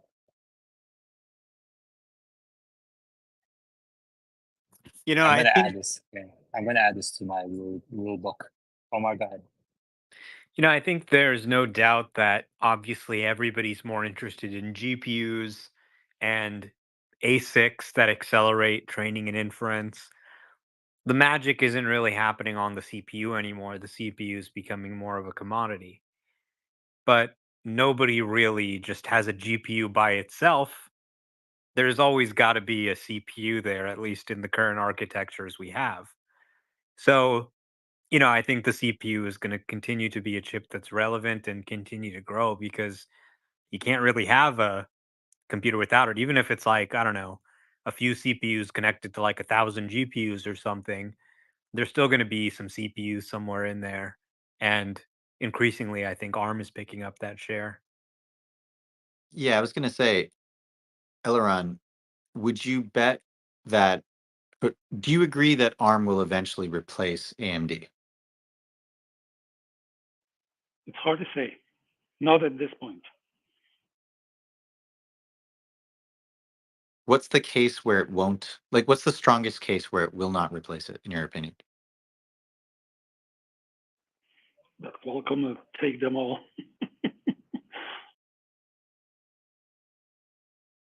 Sorry, I didn't catch that. Qualcomm will take them all.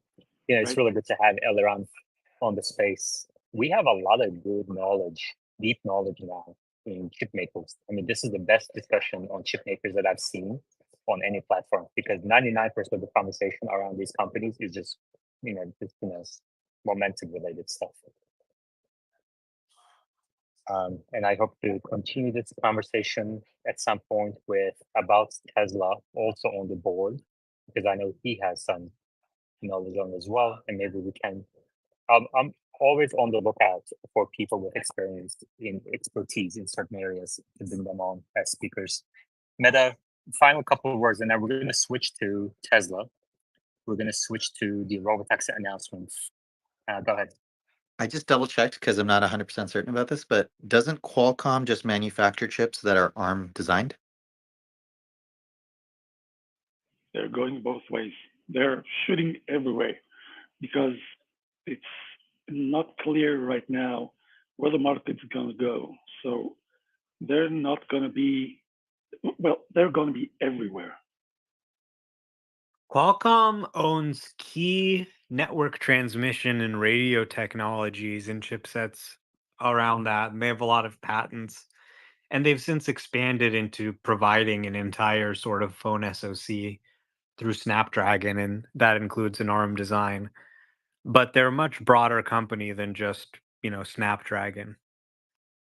Right. So I'm just coming back to, I don't think that's a good argument for why ARM won't win, right? Because Qualcomm has also folded. All right, we're going to table this topic and we're going to switch. Man, this is great. I love it because, about an hour ago, people were I was falling asleep.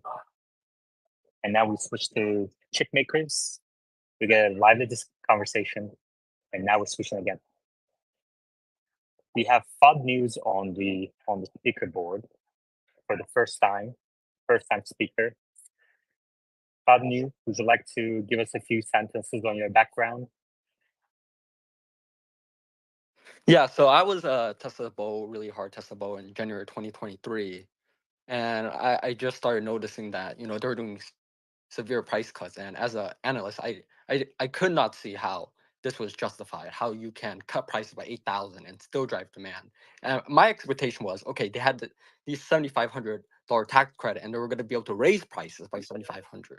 And that was a big concern for me. So my concern right now is, deliveries have been, when I'm looking at it, deliveries have not been good in Q1, and I'm not sure how it's going to be better in Q2. So that's just my concern, and I don't see how this robotaxi is going to really get there. We've been promised it since 2019. I was really optimistic, but I've watched like AI Day, and it seemed like they were more into that recruiting mode. In that day, they didn't actually present a working robot, although they have shown many working prototypes, and they are really impressive. So I'm just not seeing what are we seeing for Q2 and Robotaxi that I'm missing, because that's kind of why I've been a bit more bearish recently. But I can definitely go back in if we have a big shift. But I'm wondering what your thoughts are.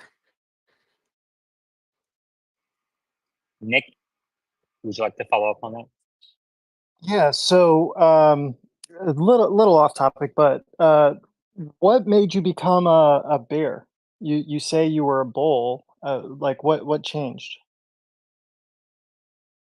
When you look at how demand is, for example, relative to the amount of price cuts. So, for example, if you're, let's say, increasing demand by 10% relative to Q4, and you're cutting prices by, let's say, 20%, and your margins are decreasing and EPS is going down, and you see that in 2024 there's no change to that, you kind of have to wonder what the story was, because before it was, okay, we're going to have 50% CAGR and we're going to have 30% gross margin, and now we're not really seeing that anymore. So that's kind of concerning if you look at it from a financial point.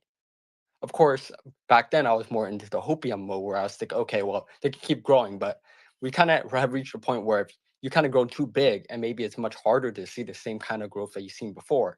We might see like stagnation at 2 million at this point, because it's really hard to grow, and that's what many companies kind of get to that point. It's much easier to grow from a small base, and that's why they were able to grow at 50% CAGR for a long time. But it seems right now they're not in the mode where they are, let's say, production constrained. It seems right now they're demand constrained, because they're cutting production in China. They have these shutdowns, and Berlin was shut down twice.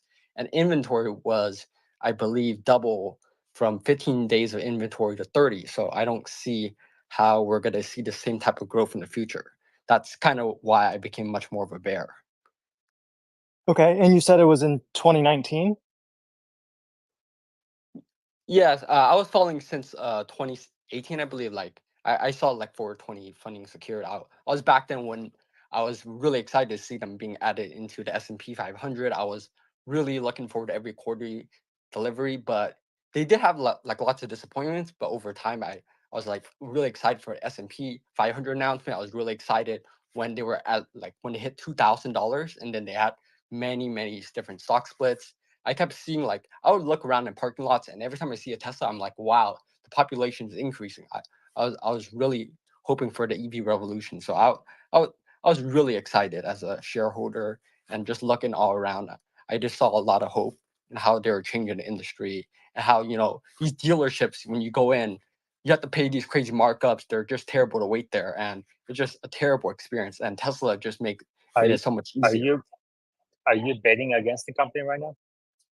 Yeah, in a general sense, I mean, it's really hard to see how you cannot, when things have kind So of are you turned short, for the world. or do you have puts on the company? Yes, having puts, I believe that after the robotaxi announcement, given their history, I believe that having puts would be kind of justified, because I don't see how Q2 and Q3, from what I've seen, can be better. Of course, we had this pump. Of course, debunked the Reuters article, but then they quickly announced robotaxi announcement. And I actually believe for a long time that, he's been promising robotaxis, and okay, well, if if he doesn't do anything crazy, the SEC is not going to really do anything. But now that he's kind of opened the door to wide release, and without really getting the permits, he's kind of opening the floodgates. Like, sure, it's kind of like a lottery bet right now, where if things go really great, we can go 10x. But if things go bad and they get shut down, it could be negative 90%. So it's really, they turned the stock from like a blue Let's chip investment all right. to the red. We're gonna take turns. Omar. You know, it wasn't that long ago that people said Tesla is a fraud. They'll never be profitable. You cannot make a mass market $35,000 car and make money. It is just impossible. And it turned out that they were wrong. Then the pandemic happened. There was a shortage of cars. Profitability ballooned until there were 33% gross margins. And people said, holy fuck. Not only can you make an EV profitably, these are some of the most profitable cars around. Now the economy has come back to normal. Things have slowed down a little bit. Rates have risen. Cars have come back to the market. And there's a lot of discounting. EVs are piling up on lots. Fisker Oceans are being slashed half the price. Other automakers, they're trying to move these things off the lots. These Toyota BZ4Xs and stuff, they're discounting them. It's a little bit tougher than when there were no cars, right? It was easy. People were lining up around the block to buy a car, even though the prices kept going up and up and up because there were no cars for sale. And gas prices were shooting up. So business was good. Now, a lot of people are going to look at what's happening now and say, oh my God, their margins are at 16% instead of 32%. This business is collapsing. EVs are done. This is over. But those people are going to miss out on the greatest growth story of our generation because they could not see the forest from the trees. This is not the end of the EV story. This is just the beginning. You look at what's happening with FSD, this is going to drive people to electric. You look at the AI boom. This is just the start of, I think, what's becoming apparent to people is the majority of cars sold are going to be electric. And I think almost all of them are going to become autonomous. And when they're autonomous and drive more, the cost difference of an EV becomes 10 times as significant, right? So this is the very, very beginning of the story. And of course, there's going to be, there's so much pushback. The industry doesn't want to change. They said, oh, good. Okay. We don't have to do our EVs now. We can just do hybrids. I'm glad that's over. Well, guess what? It's not over. It's still happening. And there's going to be a lot of people trying to convince you it isn't. It's over. Oh my God, this is such a disaster. Let me tell you something. This company is just getting started. With FSD 12, what they're putting out now, these trials, this isn't a stock pump. Yes, Elon's been promising robotaxis, but you know what he's also been doing? Fucking delivering updates time and time again as people laughed, pushing out updates, getting data, listening, working with engineers, firing people, hiring people, buying training compute, making it better all this time and shipping updates.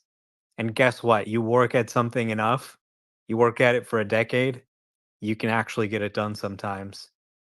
So I understand what you're seeing. Of course, you cut the price, and they had to. You look at, other cars returning to the market, you look at the competition in China, you look at other things. I mean, car prices in China are in free fall. They're in full-fledged deflation. You check out some of these charts, it's just crazy. So there's no doubt business conditions have worsened. But how quickly we go from this company will never be profitable, they're a fraud and they're going bankrupt to, oh my God, they're only 16% gross margin instead of 32. It's really not as dramatic as some people are making it out to be. This is going to be the most valuable company in the world. And a lot of long-term shareholders are going to miss it because they didn't have the stomach and the conviction to hold through this. And, maybe they don't succeed. Who knows? But I'm not betting against this guy who is launching shit into space, having people control shit with their mind. I mean, you just look at this track record, and every single time people doubted him. Nobody said, oh, yeah, he's going to get to space. Oh, yeah, he'll definitely be able to control stuff with the mind. Yeah, every time people said, no, he couldn't do it. And now he says, okay, we're going to unveil a robotaxi with no controls. And of course, everybody's saying, oh, he's an idiot. There's no way. Well, I'm going to wait and see what he has to present. I'll let someone else go. Thank you. Nick? What would make you become a bull again? It's just simply whether they can continue growing deliveries, whether they can deliver on all the promises they have. So if we look at, let's say, the auto business, are they going to be able to grow sales? Are they going to be able to maintain profit margins or increase them in the future? Let's look at energy. Are they going to be able to stop cutting prices because prices are already down 23%? They just announced a $10,000 price cut. Can they grow this backlog, or can they have this, I guess, change in the industry where there's massive adoption in storage? Can they present working robo-taxi, not just a robo-taxis, but also those bots? Can they actually do something useful rather than, okay, we have these videos, it's cool, but can they actually make them at mass scale? Can we see something about this? So we have to see whether these businesses are actually viable before we start saying, well, they're going to be able to have like trillions of bots everywhere and we're going to go to like the moon or something. That seems a bit like far-fetched. That's just what I see, but I'm just wondering why people are so bullish on businesses before they're actually proven. Okay, it's that simple. Hey, you mentioned some math there earlier. Just curious as to the 90% number and just walking through what would make you okay with the business. Like if they, sell even 7.5 million cars, right? Just the auto business. 7.5 million cars at about $37,000 each. Even at 16% gross margin and a 24 times price to earnings multiple, your 20, 30, 29 figure, even conservatively, is still the current valuation, right? Is that good? It's a horrible outcome. I would not be happy with that.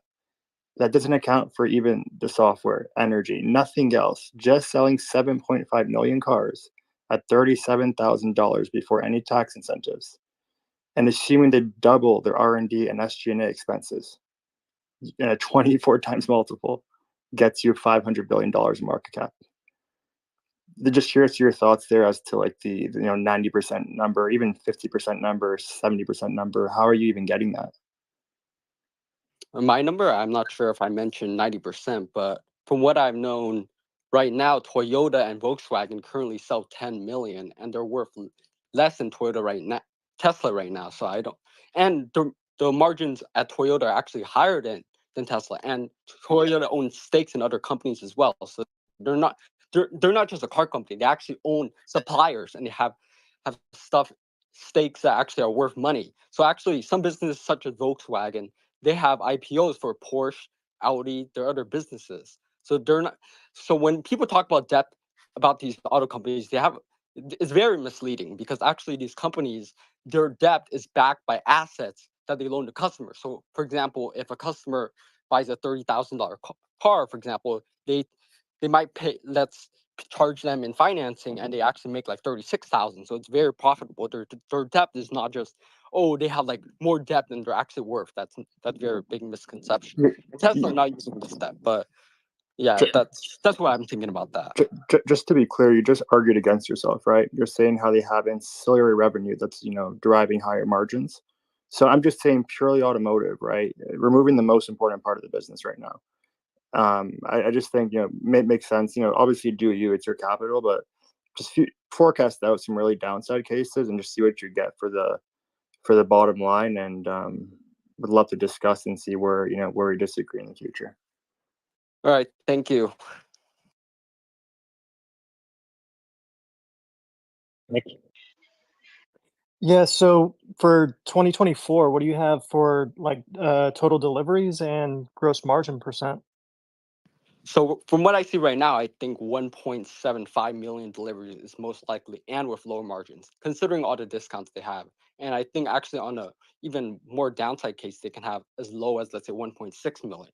The bearish case would be, let's say they can do 1.8 million and have higher margins, and maybe like FSD can actually really boost these take rates, and they don't need to, let's say, keep cutting prices. They can, let's say, keep increasing prices. As for example, let's say the $1,000 price increase in the US and the 2,000 price increase in Europe, and let's say the 5,000 yuan increase in China. Let's say they can maintain that, and they can, let's say, deliver in Q1 for 20,000, and then deliver in Q3 due to robotaxi like 450,000, and let's say in Q4 delivery push they can do 500,000, or maybe if they can just keep growing deliveries without keep having to cut prices, I think they'll be in a good place. Okay. Next things. I was just going to ask a question. Is the goal to not have an inventory? Because like in traditional auto markets, like they have an inventory and they sell their prices are kind of fluid because if like they have a greater stock, they'll lesser the price, kind of thing. And the market is kind of fluid. And with Tesla, is it not the same? Do they operate differently? Well, it depends on what type of market you are. So if you're a direct to sales to customers, you hold all the inventory. But if you're Toyota, for example, you don't hold the inventory. You sell to the dealership. So you already collect all that money. The dealership has the problem. If they have all this inventory, the dealers, let's say, for example, you're in a buyer's market right now where buyers are not really tempted to buy these cars and you have tons of inventory. And Tesla has to do 16% discounts on the Model Y, $8,400 price cut. And let's say in Q4, they have lots of Model 4 inventory right before they launch Juniper, and now they have to mark down inventory by 10,000. It's not going to be good to have all this inventory when you're about to do a refresh. So typically, what they should do is they should really start slowing down Model Y production, and then they can actually hike prices. For example, on let's say the new Model Y Juniper, and they don't have to write down all this inventory because right now a lot of fleets like Hertz and you have Six who are dumping their fleets. They're not buying Teslas. And then when you have 20,000 extra Hertz cars on the market, now all these buyers that used to be able to buy 20,000 Teslas are not gonna buy from Tesla. They're gonna buy these cars from Hertz at let's say at $15,000. And right now you have this $4,000 EV tax credit for Tesla that's gonna drive lower margins because you're not gonna be able to sell these new cars. You're gonna be like, wow, you can buy a Model 3 or a Model Y for under 20,000. Why would you buy an old one? I can just speak to that. Like personally, I'm just a girl. Like I'm not like into cars, like super into cars or anything like that.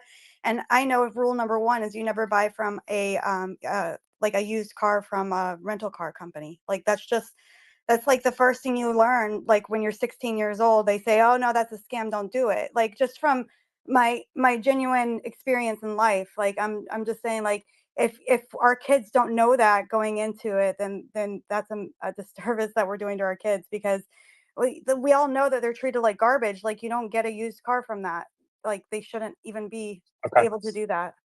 Aileron, Tesla produces 20,000 cars every 3 days. Aileron. Yeah, well, show me any other company that has such an infrastructures, charging infrastructures around the globe. That is the leading one, and everyone are looking into using that. They have the next standard, and everyone are starting to phase into that as well. That is all the common industry around the globe, even China.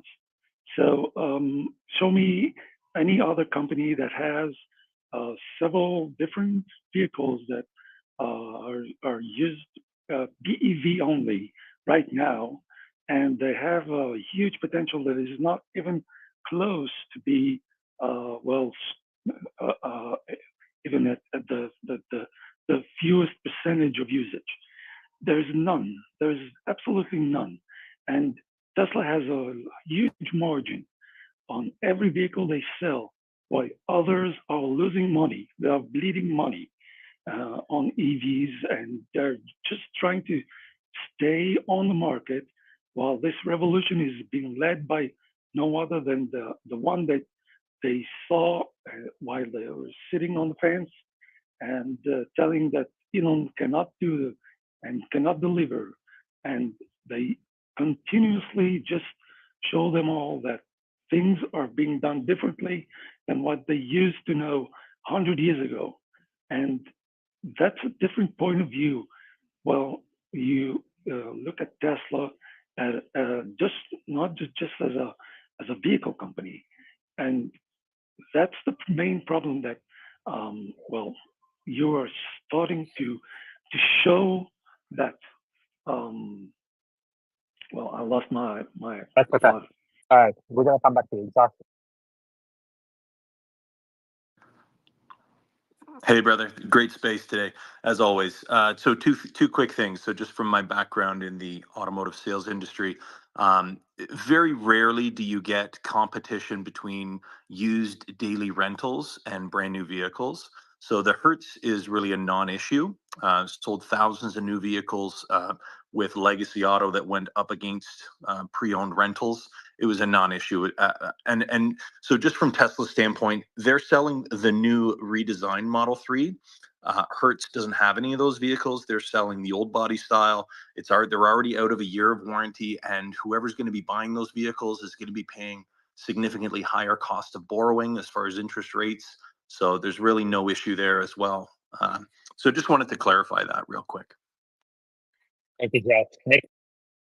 Can we switch to autonomy? Yeah, I mean, as long as you're kind of addressing what Hot News is talking about, sure. It was so Fud, you talked about, you said you wanted to talk about 8.8, what's going to happen there. So what do you Yes. think's going to happen? Yeah, what do you think's going to happen then? And do you think Tesla will ever solve autonomy? And then third question is, um, have you driven 12.3? So from AA, from what I've seen in AI Day, it could just be a recruiting that none of us really know. They could do a product announcement, for example, a concept of what a robot taxi is, or I guess like it could be like an Uber-like app where users can kind of sign up for the robot taxi network. But it's really vague. All they're saying is robot taxi unveil. It could be a platform. They could have the robot taxi van or something. Maybe they remove the steering wheels, or maybe they decide to keep them on for liability purposes. From what I understand, for example, point two, you said something. What did you mean by point two? Do they solve Point, autonomy? Does Tesla solve autonomy? So right now, from what we see in the tracker, they say that you can do 400 miles without a critical intervention. But from what I understand, an average human goes about 500,000 miles before a crash. So it seems like we're off by a factor 1,000. I don't really see us getting there in the next 5 years, or really anyone getting there. But what I do see right now is the recent news is we have Waymo and Uber. They actually do have these licensing deals. And in fact, if we actually see how every other company is actually able to have a non-supervised version where you can just geofence and actually have a working robo-taxi somewhere. They actually do have robo-taxis. And in that sense, they actually can make money on this model. I don't see Tesla being able to monetize this in a robo-taxi sense. But right now they can, for example, even if they don't have a robo-taxi, they can still collect $200 a month. And actually, if customers are willing to pay for that, it doesn't really matter if they have a robo-taxi. It matters whether they can make the take rates go up while at the same time keeping margins high.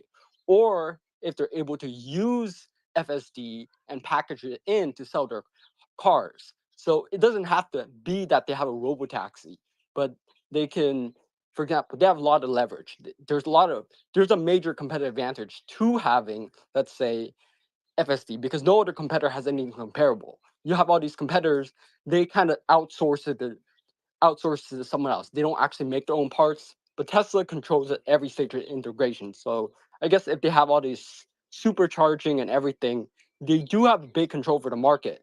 But there's also a reason why other companies don't do this, because other companies, they believe that suppliers are able to specialize in these divisions. And it's kind of one point where some of these companies, they create their own EV divisions in order to not have management who works in ICE compete with their ICE divisions, compete with the EV division and say, you know what, our division looks less profitable because we're investing in EVs, and we're just going to decide not to invest in EVs at all because it makes us look bad. And that's what we see in a lot of these companies. They decide to just dismiss EVs because, oh, they're not going to look profitable. But that's why they're kind of breaking these divisions out. and have you driven 12.3? No, I have not. From what I've seen from videos, for example, we see that there is big progress on this, but also to have any intervention at all, we need to get to the point where it's confident enough where there's no doubt that it's safe. Because right now you see a lot of people saying, oh, it hit the rims, or it needs a software update to fix this, or or Dan or Dow to continue posting videos. I think until we have reached a point where even the doubters have nothing to say about it, for example, where it just becomes a rare event, I think that it the robotaxi, they're not going to get licensing for that, but they can Hey, still use it to make money could I jump in? by selling to consumers. Yeah. So, yeah, just quick to everyone. I'm in machine learning. I've been on these spaces a few times talking about FSD 11 and quality in Canada. It's been 7 days now that I've been driving FSD 12, and I am floored. Amazing. Like, seriously, making me reconsider how much and when I want to buy of Tesla. Like now it's not robotaxis. I was like, oh no, given what I'm seeing with FSD 11, it's years away. FSD 12, like what? The only things I've noticed on drives now are maybe missing the right turn lane, but that you can hack that together with showing with like cheating and allowing it to look at maps. I know it's doing pure vision, but I've done multiple 10, 20, 30-kilometer drives with zero interventions. This is a huge leap forward with FSD 12, and it's not just the lack of interventions; it's all the little things, the little ways in which it's gotten better. So yeah, man, and Holmars, you've seen me on this on the spaces quite a few times talking about like all the frustrations I've had with FSD 11, and yeah, I've got no shit to talk. It's awesome. Yeah, let me just Meta. jump in and add really quick to what Ryan said. Elon has said repeatedly that it doesn't have to be perfect. Number one. Number two, there will always be haters for FSD. Even when it is flawless, there'll always be naysayers. And number three is it just has to be better than a human. Meta. Fudd, do you think autonomy is achievable? One, and then two, do you think if Tesla got to as good as Waymo, however we want to define that, that there is a profitability, there's a profitable business there? Well, I think to begin with, I'm the autonomy is kind of speculation. If you're not like an expert and working exactly in the field, I think that we might have ambitions about where it's gonna go, but we saw how Toyota's like, oh, we're gonna have these solid state batteries this year, and maybe they're lying, or maybe they actually thought they were gonna be able to achieve it. But I'm not sure like if we're actually gonna get there anytime soon. It might be from what I've seen, like it depends how you define it, because if you say Right. full Do you, autonomy as an L5, because you not only have to be able to do it in the States, but you have to do it, let's say in other countries we have different signs yeah, where they have different let's limit the types of scope. Let's limit the yeah. scope to Okay. Waymo, Okay, right? Waymo. Yeah. Waymo is taking rides. There's no driver in the car. First off, do you agree that that is not fake? And then second, if Tesla can achieve exactly that, do you think there's a profitable business there? Well, Waymo is making money on these rides, but I don't it's kind of course Tesla will make money if they can do it, but the question is, will they be able to do it? That's the big question. And from No, what no, we've that's not the seen, question I'm asking. The question I'm asking is, if Tesla can do it, do you think it would be profitable? Please be nice to the bears, guys. I'm asking the bulls to be nice to the bears. The bears are in extinction, near extinction. We only have one. I'm not sure about that. I don't want to scare the only bear we have. Okay, so just be nice. Okay, I was What just I've asking the seen in my question so he comments, would I answer mean, it. Don't interrupt. Don't. there are So I am many. implementing. Yeah. I'm implementing a rule. Do not interrupt the bear. We have 9 bulls, 1 bear. From what I've seen, actually, I mean, these past 3 months, the amount of bear population is, I mean, the bows to bears is increased considerably. Like I've seen so much FUD from the bows that I actually like when I go to comments and I'm like, oh, let me dunk on some bows today, and then I go there, I'm like, oh, my job is already done. Let me it's kind of boring there, to be honest. And Yeah, but all right. Well, from let's stick to Tesla yeah and the from facts. from what I've You know, seen, I like found Waymo over is the years, I found yeah. that if the Bears are like sticking to facts and also not interrupting and personally attacking the Bulls, then they have a better chance of surviving in an area where there's like 10 outnumbered by 10-1. Go Right. ahead, Pablo. No, I was so on regards to like Waymo, if they're able to, I guess, it seems like they can make profit. I mean, if they have a robo-taxi network, isn't it just 100% margin? They just take a cut.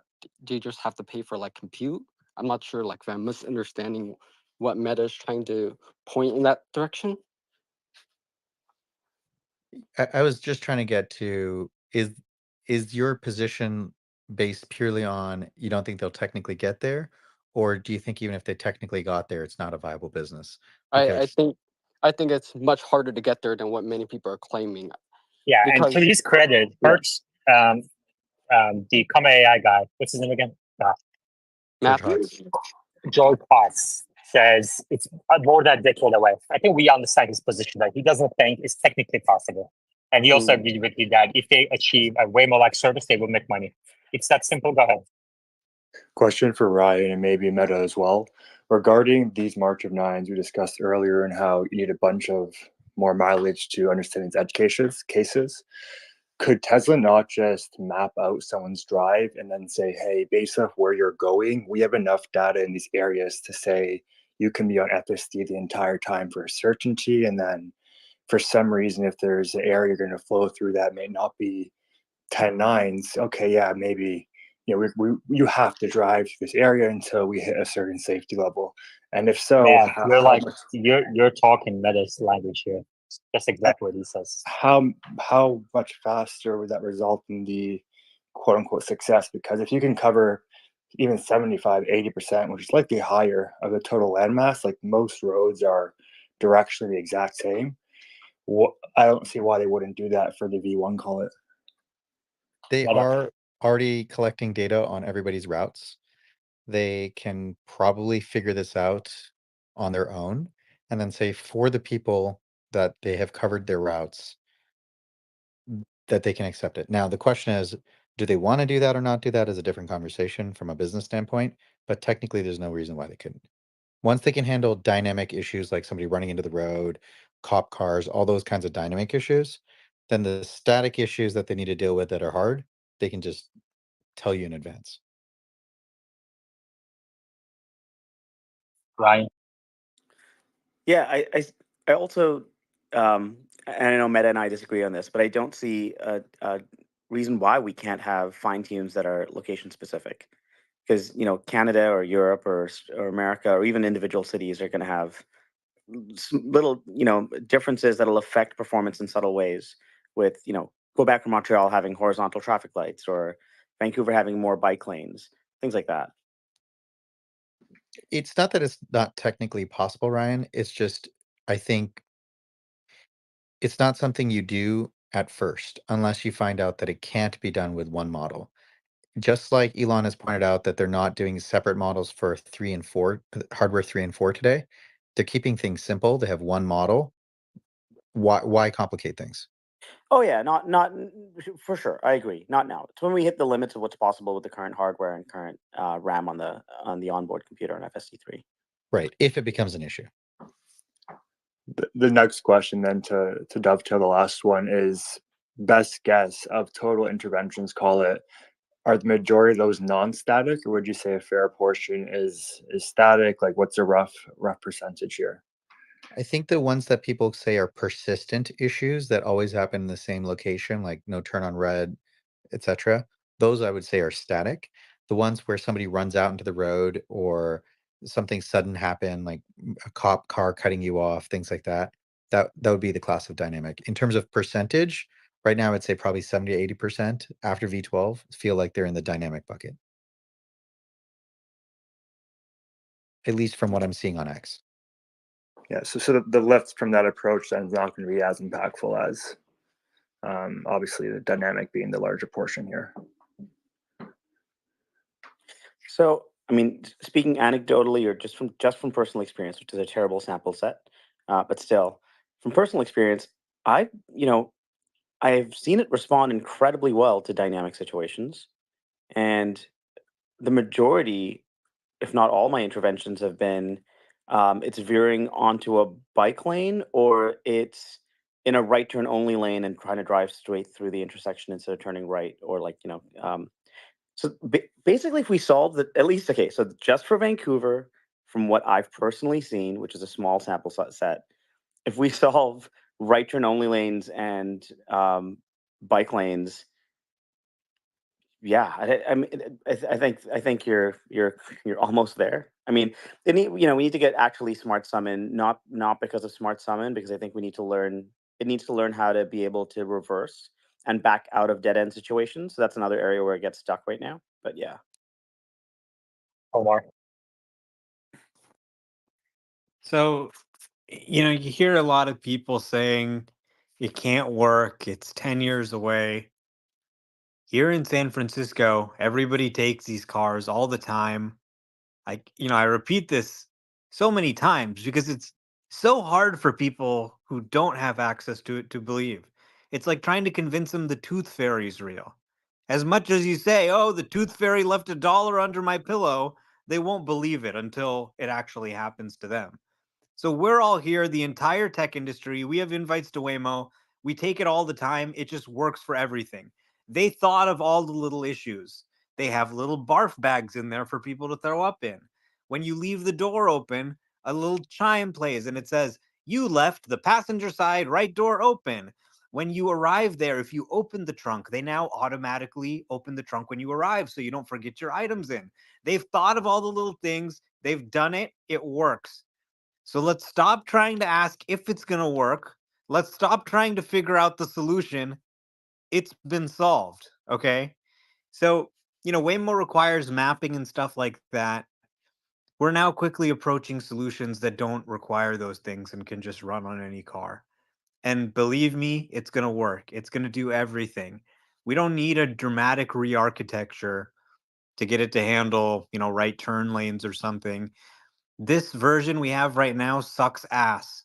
The autopilot team is laughing at us, saying we think this version is good compared to the versions they have, which do reverse, which do smart summon, and drive much better than all of these things. This is still a hardware 3 model.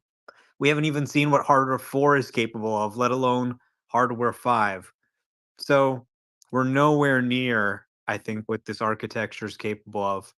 So if everything goes as expected, I think we're going to continue to see a set of updates that are, even more impressive over this month than the initial 12 build.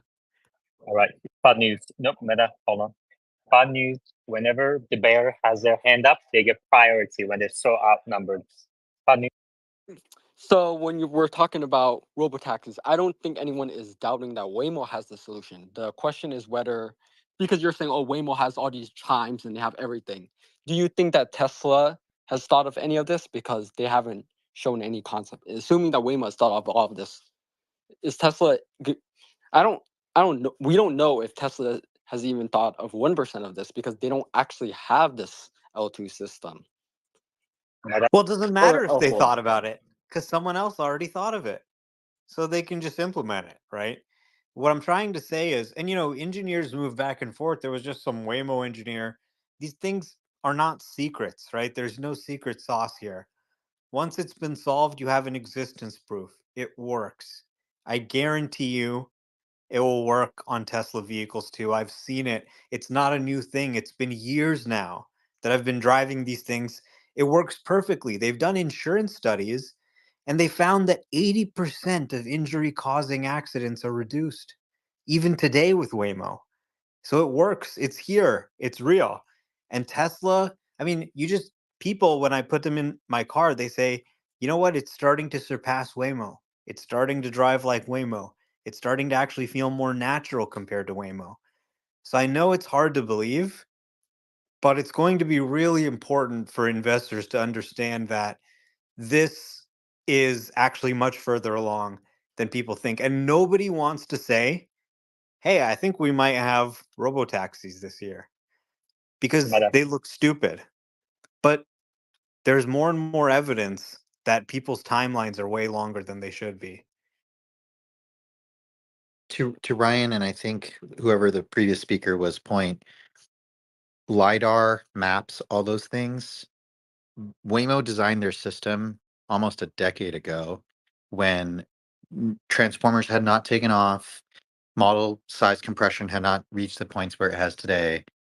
And today it's a lot easier to do all that stuff on the device. And yesterday we went through a space, and some of the important things to think about is even with LiDAR, even with maps, you still have to do sensor fusion, bring that stuff in and do deep reasoning. The architecture you need to build for deep reasoning is the same architecture you need to just do deep reasoning with the camera alone. So there's no technical reason why Tesla can't do the same thing. And if we agree to that, then I think the manufacturing capabilities and the profitability becomes more obvious.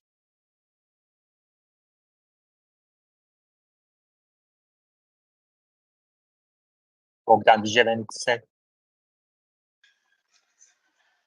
Yeah, the way I see it is every time, obviously, Tesla ships something, from some reason, like bears coming out from all the sides. Do you have Yeah, anything specific to address what FUD News is saying, other than general comments? I don't want general comments, like specific okay. point by point replies. Otherwise, don't be on the speaker board. Gotcha. Well, I just want to say it that the FSD is amazing, and then I using it.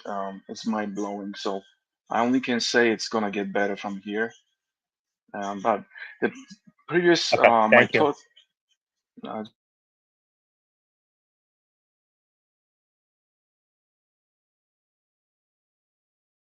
Vitor.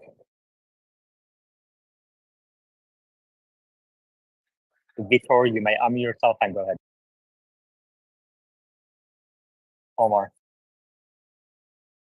Hey, check out this test that Ashok just tweeted of FSD responding to hand gestures. We were having a little debate about that yesterday. I commented it on the space. Yeah, yeah. Can you pin it up here? Sure. Edge Case and a couple of other people also did this. I kind of love that the Tesla community went out, and there's like 3 or 4 different videos now from people really just testing this. And Tesla didn't pay them $1.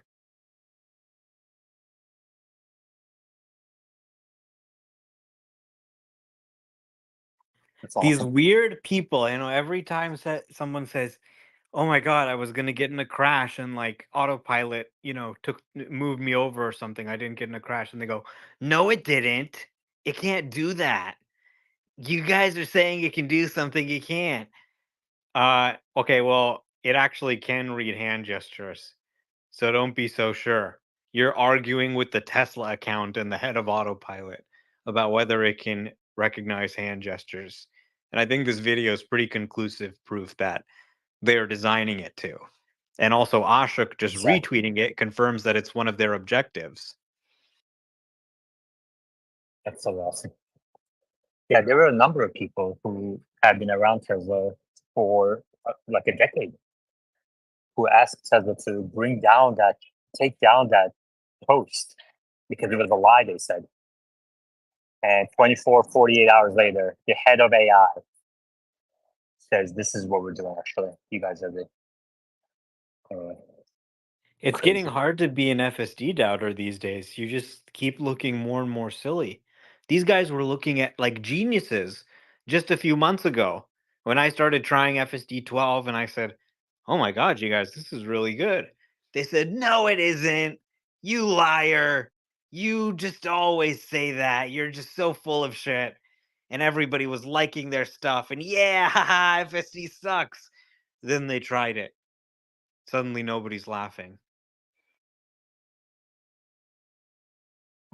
Yeah, I'll just Exactly. quickly say, some of those people that were telling Tesla to take the tweet down have already been smacked by Elon pretty harshly in the past.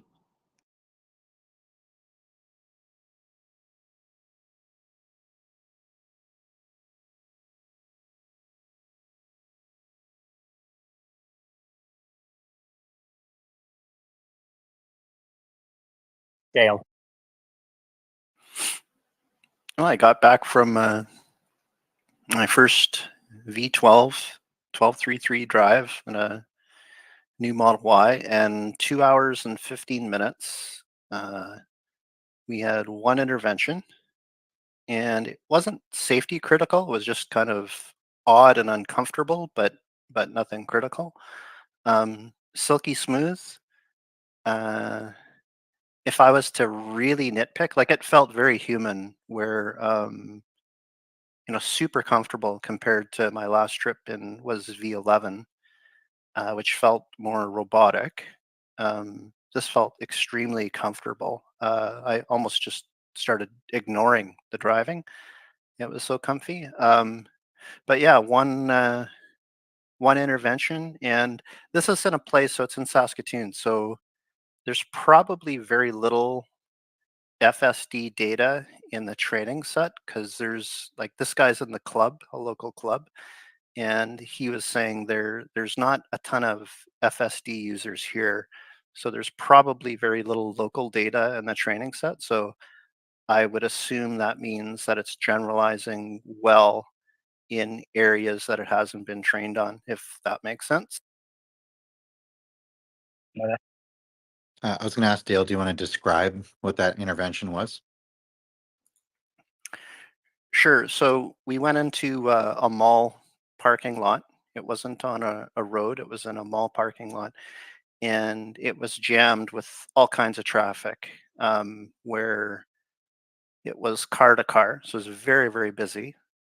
There's a four-way stop, and we were turning left. And again, busy traffic on all sides in that four-way stop in the parking lot. As we were turning left, it went past the car on its left, and it turned properly. Behind that car, there was a space, and it started to steer. It had to turn again another left, but it started to steer into some oncoming traffic. It's like it got confused. Um, but it did so at a very, very slow rate, where there was no safety issue from it. The other driver stopped and looked confused because he didn't know what was going on. And I think if I would have let it go, it probably would have navigated around and corrected. But it was just really, really awkward. And that was it. We were 2 hours and 15 minutes. And other than that, the only other thing I can mention is it does speed up uncomfortably, just very occasionally in certain spots. But other than that, it was like a human was driving.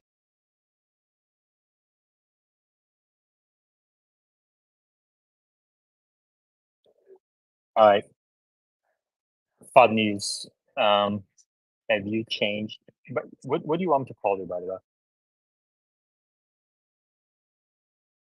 Or whatever you feel is easier. Is your first name public, or do you just go by Fun News? No, it's not Okay. public now.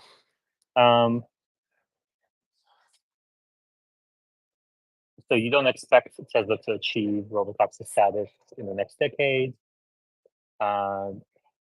You said you need to see growth in deliveries and margin increase to change your view. Let me ask you this: what percent of your portfolio? You don't have to share if you don't want to, but what percent of your portfolio are you betting against Tesla with? Is it a small percentage? Is it a large percentage? Just relatively speaking. It has to be small because when you have someone who can easily announce, "Oh, we have these robo taxis by 88 or something," all of a sudden you're squeezed out. So I feel bad for like any of the Gordon Johnsons or the Stanfield Capitals that have been shorting since like $2 or something, and they have like a 10% portfolio or something. And Jim Chano. So obviously, I'm a rational investor. I don't think, oh, I'm gonna bet 100% on the money against Tesla, but at the same time, you have all these bulls like, oh, I'm all in, and we're gonna go with like 10x. And I don't know how they're doing year to date, but and then every single time, when you comment about it, they're like, oh, how are your shorts? But year to date, it's not been so good. So I'm just not sure about that. Yeah, I understand. And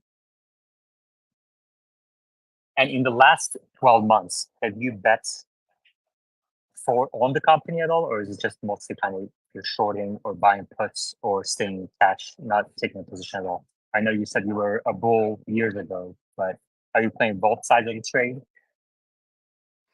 It depends on whether you see, for example, let's say before, like if you look at, let's say, the inventory trackers, you look at whether people are betting one way or the other. You can, for example, let's say, like for example, before Q2, I was like, oh, it keeps going up, and I was like, okay, let me be more bullish on that one. But for example, Q3 especially, I mean, it was Q3 and Q4 especially, the stock, I based on what I saw from the price cuts, I was like, oh, it was $100, and I was like, oh, Elon's gonna get margin cuts, and let me kind of short this, and obviously it didn't work so well, and the stock like doubled, even though like earnings was down 30%. So many bears like myself, were not really happy about that, but especially like coming on January, I think we've kind of I can't admit to saying, oh, I in December, let's say, I definitely closed like some of the puts, so I can't really say, oh, I'm up like 30% because I started shorting back in December. Like I didn't know it would go down 30%, so obviously I was a bit late on that. But prior to January earnings call, I think I was like, it was really good, but I can't say like I got the entire 30%. I made I some can bad tell trades. from recent interactions that you maybe had some back and forth with Tesla Bulls before. How do you feel about the community? The community, I think there are a lot of great members of the community. Obviously, for example, with Omar especially, I think he's not one to, let's say, like, even though like you can shit post in one of his posts, and he's not going to be like, oh, let me just ban you, let me get you out of here, or he's not going to he's still like, likes to make fun, he likes to make sarcastic jokes and stuff. I feel like some bows, they're a bit like in the all-in community where you don't know if they're shit posting because it seems like that's the way. And then there are obviously other bows that, they post like videos, and I guess like maybe they want to post bad videos just to get attention or something. And then the other bows like, oh, FSD is gonna solve everything. So it seems like they're like extremes. Obviously, the Tesla bow community, there are many people within this community, and I think that you can't really categorize them in one bucket or another. But I think the majority consensus is that many of the former bulls are actually turned bearish, and I've actually found myself to agree with them a bit more, especially like James Cat. I think when I look at his financial analysis recently, I know Omar doesn't really like it, but I see that he especially looks at, for example, whether there's depreciation or whether there's tax rate, all these other details. And obviously, I'm more of a finance guy. I don't know much about this like robotaxi stuff, so obviously I can't say like, oh, I know whether robotaxi is not going to work or not. But based off of what he's promised in 2019 and what we have gotten, I can't say like I'm bullish on that, but I know like some people probably know a lot more than this. I don't pretend to say, oh, it's not going to happen. I think I could be very wrong on this, and if I am, I'm obviously willing to change my position based off That's the okay. facts. So let me ask you about Optimus. Do you have that in your forecast period at all, or is that another 10 years out kind of thing for you? I think it's not. I think that when you look at, for example, what companies can do with Optimus, for example, let's say you have like human workers, right? And let's say you can replace them with Optimus. But right now, what can Optimus do to replicate what a human does? For example, if you want to do a simple task, you have these things called machines. They're invented in 1900. But if you want something a human can do, maybe like the robot would cost zero, but has Optimus shown anything to demonstrate that it can actually do any of these tasks, to think intelligently and maybe adapt to situations? I'm just not sure. Like it might be more than a decade play out. I really doubt like what I think actually is that, for example, once the AI hype was actually going up, I think Tesla, the stock was not doing really well, and they decided to just catch wind. Like even though they decided to shift away from the focus of being an auto company, and deciding, let's be an AI stock, and that's why they doubled in the past year. But I think that once we found out that, oh, the intrinsic business of the auto company is not doing well, and then they have all this Optimus stuff baked into the stock, but it's not playing out, then all of a sudden we kind of saw things kind of go backwards. So I don't really have Optimus priced, and I think it seems a bit more like a stretch or a pump. I think like FSD, we actually see like they making money on this, but Optimus, they're spending money on this business, but they haven't got any return yet. And And until they have this AI day, I guess like maybe to have AI day 2 and maybe to have it announced someday or something, and maybe they can show us what they have. But what I've seen, I've not been too impressed.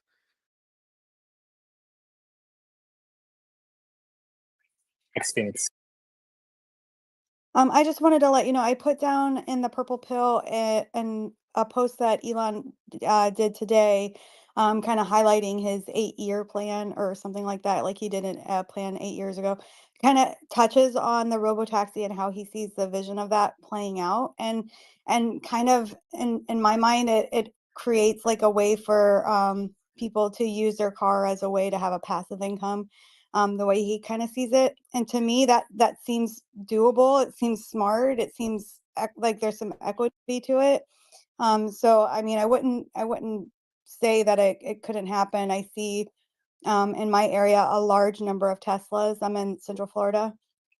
I don't know how it is where everybody else is. They have an infrastructure set up pretty well here with the superchargers and stuff like that. I It's definitely hard to see a future where like a place where you would have like apartment buildings as the mainstay for housing.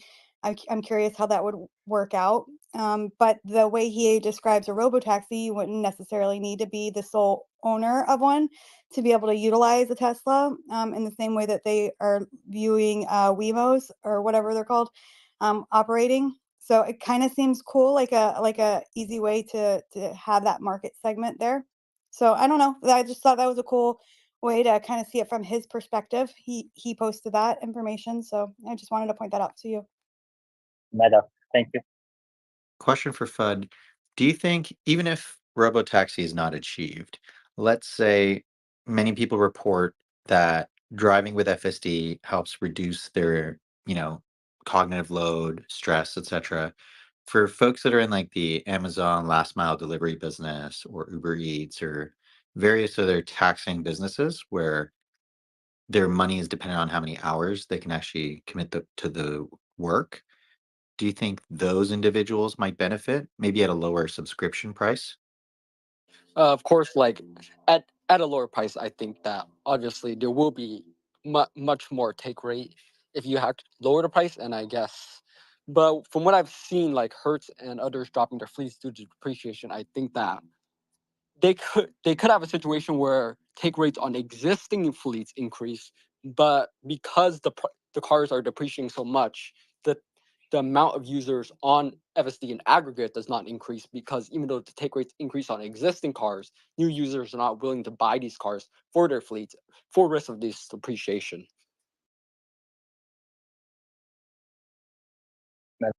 Would you agree that most of that depreciation was driven by Tesla rapidly cutting their prices? And if so, isn't there a floor to how much depreciation there will be? I think there is a case for, okay, there's going to be a floor, but in the case of people buying, I guess like if you're saying that, okay, let's say they buy in like older cars and maybe they don't suffer as much depreciation, then maybe like they can buy from Hertz or from Tesla, like with the $4,000 EV tax credit, they can buy one of those used cars. And I guess like since they're already used or something, it doesn't really matter for them, and it could be a much more safe investment to do it that way. Or Tesla can just start having like residual value guarantees. They have this already in China, where they have the Model S and X. If you if you actually buy one of those Model X S and X's, they now have it so that if your car, for example, in 3 years, they'll buy it off for 55%, no matter how low it goes. So if they can make a deal with companies, for example, like when Tesla back then, they were like, oh, we're not going to give anyone discounts. But if you think about it, if you say, oh, Uber, if you buy 100,000 cars from us, we'll give you a 10% discount. And they'll make a lot of money rather than saying, oh, we need to make our margins high. I think that they need to start thinking about making deals with companies again, and think about how to make companies happy to deal with them, because her CEO was just fired for sticking with Tesla, and they need to give confidence to investors that, or other people outside the community, for example, to work with them. If they did that, would that change your position on the company? I think it would cause a change, of course, depending on whether they can actually marginally increase.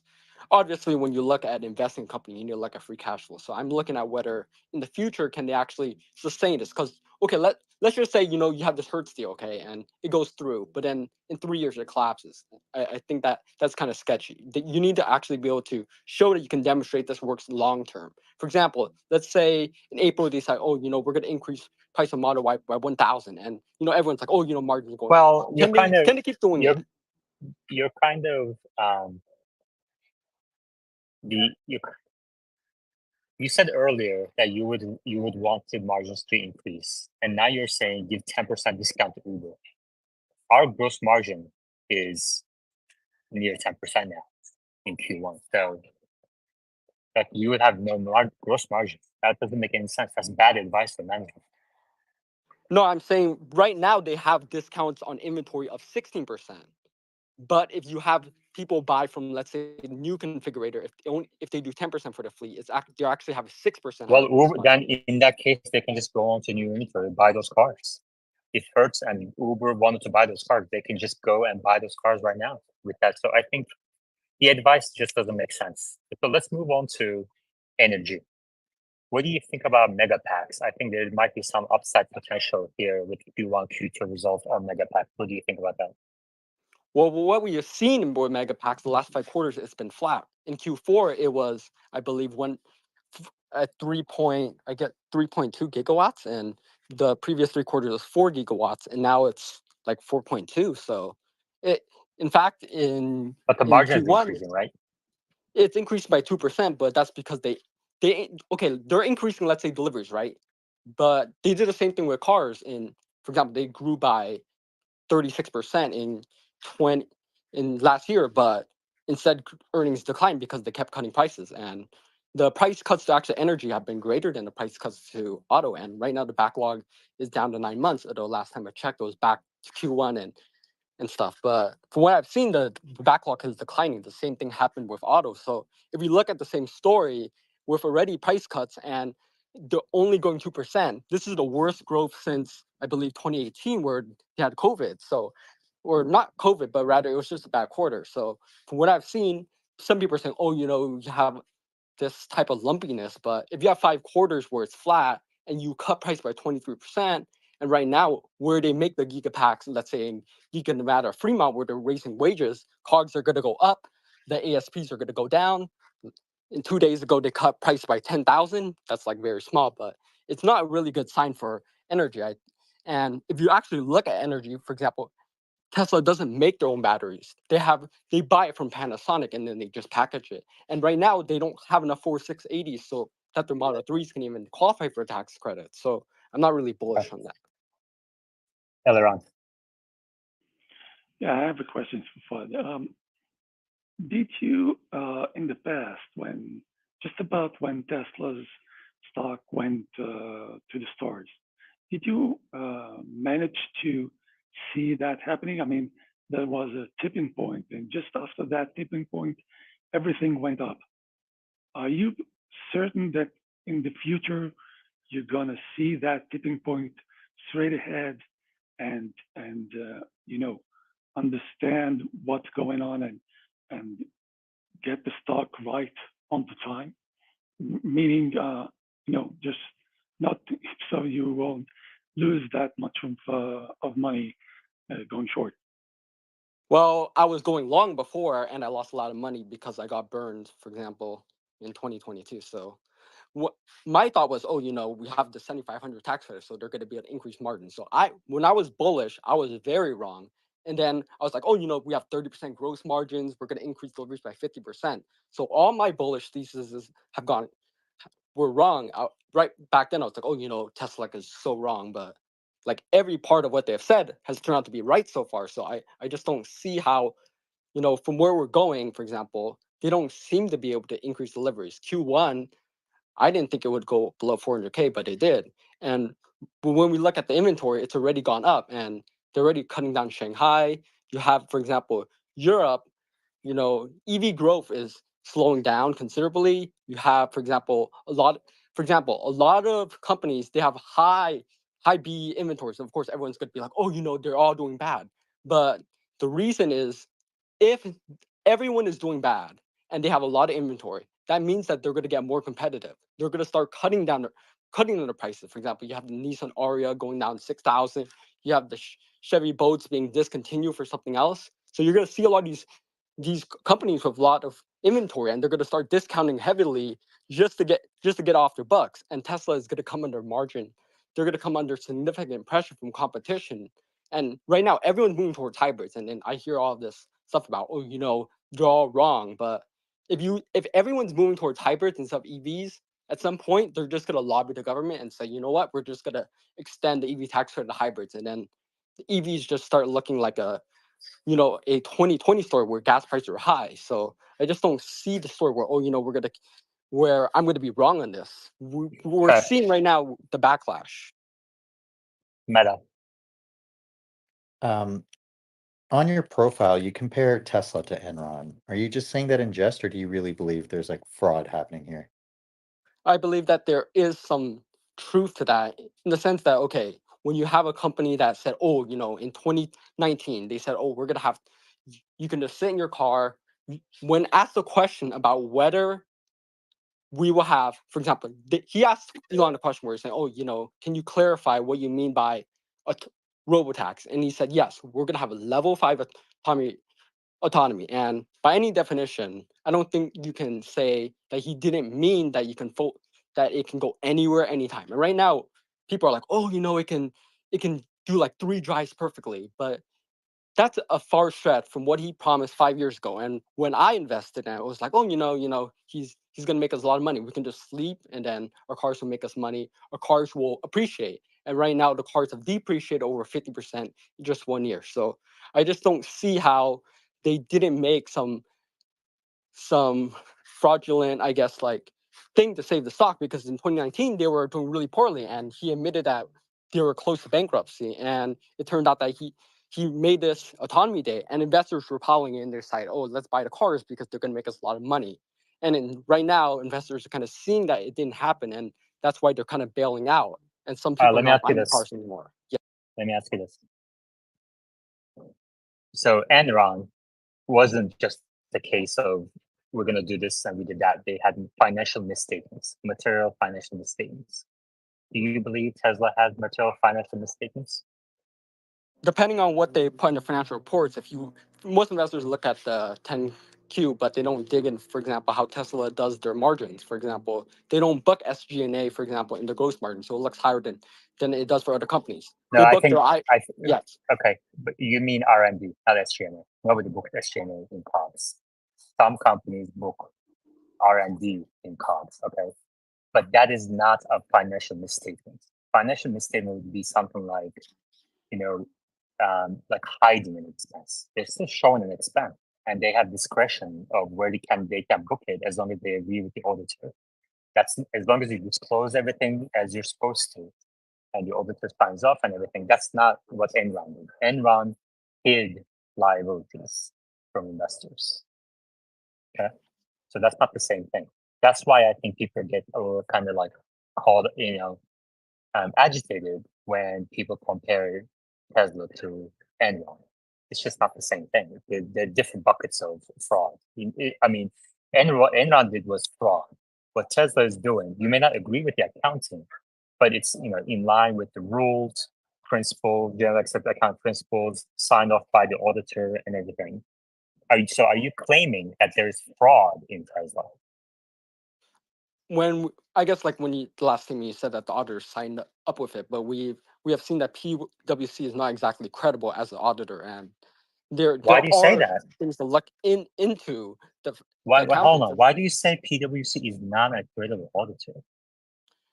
When you have conflicts of interest between the auditors, for example, from what you've seen from Tesla, for example, they're accounting before in 2020, they were accounting a lot of FSD revenue, and I guess like PwC decided that to make them walk it back, because to make sure that they hit these milestones before they actually recognize this FSD revenue. And now, when they see that Q1 profits are declining, they decide, you know what, we're just going to release this FSD, and we're going to be able to book all this FSD revenue to kind of hide in the financial statements, and then it's all going to come out in the 10K when no one's going to look at it. All right.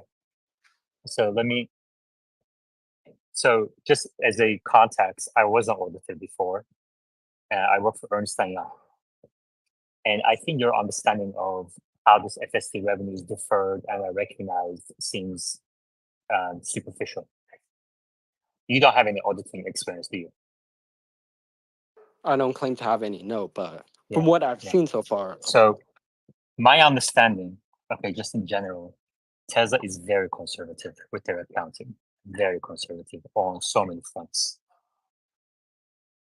They can be a lot more aggressive on depreciation methods, recognition of these deferred revenues, but I think they're way on the conservative side than I would be. And this is also reflected in how they run their balance sheet as well. There's no debt, lots of cash and everything. So unless you have specific claims and evidence to back it up, I would highly encourage you to stay away from making claims like this is like an Enron-like company. Omar? You've got people in the audience here who are experiencing for the first time in their life their car do a complete drive without them having to do anything. And you got bears like Gordon and this guy who come in here and say, it's all a fraud. It's all fake. It's comparable to Enron. This is something that has never been done before. Nobody else has pulled it off. So to go back and say, well, it turned out to be much more difficult than they expected. It's taking them a long time. And sort of frame it that way, I think you're missing the bigger picture that this is a revolutionary technology that's never hit the market before. Usually, when we call someone a fraud, they have to completely fail to deliver that product. I think it's hard to make the case that they haven't delivered on this vision far more than anyone anticipated at the time.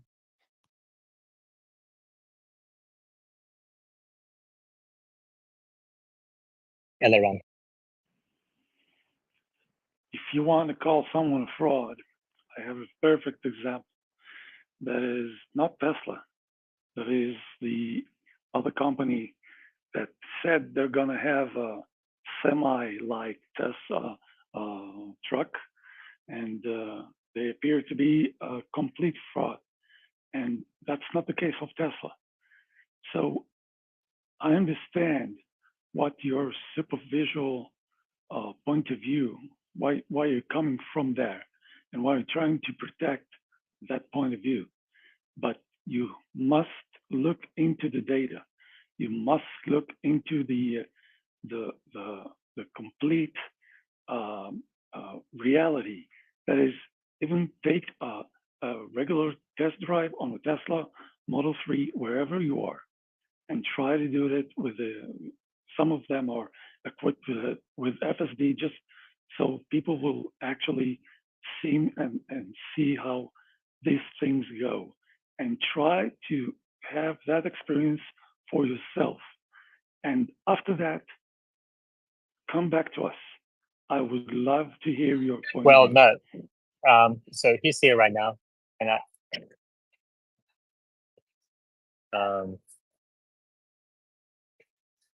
guys, again, as a reminder, we have one bear, and he's actually looking into some of the data. He's looking at deliveries, margins. I want to get back to that conversation because, like, there's a debate that we can have. I just want to correct the record that Tesla is not. There's no evidence that there's doing accounting scandal like Enron did. That's all I want to do. Meta. Yeah, I was going to ask on the financial side, you mentioned that if they lowered the subscription price, you could see the take rate rise. What price do you think would bring in more revenue than it would lose in terms of, like the take rate would rise sufficiently to compensate? Let me ask more simply. What's the right price for the subscription in your opinion? I think that definitely based off of many polls that the community has done, I think it has to be lower. Of course, some people are claiming, make it 99, but I don't think you're gonna double take rates based off that. So I say like something around like $150 a month. And there's more levers to pull other than just like decreasing the price. You can also make it, for example, as Omar suggested, make it 10 cents a mile, or make it so that, for example, the first, I don't know, 1 month is free, and then you can increase the price over time as you use it. There are many different ways to do pricing. It's not just simply a price per month, or you can make it so that you can buy, for example, not FSD forever, but you can buy, for example, one year of FSD, for example, for let's say like 2,000, for example. So there are many different ways you can do pricing, and it depends on what they want to do. Obviously they just wrote this out, so obviously they don't have the pricing strategy completely in line. But I believe that they're going to work on this, and I think that they can. It can obviously help, of course. So it depends. When you do your DCF, do you assume the best case scenario for FSD subscriptions and then see how much that would change your base case? I think that obviously you can do something like that, but the best case scenario would be 100%, and it's not realistic. So it's something where you kind of do like a Monte Carlo simulation, like Kathy, when you kind of just take the average case. Have you ever run a Monte Carlo simulation? No, I haven't. But obviously, when you have one of these things, you have to look at, okay, how are earnings going to look? For example, if you bake in all this FSD revenue, let's say you can get like $2,400, for example, for some people. How much actually is that going to make a difference in the financials? And some of these bowls, I guess, they assign a much higher take rate than I would, but obviously it kind of depends, because right now you don't have FSD in Canada, you don't have it in Europe or China. And right now there is a risk.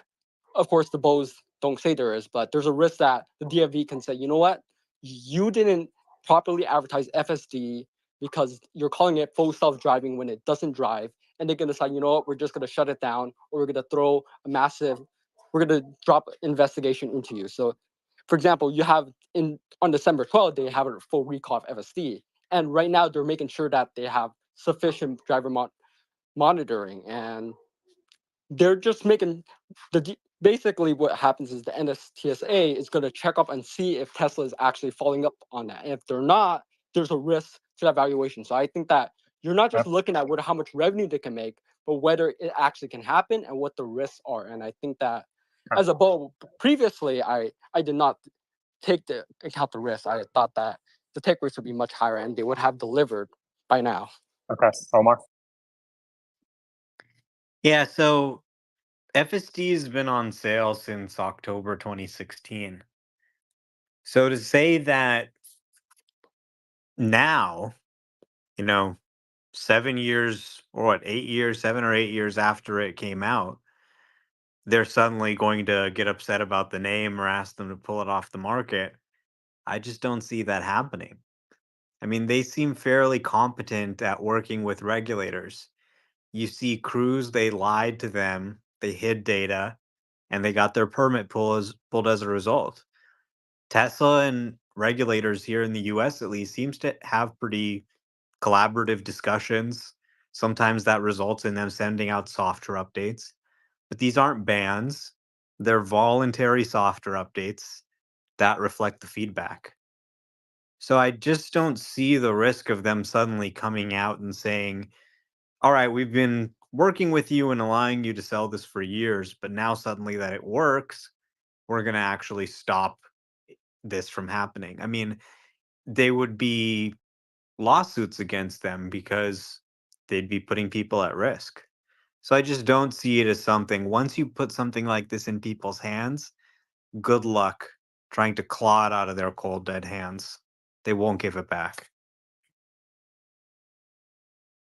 Well, currently there are 65 outstanding lawsuits. I'm not sure, like, you can say that, oh, no one's going to lawsuit them. I think that some of these investigations, obviously, in most of these cases, they decided not to, for example, to put autopilot, I guess, or FSD in liability because they say that it's the driver's responsibility. But if, for example, they want to do something like L3, they could be in hot water. And there's also some issues with, for example, the marketing. And obviously, Daniel Dowd has talked about that. But it's not far-fetched to say that to call it full self-driving when it doesn't go more than 400 miles per intervention, and the average human can go over 500,000 miles, it just doesn't seem like an accurate statement. And obviously, right now, there is currently some investigation by the DOJ, by the SEC, by the NHTSA. So I'm not sure like we can say that, oh, nothing's gonna happen.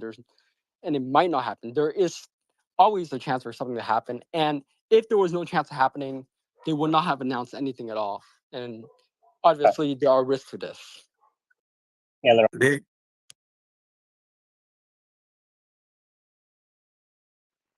Yeah, so if we look into the terms, autopilot is the one that used also on airplanes.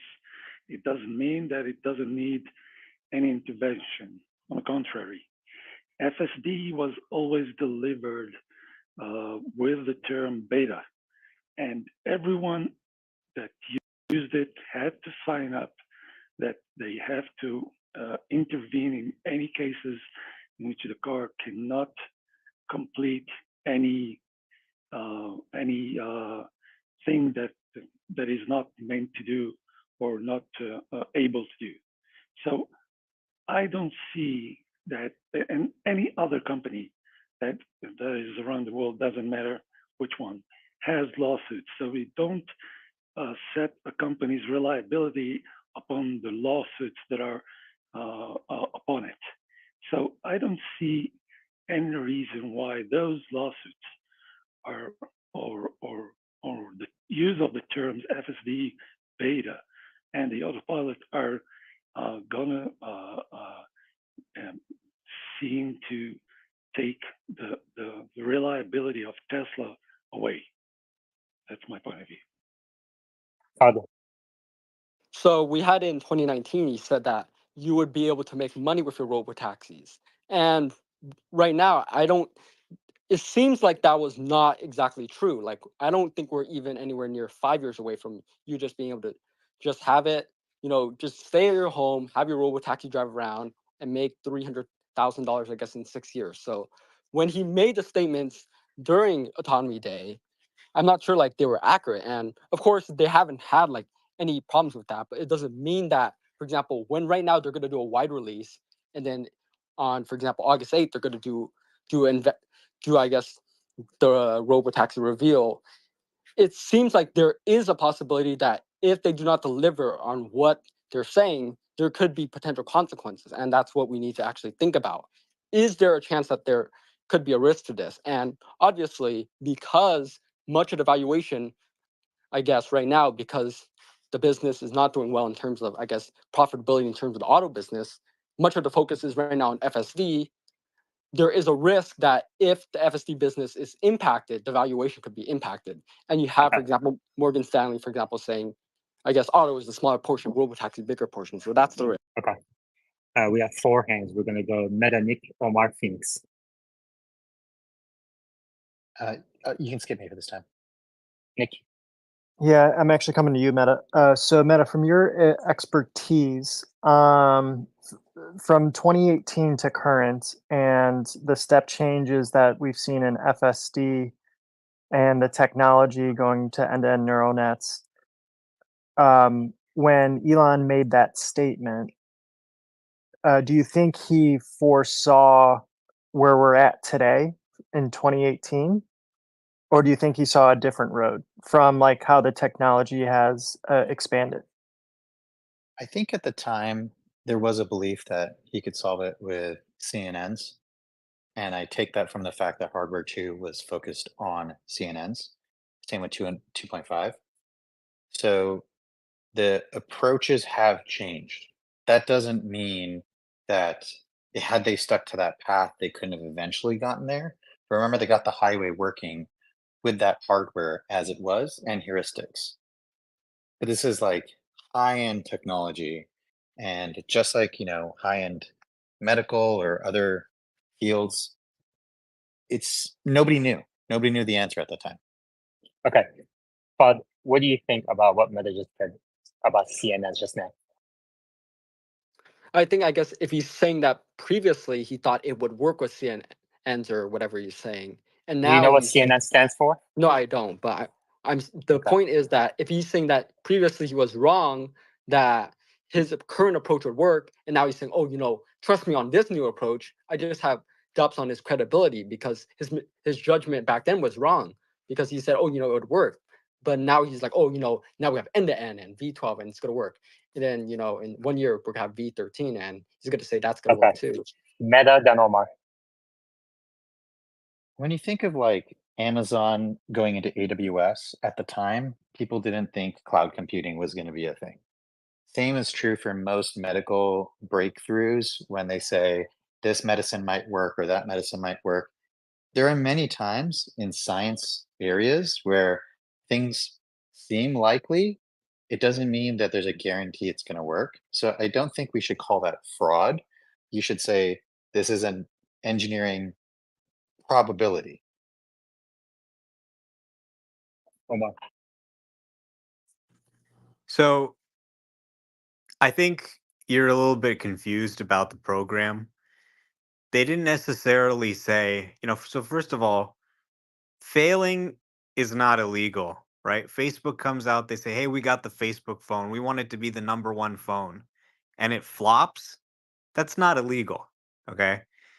So is making statements about what he believes they're going to do. Any educated person knows there's risk, it may or may not work. He's not necessarily saying the current implementation is going to work, but they haven't changed their plan. He's sharing what he sees as the vision for the company, a long term vision. He laid it out in the master plan part two, and he just tweeted that plan out today again. He said, this is what I wrote 8 years ago. This is still the vision of the company. I mean, that's the thing about this guy. He'll make a plan and follow through with it over 10 years. So the idea behind full self-driving is not that he's claiming it's self-driving or that it's fully autonomous today. You buy full self-driving and you're paying for full self-driving. That means you get all the features that are available today. You get all the software updates that are coming. And if the car eventually becomes driverless, you got that too for free because you already paid for full self driving. But meanwhile, you're getting features like auto steer, traffic aware cruise control, traffic at light and stop sign control, full self driving, supervised, which is the supervised version. These are the steps that come along the way. So this isn't a fraud. This is actually an innovative way to fund the program. They're spending $10 billion a year to develop this so users like us can enjoy it. Nobody else has figured out a way to monetize the development of this technology profitably. They figured out a way to do that, and they've been very clear to users what it is and what it isn't. It says right there on the order page. It says right there when you buy it. So failing is not illegal. They just have to do the best they can. They're going to continue to ship updates, and that's really all that matters. What they spelled out on their website, they've delivered all those features. Auto steer on city streets, everything, every single one of those features has now been delivered. His comments on Autonomy Day were more just kind of about the vision of the future of the company rather than this is what I think we're going to do this year or next year. And they haven't given up on that. Anybody who thought, oh, this is a sure thing, this is a promise, probably just kind of had a weak technical understanding of where they really were. Phoenix. I think it's cool that like the OG Tesla people, you guys are always going to be like the foundation, the people that kind of built up the system so that the newer group of people, Tesla people coming in, get to enjoy some of the benefits of that work. I don't own a Tesla yet, but I intend to at one point in my life. And I just, I'm grateful that you guys did all that work to get it to this point where someone like me who maybe isn't in an income bracket that would have been able to imagine owning one years past, I can now look forward to that. So I thank you for that lead up anyway. Um, but I was going to ask when this FSD, this actual full autonomy thing does occur, because it's not an if, it's a when, as he does go through with most of the things he goes to set out to do. So I'll say when. What does that do? What implications will it have on like insurance? Will it be like a individual insurance kind of thing, or will it then be like the car manufacturers become liable for like accidents because it will be at a point where like the autonomy would be safe or trusted, so to speak? Todd? I guess like if you have, for example, robo taxis, then insurance, obviously you would have lower insurance rates, and I guess that's why if you have take FSD right now, they charge lower insurance rates. So I think that it would make an impact. I don't have any doubts. Obviously, for example, if you say that FSD is going to be solved or any of these cases, obviously it's bullish. The question is it going to happen? And that's the bear bull case.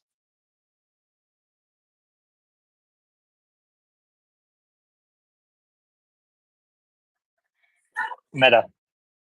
You say that the bear bull case is just about if FSD will be solved, but you're referring to robotaxi, right?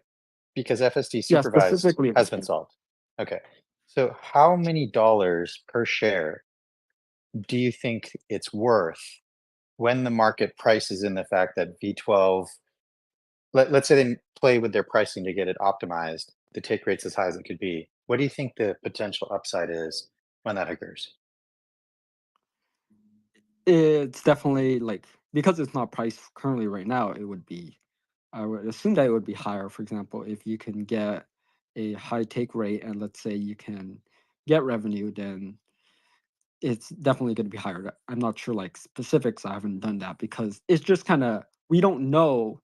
It's kind of hard to know what the real take rates are because you have to assume what are they going to be able to deliver and what consumers are going to be able to pay for, what markets are going to be able to expand to, whether China or Canada or whether EU is going to accept this. So, for example, if you have this current, for example, $600,000, 600,000 a year sales in the US, and let's say, I guess you have a 10% take rate, and let's say FSD is $200 a month. That's $2,400, and let's say that's like $200 on 600. That's like 1 billion. So I'm not sure like that's really impactful. I guess like I assume like $1 billion recurring discount at 10%. That's $10 billion in valuation. So unless they can expand outside, I don't see this as a big deal because obviously, of course, you have this existing fleet that's 10 times bigger. So we can multiply that by 10, and let's say that's worth $100 billion. So currently, if you only expand it to the current fleet and what you have there, that's $100 billion. And if you can expand it worldwide, it could be $1 trillion opportunity. And you can have much adoption, for example, from companies and licensing. So it could be definitely more than $1 trillion if you have it. But that's a big if. So just to clarify, that $1 trillion opportunity by your own math is not dependent on new technology. It's just dependent on rolling out the current technology worldwide at the right price. Yeah, I think that if they can do something like that, they can roll it worldwide, then it could be $1 trillion company. I guess based off my own math, yes. I'll have to look in that. Yeah, I Okay, would that's say. actually a good Meta. Oh, I was gonna let you go ahead. I think you're gonna summarize it better than me. I was going to summarize it. That's a good lead into my next question, which is FUD. Do you follow macro at all, or are you all based on micro? I consider like both cases. I guess are you talking about like if I follow the person or if I follow like the larger economy? No, I know like macroeconomics in general. Like do you follow interest rates, inflation, all that stuff? That's funny. Yeah, we don't. Obviously, Nobody really knows who macro analyst is. He just kind of shows up. She or okay. she, who knows? But Yeah. and So co-hosts. I guess like are you saying that I guess like the excuse for not delivering and I guess the deliveries and maybe FSD is related to No, I'm interest just rates kind and of maybe in general. I'm asking, do you base your investment decisions on macroeconomic analysis as well, or do you kind of just assume that away and just base your investment decisions on macroeconomic analysis? you have to consider both obviously if you right now my case is okay the Fed is not going to be cutting rates as much and maybe that's a case to bet one way or the other. And I do also look at the microeconomics, for example, if you look at the more refined details, and that's what it's because if you have a stock like Tesla, for example, it's not going to really if you're buying options, it's not really going to. I guess if you're invested for the long term, you're going to be a macro investor. But for me, I think that there's a lot of volatility, and I have been for a long time. Obviously, the micro investor very focused on obviously deliveries and what's going to happen. And I also look at the overall trend, and I don't. My original thesis obviously was that BAV adoption would be, for example, 50%, but right now I'm very doubtful about that. So that's partly why I've changed my view on that. So you mentioned earlier that if Tesla starts growing deliveries again at higher margins and prices, then you would, close out your short, your put contracts on the company. What if, for example, you're wrong that the Fed is not going to lower rates? What if they do lower rates, which then obviously leads to lower payments, monthly payments for these cars, and allows Tesla to maybe not have to cut prices? Would you then close out your position? Like if Powell comes out and says, you know what, we will cut rates in June, July, whatever, would you then close out your position? Not specifically, because you have to see whether Tesla actually is able to, for example, leverage, for example, these interest rates. Because currently, right now, they're subsidizing these interest rates. For example, in China, they have 0% financing. So this change in the U.S. isn't going to change anything. You see, in Japan, they increase interest rates. In China, they already cut interest rates. So in that case, if I was just looking at whether they cut interest rate, I would be like, oh, you know what? They cut the interest rates in China. China's most of the deliveries, I might as well just go bullish. I don't think that's the case. I think we have to look at whether globally they cut interest rates and whether they actually can still like grow deliveries, because because, for example, let's say they cut interest rates, but they don't raise prices back again. Then it's kind of moot if all of a sudden you decide to cut like these interest rates, and I guess like consumers are not more likely to buy. So it depends on whether the decreased interest rate will cause more consumers to buy. For example, on a standby case, for example, if you decrease interest rates, then I will be more bullish. But for example, if the economy in 2024 reaches a recession, that because they're cutting interest rates, for example, if the economy is going really bad and that's why they're cutting interest rates, then it would not be a reason to do it. But if the economy is doing good and then they start cutting interest rates, then it does make sense. So it's not like a one or the other. You have to look at it like for any financial analysis. You can't just look at, if they start raising, for example, deliveries, it doesn't mean that I'm going to go bullish if FSD is going down. Or if deliveries are going up and FSD is going down, it doesn't mean that you go that way. You I have understand. to look at I got you. yeah. Well, I hope then you kind of come back and update us on your thoughts on interest rates, why they're being cut, etc., when they're cut.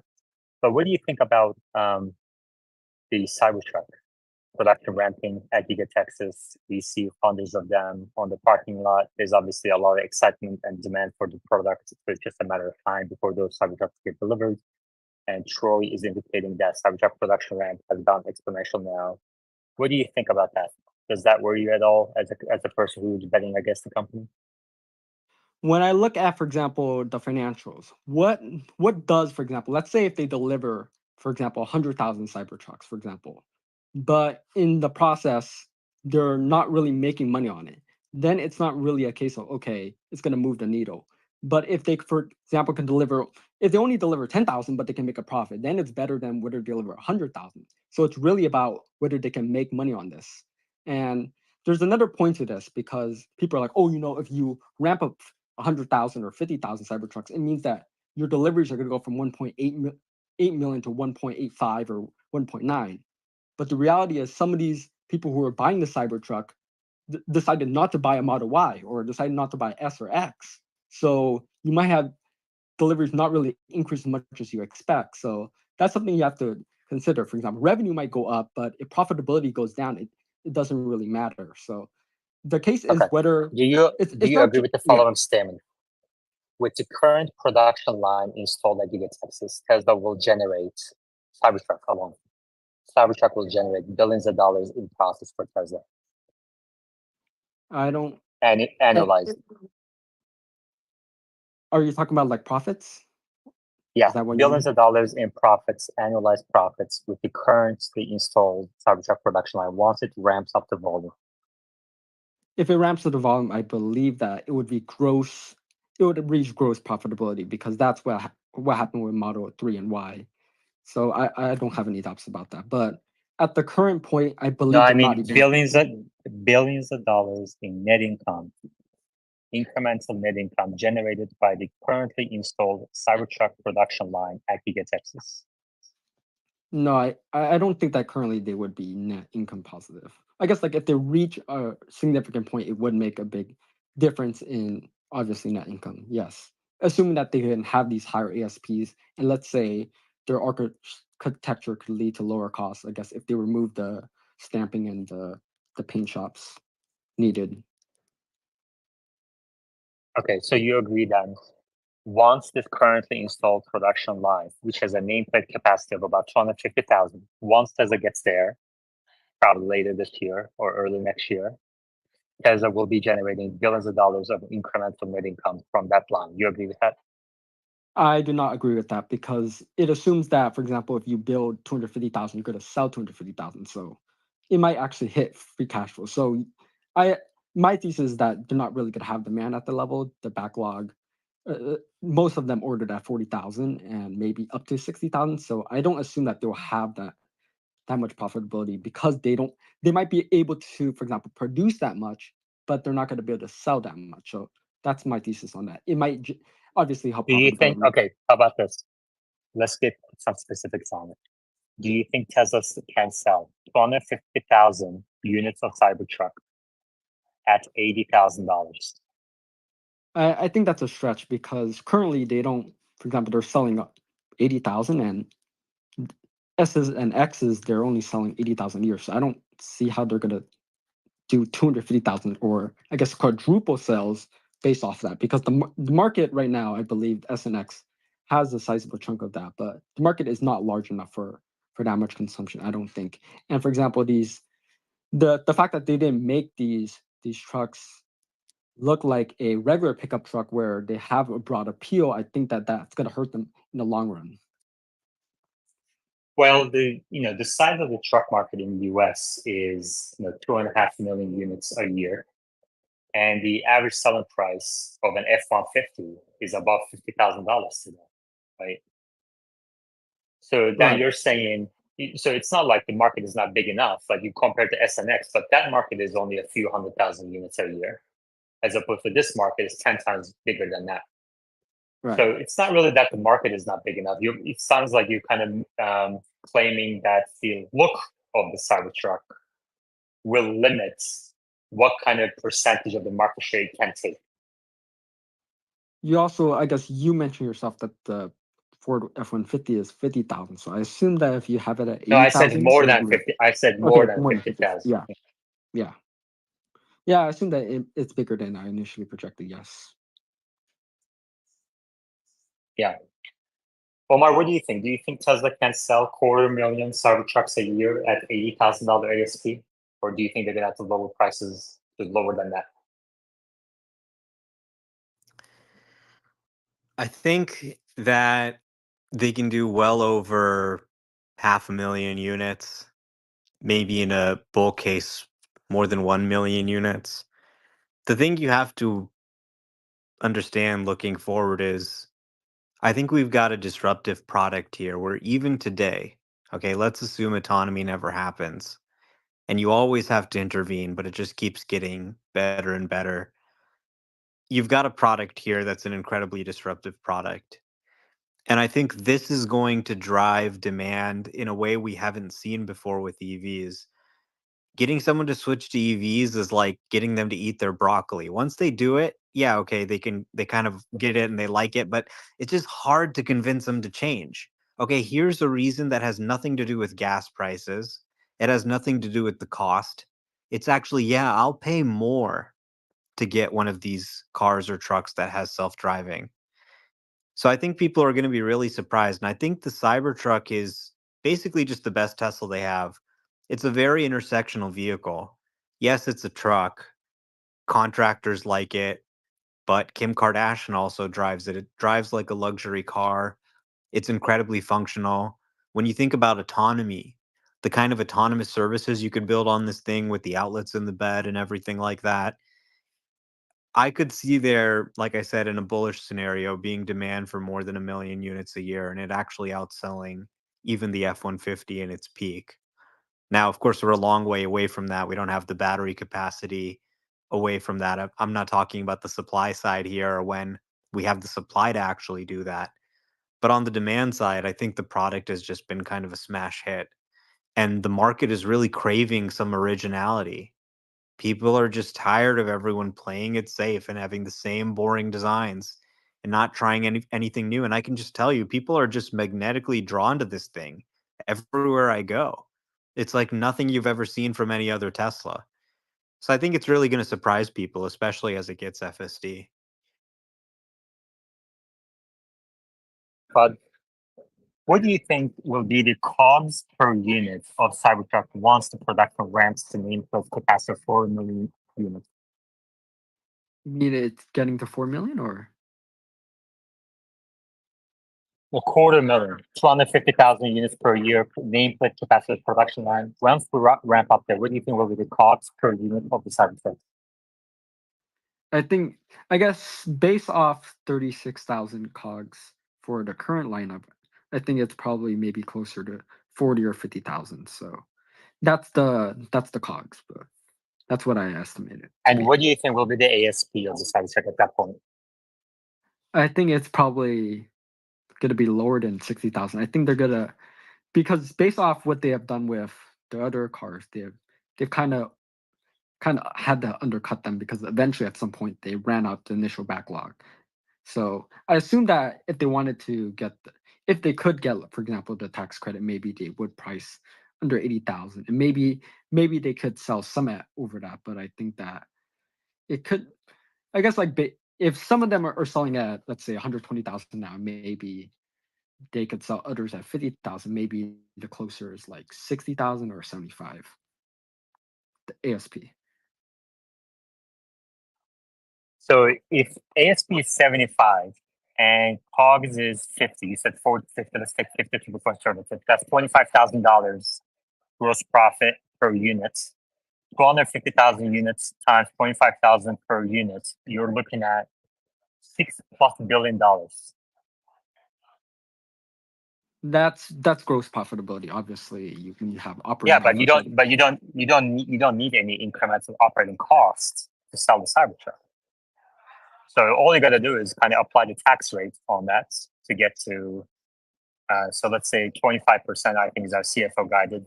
You're looking at close to $5 billion of annualized profit, net income from the Cybertruck production line, using your numbers. Right. Yeah. Yeah. I don't dispute that.